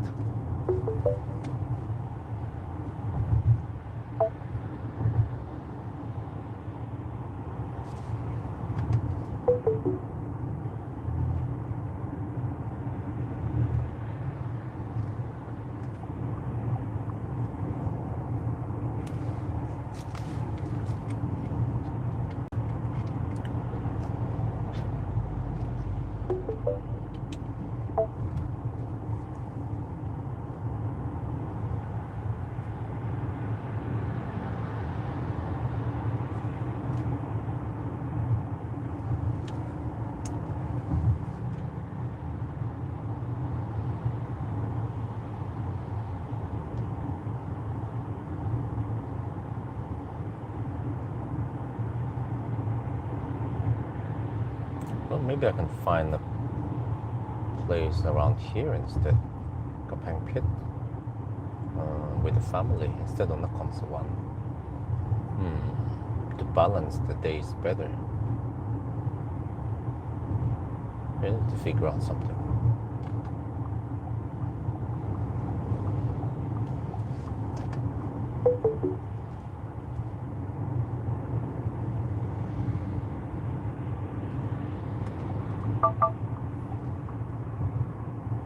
Always be ding donging.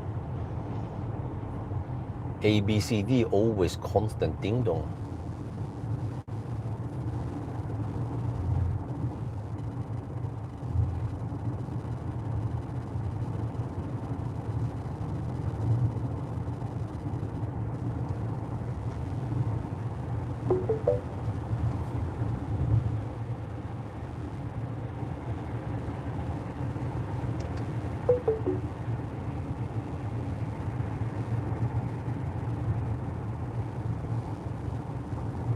Oh, 138 watt hour per kilometer. We are just getting lower and lower consumption here.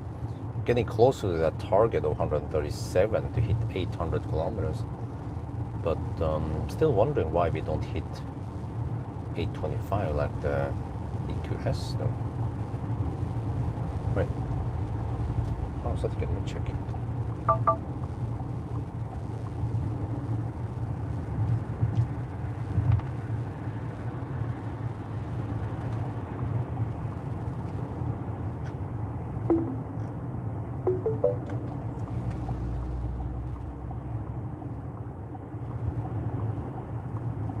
EQS had 109.3 kilowatt hour, just slightly more than what I measure in this car.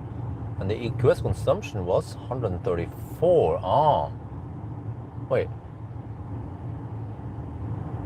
But that's what we have roughly now. I think we have 135 if we correct for the distance error.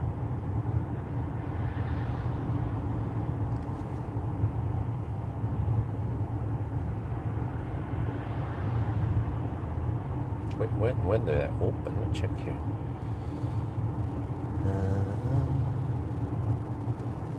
Wait, 300. Okay. Let's see. Avatr. They open. Wait, they open at 9. Gee, man. They open at 9 tomorrow. Well, it seems like there's no rush to wake up too early then.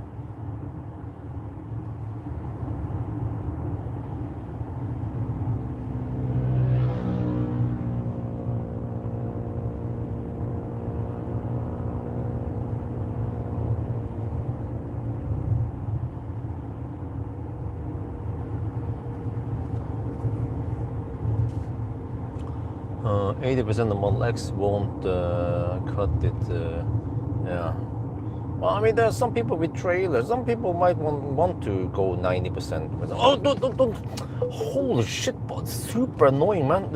It slows down. It's very sudden like that. It wasn't even that close. Oh, man, this car is getting annoying now. Hopefully, I mean, fortunately, we're gonna return it tomorrow morning. And hopefully, the Leap motor won't be that bad, derp. Yet another Chinese car. Well, it's going to be such a pleasure to drive Tesla in a couple of weeks. But then, well, I don't know why Enhance is answering so slow, because I need the cable for the Uniper. I didn't bring it with me. I have the Highland cable. So at least I can use the sexy button on the Highland. But okay, Uniper has this blinker stock at least. Yeah, so I can live without the battery status there. I have to go by the trip meter if the stuff doesn't arrive in time.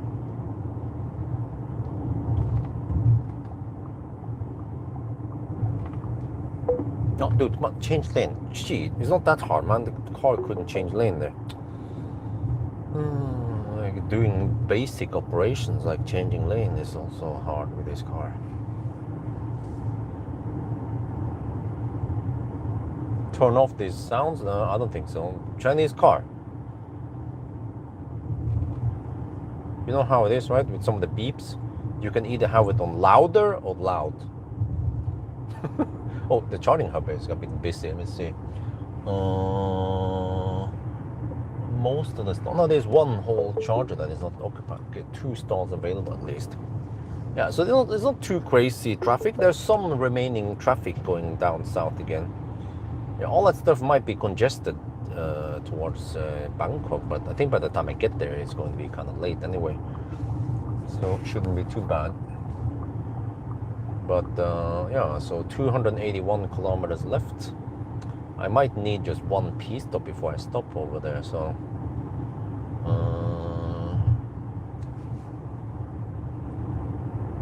281 divided by, let's say, 70 kilometers per hour, 4 hours plus. Yeah, okay, so I'll be there around 9-ish. That sounds about right. Okay. Then I can have my dinner over there. There should be plenty of restaurants there. Just have to eat something simple, not too expensive.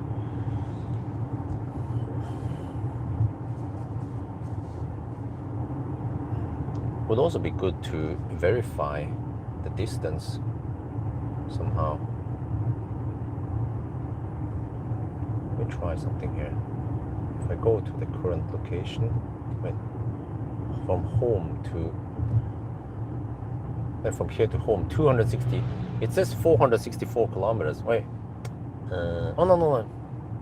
It's via that point.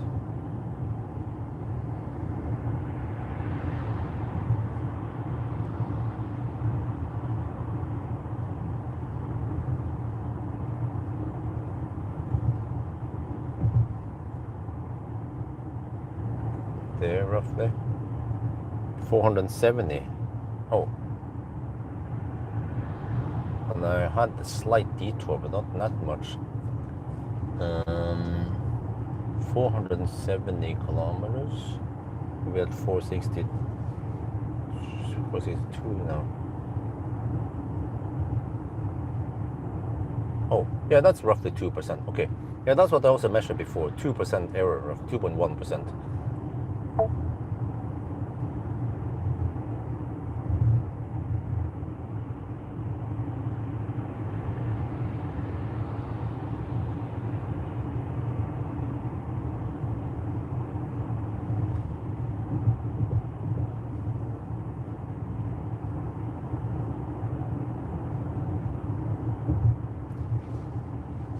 Okay, 278 kilometers away. Yeah. Just wonder how many percent I will have at that location. Because if the state of charge scale is non-linear, then we should go as deep as possible. Can we go deep in Bangkok?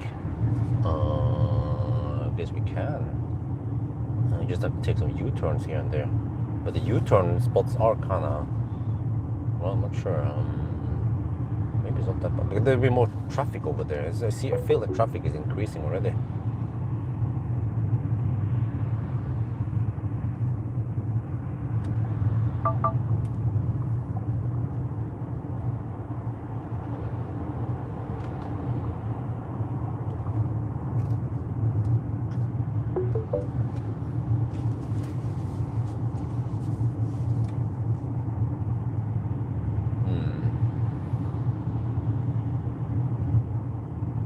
But these U-turns, you need to wait for the traffic.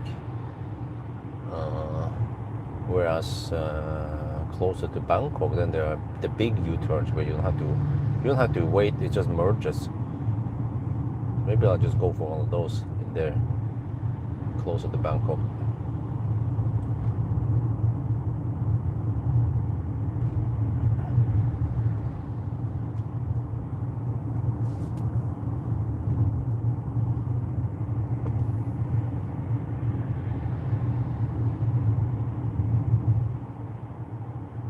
I'm going to try to estimate also. 276 kilometers.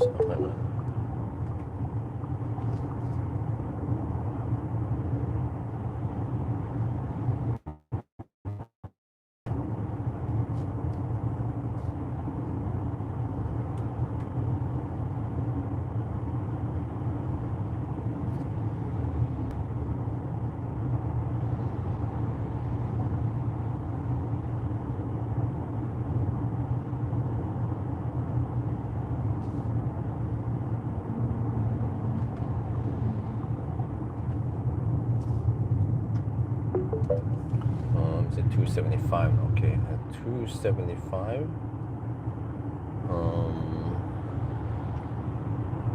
Multiplied by what is the consumption now? 135 maybe. Okay, and then divided by 106.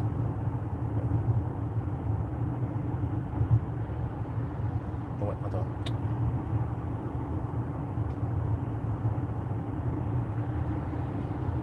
I need to spend 35%. 42 minus 35%. Okay, so I will arrive with 7% over there in Bangkok. Maybe that's low enough, accurate enough. Because I feel like it's not super non-linear. Unlike the Korean cars. So,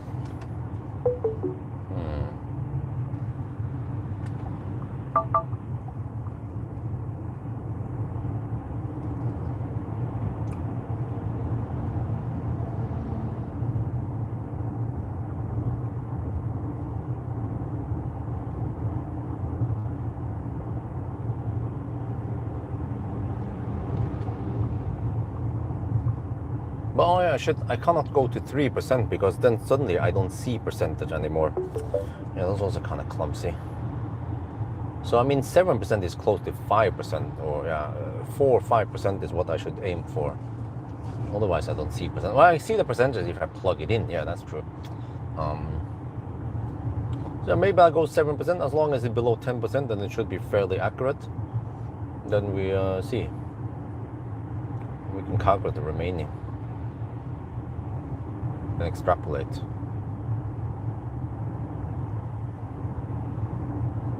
Or we could actually, just for the heck of it, go 800 kilometers, because now it's 460. 470 plus 270, wait, 469. 4, okay, plus 272. Oh, it's okay. It's only 400, and it's only 750 kilometers to that PTT station.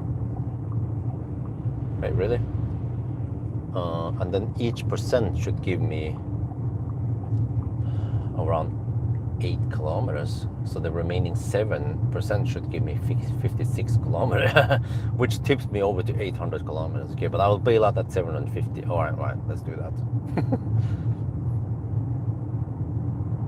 Or I can drive another 50 kilometers, but that will take over 40 minutes extra. And then it's also kind of scary towards the end, because then you don't know how much you have. Below 3%, you don't know how much you have. And I also can't see it on car scan. Well, I can kind of guess, because we can look at the cell voltage, but I don't know what cell voltage it would die at. So, but I saw that we were at 3.4 volts when they had 1%.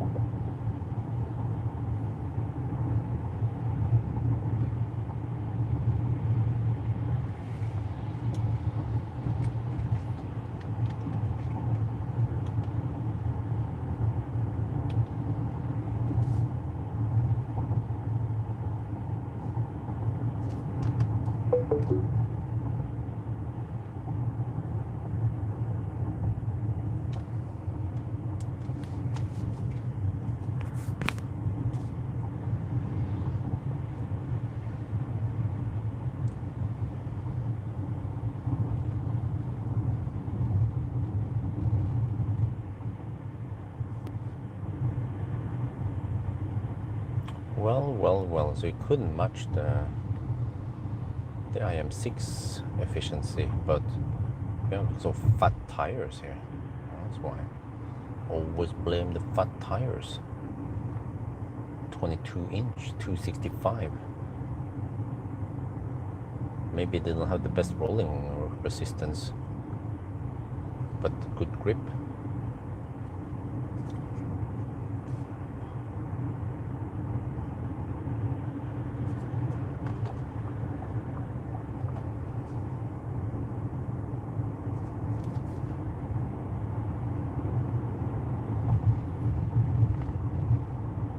Man, I swear, the Thai people, they are afraid of the leftmost lane.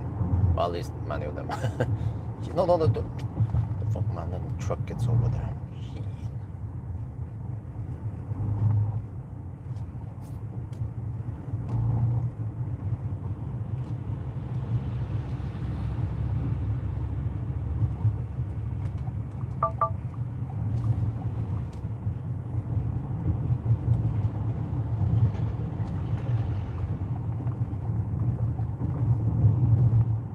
Oh, got past the red line, the red light, at least.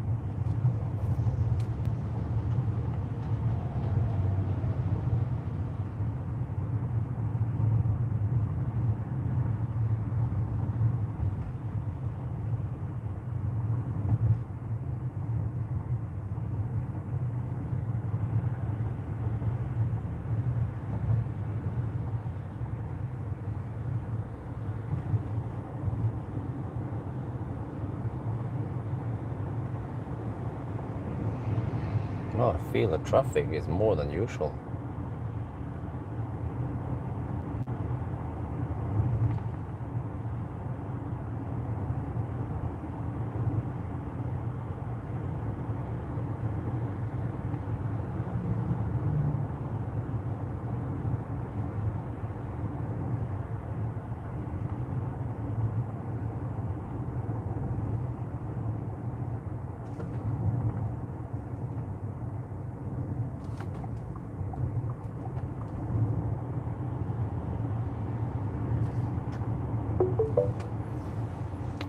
Just finished test drive in Bangkok of the blah blah. Came back 10 minutes ago. I think 11 is much more refined, huh? On interior, okay.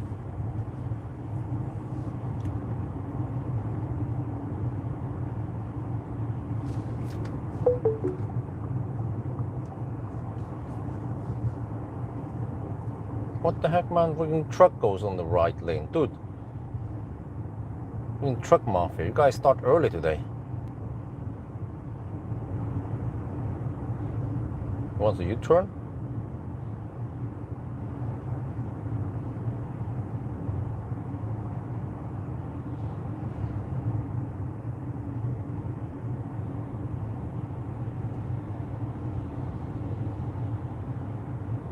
Oh, well, maybe. Motorways in Thailand floating at 60 kilometers per hour. Yeah. Sweden is way faster. At least we'll be cruising at around 120 kilometers per hour. Most places.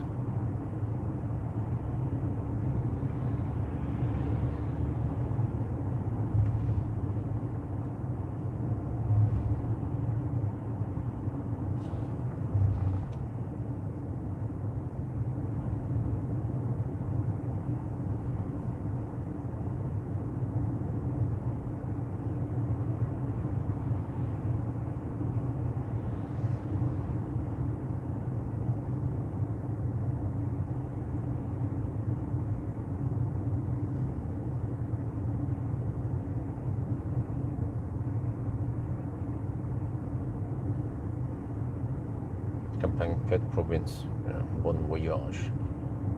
Where are we going to? Nakhon Sawan. Okay, we enter Nakhon Sawan.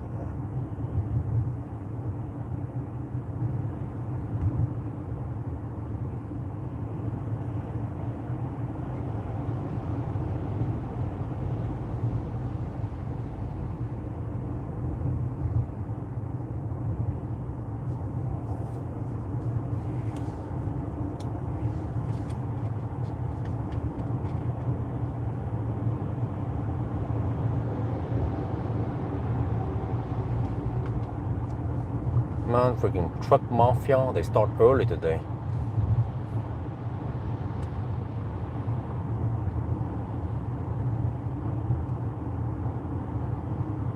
Usually they start after nightfall.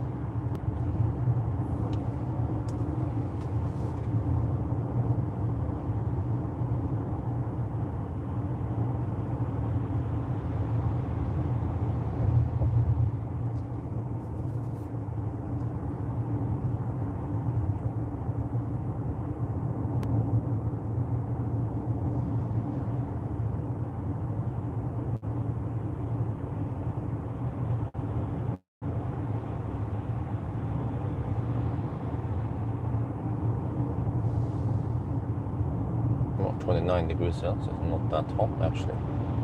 Wait, it should get warmer closer to Bangkok.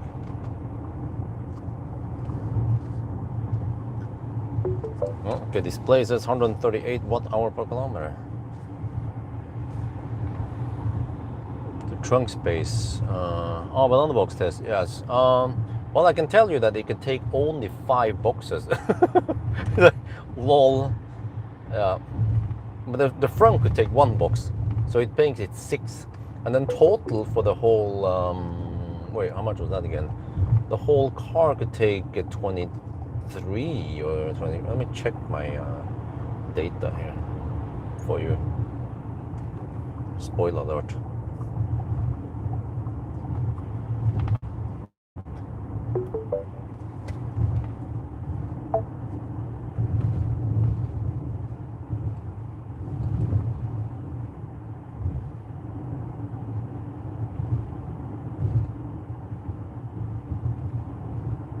Oh yeah, Avatr could take 5 plus 1, and then total 22. It's a lol. Only 22 boxes on this big car. So well, I mean, you just have to expect not the greatest space. So just, you know, as long as you don't have small kids, then no problem, right? Or I don't know, if you have big need for luggage, then this car might not be for you. Then you're better off getting a Status EV or a Jaco 5.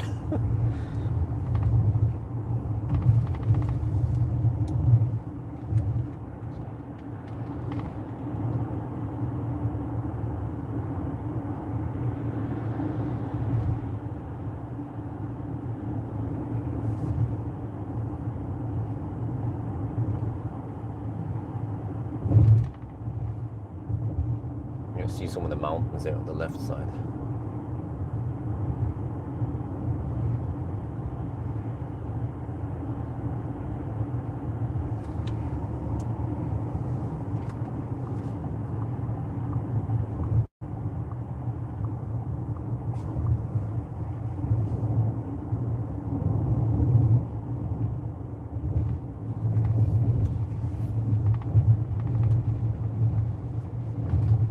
That truck is more or less matching my speed. Oh, come on, get over there.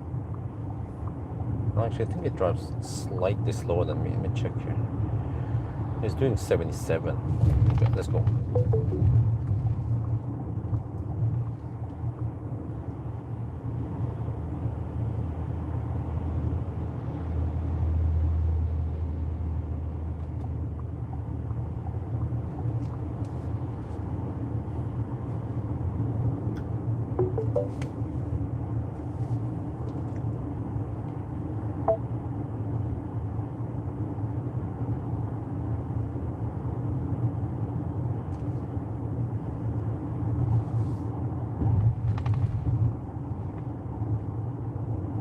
Trucks keep left. Do you think they read that?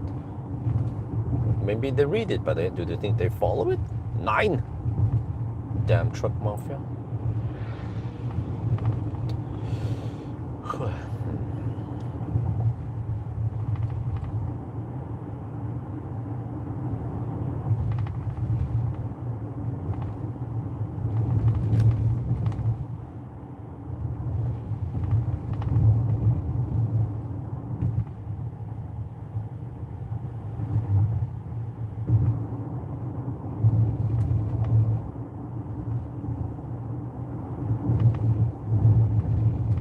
Asphalt here is so shitty. No, no, no, it's trying to kill me.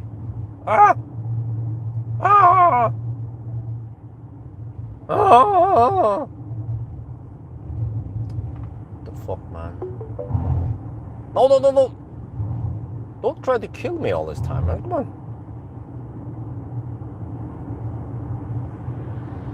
Who's gonna promote your brand from now on if you kill me?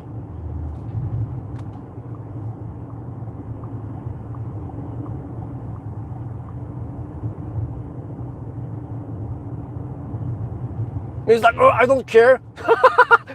No, shit, man. This piece of shit software. Oh, för helvete. Okay, it really struggles here. Can I just turn off that? Just use cruise? No, it wants to use adaptive. I cannot just cancel out the. Yeah. Yeah, but actually we didn't say anything bad about China this time. I think I was bitching about Thai culture here, Thailand. Oh, here, finally we get to better asphalt. Oh, saved. Came to sanctuary. At least the road markings are better, so the car is not dicking around too much.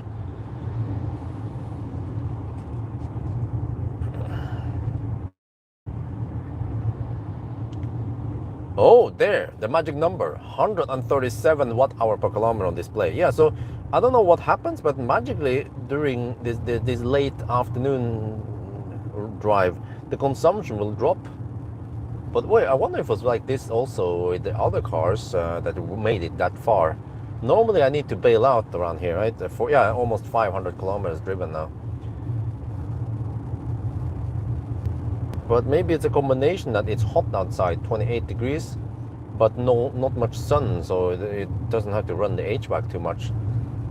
And it gets the low drag advantage. And there's some slight tailwind also, and some slight downhill. What elevation are we at? Oh, okay, supposedly 3 meter 3 meter over sea level. So it's gonna be flat like a pancake all the way to Bangkok then. No, not 850 kilometers. 800. Maybe you are assuming 116 kilowatt-hour net capacity, but that ain't the case.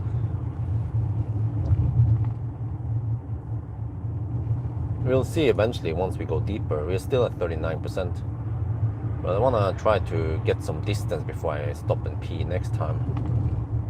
I feel like eventually I need to pee again. I need to stay hydrated throughout the day.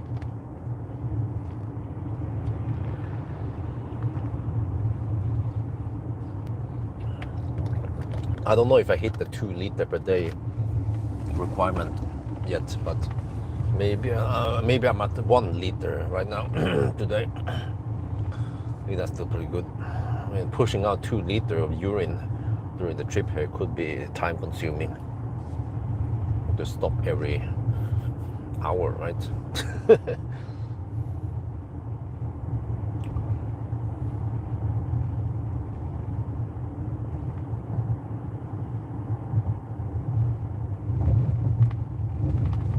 Okay, 251 kilometers left. Yeah, maybe I'll stop around Nakhon Sawan somewhere. There are also those, yeah. Okay, maybe around Nakhon Sawan. In around half an hour, I'll take another pee stop. Then I might go all the way to Bangkok. Stop there.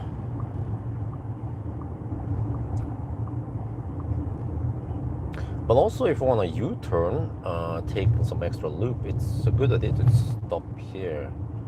But But the thing is that I don't know exactly how far I can drive yet. So I think I'll U-turn later, or if I need to, I don't know, we'll see.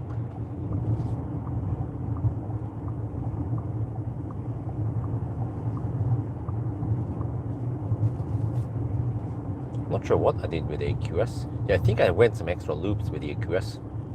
Yeah. I managed to go past 800 kilometers, but I wonder if I drove it close to 0%. I think I had 1% or so. But the EQS would show me power limit, so I was quite confident, or fairly confident. I was at 40% power limit, but I know that it goes quite steady down. It doesn't just drop and die instantly. But with the Chinese cars, man, below 3%, everything disappears. You don't know how many kilometers or percent you have left. You're totally in the dark. So that's what's kind of scary with these cars. I would like 11 compared to the MG6. Okay, well, I found out afterwards that the IM6 is remarkably good value for money. And also, I feel like the steering wheel on the Avatr 11 is a bit hard compared to the other cars. They have softer steering wheel. After all, you're gonna touch the steering wheel all the time. But the ride, yes, the ride is roughly the same. But I feel like maybe the ride is slightly more premium here, and the soundproofing is better, despite that we have 22-inch. But I feel like IM6 is better bang for the bucks, but it's still really good.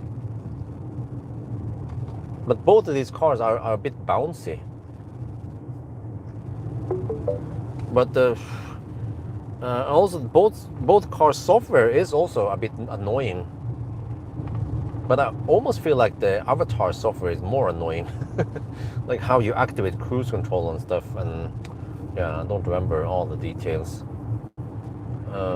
And also the lag in the throttle, man. Like, I would expect something premium for 2.3 million baht to be slightly more responsive than this, with 315 horsepower in the rear wheel, right? But the charger is fast, at least. That's good.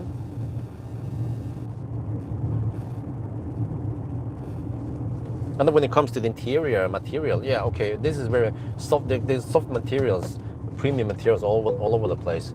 So yeah, overall the Avatr feels more premium than the IM6, but it's not on the same level as EQS. That's just another level.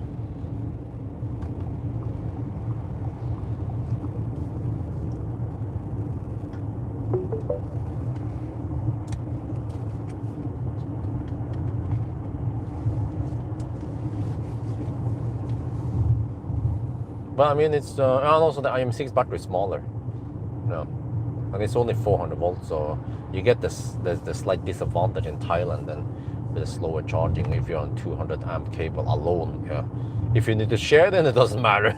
You get 60 kilowatt anyway, or 90 kilowatt if you're the slightly better. But yeah, actually those 300 amp cables though, they are better. The 180 kilowatt chargers. Then you could get. Well, actually, you might not get 90 kilowatt. I'm not sure how it's split. You might get 60 or maybe 120 kilowatt if they are 60 kilowatt modules.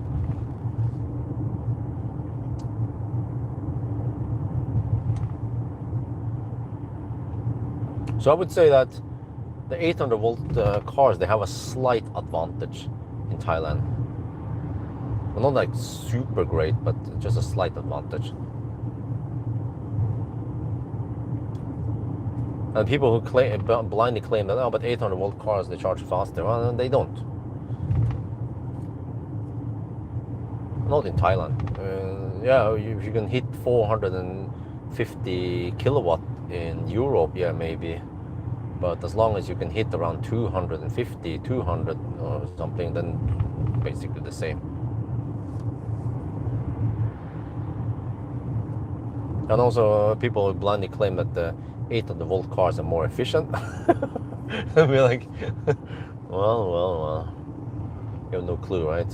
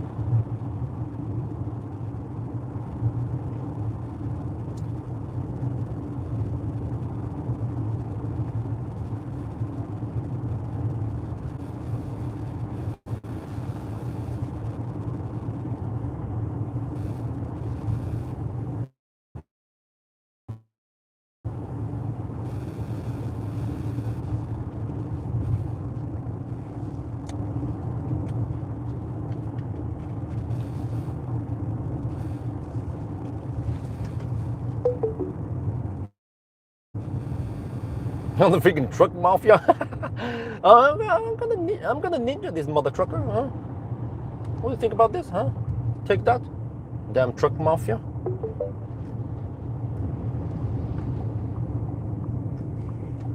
They change lane way too early. Well, actually, maybe they don't. Maybe they need the margin because they're a big mother trucker. But I kind of noticed that they changed really early. So if you hurry, you can squeeze in the gap. It was actually not that tight gap there.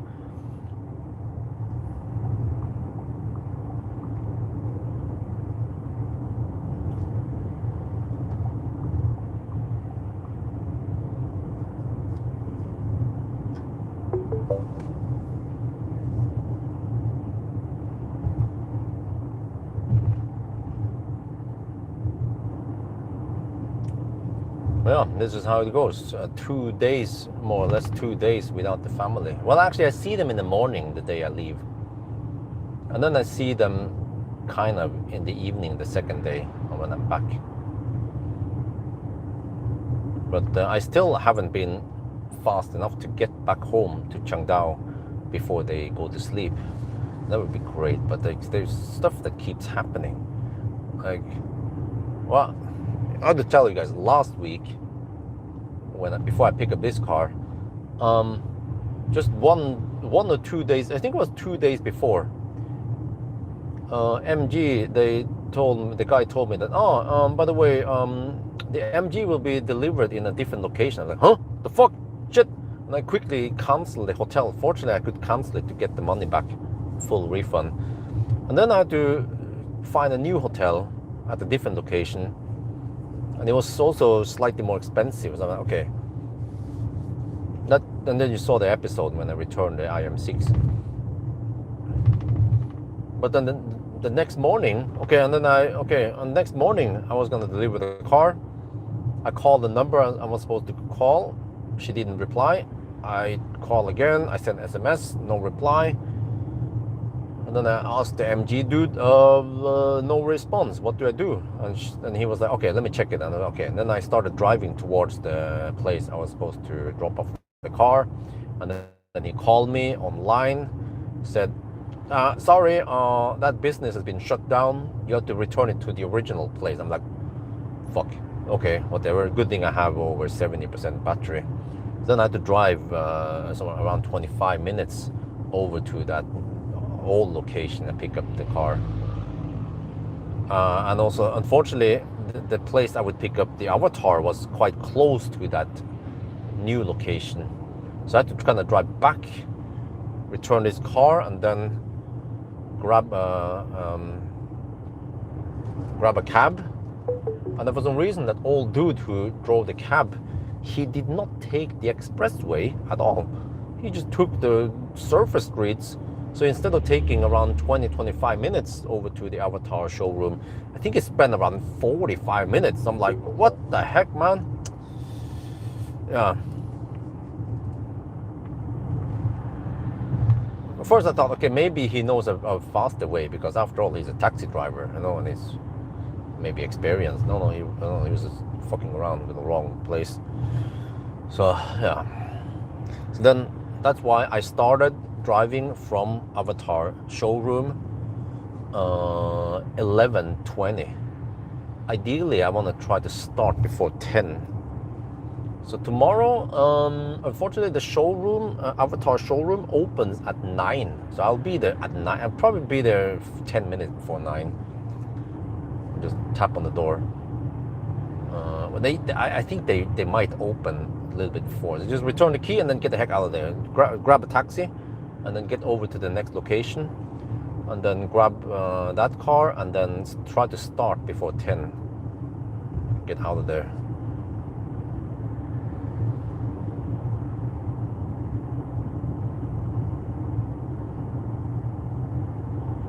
You wanted money? Nope. It's it's set in Grab how much it was, and it was that amount when I finished. So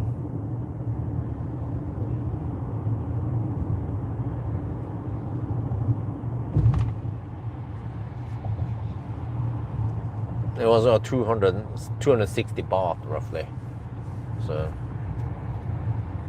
they don't run by the meter if you use Grab, the app Grab. You know Grab. It's Grab everything. Grab food, Grab motorbike, Grab. You can even grab a driver to drive your car for you.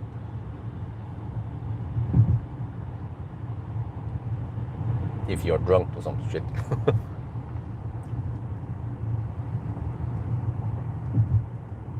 Okay, let me see. Is this the place where I should try to get over to the to this lane, or how about just get in this lane? Yeah. No, wait. This is okay. Let's try this. I heard about this, or I've seen it before that you can go here. No, it actually just happened to be green on that side. Okay, whatever.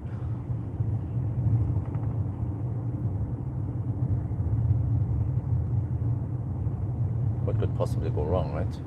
We end up in the wrong place. Yeah, I think it's fine. It should be an entrance eventually. We can actually get past the trucks fairly quick here. They tend to block the multiple lanes. Oh, now there's a motorbike blocking the lanes. Yeah, okay.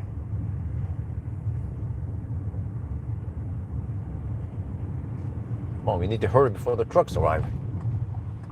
They clog the streets.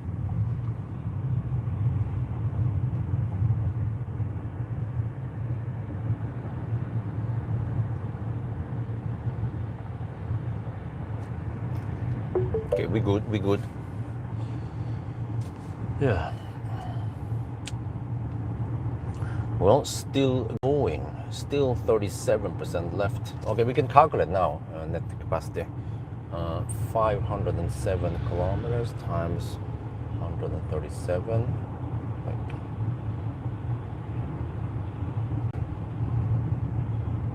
Divided by 0.63. Net capacity 110.3 kilowatt hour. Yeah, so it's going to keep dropping and dropping until we have 106.8 like I had when I measured it. But I don't remember how many percent I had when I measured that. It was during the regular hammering. Yeah. So that's why I'm hoping I get slightly more out of this. So it would be great if I can try to go deep. But so far I estimate 7% at arrival, which is kind of deep enough. I could do some extra loop, spend maybe 15 minutes extra to go deeper, but it doesn't matter. Nah, I think it's already accurate enough to go 7%. It's at least way more accurate than measuring to 50 or 40%.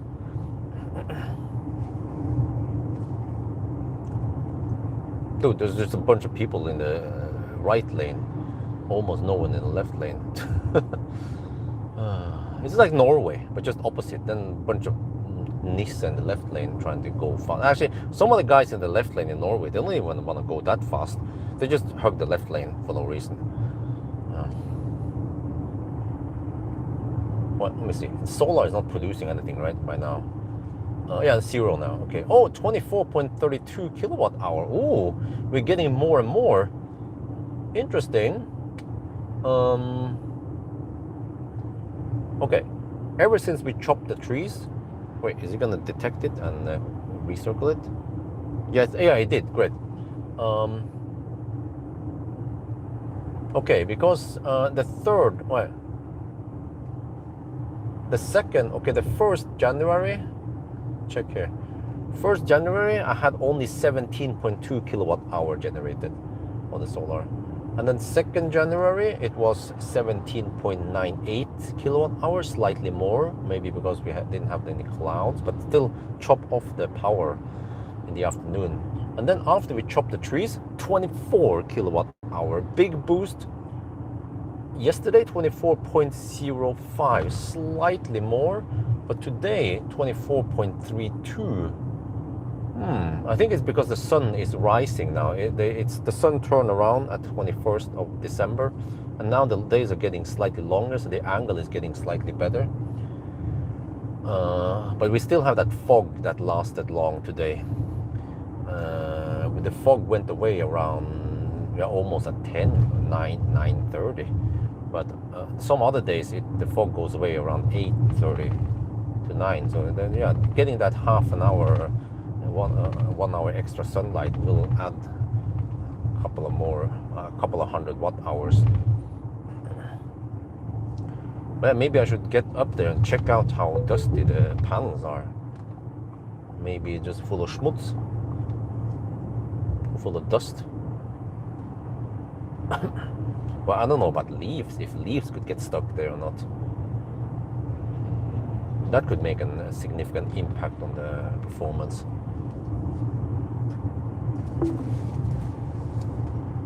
No. I have to watch. I have to pay attention to the symbol. Come on. There. Oh man, it takes so many tries to reactivate auto steer.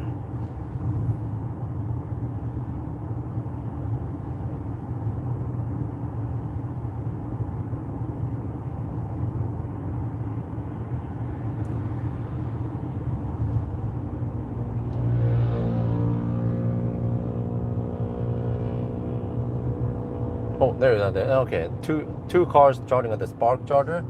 Only one car charging at the other side there.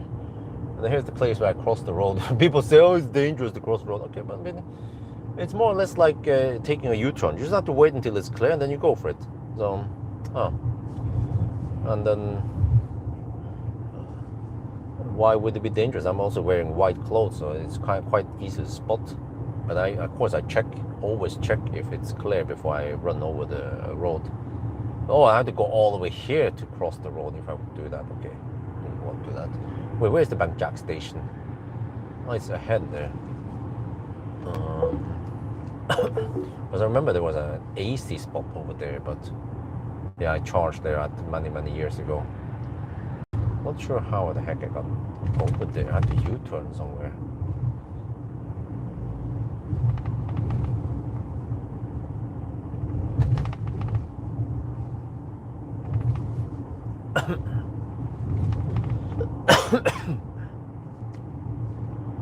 There's the Bangjak. I wonder if they removed that AC. Yeah, and also back in the days, I could charge for free on the DC chargers, also on the AC. Then eventually they charge the money. Yeah, I think it's still there. But I never stopped there because it's too slow, man. AC is too slow.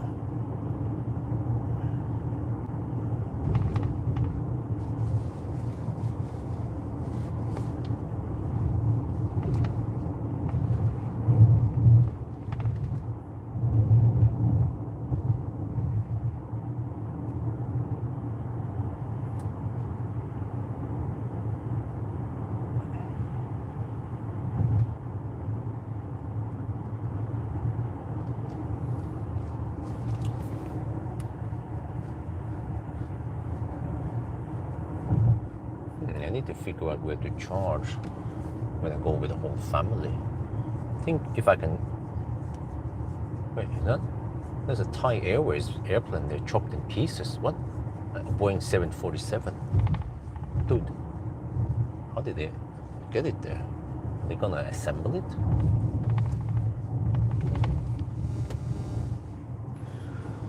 But yeah, we could AC charge at some places if we stay, or AC charge at hotels, or even DC charge at hotel if we stay over there, or shopping malls, or other places we stay for a couple of hours.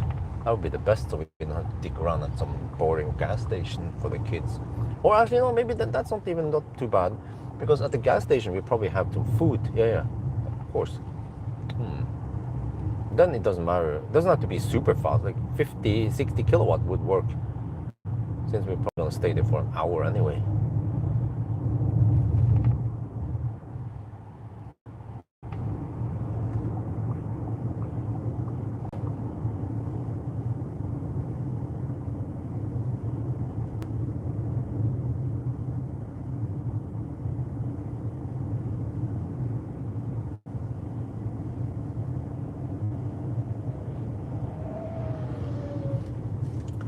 Oh man, the damn truck mafia. Wait about that. Oh, I feel like I'm fairly quick today. Because normally by the time I get here, it's pitch dark. Also the days are getting slightly longer. But the difference between summer and winter here, or between end of December versus July, are you gonna go for it? Go schnell. Come on, not just slow poke in that left lane. Just go schnell. Yeah, that's better. I hate it when people undertake and they go so damn slow. But yeah, it's just around 1 hour difference. In winter, sun sets around 6, and then in summer it sets around 7. That's it. But in Norway, it's a huge difference. In Oslo, Home, I think it's roughly at 4 during winter, and then summer and 10, 11. So yeah, Norwegian summers are wonderful. Want to spend time there.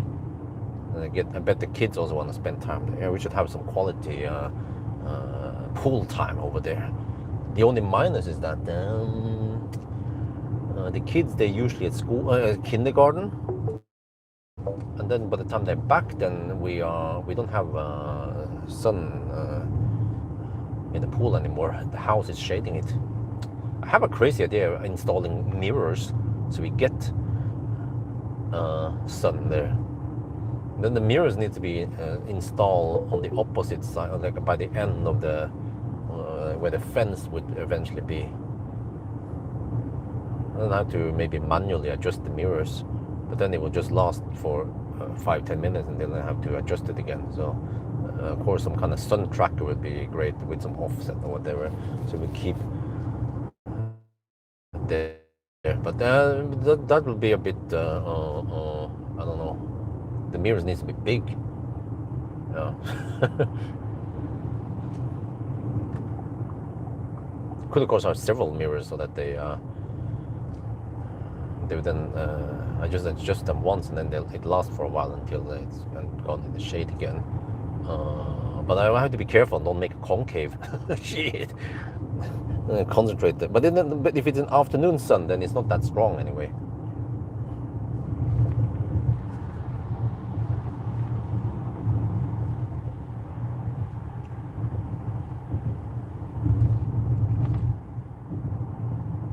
So that's a slight design flaw with the house, but there's not much we can do because we don't want to have the pool in the front yard anyway. We could have it, of course, and then have some big hedge covering everything for privacy. Yeah, a tall 2-meter hedge. Yeah.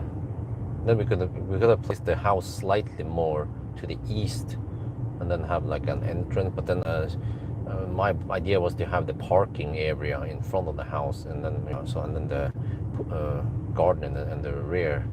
So yeah, the only problem is the house is shading for it. So, but it's nice to do the swimming there in like say before 2 in the afternoon and weekends.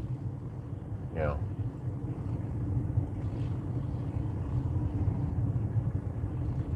So I'm hoping I can use the swimming pool more next week. I mean, no, this year.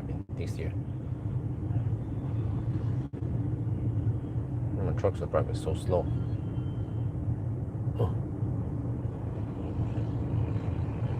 Oh, it gets dark quick now.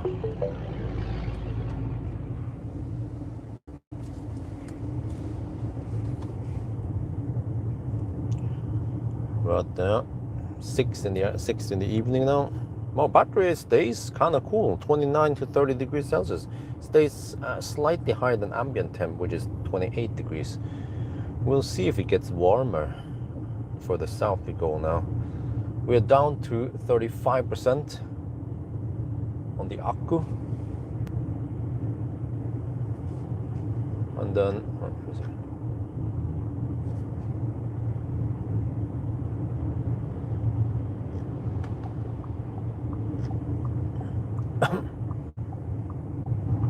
and we have done 523 kilometers. Still going strong. There's still plenty of range left. The car's NEDC range claims another 242. We can actually go more than NEDC.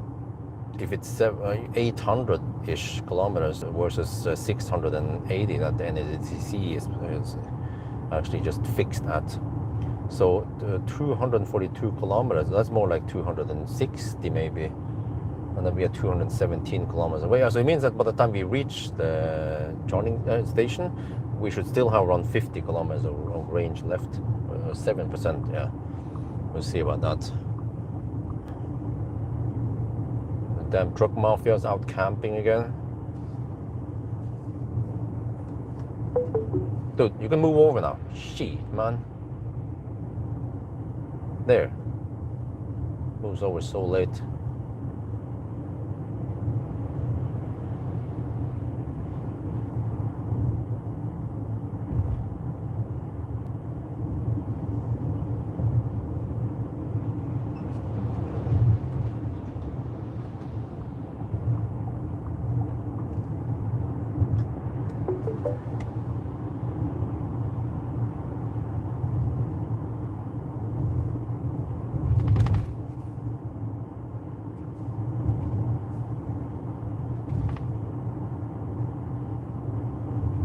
What? Status? I just said status. You got it, right? Dude, you're not gonna go to the middle lane, are you? You're blinking. Oh, you're gonna go to the middle lane, okay. Well, you better go fast then. Okay, good.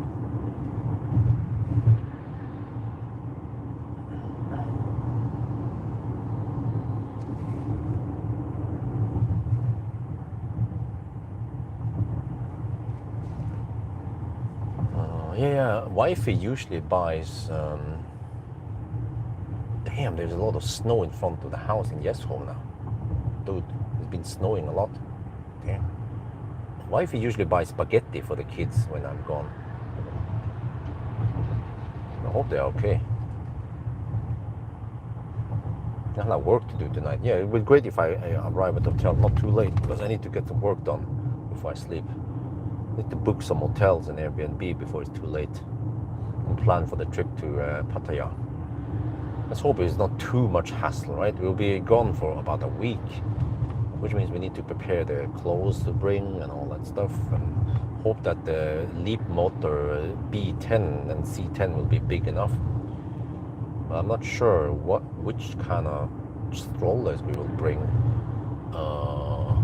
At least bring the compact stroller, Koya, but Ypria might take up extra space. And then I don't know what else we might bring.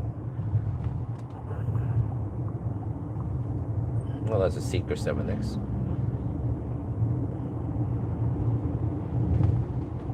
But yeah, I was wondering, why buy the Avatr if the Seeker is a lot better? It's also more affordable, a lower price than Seeker 7X. Seeker is incredibly good. Also maybe kind of bouncy-ish, but I mean, still like awesome car, nice features, big screen also. And from what I remember when I tested it, not too annoying software, unlike some of these other cars I've been testing lately. And I think actually the Seeker did not have that annoying regen pedal feel, unlike the other Seekers.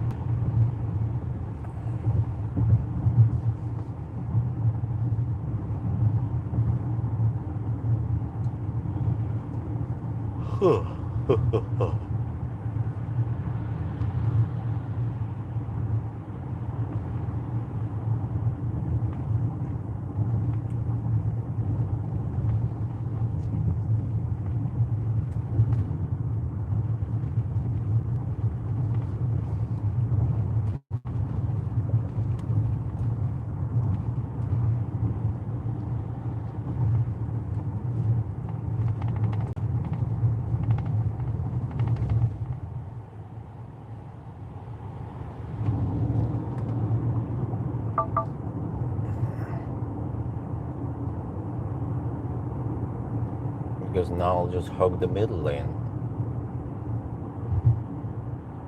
Or, well, actually, maybe this lane will work. as long as there's not much traffic here.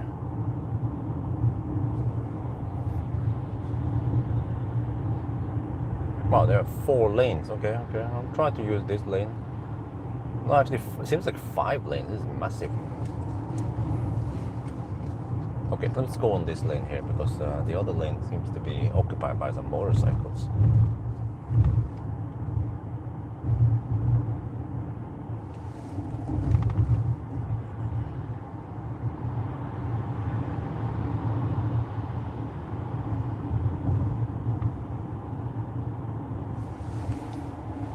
This is this is very unusual that I drive here and it's not pitch dark yet.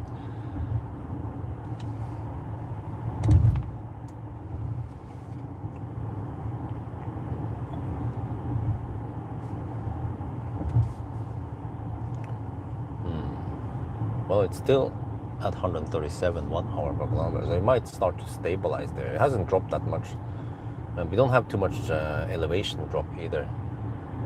Okay, 209 kilometers left. Yeah, I probably want to find a gas station soon to take a leak. Let me see, current drive. Okay, I can see it here. Very nice. It resets the current drive. So I've been driving for almost 2 hours, but the last leg will take over 2 hours. Maybe I'll hold it for a little bit more, or maybe I can. Oh no! And then freaking suddenly there's a mother trucker in the almost the fastest, the second to fastest lane. What the heck are you doing there? You should be in this lane, you dumbass. He's even driving slower than me.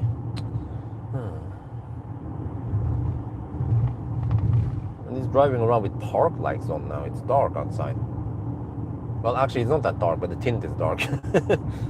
Yeah, you see, truck should be in this lane. It even says it there on the display there.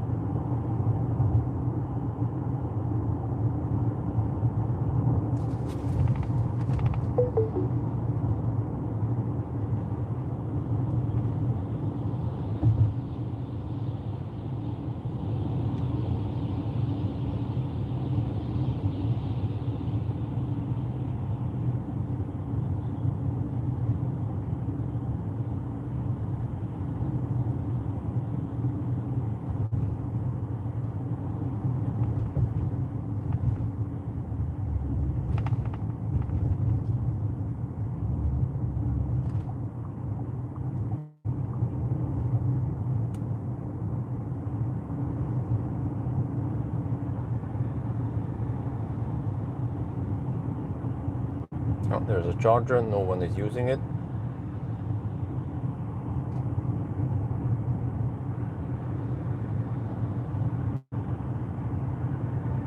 But why are we going so slow now? We're going 55 kilometers per hour. The heck, man, there's trucks clogging the lanes.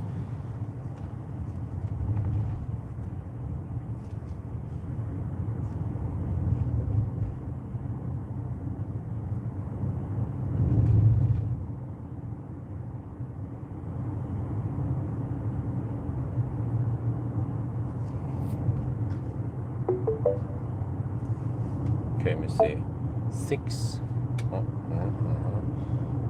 534.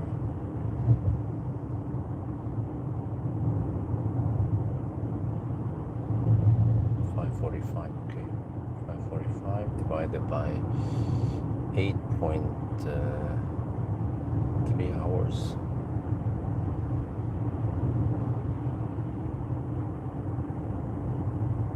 Average speed, oh, it's not too bad. It's 65.7 kilometers per hour. The average speed has gone up. I've been pooping and doing all that shit earlier. 65 kilometers per hour, okay.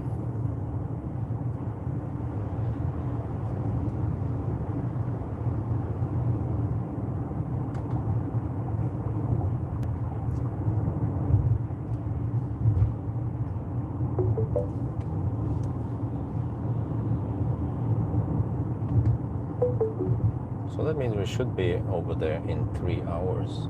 Yeah, a little bit past 9 we should be there at the gas station. Hopefully there'll be a slot for me. But I think I saw it. There are plenty of charger there. So even if I need to queue up, it shouldn't be too long.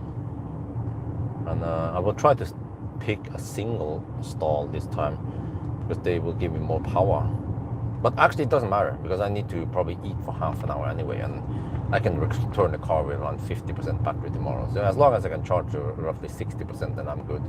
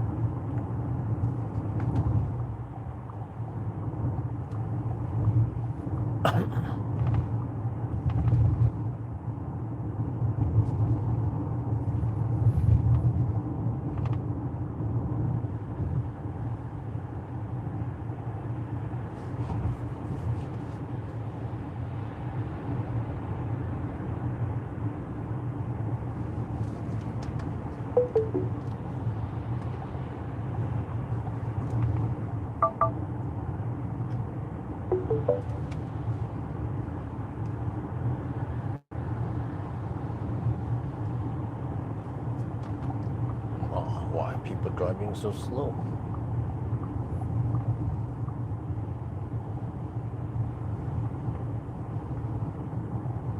Nobody's using the leftmost lane.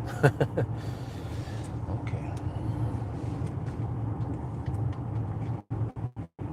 It's like ancient Chinese secret. And normally I'm hammering in the leftmost lane. I'm going 120 over here. Yeah, well, the consumption seems stable at 137.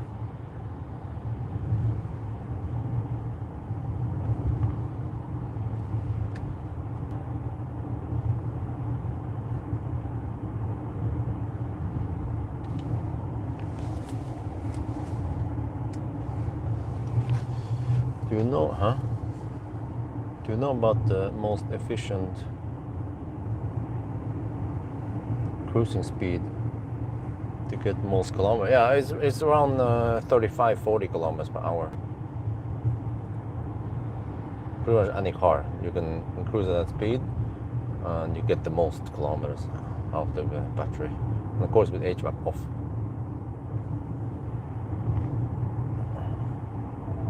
Oh! Here actually the lane disappeared without any good warning beforehand.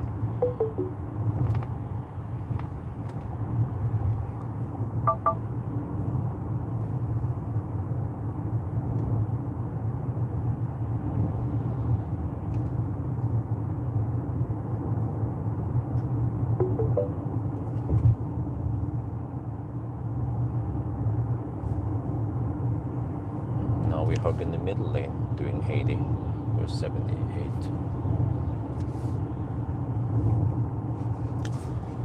Alright, 540 kilometers done, which means around 550. And still 33% left. We are past Makotsa 1. Yeah, 200 kilometers left to the charger.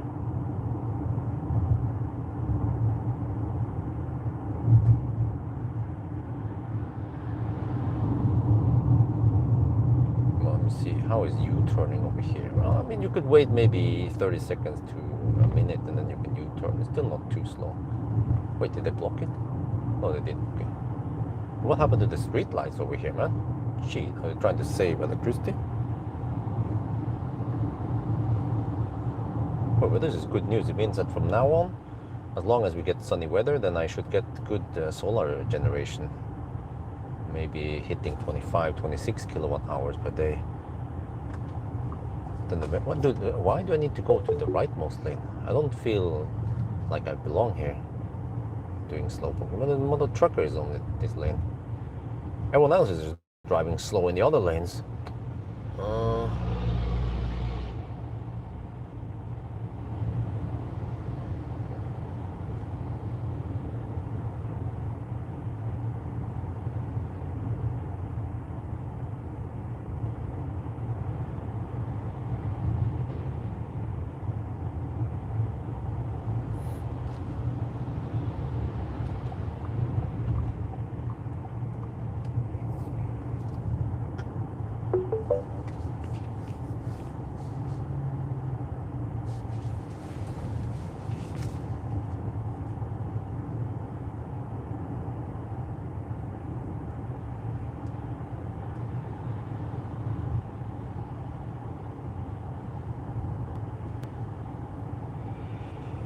But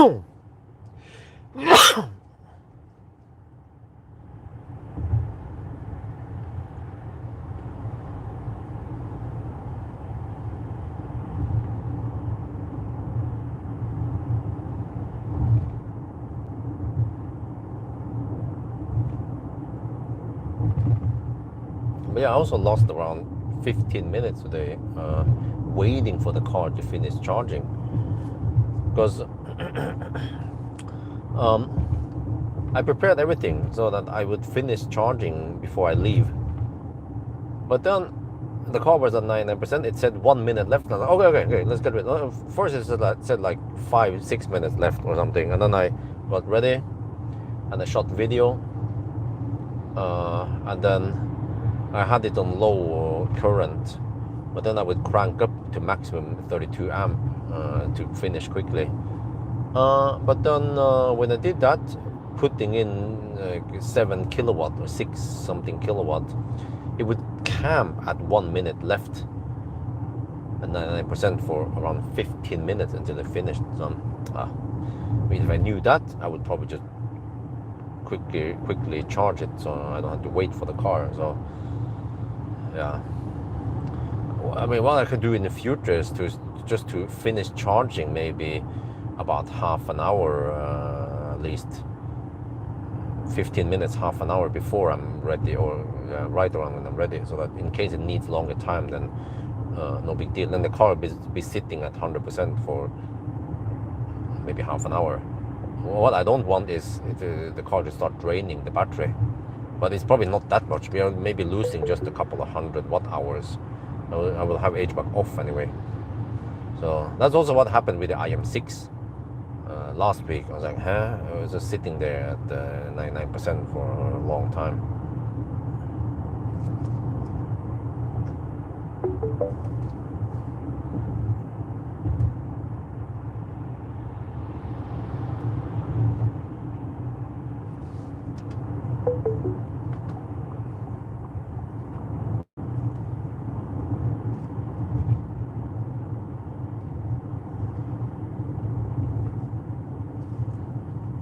Red light.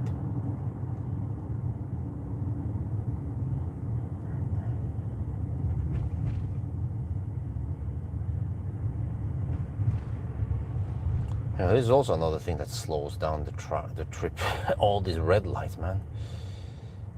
Well, the other lane there is technically not a lane forward, but people tend to go there. Okay, now I want to squeeze in before one of these got here.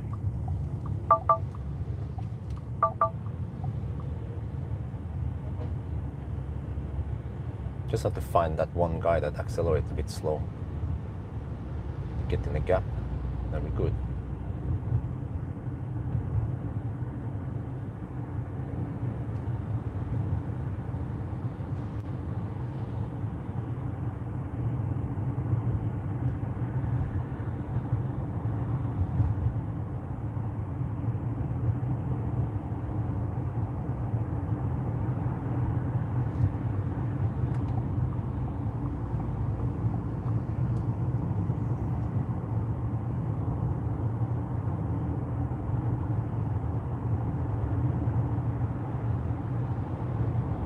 Well, apparently the rightmost lane goes at 80 kilometers per hour now.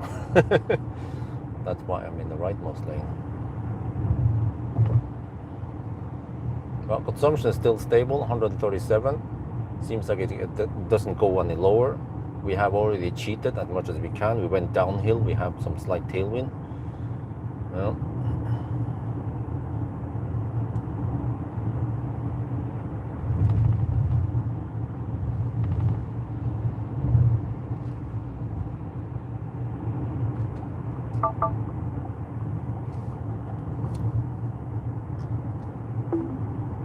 come on. There. Okay, about that toilet visit. Been on the road for 2 hours. Okay, let me try to find a toilet somewhere not too far off the main road here.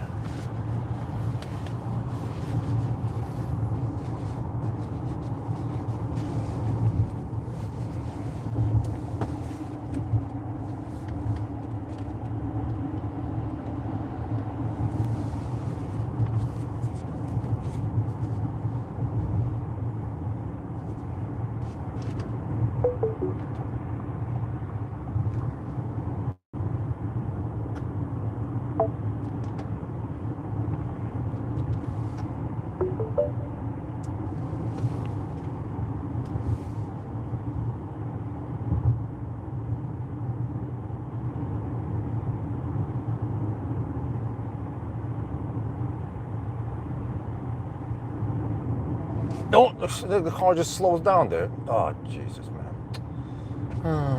That was not a hard road condition. It's just like, okay, there is a split, happens all over the world.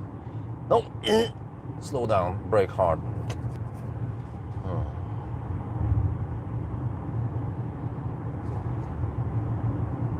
Dude, nobody uses the leftmost lane. Even the slowest driver is using the second leftmost lane. Yeah.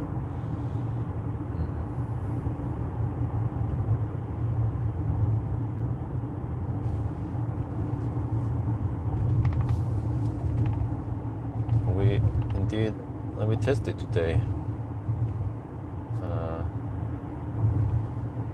in Bangkok. Avatr 07. Okay. Let me get over to this lane, or then I can just stay here. No, I feel like I want to get over to one of the second lanes here. Right. Oh yeah, about that gas station I was gonna visit. Try to find something. I'll try to hold it and then eat in around 2 hours. Right, well, actually we're gonna be 189. Oh, it's gonna be more like 2.5 hours before I can eat something. Well, maybe I should find some snack, or actually I'm not that hungry yet. Well, actually maybe if I find some fruit, that would be good. Yeah.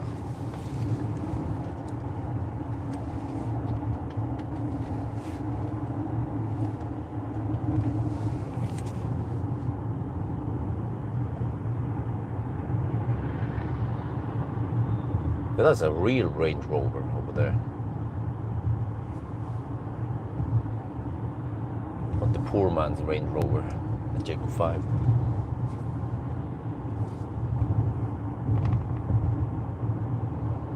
Avatr 07. Well, unfortunately I cannot test it this round. I'm fully booked now. I have the Leap motors, B10, C10, and then Model 3 and Model Y. Then we have to go home. Well, unless I have around 4 or 5 days available in Chiang Mai. Then I only have the ZS EV, so I could hammer over to Chiang Mai and then do some testing one day, and then come back in the afternoon. But I have to spend possibly almost 3 hours traveling back and forth because it's daytime. And then I only have maybe around 2 hours of test time before I have to go back. Yeah.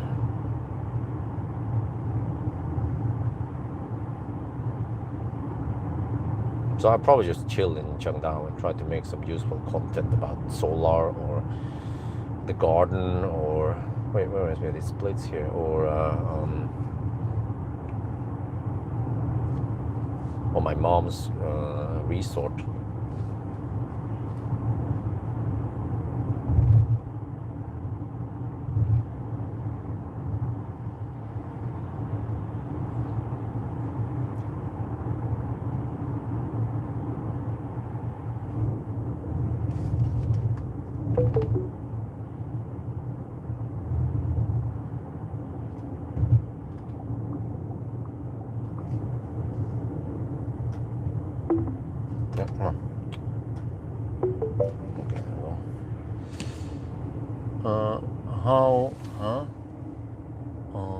How do the Avatr seats feel long drive? Oh, well, they are nice, but I felt a bit butthurt on the way north.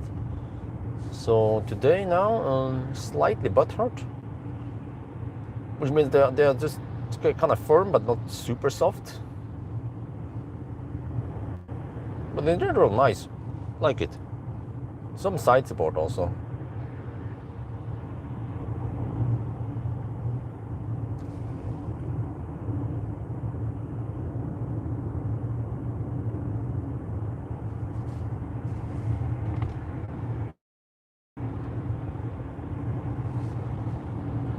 Oh, yeah, there's a Bangjak over there. Well, I can stop there. Okay, let's go Bangjak. Hopefully they have okay toilet there. It's not too shabby. I have to watch out for mosquitoes. They tend to bite me every time I pee or pool.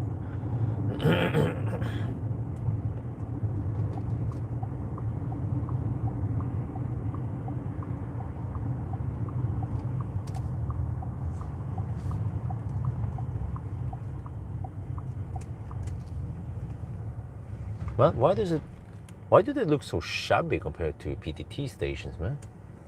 I guess there's a toilet over there. There's just a few shops here. That's it. PTT, they just have way more money. It's it's the mafia, the big mafia, the one that owns everything. 7-Eleven, and they own the EV Station Plus. And okay, I'm gonna park over here. That's why I tend to stop at PTT stations only. Well, they have some food here, but okay, I don't feel like it yet.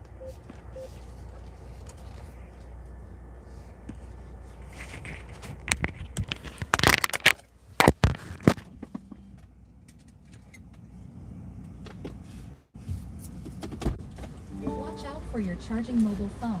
Do not forget it.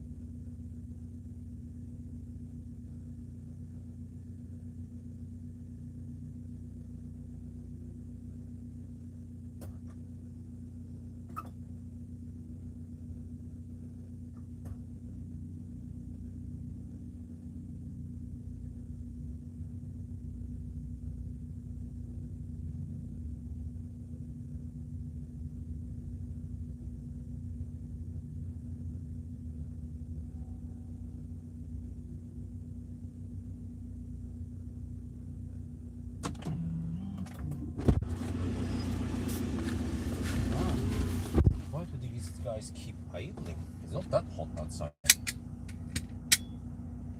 Nice and warm, 27.5 degrees.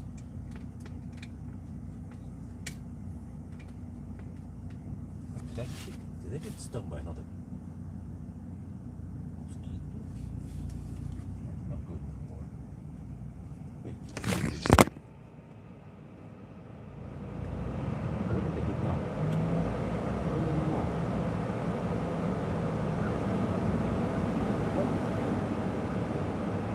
What's this?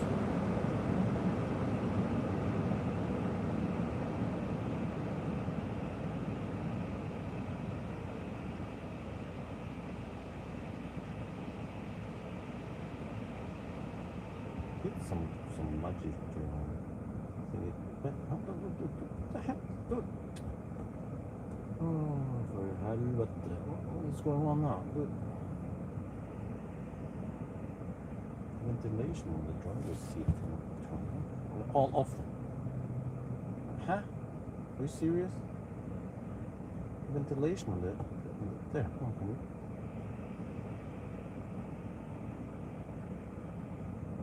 There. Oh. I feel like something hit me. I think it did hit the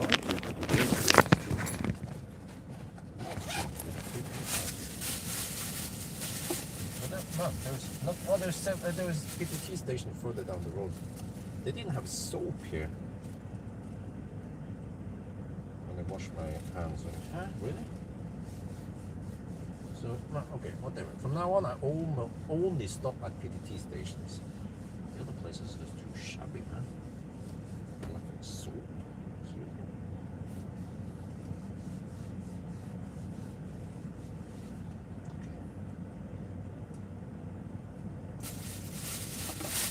PTT stations are very common anyway.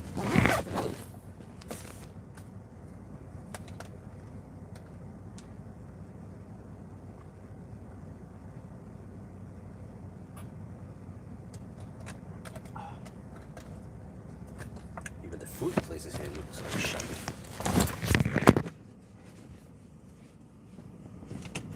Let's proceed. Another 2 a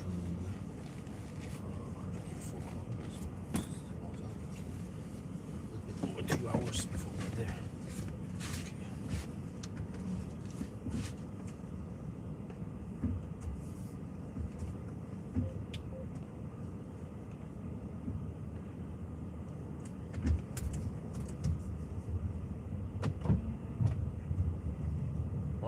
Another charging hub. 3 out of 4 stalls are in use.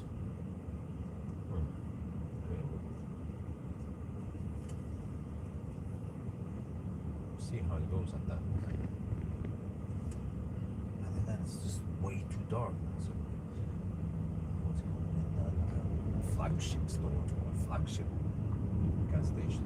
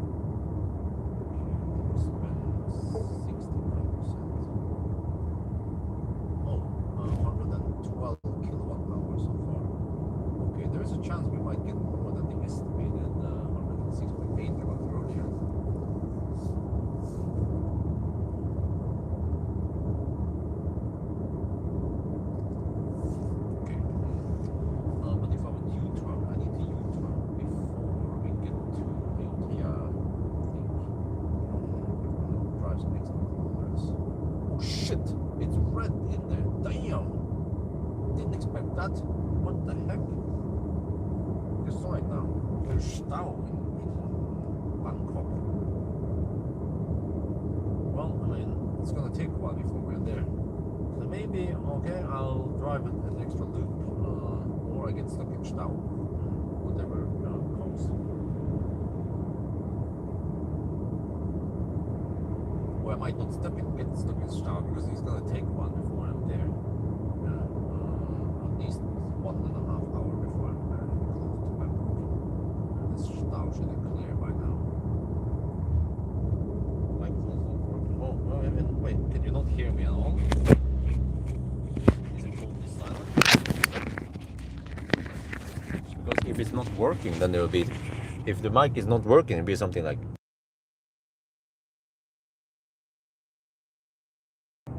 Yeah, so the microphone was obviously working, but it was not clipped on.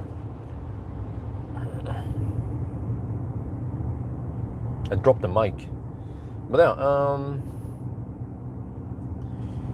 let me see. Yeah, so I think what I want to do is, once we get closer to Bangkok, I will turn around. I might take a U-turn. I think it's not too hard. The traffic over here is kind of easy, at least for now. Yeah.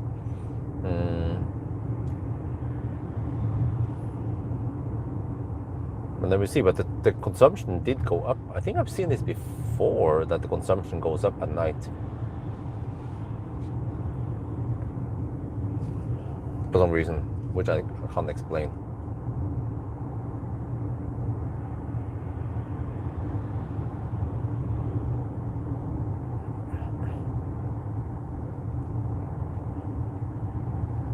Okay, so I'll drive some extra kilometers then, try to go a little bit deeper, and then we go back, and then we go south again. Or I'll see. If I get closer, and we'll see. We have to decide in about an hour or so. I still have some distance to drive here. Let's see. We'll look further out. Yeah, I see it will take at least an hour before we are around Ayutthaya. No, that's, yeah, okay, maybe 1.5 hours before we are there. That means we'll be there at 8:30. Yeah, hopefully they have cleared it by now, by then. What I could do also is to avoid that congested area. Just drive a little loop, and then I charge actually north before and then I end the Sunday drive. And then charge, and then I enter.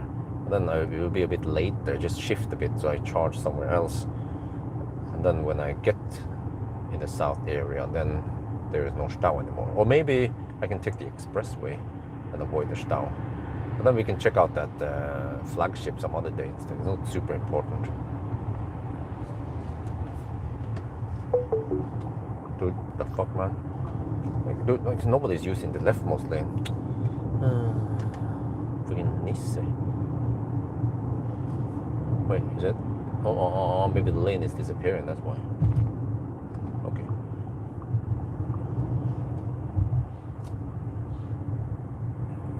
Yeah.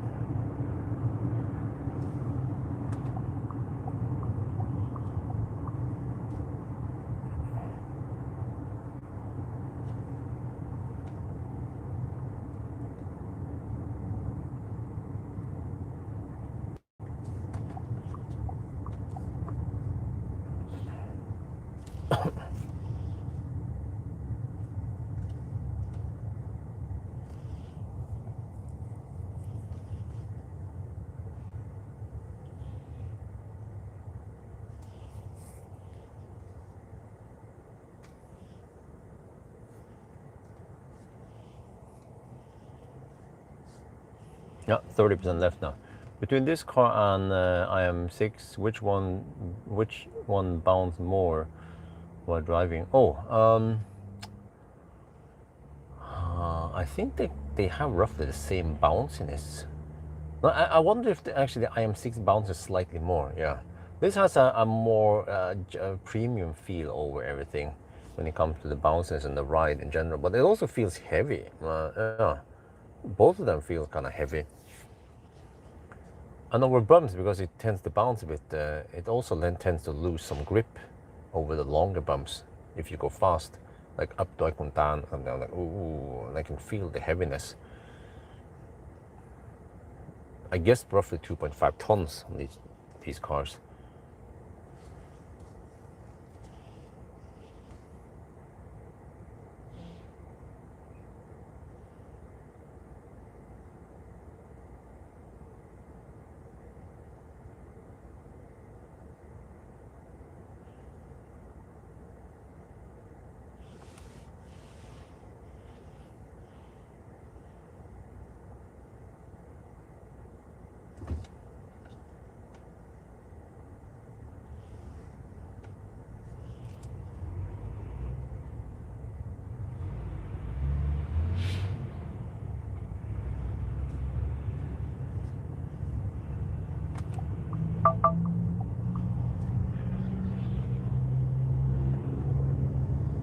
Oh, the trucks, they accelerate so slow.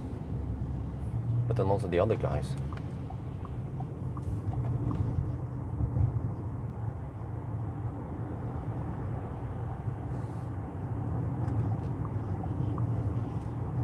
I'm even doing the Thunder drive and I feel like I'm driving so much faster than the others.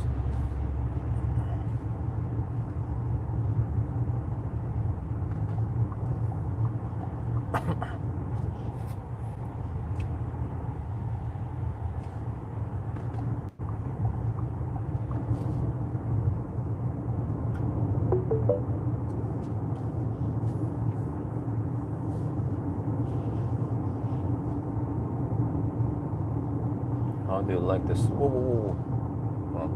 Well, car is trying to kill me again. How did you like the super small rear view mirror? Oh, well, they are kind of the same, that car and this car. I mean, it's okay, you can see something there. Yeah, it's just tight, incredibly tight.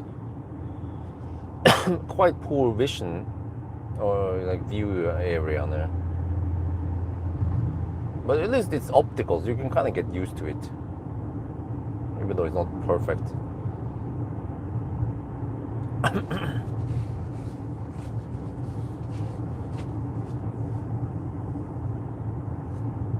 All the U-turn points, they're under the main road. That's good. It means that it should be fairly quick and no waiting, just merging, which is really quick.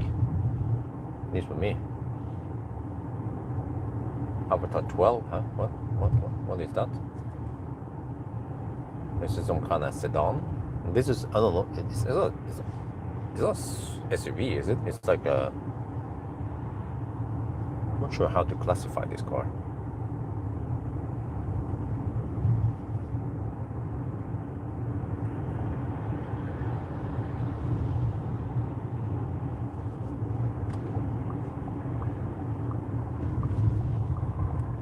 We have LX chargers. Anyone there? One car, MG4 charging.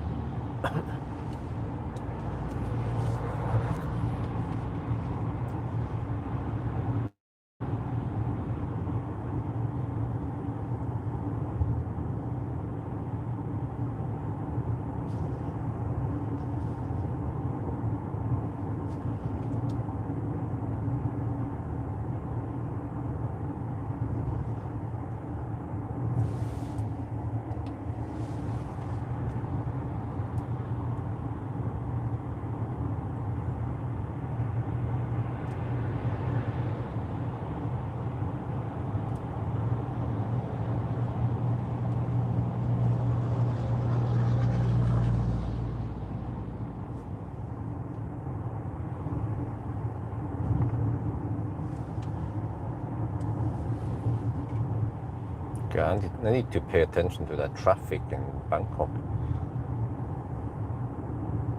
Because ideally I want to just get down there and charge and then go straight to the hotel, and it will still be around 10 by the time we finish everything. I have to get some dinner, and that's the plan. Eat dinner. Is that police over there? Let me see. Yeah, seems to be some kind of polizei here. don't see any siren. Is the police siren? Oh, they're not doing. They're just sitting there chilling. Okay.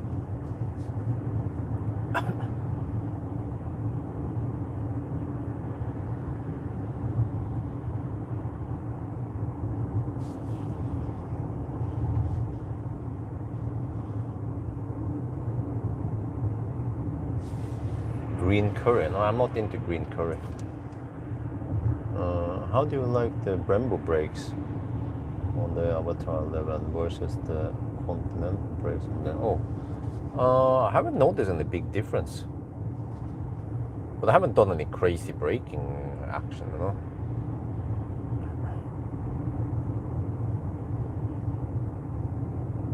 But I did get some wheel lock on this Avatr on the motorway on the way north. That was a bit strange. I mean, we have some Continental, what was it called again? Yeah, the Continental tires here. And slight locking if I brake, not that hard, you know.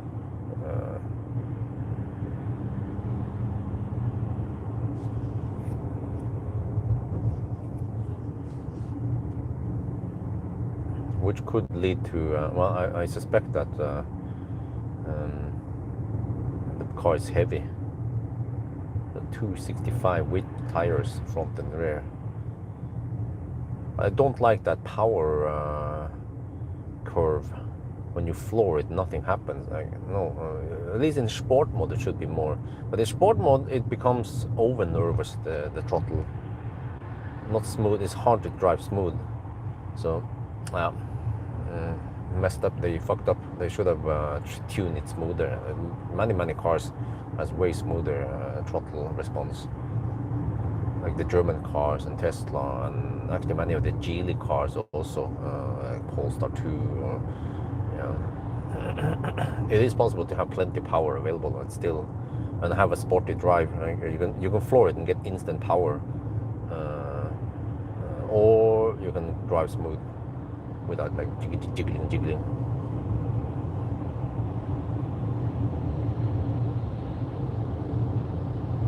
Even the Plaid, you can drive it smooth in Plaid mode.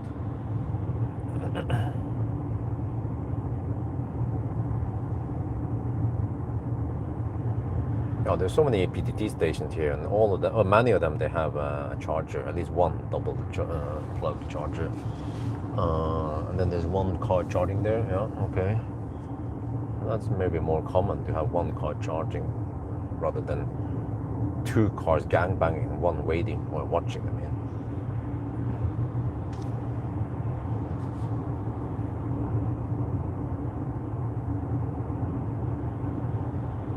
Maybe I'll have some green Fanta if I come across it.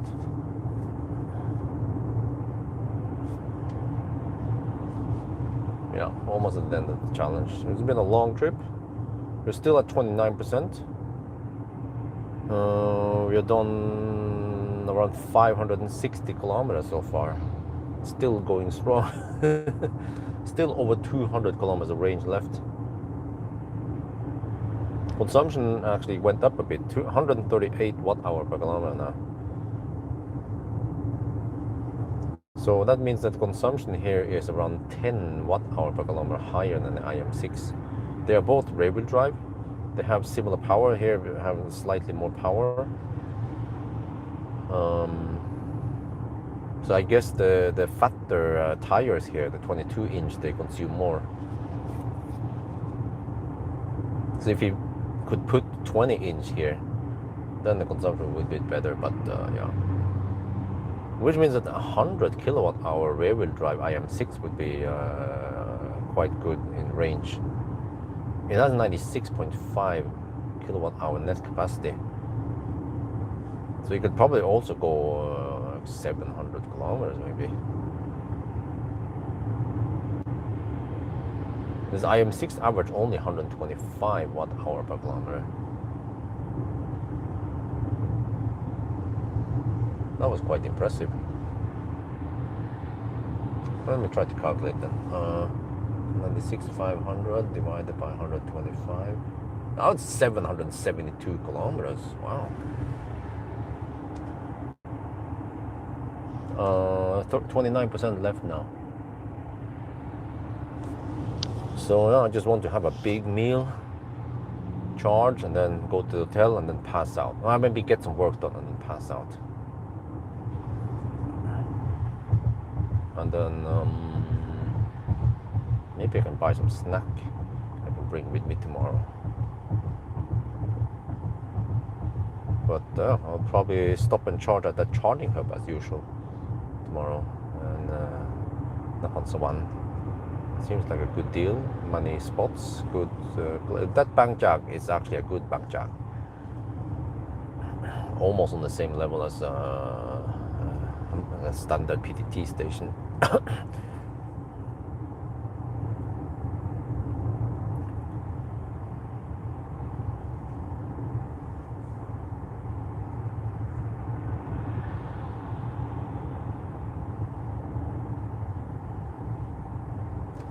Okay, how is the traffic now? Bangkok. Oh, it's still kind of red many places. Okay. Yeah, we're still about an hour away. Then I decide what to do.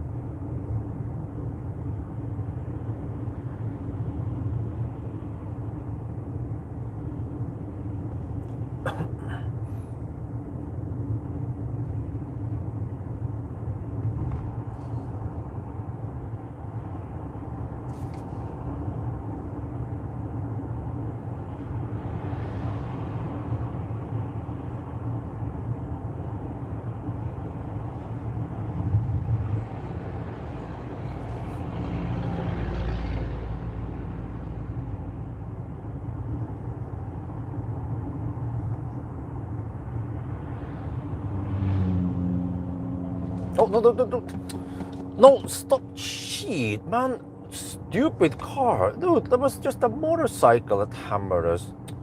Holy crap, what happened there? The motorcycle hammered and then went in front of me, and then I guess the car was calculated that it would be a possible like collision, right? So it did an emergency brake there. But dude, it should calculate that the motorcycle was traveling away from us at quite high speed, and then so the car was braking, right? And then I accelerated, but I could not override it. Holy shit balls, man, this is so bad. Oh, at least when Tesla phantom brakes, you can just push the accelerator and then it cancels out the phantom braking.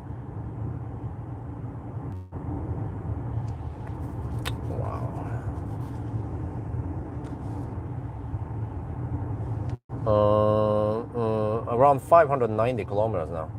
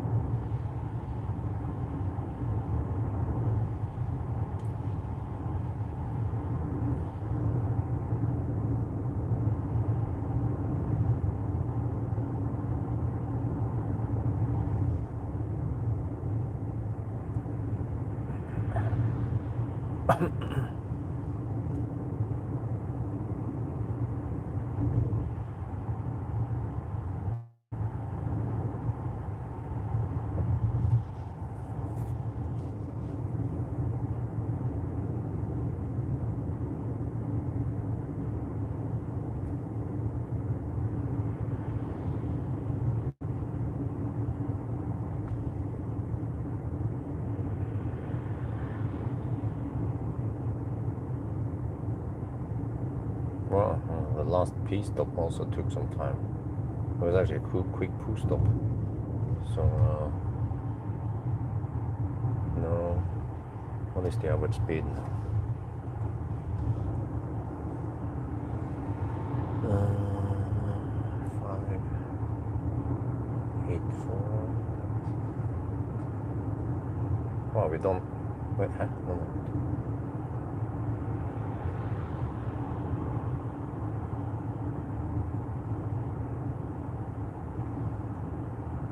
Okay, divided by 9.15 hours. 65 kilometers per hour average speed, including stops. Unique and safe drive.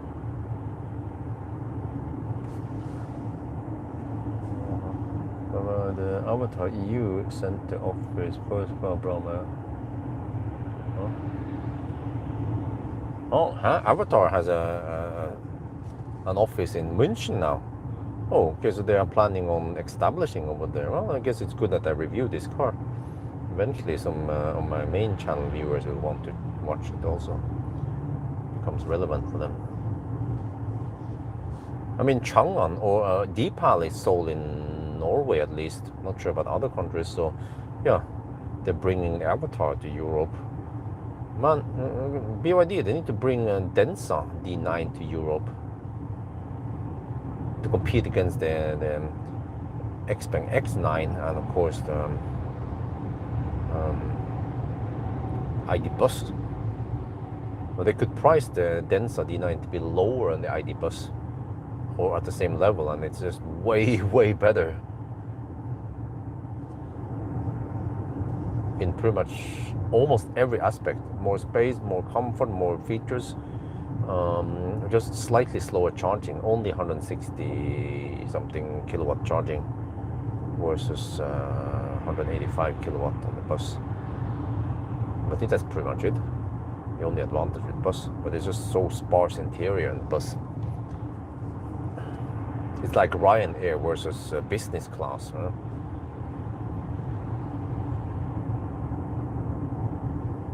Yeah, like Ryanair economy versus Thai Airways business class. Well, maybe not Thai Airways, like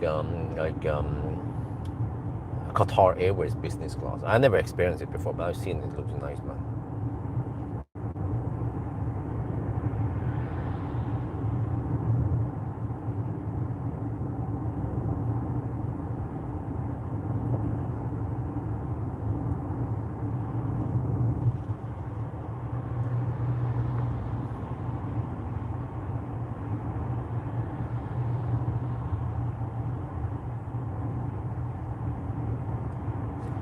Man, this fool is gonna stay in the left lane or the middle lane? Yes, he is. Okay.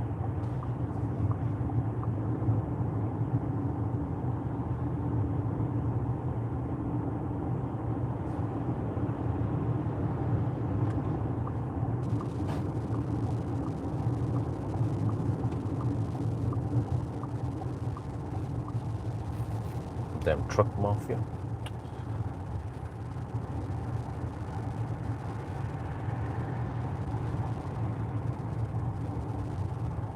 $588 kilometers now on the trip meter. I don't know how many stops I had, 5 or so.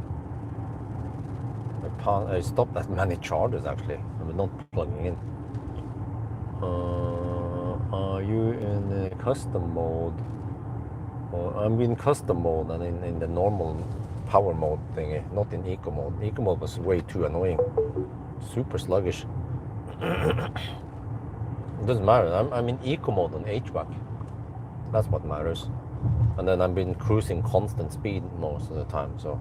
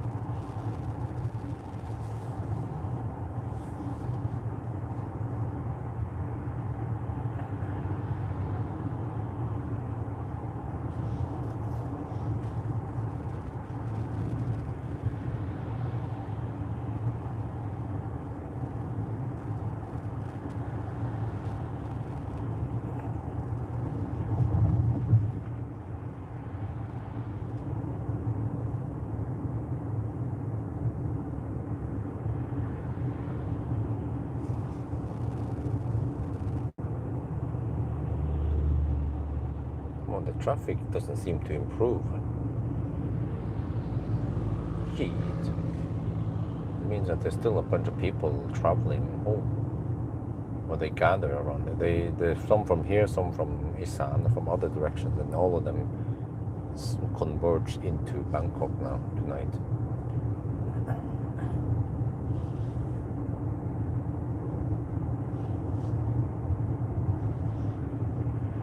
But the reason why I use custom mode is because region is higher. I can set region higher in custom mode. Otherwise, it'll be in the low region, which is not great.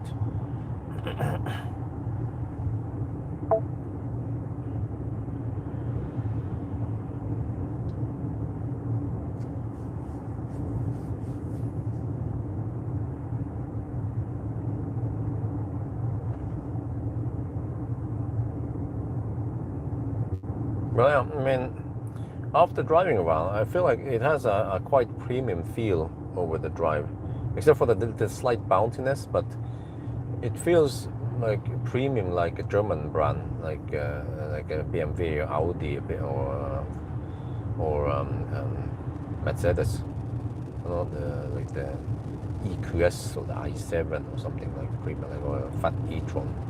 So it has that nice premium feel over it, the comfort, nice and quiet. It's by 22-inch.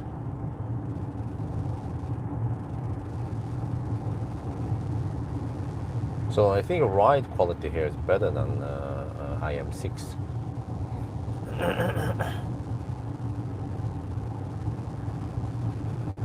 But the IM6 was still very good. It wasn't like cheap on the thing. The IM6 also felt very good, but this was a notch better.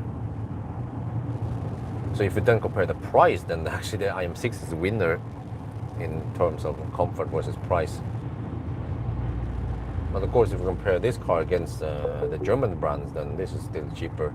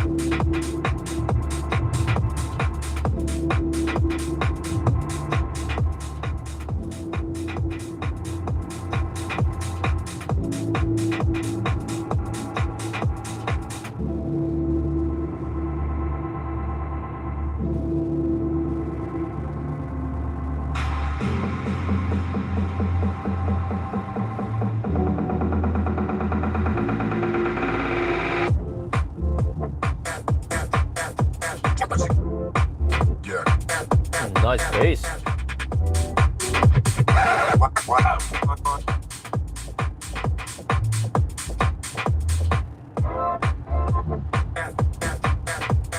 Well, wifey told me that the water is not flowing. I'm like, huh? Or maybe open the valve maybe, or ask Amber's dad. I'm not sure what I'm supposed to do. I'm close to Bangkok now. Shit.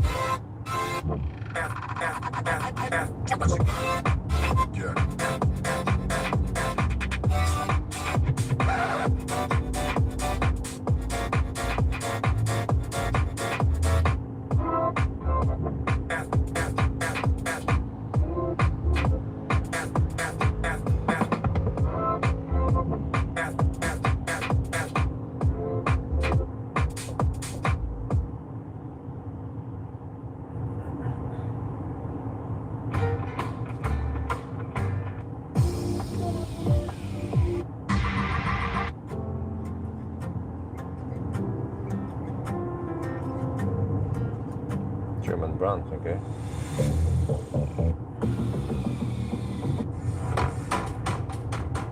Well, this is what I heard from Avatr, is that they want to be on the same level as a German brand when it comes to service.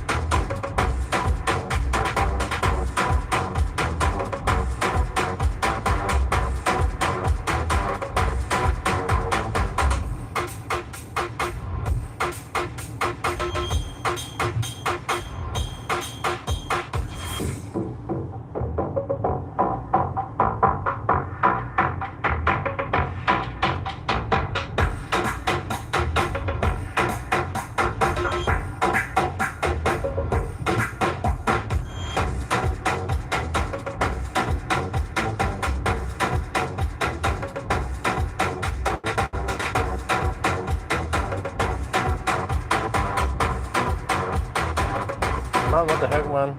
There's no water at the home in Chiang Dao right now. Well, this is the shit that can happen when you're in Thailand. Suddenly you have no water. What if you have to take a shit?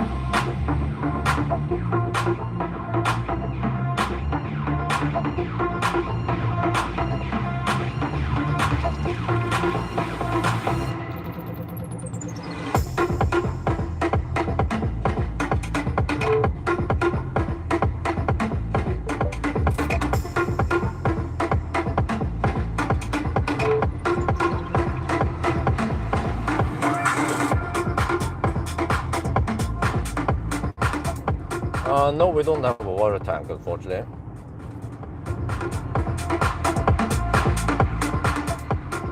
Maybe we should have a water tank just for emergencies like this. Hey, no, what the heck is that? Oh.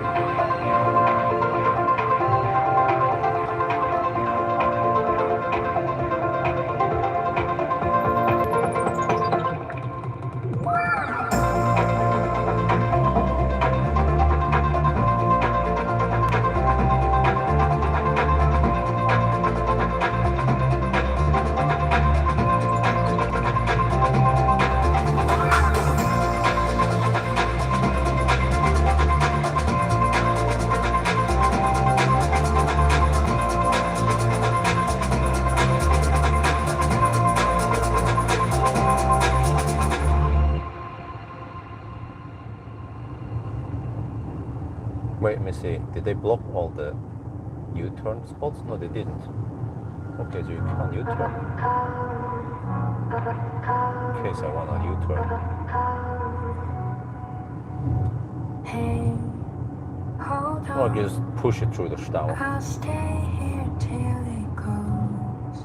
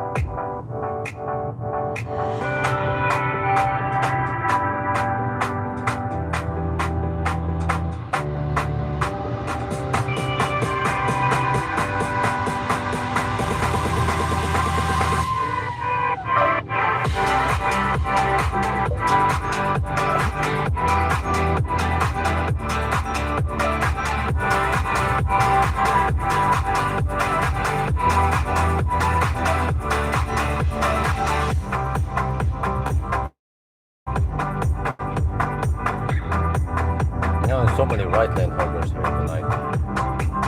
Yeah, I see that. I feel the traffic is flowing worse than normal. Normally I'll be able to hammer in the 120 zone here. But not today, so not today. Today's rightmost lane is flowing at only around 100 kilometers per hour.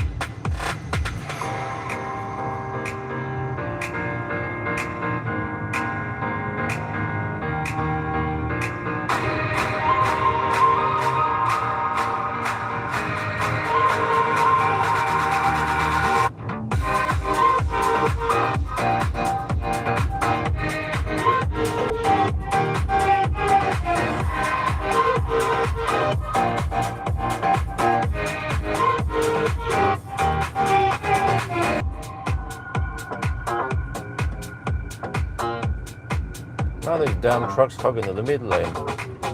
Roads are going so slow. They should be in the leftmost lane.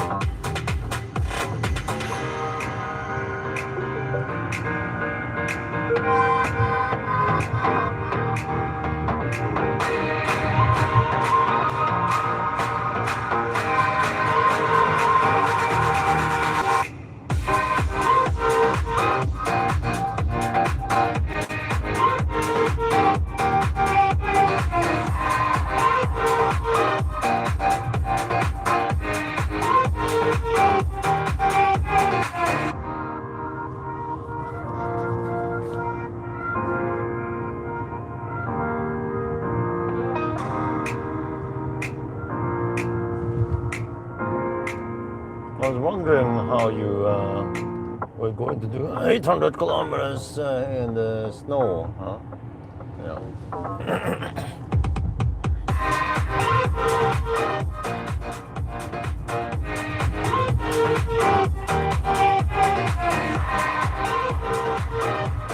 there ain't no snow over here. But I mean, dude, like, even the volume control is laggy when you turn it up and down. Holy shit, man.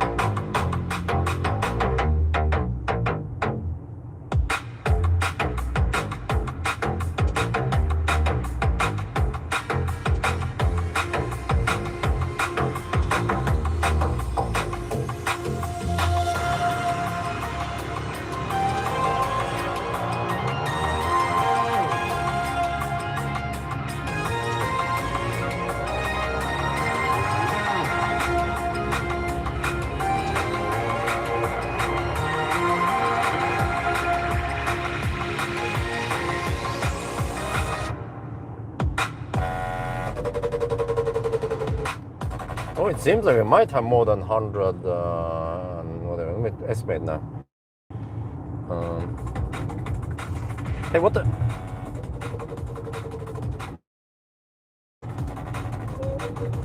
What the heck happened to since charge?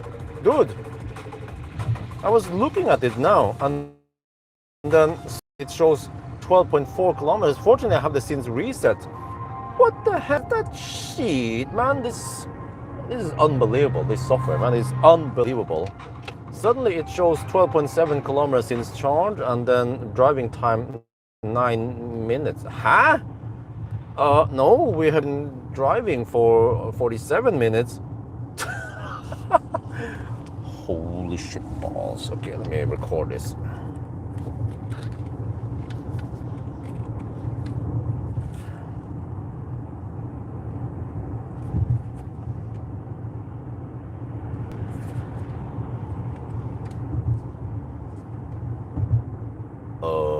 We are getting close to Bangkok. Well, actually kind of close. We are at a place called Singburi.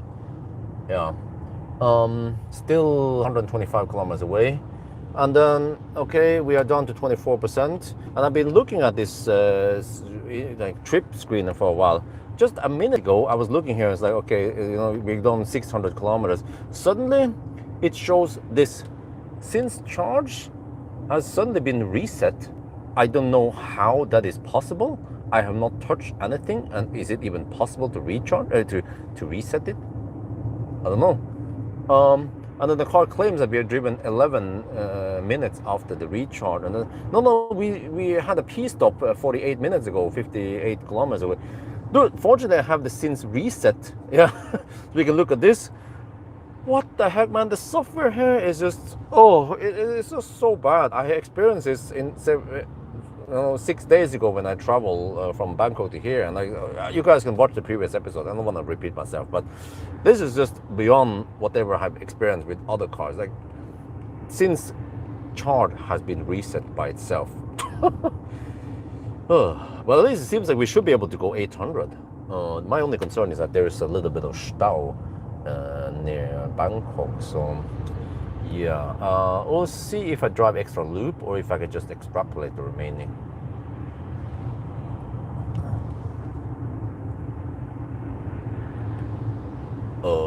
เราใกล้จะถึงกรุงเทพนะครับอยู่แถวสิงห์บุรีนะครับโอเคอีกสัก123กิโลเมตรนะครับแล้วก็ตอนนี้เราก็มี 24% แบตเตอรี่นะครับผมก็ได้ดูอะไรในนี้ทุกอย่างผมก็ดูตลอดนะครับดูจอนี่นะเปิดไว้ทิ้งไว้นะครับว่าโอเคเราขับไปได้กี่กิโลเมตรแล้วก็เมื่อกี้มันก็เป็น600กว่ากิโลเมตรนะครับแล้วก็อยู่ดีๆ since last charge มันรีเซ็ตเองผมก็ไม่รู้นะผมไปกดอะไรกดไปเลยหรือว่ามันเป็นตัวเซ็ตมันไม่ใช่ผมไม่ได้ไปกดอะไรเลยไม่ได้ไปกดที่จอเลยครับอยู่ดีๆมันก็รีเซ็ตบอกว่าเราขับแค่16กิโลเมตรจาก last charge แล้วก็12นาทีมันเป็นไปได้ไงเนี่ยเราเพิ่งจะจอด49นาทีก่อนนี้นะไปเข้าห้องน้ำนะครับ แต่ว่าดีว่าเรามี since reset เรา reset พร้อมกับ since charge นะครับเราก็มีหลักฐานในวิดีโอนี้นะว่าอันนี้มันแม่นนะครับ ซอฟต์แวร์ของรถคันนี้มันแปลกมากมันไม่ดีหลายอย่างนะครับมันแบบ แต่ละอย่างนี่ผมเจอตั้งแต่รับรถคันนี้ยืมรถคันนี้6 วันก่อนเนี่ยนะมันเป็นสารพัดเลยนะผมก็อยากจะพูดซ้ำนะครับคุณก็ดูวิดีโอเก่าว่ามันมีอย่างกับบอกนะครับแล้วก็ใช่ที่มันมีอีกอย่างนะ มันมีสถานการณ์คือมันมีรถคันหนึ่งขับเลนขวาเนี่ยนะครับแซงแล้วก็มันมีมอเตอร์ไซค์ขับเร็วแซงแบบมาข้างหน้าเรานะครับจากเลนขวาสุดมาหน้าเราแล้วก็ปุ้งไปนะแล้วรถคันนี้มันเบรกเองนะครับฟันเต็มเบรกคงจะเป็น automatic emergency braking แล้วผมก็มันก็เบรกแรงแต่ผมก็แล้วผมก็เร่งนะครับแต่ว่ามันไม่มีอะไรเกิดขึ้นเลยแบบมันเหมือนกับว่ามัน override control ไม่ได้นะครับผมไม่ชอบความรู้สึกอย่างนั้นแล้วผมอยากจะให้เราอยู่ in control นะครับคนขับนะโอเคก็จะหยุดบ่นนะครับ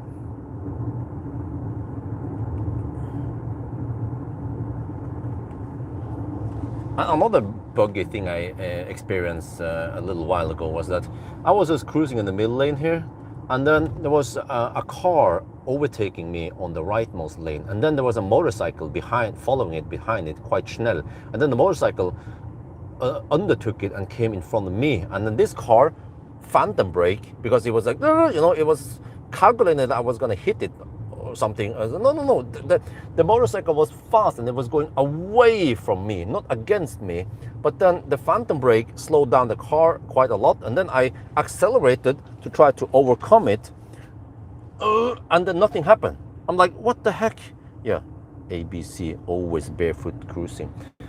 So, I don't forget, and I don't like that feeling at all when you floor it and then nothing happens and you are not in control of the vehicle. So the list just goes on and on with this car. Yeah, and also, also happens several times when there's an exit. It tends to pull hard towards the exit, or when there's a U-turn, it tends to pull hard towards the U-turn. It depends on the lane markings.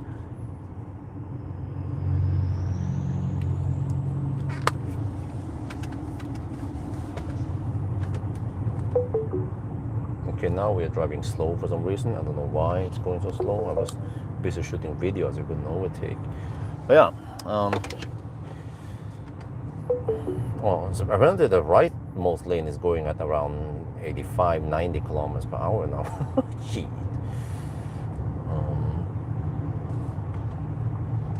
And then we have people driving slalom again. Because the slow pokes, they just can't keep on the leftmost lanes.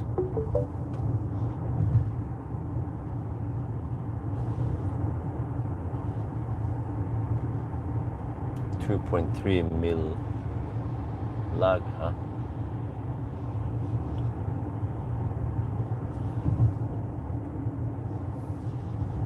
Okay, not sure what that means, but okay. Anyway, yeah, we're down to 24%. So I've lost the since last chart. But whatever, we have the since reset. Let's hope that doesn't reset. If it resets, we know roughly. I don't know. We have some other data we can count. Yeah. It actually wait. Wait. This is strange. I just noticed it actually automatically reset after 600 kilometers. So since charge suddenly claims 21 kilometers, and since reset is 621.4 exactly. Maybe it's a bug. Maybe you're not supposed to drive more than 600 kilometers in one charge. Oh shit.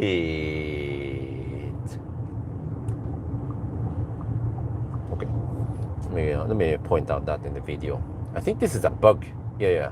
Is this a coincidence that it happened exactly at 600 kilometers?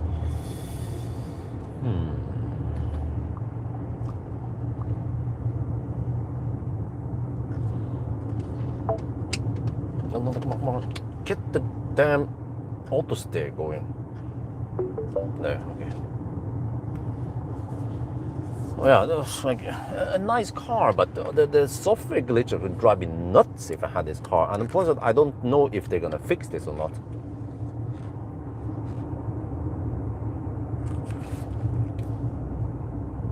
Wait a minute, I just noticed something. The since charge versus since reset. it bugged out exactly at 600 kilometers on the SIN's charge. Is that a coincidence? I don't think so. I think it's a bug. Yeah, maybe they need to look into this and maybe read all the car's data after tested and find out what the heck is wrong. Maybe nobody has tested going over 600 kilometers in one charge before.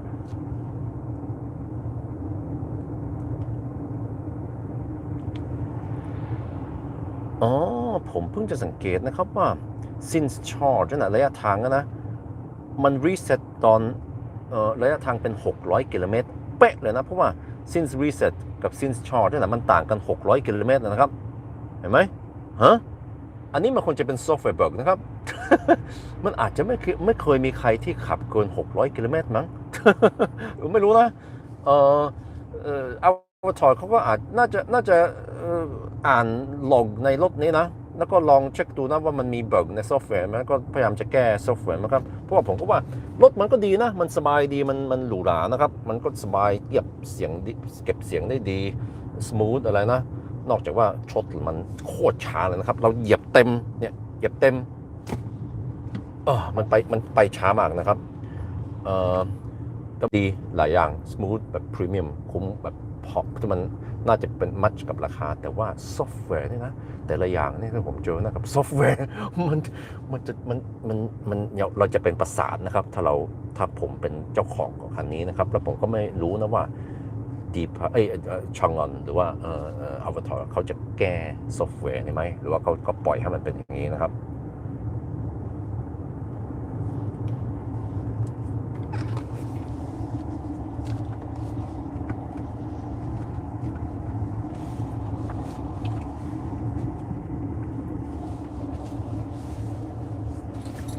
Well, maybe some heads are gonna roll at Chang'an. Be like, why was it not fixed? Why is the bug still there? I don't know, but yeah, it is a bit facepalm, to be honest. I wasn't looking for errors; the errors just found me. I was gonna show like in the eventually when we finish it, like yeah, look at that. Since last charge, 800 kilometers or 750. No, won't be able to show it now since reset. Who knows when it was reset, right? Yeah. But I think people believe me anyway. But if you just show the screenshot, you can't trust it just by looking at the screenshot because it doesn't say since last charge. Yeah. But we have a log in the live stream that I didn't stop and charge. Well, actually, you don't know for sure, but I could have silently backed up somewhere. But no, actually, I didn't. It was impossible for me to do that. Dude, why are you driving so slow? What the heck is going on here, man? Shit.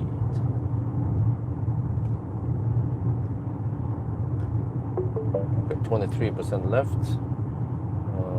We're done 27 kilometers since the last charge. Okay. Oh, dude, like I say something bad about the car, he's like, okay, he's not watching. Pull to the left to kill me. Shit, man. And the car is always listening to me because if I say okay next, then it will change song. Okay, it doesn't do it now. Huh. Interesting.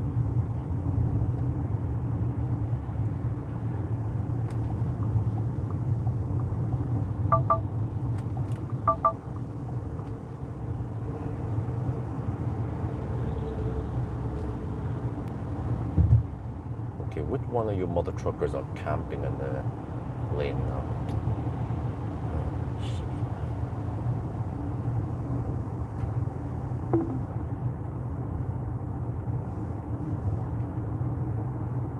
Seems like roads are getting more and more dense now as we go closer to Bangkok.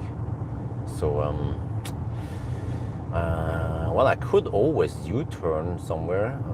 It's not going to take that long, and then I drive northbound traffic is way less congested. I see it, but they also block many U-turn stretches here to ensure the traffic flow is better. But also means that do I want to U-turn?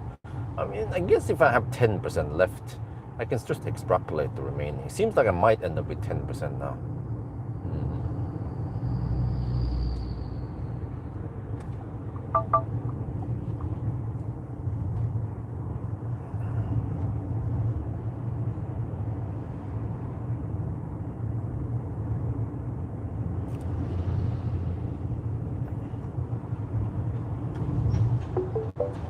Yeah, I think we cleared the annoying trucks now. Have a little mafia truck party over here. Shit. Truck mafia. Oh, the heck was that shit, man? I look at the chat for a second and then the car just pulls hard to the right. Oh, jeez. I need to return this car ASAP. The lines are not that unclear. I mean, they are quite visible, you see? Yeah? Left and right lines. Dude, man.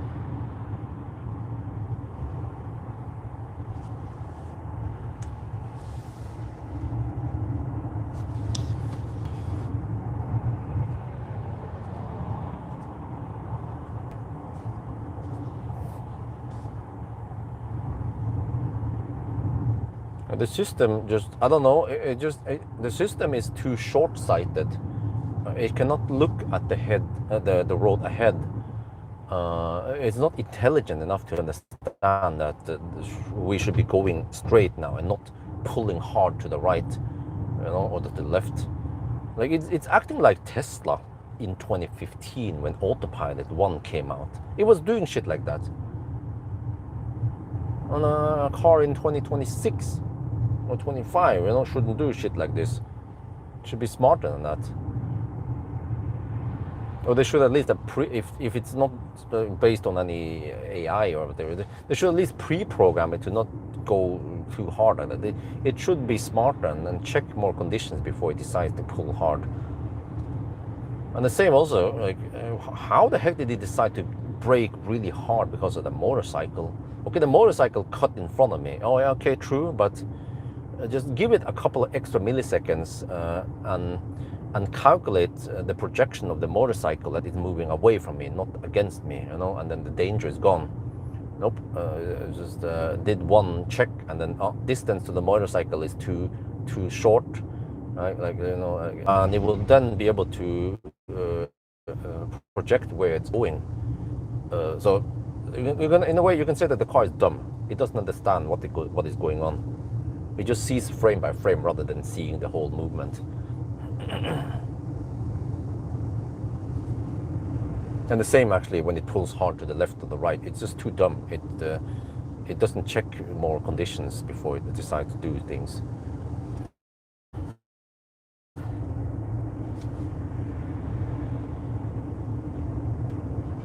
We can reach Bangkok, no problem. We can drive almost to Chonburi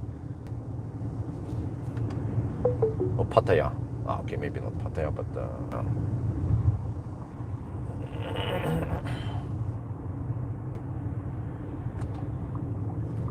freaking mother truckers in the middle lane.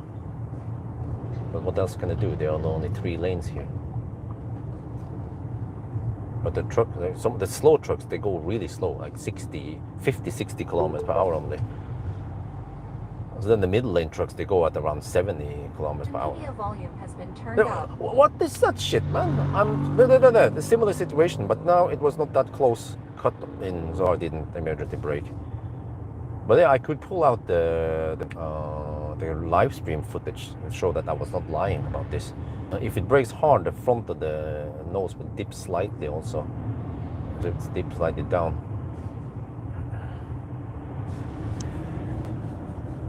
Not sure how I'm gonna find this location in the clip here. Yeah, everything just looks the same. I just skip through the whole thing.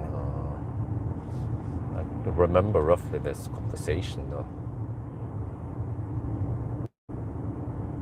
Yeah, there's no way to put a marker in here. Okay, 103 kilometers left to that PTT station. How is the traffic? It seems like it's slowly improving. Okay, which means that in about 45 minutes it should be better. So then it's just a slight delay. Yeah, I can live with that. I'm just gonna go for it. Okay, let me see. 102 kilometers left. But let me calculate now. Yeah, I was gonna calculate the net capacity. 22% left. 636.4 kilometers times 138 divided by 0.78. Huh? 112.6 kilowatt hour. Really? Wow. I don't know why we got so few kilowatt hours out before. Or is the consumption number lying? I'm not sure. But there's a distance we drive is not lying.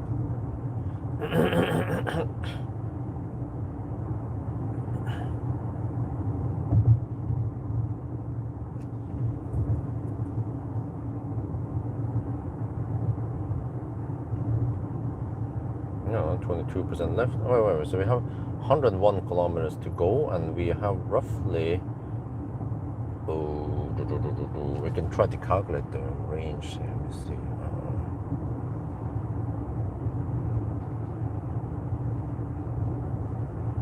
Wow, we have 182 kilometers left.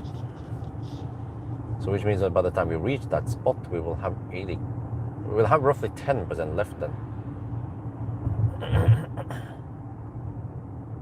Okay, do I feel like driving another hour just to get it down?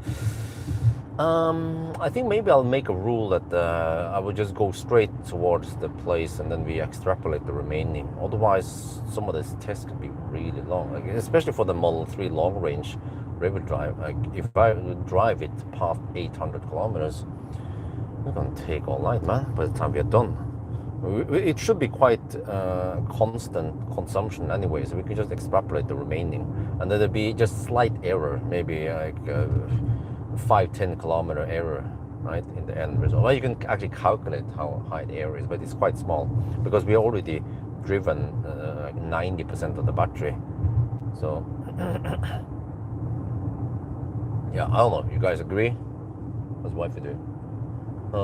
We don't take a shower yet. Oh shit! We can't use toilet. Oh shit! Okay, that's not good. Well, I'm not sure what I can say.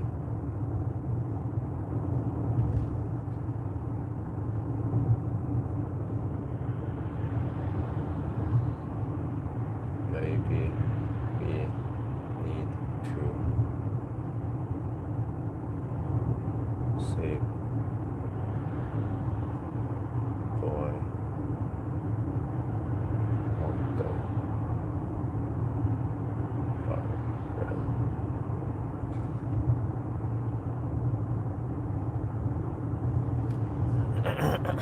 yeah, now, okay, they didn't shower, they can't do anything, they don't have water. I think I also emptied the dehumidifier this morning, so there's no leftover water there that you could use to flush down the toilet. So there's simply no water at Chiang Dao house right now.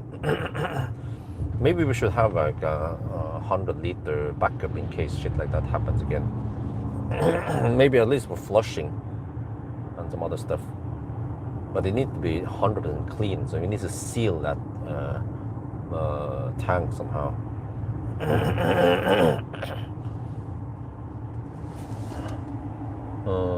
90% battery is good, yeah.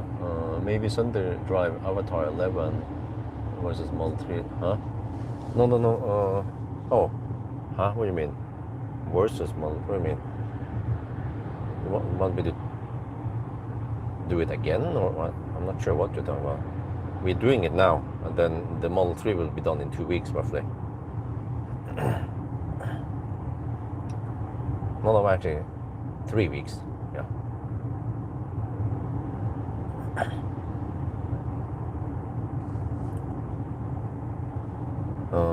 Yeah, because I mean this trip is already very long. So it's the consumption is quite stable at this point. So we just take the remaining and we extrapolate the rest, so I don't have to spend all night driving.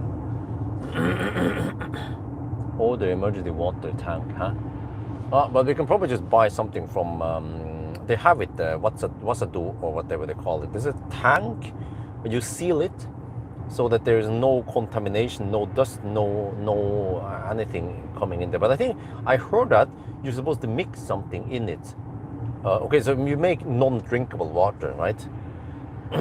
For flushing or for washing, but you have to mix something in there. This was like some kind of emergency water I heard about in Norway. I think we can Google about this.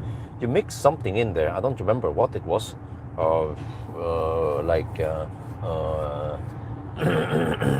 Baking. What? No, go away. I don't understand. Can't Reword it. cancel. I'll have a rest if there is nothing to do, and call me at any time if necessary. No, go away. Shit, man. Like, what the hell was it called again? I think you put in vinegar or something. I don't remember, to make the so that you kill potential bacteria there. So so it doesn't develop and become over time. Gray water. Pool cleaning tablet. Well, I'm not sure if you want to put too much, what do you call it again, chlorine in there. But yeah, maybe chloride would be okay just for flushing at least.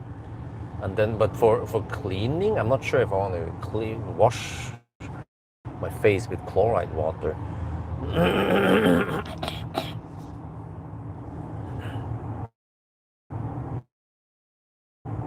But I don't know. At least I have never experienced the water to just disappear like that.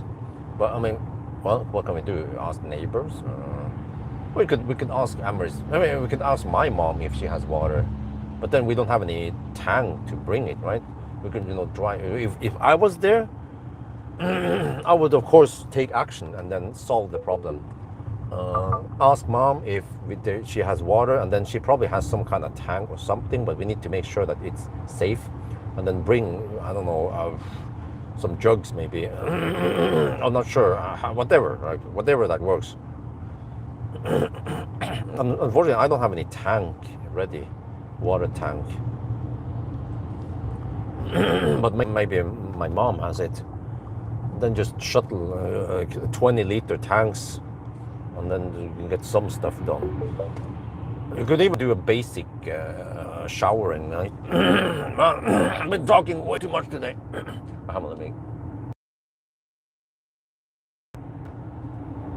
You put chloride tablet in the daytime, clean.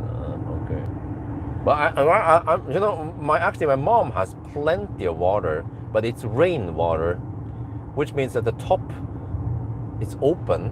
So I don't. The kids, when they go to my mom's place, the resort, they put their hands in the still water, the stagnant water. I'm like, okay, that could contain, microbes and bacteria, because it's not running water. So, and then they put their finger in the mouth, and then they get sick. So. Well, at least clean water from the tap from mom's house would be okay, a good solution. But I mean, it's not a big deal if you can't shower one day, especially if you haven't sweat that much. Like, I tend to not shower if I come home really late. I don't want to wake up the whole house. It's fine as long as you haven't exercised too much in that day. You can shower in the morning. How about that? And then drinking water, we have drinking water, plenty of that.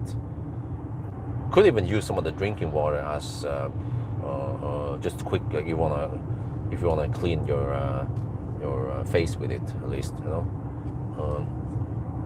There's maybe use.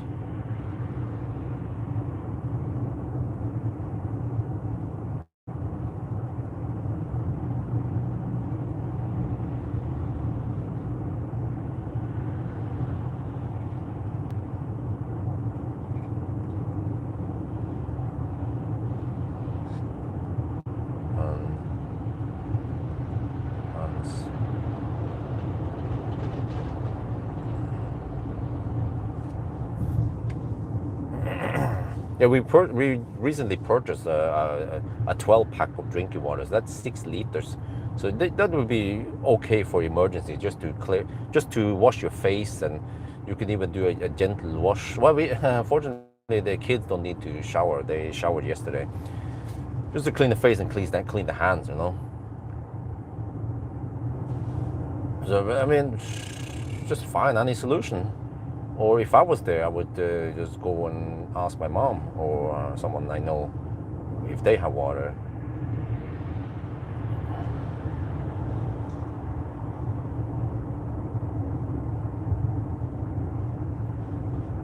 Oh, let me check the traffic situation now. Okay, yeah, it's getting better now. Now it's yellow. It was red earlier. Okay, which means that by the time I get there, it will probably be clear.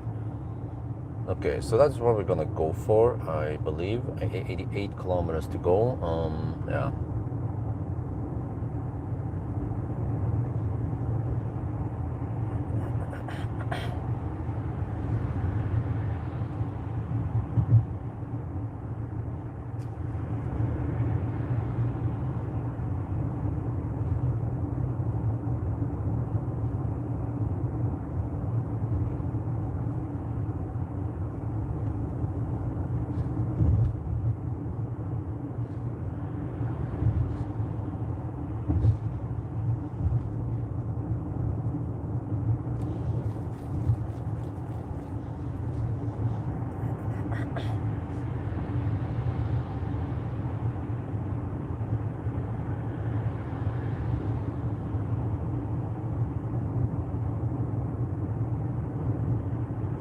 Actually, the dehumidifier usually collects like 5-6 liters of water, but I just emptied this morning.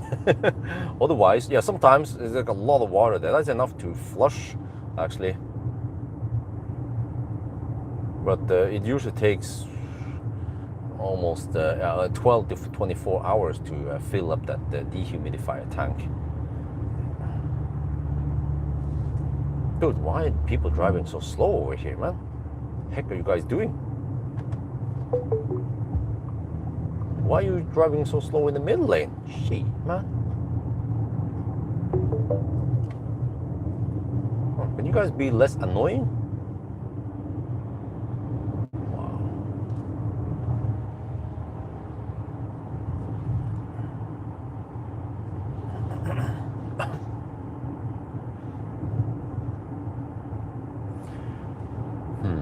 Wait, helps reduce the calcium deposit in hard water. Okay, maybe, okay, I'll be better prepared next time. I'll have some kind of jug with some water. If it's only, it can't be too heavy. 20-25 liter jugs will be okay for me to carry. Just keep it sealed somewhere, just for backup. Because the drinking water is just 5 liters total. 6 liters, yeah. 12 bottles, half-liter bottles each. It's just for the emergency, the really necessary cleaning.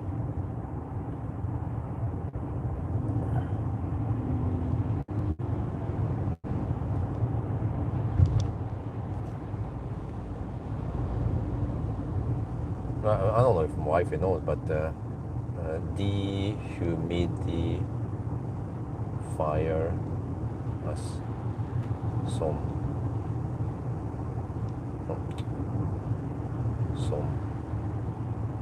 water can be used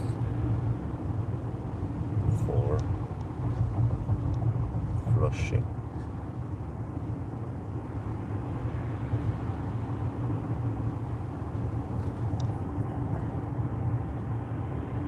Depends how if the wife has run the dehumidifier or not. I think she didn't.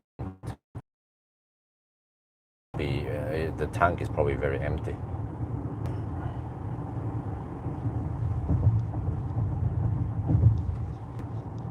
Well, the battery is still at 29 to 30 degrees only.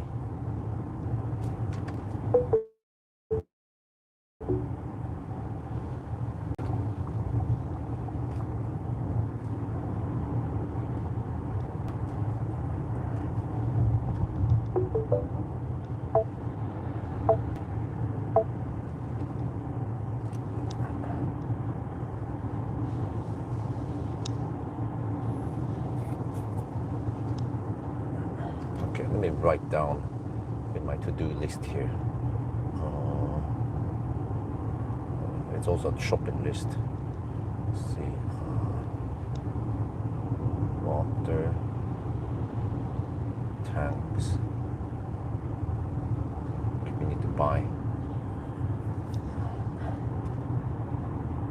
Well, at least for flushing, then it doesn't matter. Then we don't need to treat the water. As long as you just keep it sealed, then it should be fine.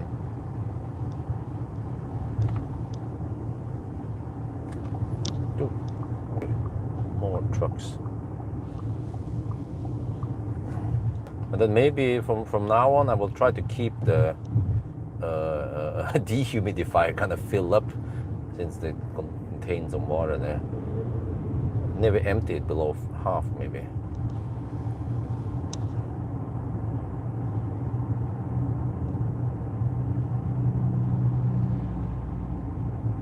Yeah, this time I will avoid the expressway.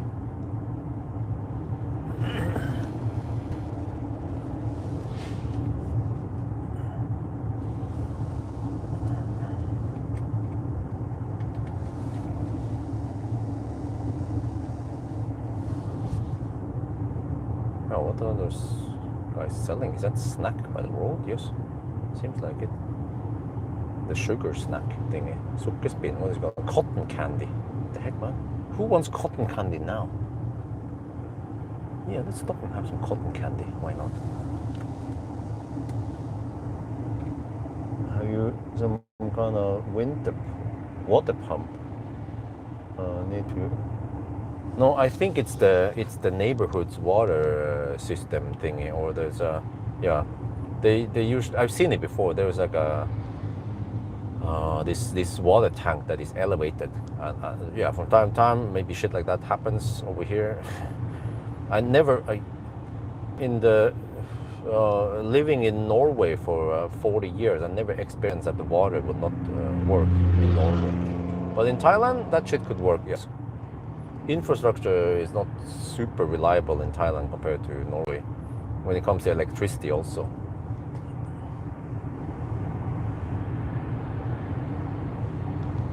"79 kilometers takes about an hour according to Google." Okay, okay, that means we'll be there right about 9, a little bit past 9 we'll be there. Oh, that's good. Just stay in the lower, in the surface streets then. Also, it was kind of expensive to take the expressway. It was 140 baht. Like, dude, that's food for the whole family for one day in Chiang Dao. Well, at least one big meal. Yeah, one dinner for the whole family, 140 baht. I've been in Thailand for too long. I start thinking like Thai people. You know what? Huh? Sai, my. Roti, cotton, roti, okay, yes. Souvenir, Ayutthaya, okay, it's some kind of, right. Yeah, I've seen it before. Just sugar and carbs. Yeah. Avoid that. I mean, I have not changed my diet too much. The main thing I've been doing now since the kidney stone is to avoid soda. But I still drink. Well, I also tend to avoid some iced tea. Okay, but I still try to get some fruit drinks if it's fresh, 100% fruit, or just water, or some of the what you call it again, soy milk. Yeah. But I still eat meat and rice. But not so much bread nowadays because it's Thailand. Yeah. Oh, no, don't break that shit, man. Cars just being way too careful and way too scared about things.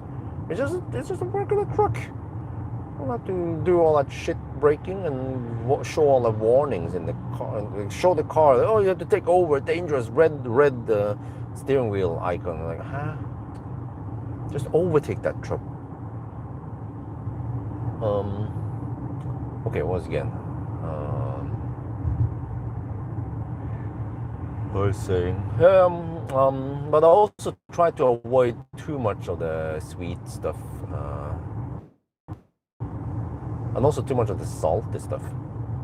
So I have some salty snack. Actually, it's the Neo snack, the Neo Life snack, and I've been eating some of that. It's like dried meat and it's salty, but it also tastes like it has some MSG or something. I was like, and it's chewy and sticks in my teeth. I think I will just throw the rest, 5-6 packages, because I'm not sure if it's healthy for me to eat that. Plus, one of the packs were smelling really bad. I was like, oh shit. It was probably contaminated, and then it rot inside there. It was nasty. So yeah, it's like some kind of Chinese beef jerky, but it's not. It's slightly moist, so it's totally sealed.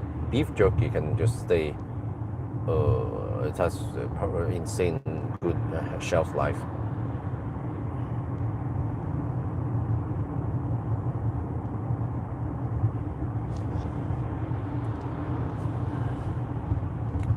Okay, interesting. Consumption went up 139 watt-hour per kilometer. Well, do you see that? Why is the consumption going up now in the evening? It's weiß nicht.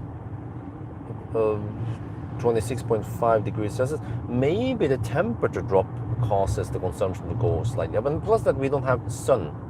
I wonder if the sun makes any magic when it comes to things. I don't know, rolling resistance, air resistance, something. Oh, when the siren is on, then that's probably emergency. Give way. Get out of there.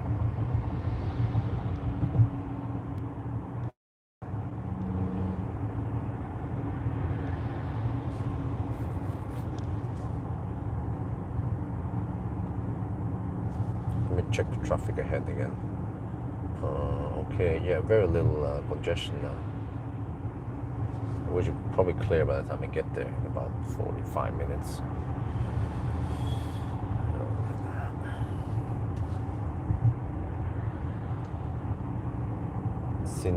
Oh shit! Oh, it had the water was already out from 3 in the afternoon. Shit!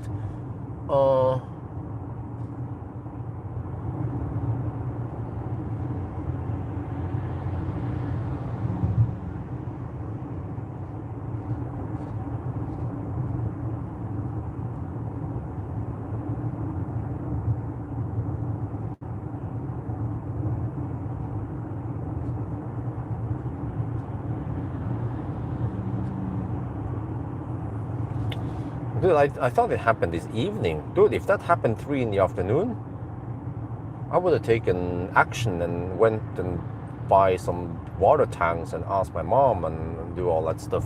They were just sitting there without water, not doing anything.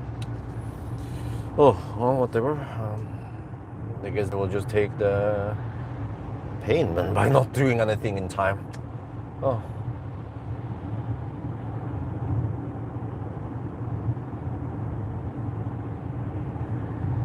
Yeah, I mean, wifey would have enough time to go to Mr. DIY, or actually, I think they are sold in they call it Wasadu, some shop in Chiang Dao, just 5-minute drive away. You can buy the tanks, and then go fill it up somewhere. Plenty of people we know in Chiang Dao, and then just get it ready in case the water doesn't come back, and which turns out the water didn't come back yet. No, change lane. The media volume has been turned up. What the heck is that shit? But stop the whole voice control shit. It's been, I have disabled the voice control, but it keeps listening to me and doing random shit. And I didn't even say, volume control or whatever. Set volume control to minimum. Wait. Okay, set volume control to minimum. Okay, next song. Okay, next song. No, see, it's just misinterpreting what I'm saying. So this would be very annoying if we had some passengers and we are chatting with the passenger. No. Okay, there that stupid truck driver is eating the lane, or they call it kin lane, eating the lane, and then the car did not avoid it, but it started braking instead. It would just do the wrong actions all the time, make the wrong decisions. Wait, is it chat bugged now? Let me check.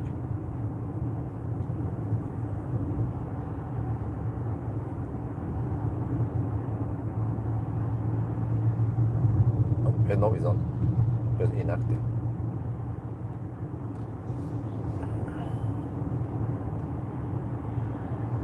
But this is interesting. The consumption has gone up. Well, we're gonna take the 136 watt-hour per kilometer and extrapolate. Actually, the more realistic thing would be to actually drive it down deep and see how far we can actually go.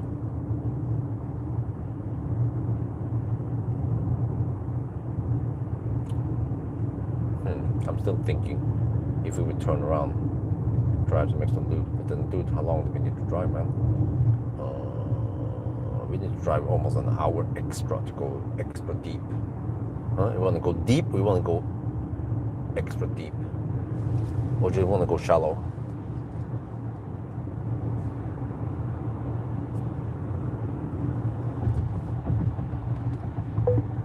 Why is no one using the leftmost lane? Because the other lanes are going slow again.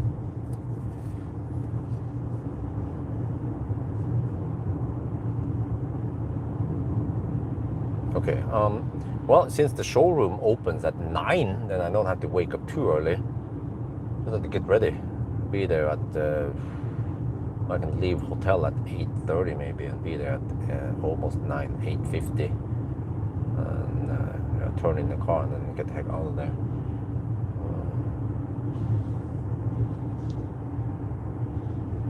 No, we're still doing the slow poke. Yeah, well, I mean, in that regard, I kind of want to go deep to see what happens, because this is also the part of the game, because you cannot rely on driving in daytime all the way, right? So eventually it will be night, evening, like now, and then the consumption goes up. Name of the game. But what did this also happen with the Model 3? You know, I did the Model 3 Sunday drive. There was a Model 3 long range, but the dual motor. But then I don't remember how deep I went and all that. But again, another annoying mother trucker. He should have been on the leftmost lane, but he's not. Oh, there, it kind of exits eventually. Okay. Seems like. Oh, I see. That's why it wasn't there. Okay.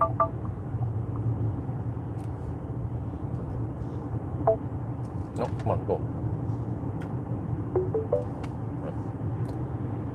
Well, I could U-turn at one point. Maybe at least U-turn once I'm closer to Bangkok.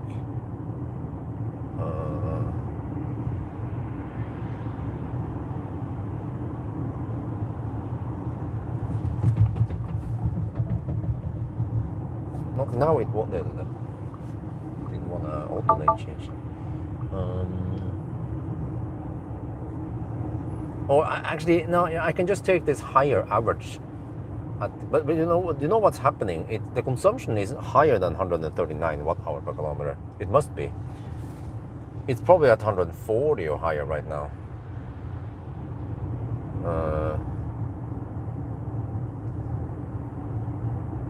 But we can just take the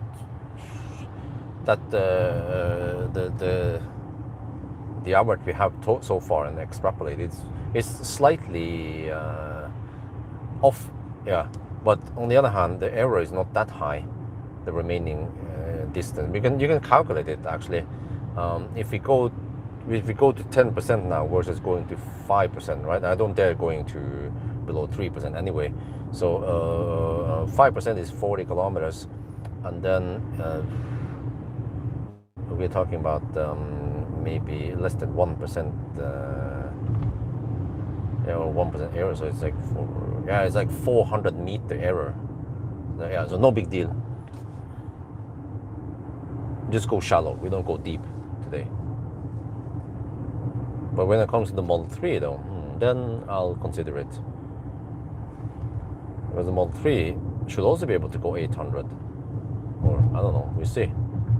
But that's only 82 kilowatt hour battery, or how much? How big was the Model 3 again, the new battery? But I want to see how efficient it becomes. It should be more efficient than long range, I mean the dual motor. So can we see like 85 watt hour per kilometer? Since we're going downhill, we get that little advantage. Always be cheating. Okay, I'm keen on just getting over to the get some food and then get over to the hotel and get some work done. I need to prepare some videos and stuff, and then get some sleep, and then wake up early and prepare for tomorrow. Get enough sleep, yeah, so I don't become tired. But I'm not tired. I have not been like dead tired during this Thailand trip. The only thing is when I have that, in a couple of weeks, when I return the Leap Motor the C10, then in the morning I return that car, and then I pick up the Model 3 long range rear-wheel drive, and then my Thai friend will ride with me. Yeah, but then the same evening, once I'm back in Chiang Dao, I have to quickly move the car seat and stuff over to the Model 3. And then I take Doraemon and head south to Bangkok again. The plan is to drive back to Bangkok during the night. To prevent me from being too sleepy, I will take some afternoon nap and let my Thai friend drive up towards, take one of the legs or something, or a couple of legs maybe. Yeah. So I get some afternoon nap. And then somehow I need to sleep in Bangkok while they are doing the tint. I need to ask them, or yeah, I need to check on that also, how to do it. Maybe I could just pay half price or something for a hotel room if they have available. Early check-in, early check-out. So I can just get a shower and sleep. It's very important for me to get sleep. Or I could bring a mattress and then sleep on the floor at the Lamina film, but we'll see what works best. But I just need as much sleep as possible while they're working on the car.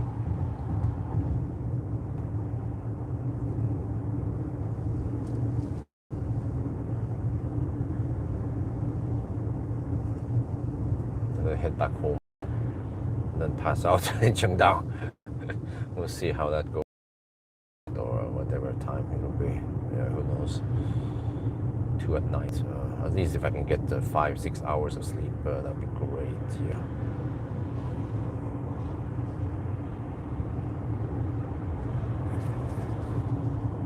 And if I'm really sleepy, I can just take a 1 hour nap while the car is charging.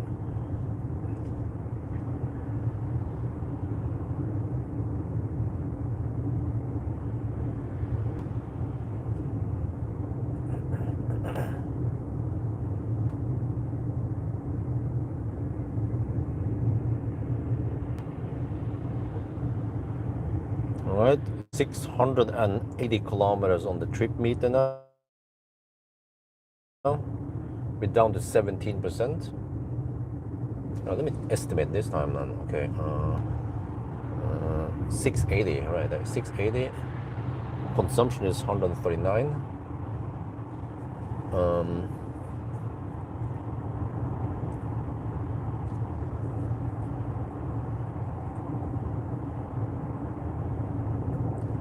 Then divided by 0.83. Huh? This can't be right. 114 kilowatt hour. No. Okay, you know, I think there's something smelly going on here. Owls in the moss. I suspect that average consumption is not correct, because it seems to change a bit too fast. Yeah. This is a bit suspicious that it went up. Like, suddenly it's 139. We can do the math. In order for the consumption to go up that much, the current consumption needs to be a lot higher. And how the heck can it be? We're on flat road. We're driving without any stops. It's 27 degrees Celsius outside. The HVAC is not working that hard anymore. It should be lower, right? And I think actually when I tested the Model 3, it was very steady. Same with the EQS. So it's strange that it suddenly goes up now. Yeah. Or I mean, okay, maybe it does go up. You know, maybe the current, maybe it's some kind of rolling average going on here that I don't see. Yeah.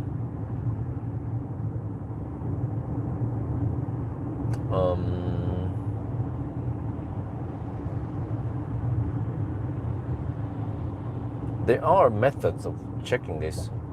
Well, actually, one indication is that earlier it pointed towards 110 kilowatt hour, and then suddenly now that the consumption goes up, then suddenly it indicates 116 kilowatt hour.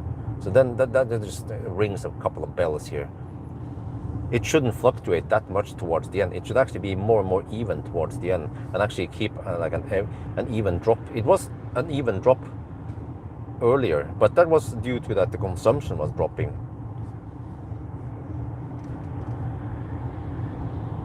So one way to find out about the net capacity is to charge it and look at how many kilowatt goes in. But am I gonna waste time doing that? Is it that important? No, I will probably conclude that there is something weird going on with consumption, that you can't trust it 100%. And that's probably good enough. I'm too old to do all that extensive testing. For what reason? Who cares anyway, right?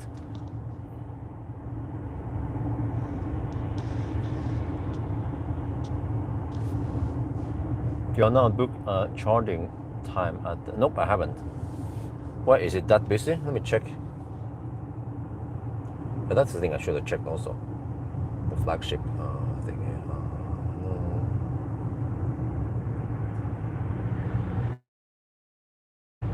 I wonder if it's just walk-in, any of them. I don't know when I'm gonna be there also. See, I think it's roughly here, like here, isn't it? No, hospital. No.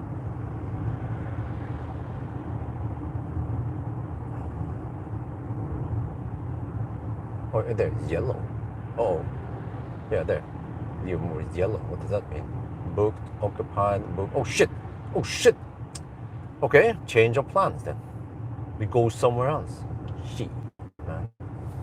You can check out that place later. It seems like it's kind of busy tonight. There's plenty of dots here. I need to go kind of south anyway. Let's find something close to the hotel instead.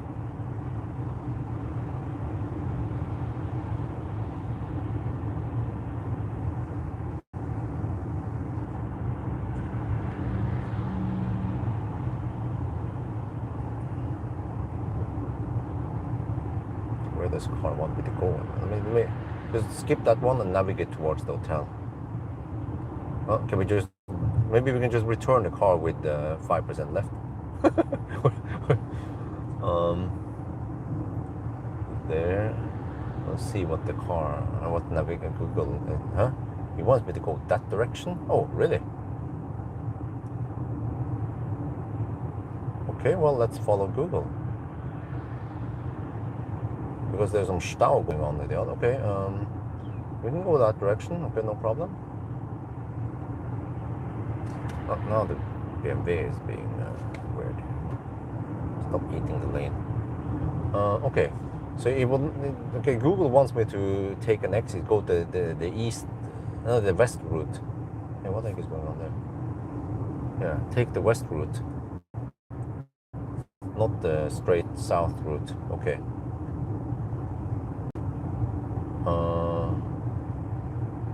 Let me get over there.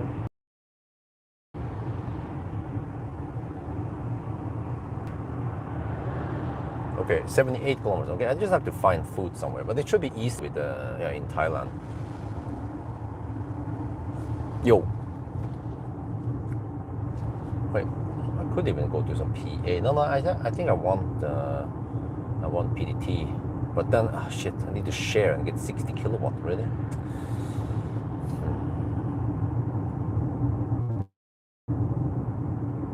Wait, what about the other location I went to? Well, that was a bit U-turn and a bit back and forth. Yeah, just want to go straight without any U-turn. That'd be great.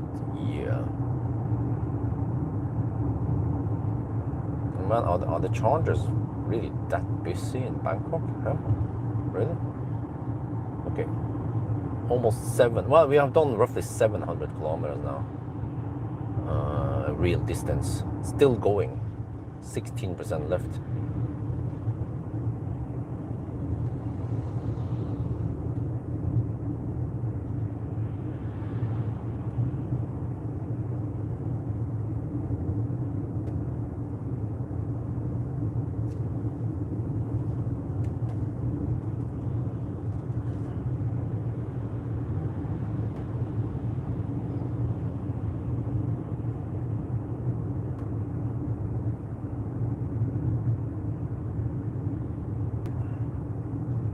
Wait, 76.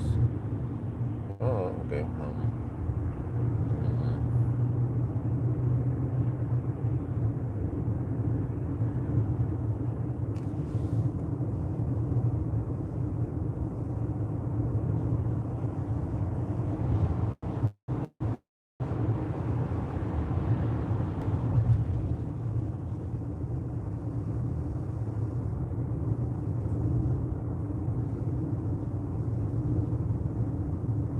Okay, let me see.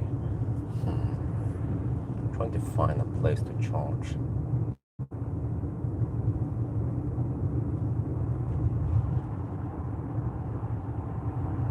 Wait, I just remember. Spark charge, of course. Why am I looking at these charges? PA. Okay, let's look at the Spark charge and the One charge. They usually have some nice hubs, but they could also be busy.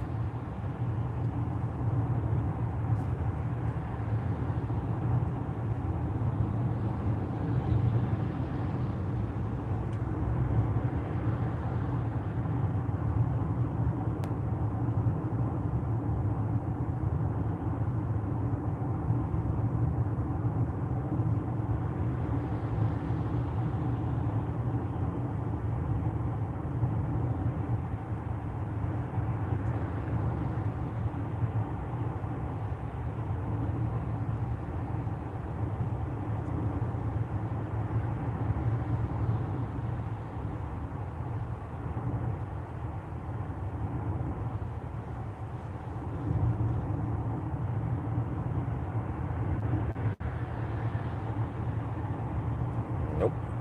What about One charge?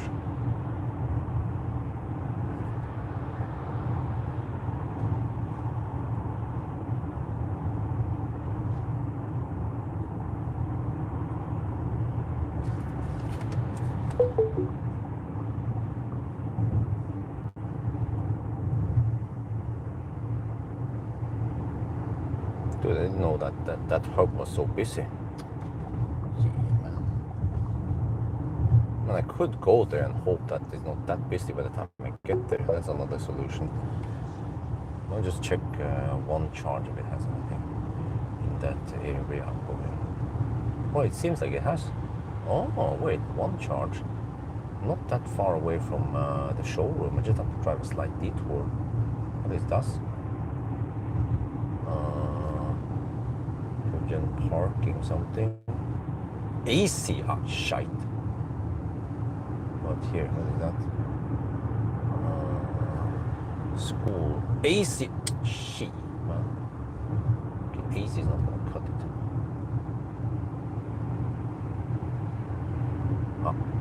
Okay, fuck it. Let me say. What about PA then? Wait, why is the thing not showing in the map? Man, PA app seems to be buggy.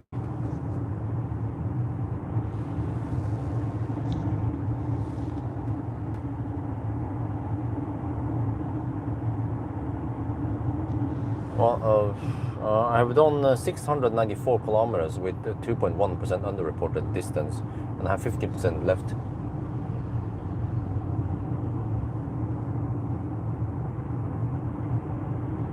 Dude, why are the Bangkok charges not showing up here? Wait, huh? This is so weird.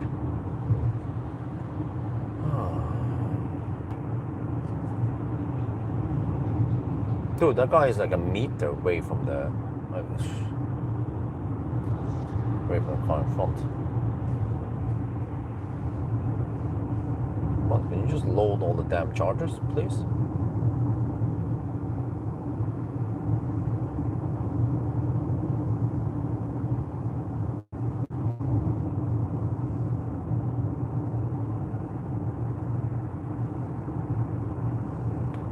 Okay, I don't know, man. Maybe I'll resort to EV Station Plus again.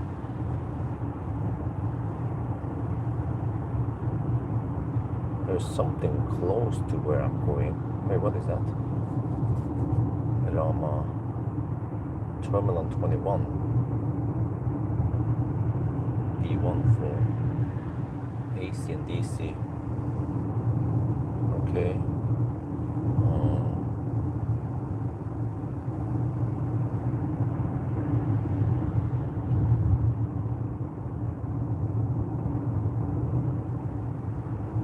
It's not too far away from Lampang, I think. No, wait, no, it's kind of far away.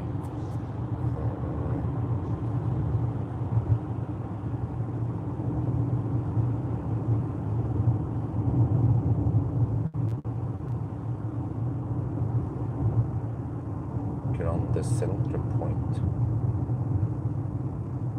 I think it's this thing.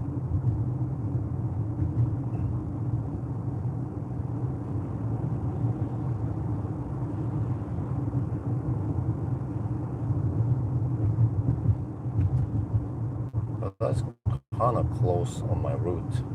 Yeah. Okay, now I need to pay attention here. I'll exit soon. So yeah, for some reason the navigation wants me to take a different route to the hotel. 50 minutes, 52, huh? It's not that much different. It's just 2 minutes different, man. Maybe I just go straight then. Yeah, okay, with 2 minutes different, go straight.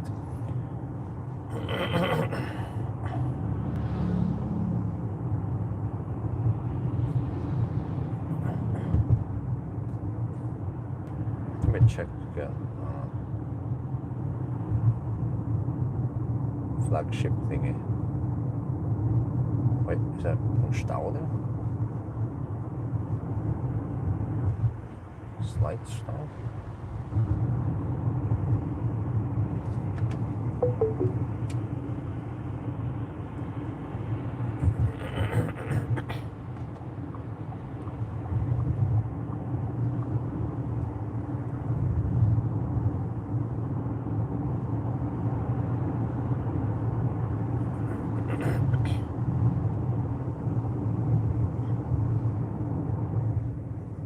Okay, 14%. Well, maybe we can just, I mean, can we charge an AC over there? I don't know, they have no AC there. The flagship. Okay, I need to get over here. These guys are too slow, man. I haven't been paying attention here. I'm getting hungry also. I mean, flagship sounds good because there's probably plenty of food options over there. If I could just wait, try to get a spot there, that'd be great. Unless you need to book shit, but it's probably too late for me to book. I don't know exactly when I'll be there. So, because of traffic.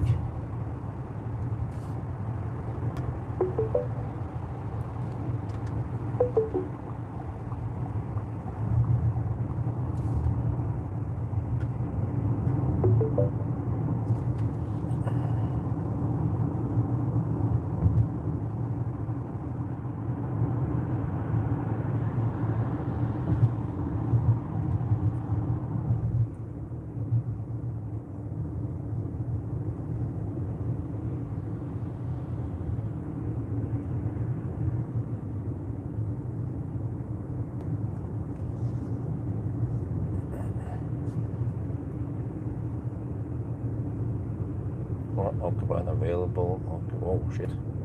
Oh, it seems like you can walk in there. Okay, maybe I'll just go for it. Okay, how bad can it be? 10-minute walk, 10-minute wait time, and I need to shoot video anyway. Okay, I'm gonna go for Route 32. It's coming up soon.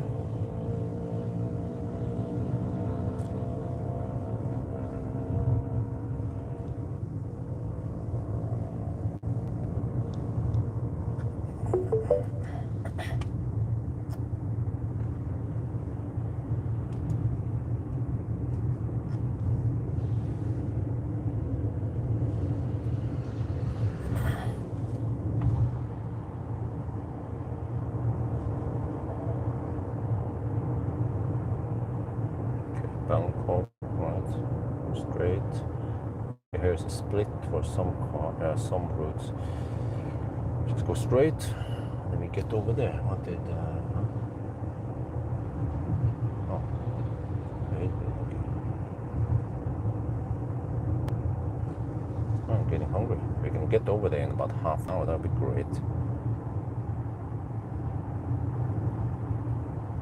As long as I get good speed, then I could even just top up for 10 minutes, 15 minutes, then I go. So actually, when I'm eating, it will be too long. Like, I will be charging. Well, actually, it depends. If I share and I get 60 kilowatt, then eating is fine.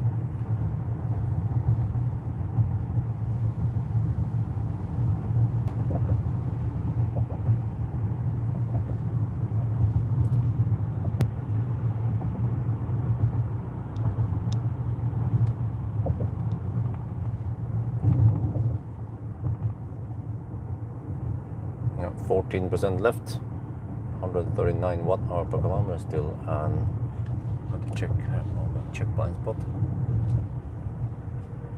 Yeah, now we're on these streets. I remember this route. I think we will actually get on this route tomorrow also, after we pick up the Leap motor. Okay, so let me see. 703 kilometers now on the trip meter, and then you have to add 2.1%, so around 15 kilometers extra, so it becomes 718 kilometers, and we are still good for over 100. Wait, supposedly over 100? Really? Is this something we need to find out, or no? We can just extrapolate it. Yeah, it's actually, yeah, you can go deep to 1%, but it's a bit scary because you don't know, you are in the dark below 3%, and it would take extra time. So supposedly in 34 kilometers we will reach that place. Just have to stay on the surface streets, go to the whatever, 6 stalls. Okay, how bad can it be? Huh? It's getting kind of late now.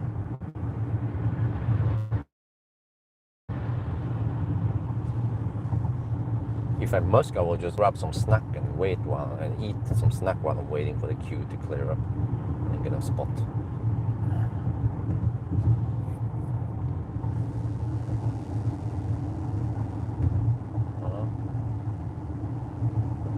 Oh yeah.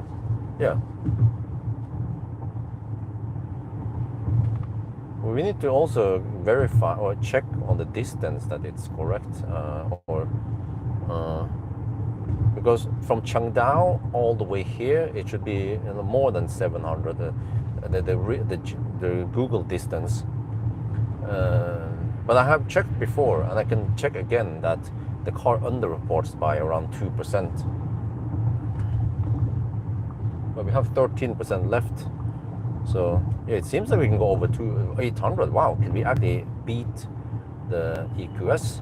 But it seems like the consumption, we cannot trust it, because the consumption seems to be incorrect.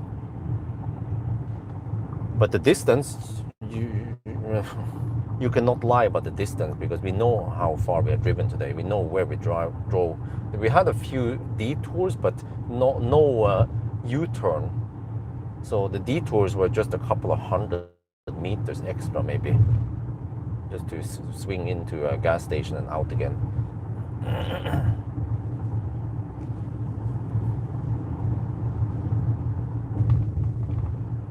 And yeah, going via the 800, the 700-year road is 1 kilometer longer than the straight line via Hongsing and the superhighway. So it's quite easy to calculate the distance from home to there. I'm gonna do that eventually once I stop. I probably have plenty of time to calculate while I'm waiting for the queue to clear up anyway. Slow traffic, keep left. Well, somehow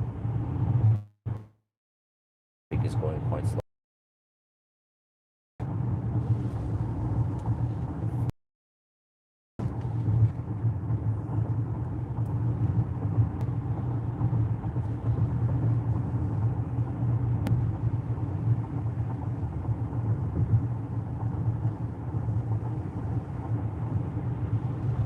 Welcome back to Bangkok. No, don't slow down here. Gee, it's fine, it's fine. It was barely over the line. Maybe not even over the line. Wow, people are driving so slow here. Dude, I want to check. Yeah, I'm still doing 80 on the speedo. 77 GPS speed. But that means they are going at 67 kilometers per hour for some reason.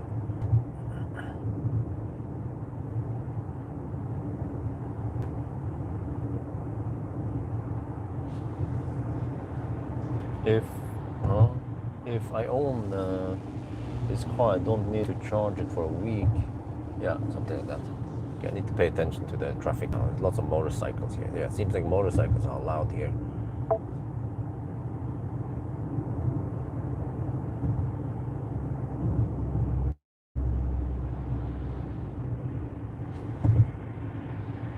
Oh, it stopped the charging again.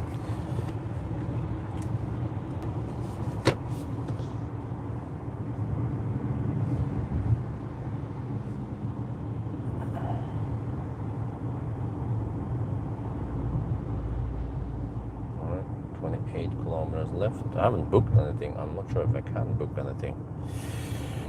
The battery heated up slightly. Yeah, when we go deep. 30 to 31 degrees now. 28.5 degrees outside. Yeah, nice and warm.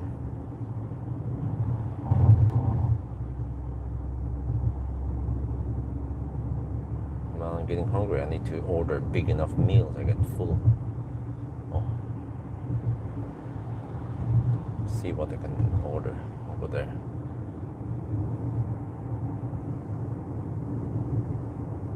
But the car might, if I get full speed, it will be charging so fast that I need to move the car away. I'm planning on charging to 100% or 90% anyway. It's going to be kind of expensive with a big battery, so I just go for around 60% should be okay. I think even 55 would be okay.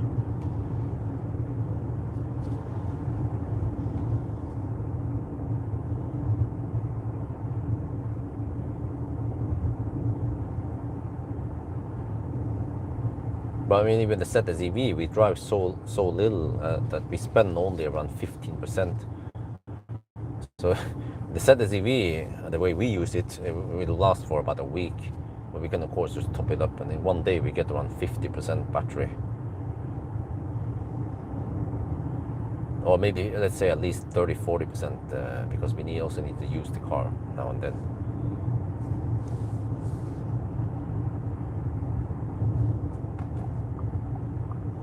Dude, why the heck is the truck in the middle lane? Is it merging with the other lanes? That's why? Not really.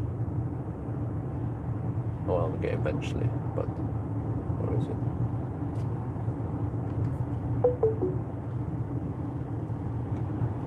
Yeah, okay, it is merging in the other lane. Okay, let me get out of this then.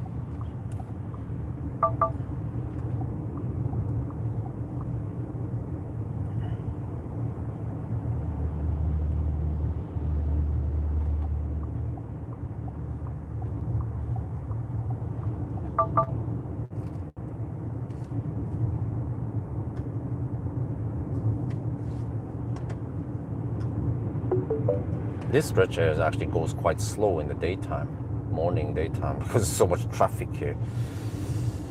Yeah, well, okay. Let's experience that tomorrow with the Leap motor. I want to know how the Leap motor is.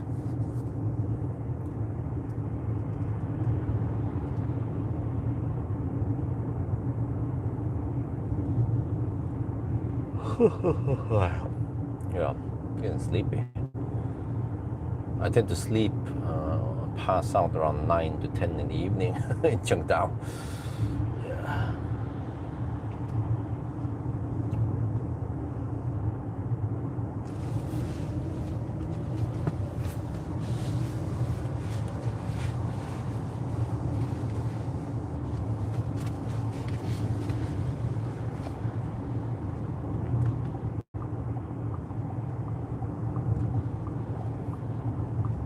Is there another merge coming up there?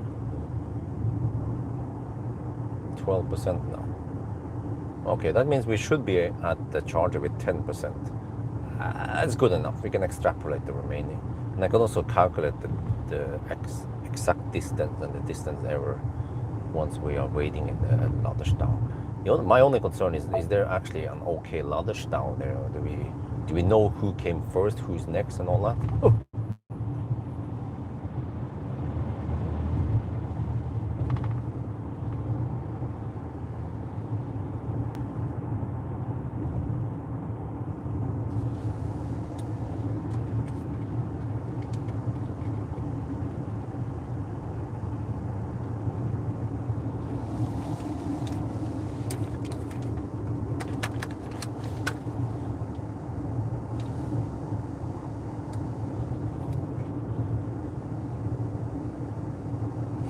There's merging going on there. It could be going slow also.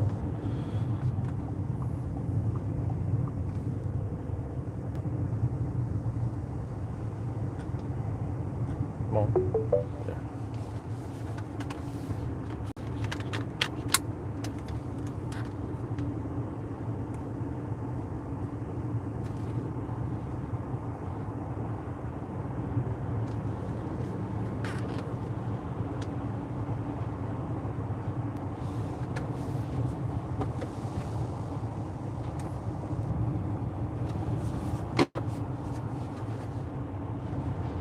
Man, this thing just doesn't want to stay in.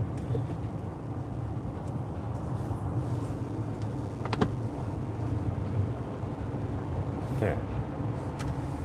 Now I'm sandwiched between a couple of guys here. Can we take control? Oh. Are you in a rush, huh?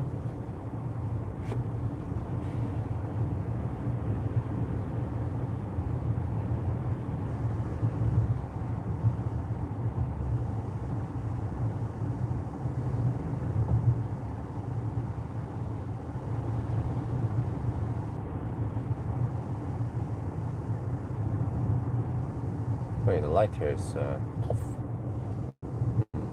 Strange.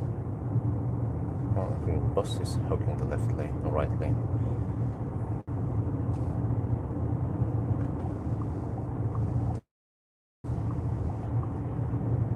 Yeah, there you go. Damn bus drivers.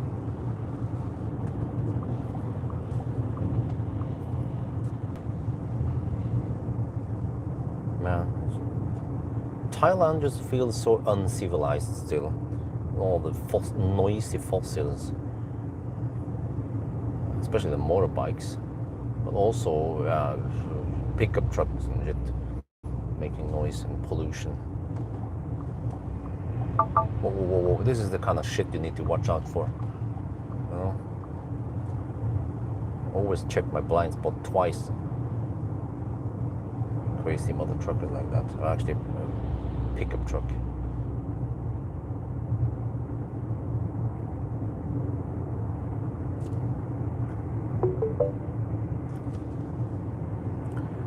Well, 718 kilometers done, down to 11%. Wait, is this when the state of charge drops faster towards the end? Oh, wait. That's what happened when I was driving. Yeah, when I went deep, because I calculated, oh, we have plenty of juice, and then suddenly, no, we didn't have plenty of juice.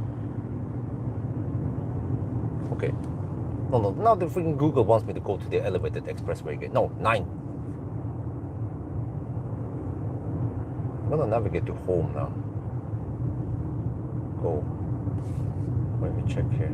Which route did they choose? Okay, there's a U-turn coming up. We're gonna go deep. At least deep-ish. Okay. Is the elevated toll? Oh no, shit! I don't want to go to the elevated toll. Are you crazy, man?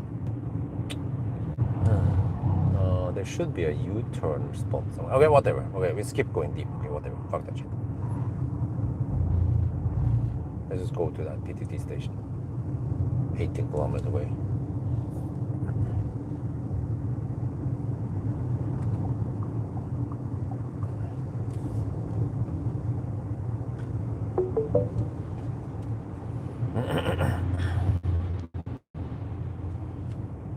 But it seems like I might arrive at 9%, or maybe even 8% if it drops faster suddenly towards the end.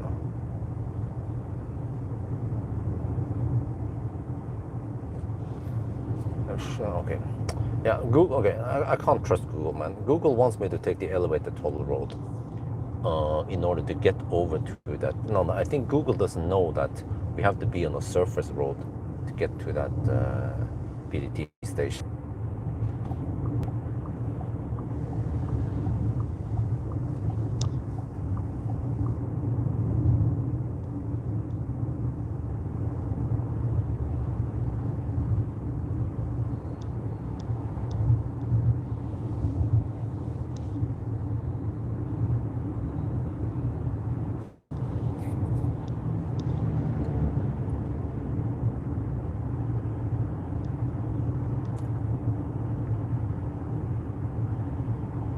Wow, 721 kilometer now, plus it's just 700 and almost 740 kilometers driven. Yeah, that makes sense, because the distance from Bangkok to Chiang Dao or the other way is around 750-ish, depends where we start at.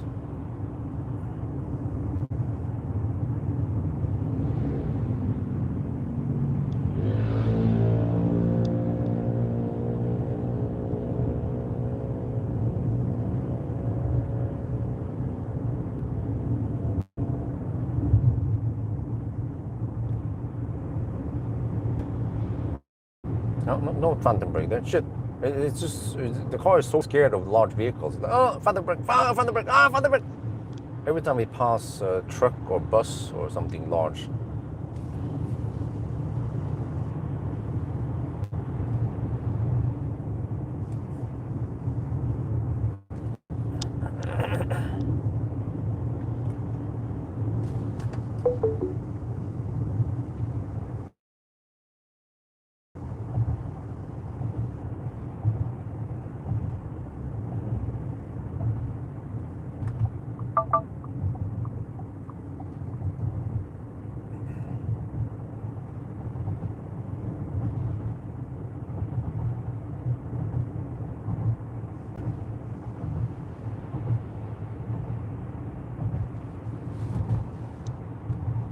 No, at least okay, it's 9 now. That means we've been on the road for 11 hours. Yeah. So normally it takes 12 hours. Yeah, we are still close to that. Yeah, so it makes, it's just like I estimated. Oh shit, that was, okay, scary overtake. Man, those motorcycles are crazy over here. But yeah, so no matter if you have long range or short range, it takes 12 hours because short range EVs they end the life, and then they end the Sunday drive earlier, and they can start hammering it. And when you hammer it, you have higher average speed, even if it includes charging stops. But then the slow drives, they just travel actually slower. Because I still need to take some P stops. Yeah, so I tend to actually end up taking P stops when I charge with the other cars. That's why the average speed is higher. So I need to expect that the Model 3 will also take around 12 hours.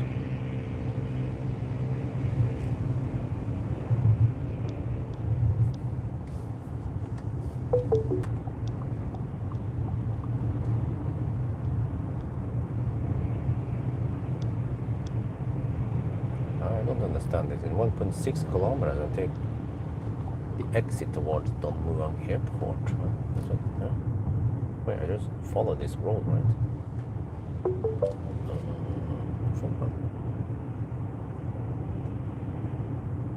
Wait, he wants me to exit towards Don Muang and then go back again. No, no, no.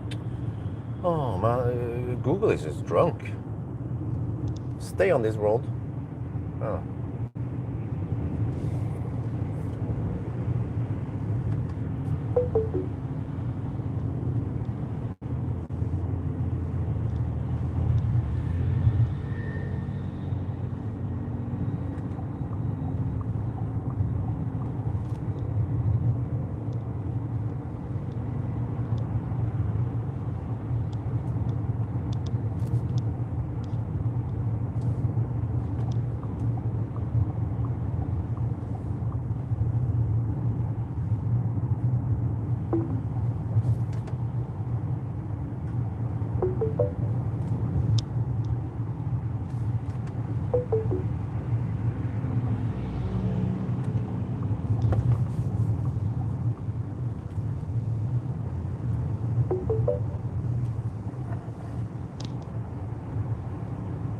Yeah, now it just goes straight. Yeah.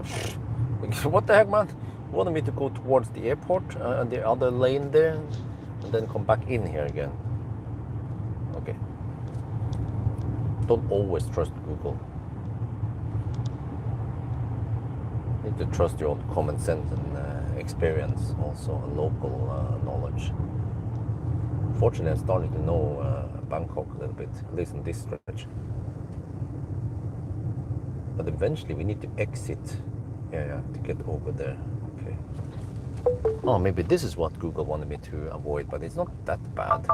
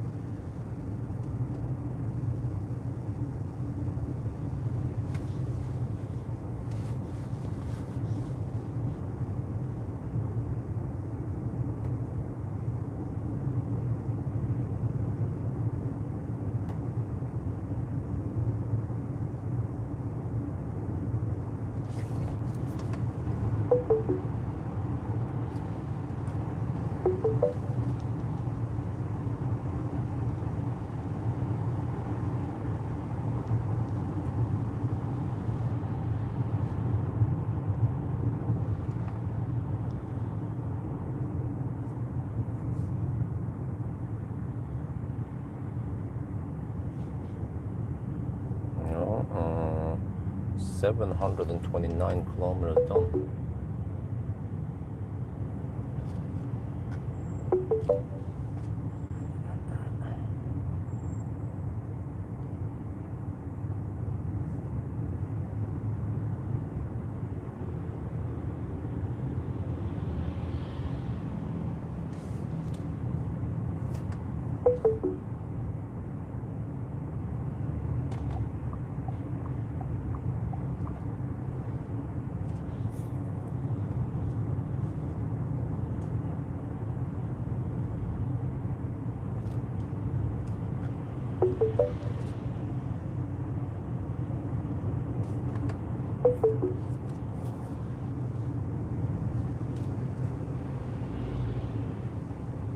Oh, there's motorcycles everywhere.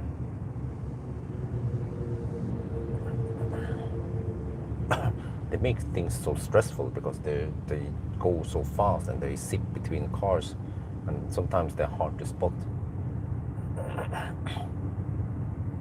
At least most cars, they are not that schnell. Or, yeah.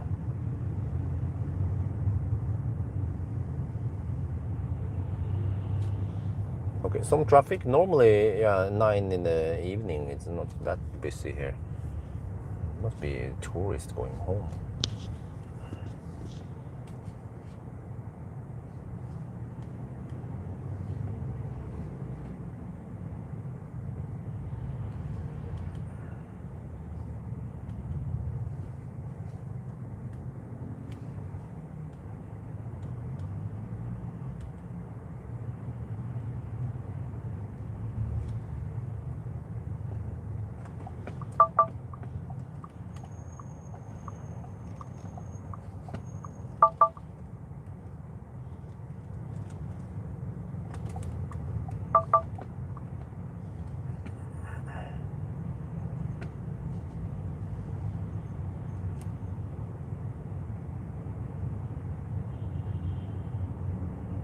Okay, there's some kind of stau on the left lanes. What the heck is going on over there? Are they entering Dongmuang? Huh. Yeah, stau into Dongmuang.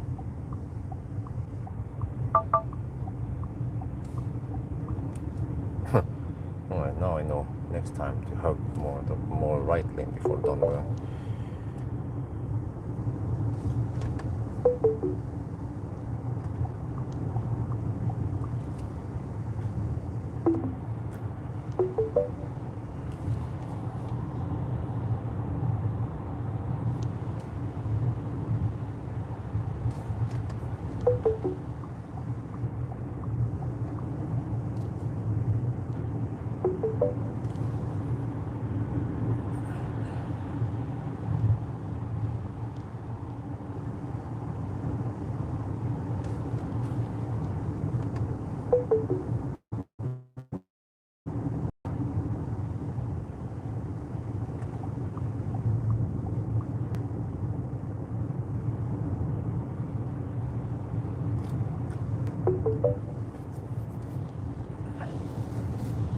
Okay, in 5 kilometers I'll be there supposedly.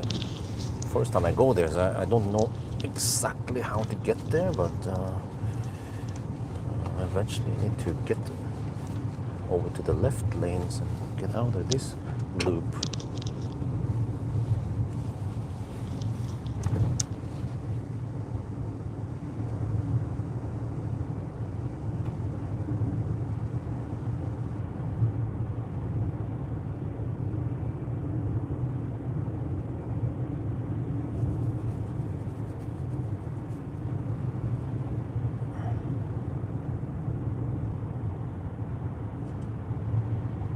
Okay, down to 9%.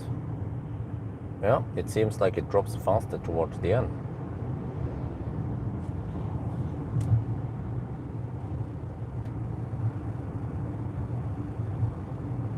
This is probably what I noticed when I went over Daikon. I was like, I calculated like, oh, we have plenty of juice, no problem. Then like, oh, I could barely make it there. I had to go slow. All that.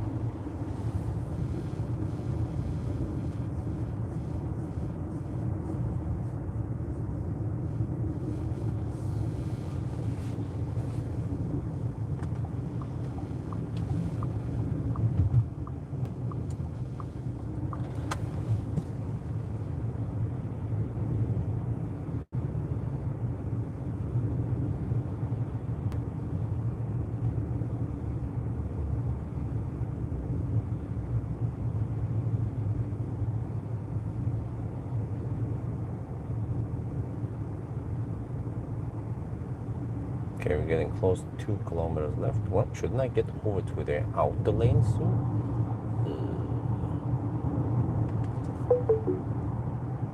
Okay, IT square, all right, in 1.5 kilometers. Let's get ready.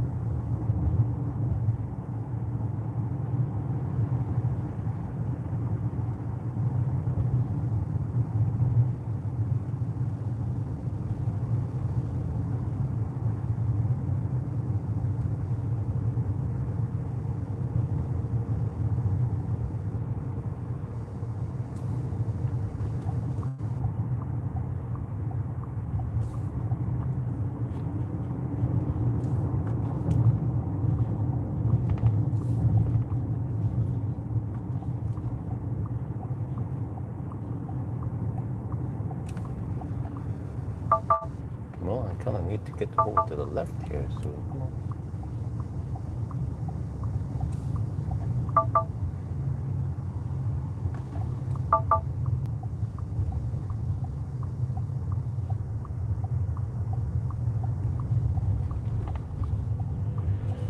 Yeah, I can see that it would be hard to hit this from the expressway. Oh, finally we're here. 8% left. I think that's deep enough. Wow.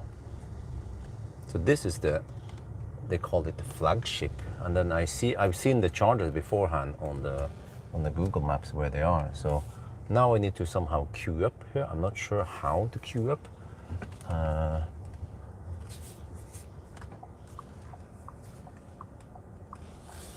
Okay, maybe they're queuing over there. Yeah, I don't know. Or is a spot available? Oh, there's a spot available here. Dude, I can just take it if no one is using it.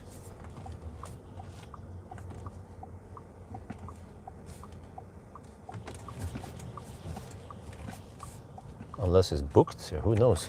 But I'll just try.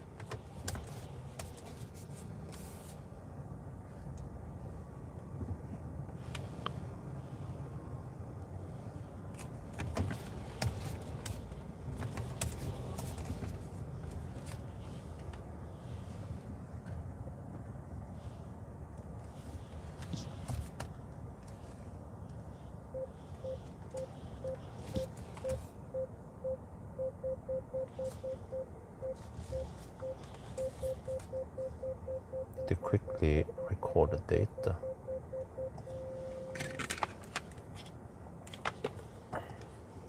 Okay, let me see. 700 and wait.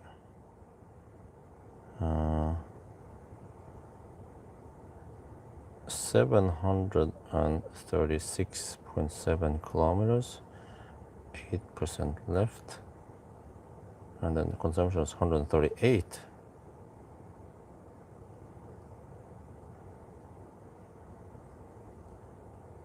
Okay, let me record. Let me quickly record it, and then let's get out of here. Seems like I'm lucky with the spot. Well, as long as I can get some juice here, then I'm happy.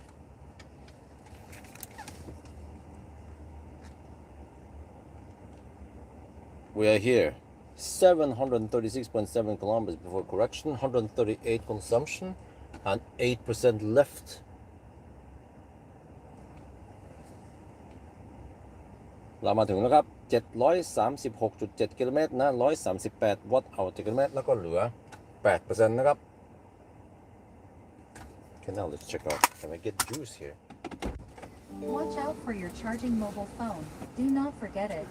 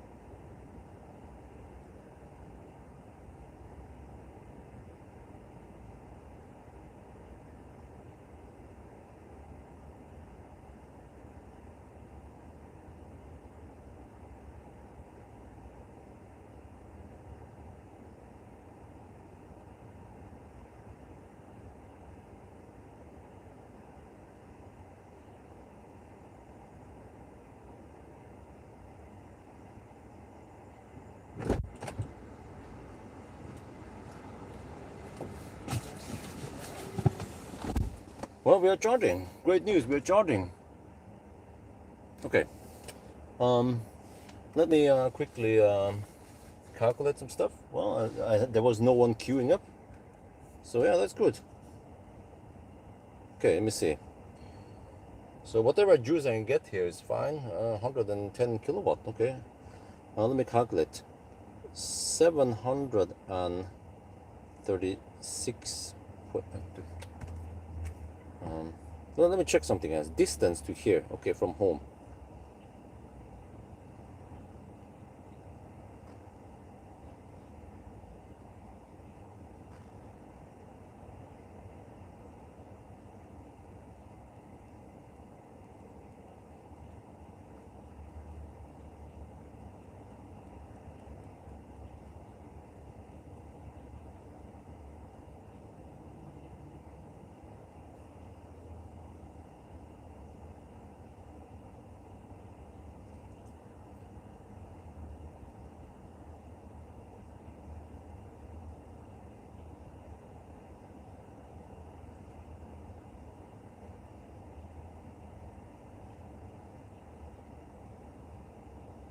Okay, so we visited a couple of places, but at least here. Yeah, there. 745. Yeah, okay.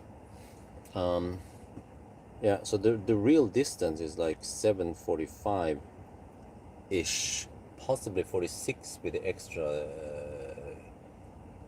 stops I had. Okay. So 7, yeah, the one guy pulled. There's no Laderstam. I thought there would be maybe Laderstam. Okay. 36.7 divided by 746.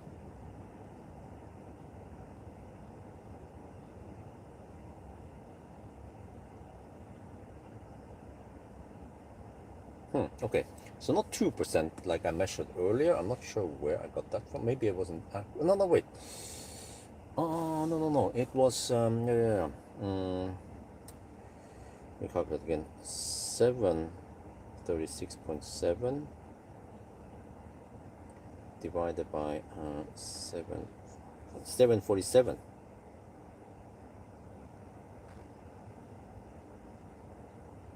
Okay, I estimated now 1.4% underreporting.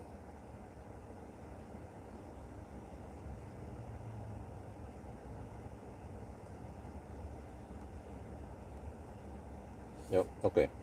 Let me crunch some numbers.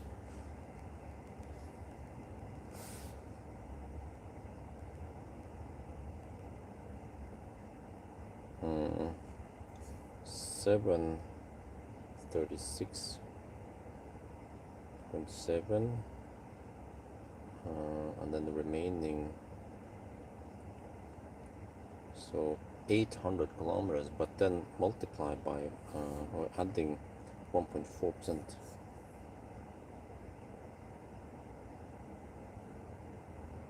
$812 kilometers. Yep, that's it. 812 kilometers.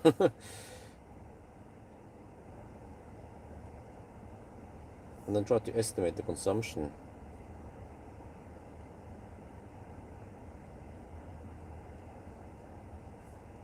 $110.5 kilowatt hour. Huh? Is that correct? Okay, well, okay, I think we can trust it then. Yeah, it was swinging kind of weird earlier, but 110.5 kilowatt hour then.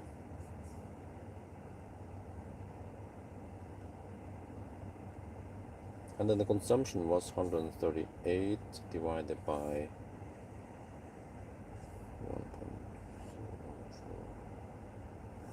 136 watt hour per kilowatt.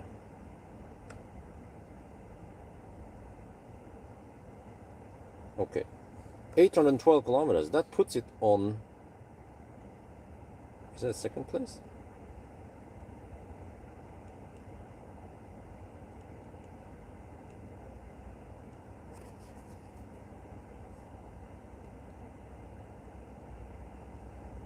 Yeah. Oh, right behind the EQS. Oh, almost beating the EQS. EQS was 816 kilometers. Wow. Okay. Okay. All right. But the consumption was 136, and then EQS was 135, right? 134. Wow, the EQS was actually more efficient, but it's more aerodynamic, so it kind of makes sense. Okay, let me see. Let me this.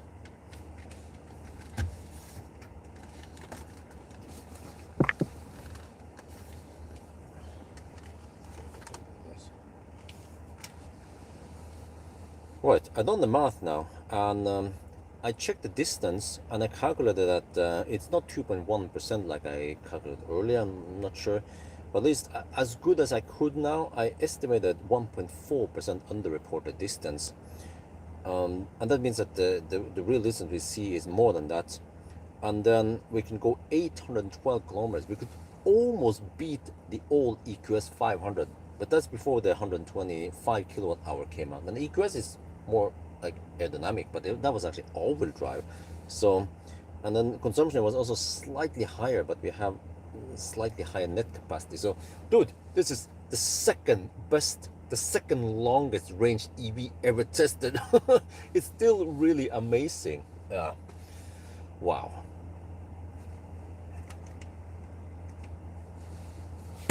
โอเคผมได้คำนวณทุกอย่างนะครับตอนนี้เราก็ได้เช็คระยะทางนะครับว่ามันเป็นเท่าไหร่นะแล้วก็คันนี้นะมันไม่ได้เป็น 2.1% นะนับผิดนะครับผมคำนวณทีหนึ่งเป็น 1.4% นะครับน้อยไปนะครับก็แปลว่าที่มันโชว์ในจอเนี่ยมันเป็น 1.4% มากกว่านั้นนะผมก็คำนวณว่าคันนี้นะมันจะวิ่งได้812กิโลเมตรโคตรไกลนะครับเกือบจะดีเท่า EQS 500ที่ผมเทสที่เมืองไทยนะครับหลายปีก่อนนี้นะและแต่ว่าอันนั้นมันเป็น120 กิโลวัตต์อเวอร์ไม่ใช่125 กิโลวัตต์อเวอร์แบตเตอรี่นะแต่มันเป็น all wheel drive แต่ EQS มันก็แบบ aerodynamics ดีกว่าคันนี้นะครับก็ EQS ใช้ไฟน้อยกว่านิดหน่อยนะครับแต่ว่าแปลว่า Avatr 11นะครับเป็น the second best แล้วนะขับโคตรไกลแล้วนะครับ ถ้าเรามีเวลาเราก็ยังขับไกลกว่านี้ได้นะแต่ว่าผมก็คงไม่อยากจะขับไกลนะมันจะดึกไปนะครับYeah, second longest then. Wow. Okay.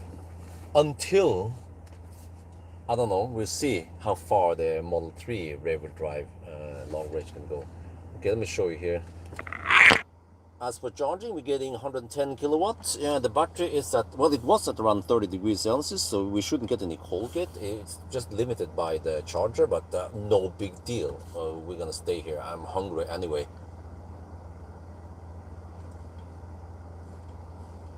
แล้วตัวนี้เราก็ได้111กิโลวัตต์นะครับไม่เป็นไรเลยนะครับแบตเตอรี่ 33% เมื่อกี้33 องศาเมื่อกี้มันเป็นประมาณ30 องศาเพราะว่ามันไม่มีโคลเกตนะครับแต่ว่าเราหิวมากนะไม่ได้กินตั้งหลายชั่วโมงนะครับเราก็จะปล่อยให้มันชาร์จสักพักหนึ่งนะครับ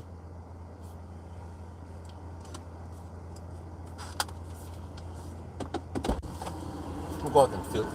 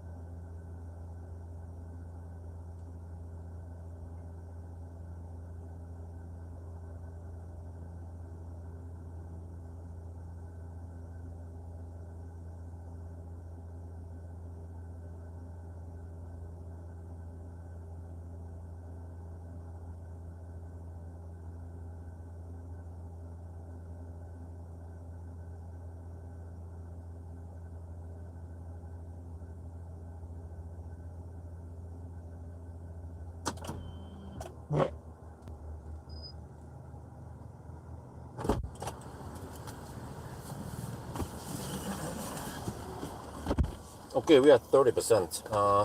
Yeah, I can check on the app how far we are, but I need to find some food somewhere. I can bring you guys with me. Let me see. We bring the bag. We bring this. I can put this here for now. I have the shaft. Okay, bring the shaft.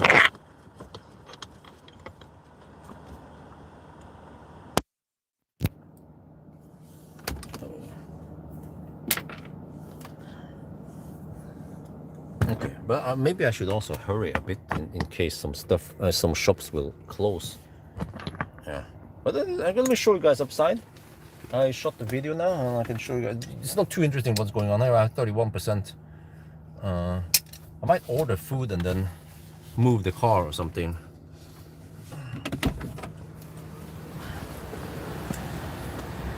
But this is a pretty cool concept I never seen before. Wait, shit, let me put the. And it even seems like the Avatr 3 might have moved after they finished charging. I don't know. But yeah, so you guys have seen the PTT's gas station before, right? So the center of the gas station is this, the fossil pumps. But they design it differently, with lots of lights and stuff, and the oval shapes and the round shapes. And it's completely different than the other more boring stuff. Where's 7-Eleven? They usually have. Well, I think 7-Eleven is over. The Krispy Kreme is over here, dude. This is pretty cool. They have DHL here. They have the top drawer and the optic optician, whatever they call it here. The toilets here. They have healthy fast food over here. They have some sushi over there, but it's closed. The Cafe Amazon. And there's more shops in there, but it seems like some of that stuff is closed. So I just want to poke over here at 7-Eleven. 7-Eleven, usually they have this layout where the gas pump is in the middle, and then 7-Eleven is usually close to the exit. So, but I need to eventually find something. Wings, that's fried stuff. Not sure if I want that. But dude, they have Krispy Kreme. So, but it's well. Oh, interesting. Wait, of course, 7-Eleven is over here. Yeah, just to verify. But it's looking big, and they call this the flagship of PTT station. And they are so nice, the PTT station, compared to the other gas stations. Like I mentioned, that I went to this Bangjak station and they didn't have soap. I wanted to wash my hands with soap. But well, even the 7-Eleven here looks freaking nice, man, dude. Everything looks so different here than the regular. Wow, look at that.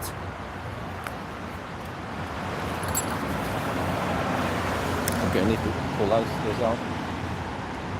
Yeah, there's like a BYD. Yeah, I've seen it before.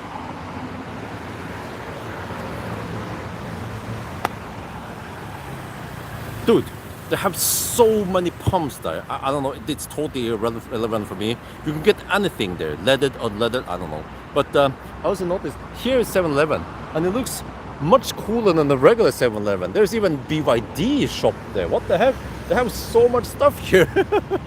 It is truly the flagship. And also inside here of the 7-Eleven looks completely different than the regular 7-Eleven.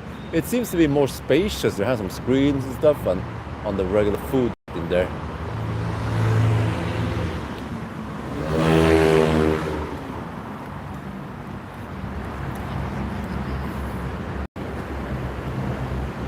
ผมเพิ่งจะสังเกตนะครับว่าพัมป์นี้นะครับมันมีทุกอย่างเลยครับคุณต้องการน้ำมันแบบไหนนะครับมี leaded unleaded มีทุกอย่างมี super มีอะไรบ้าง ทุกอย่างนะครับแล้วก็7นี่ก็ไม่เหมือนที่อื่นนะครับมันจะใหญ่กว่าเดิมมันมีจอมีอะไรแบบสูงกว่าแบบกว้างดีสว่างว้าวมันโคตรเลิศเลยครับ7นี่นะครับแล้วก็มีอย่างนั้นมันมีโฆษณา BYD นั่นน่ะเพราะว่าอันนี้มันเป็นออฟฟิศหรือว่าร้านของ BYD อ่ะเนี่ยฮะที่นี่ใช่มันเป็นแฟลกชิพนะครับโคตรเลิศเลยนะ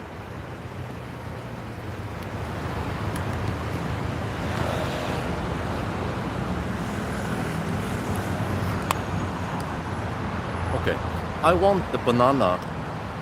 Oh, sorry for the shake. I need to make sure that I don't drop any cameras here. But I want the banana cake thingy as dessert, but I also need to grab some food. Maybe I should have grabbed the food earlier, but okay, whatever. Since I'm already here, I will grab the banana, whatever they call it. They usually have it close to the counter.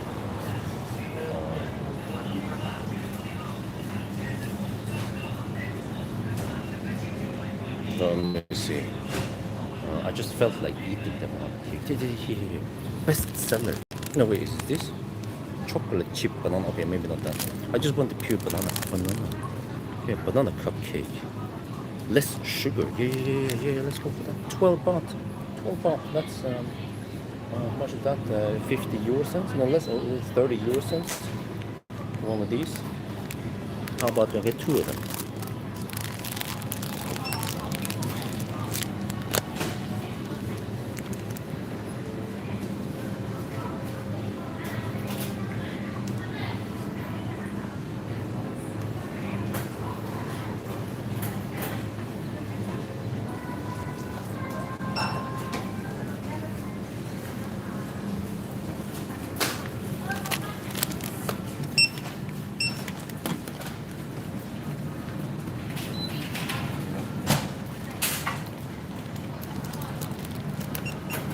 ที่แบบนี้2ห่อจะเหลือ19 บาทนะคะ อ๋อไม่เป็นไรจะเอาแค่2เลยครับ บาทค่ะ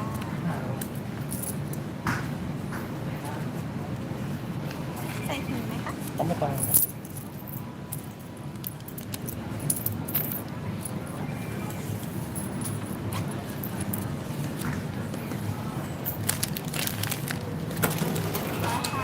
ขอไปเสร็จนะคะ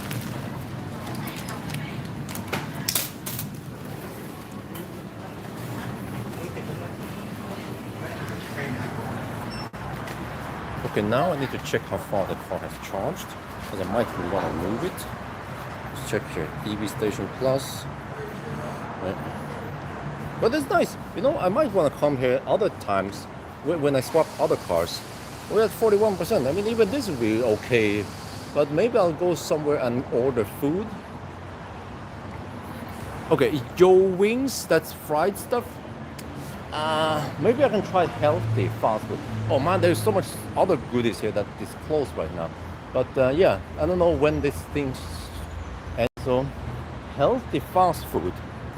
What is that? It wasn't crazy congested here. So, let's check here. What do we have here? Seal. The upper floor is 7-Eleven and the BYD showroom. Ah, I see. Okay, but it seems like stuff inside here is kind of closed. Seems like not much to see here. Nothing to see. So I probably end up going for the healthy fast food then, or whatever is over here. Okay. Yeah, I almost forgot that the MG logo is illuminating, but this is not Huawei chargers. It's something else they're using. Okay, the car is charging. Let's check here. 45% now. Is it still taking? It's taking 113 kilowatt. That's plenty. So I want to pee at least. Maybe order some food. Okay, are they closing now? They might be closed for the day. That's the thing. I'm here too late. Open daily. Let me just check here. I need to ask them. They seem to be closed now. Yeah, I think they're closed. That's the problem. We actually have only the wings left. Okay, in that case, let me Joe Wings then. That's what I end up at today. Okay. Is this too slow?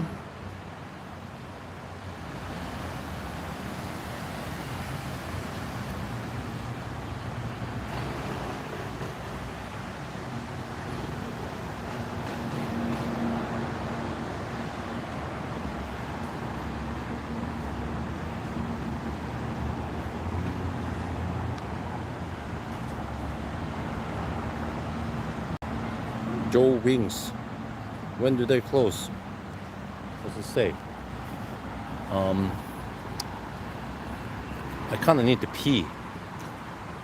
Whatever. Let's go pee first, and then go to the Joe Wings and get some wings and fries. Maybe not the healthiest option. It's either you get the healthy fast food, and then if it's closed, then you have to get the unhealthy fast food. Shit. Okay, let me see. Toilet. Okay, let's not live stream the toilet. Can I just go in this thing here with the old people? I kind of want to check out how it is. Oh, it's, dude, this is nice for families. Yeah, with the thing, all that. And... Oh.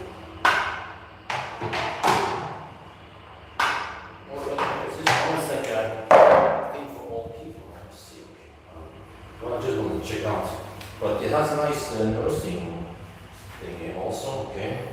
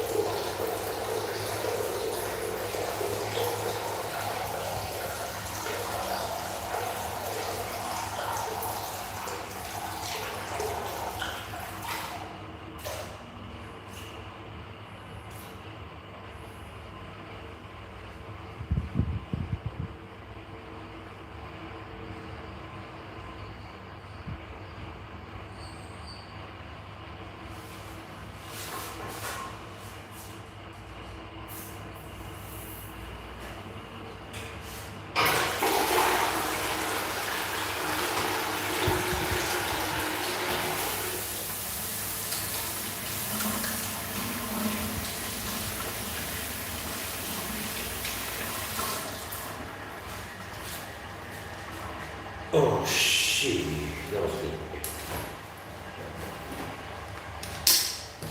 Okay, maybe I order and then move the car. In case other people need my spot.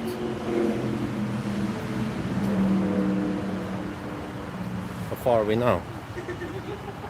51%. I mean, that's almost good to go, right?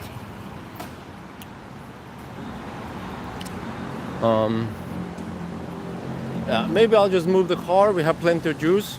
We don't have to drive that far to the hotel. Let me just check. Well, it's still plenty, you know, it's within spec anyway. Car is so damn good range, so no problem. Let me check here. Yeah, I definitely want to come back here when I swap some other cars. I need to check, okay, how far they need to drive. 25 kilometers to the charger. So I'll probably just... Okay, maybe I just move the car.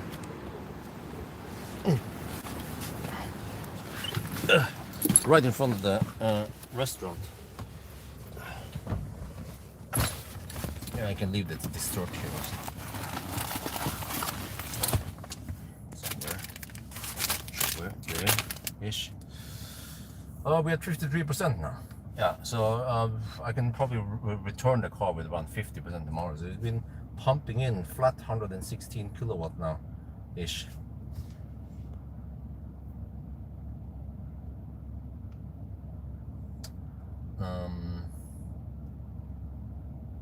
Yeah, okay. So I probably don't need car scan anymore. I'm gonna start packing. At least I can do something useful while waiting. Start packing. Some of the equipment, shut down car scanner. Yeah, I see that some dude need the slot, so I will give it to him.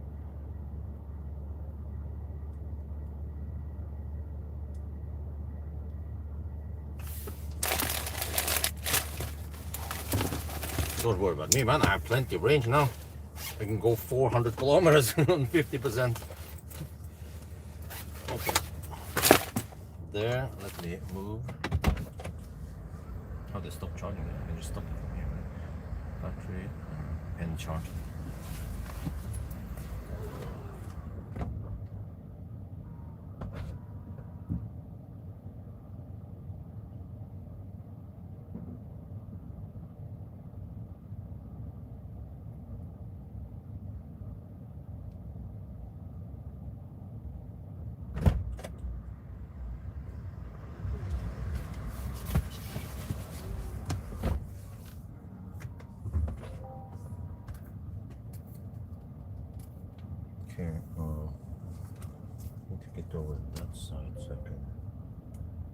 hopefully the shop is not closed, right? The last resort is for me to get some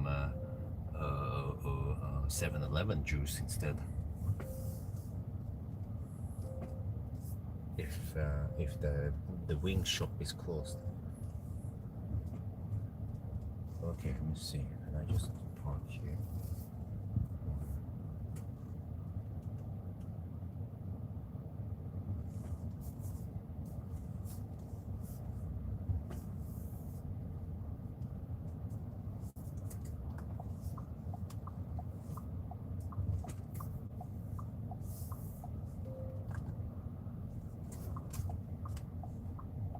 What the heck does that sign say? Half an hour? Okay, I'm not gonna stay too long.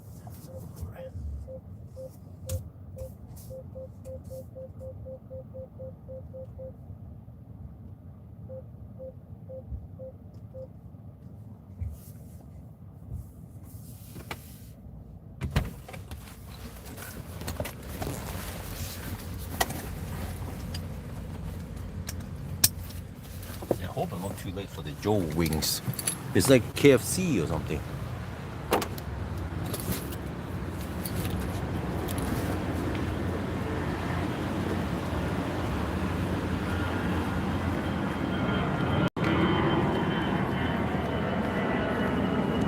Why does it look so empty now?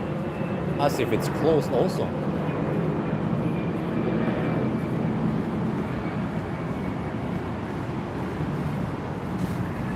Oh, 22. Oh yes. Push. Oh, it's open.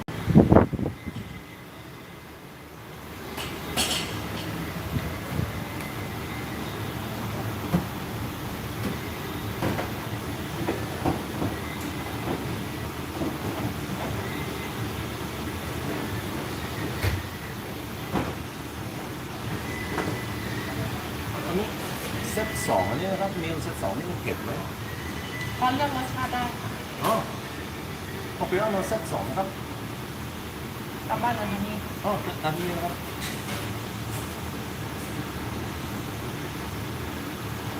เนื้อเซตสองเลือกรสชาติขายได้ไหม อ๋ออยู่เนี่ย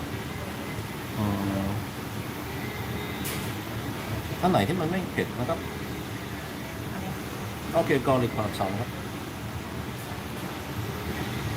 หนึ่งรายการนะคะ อันนี้นะครับ หนึ่งรายการนะคะหมายถึง1 รายการนะคะไม่ต้องรายการเพิ่มนะคะ อ๋อไม่เอานะครับเอาแล้วนะ ทางร้านจะไม่รับเงินสดนะคะลูกค้าจะรับเป็นสแกนจ่ายกับบัตรเครดิต อ๋อโอเคอันนี้เครดิตเครดิต นิดนึงนะคะ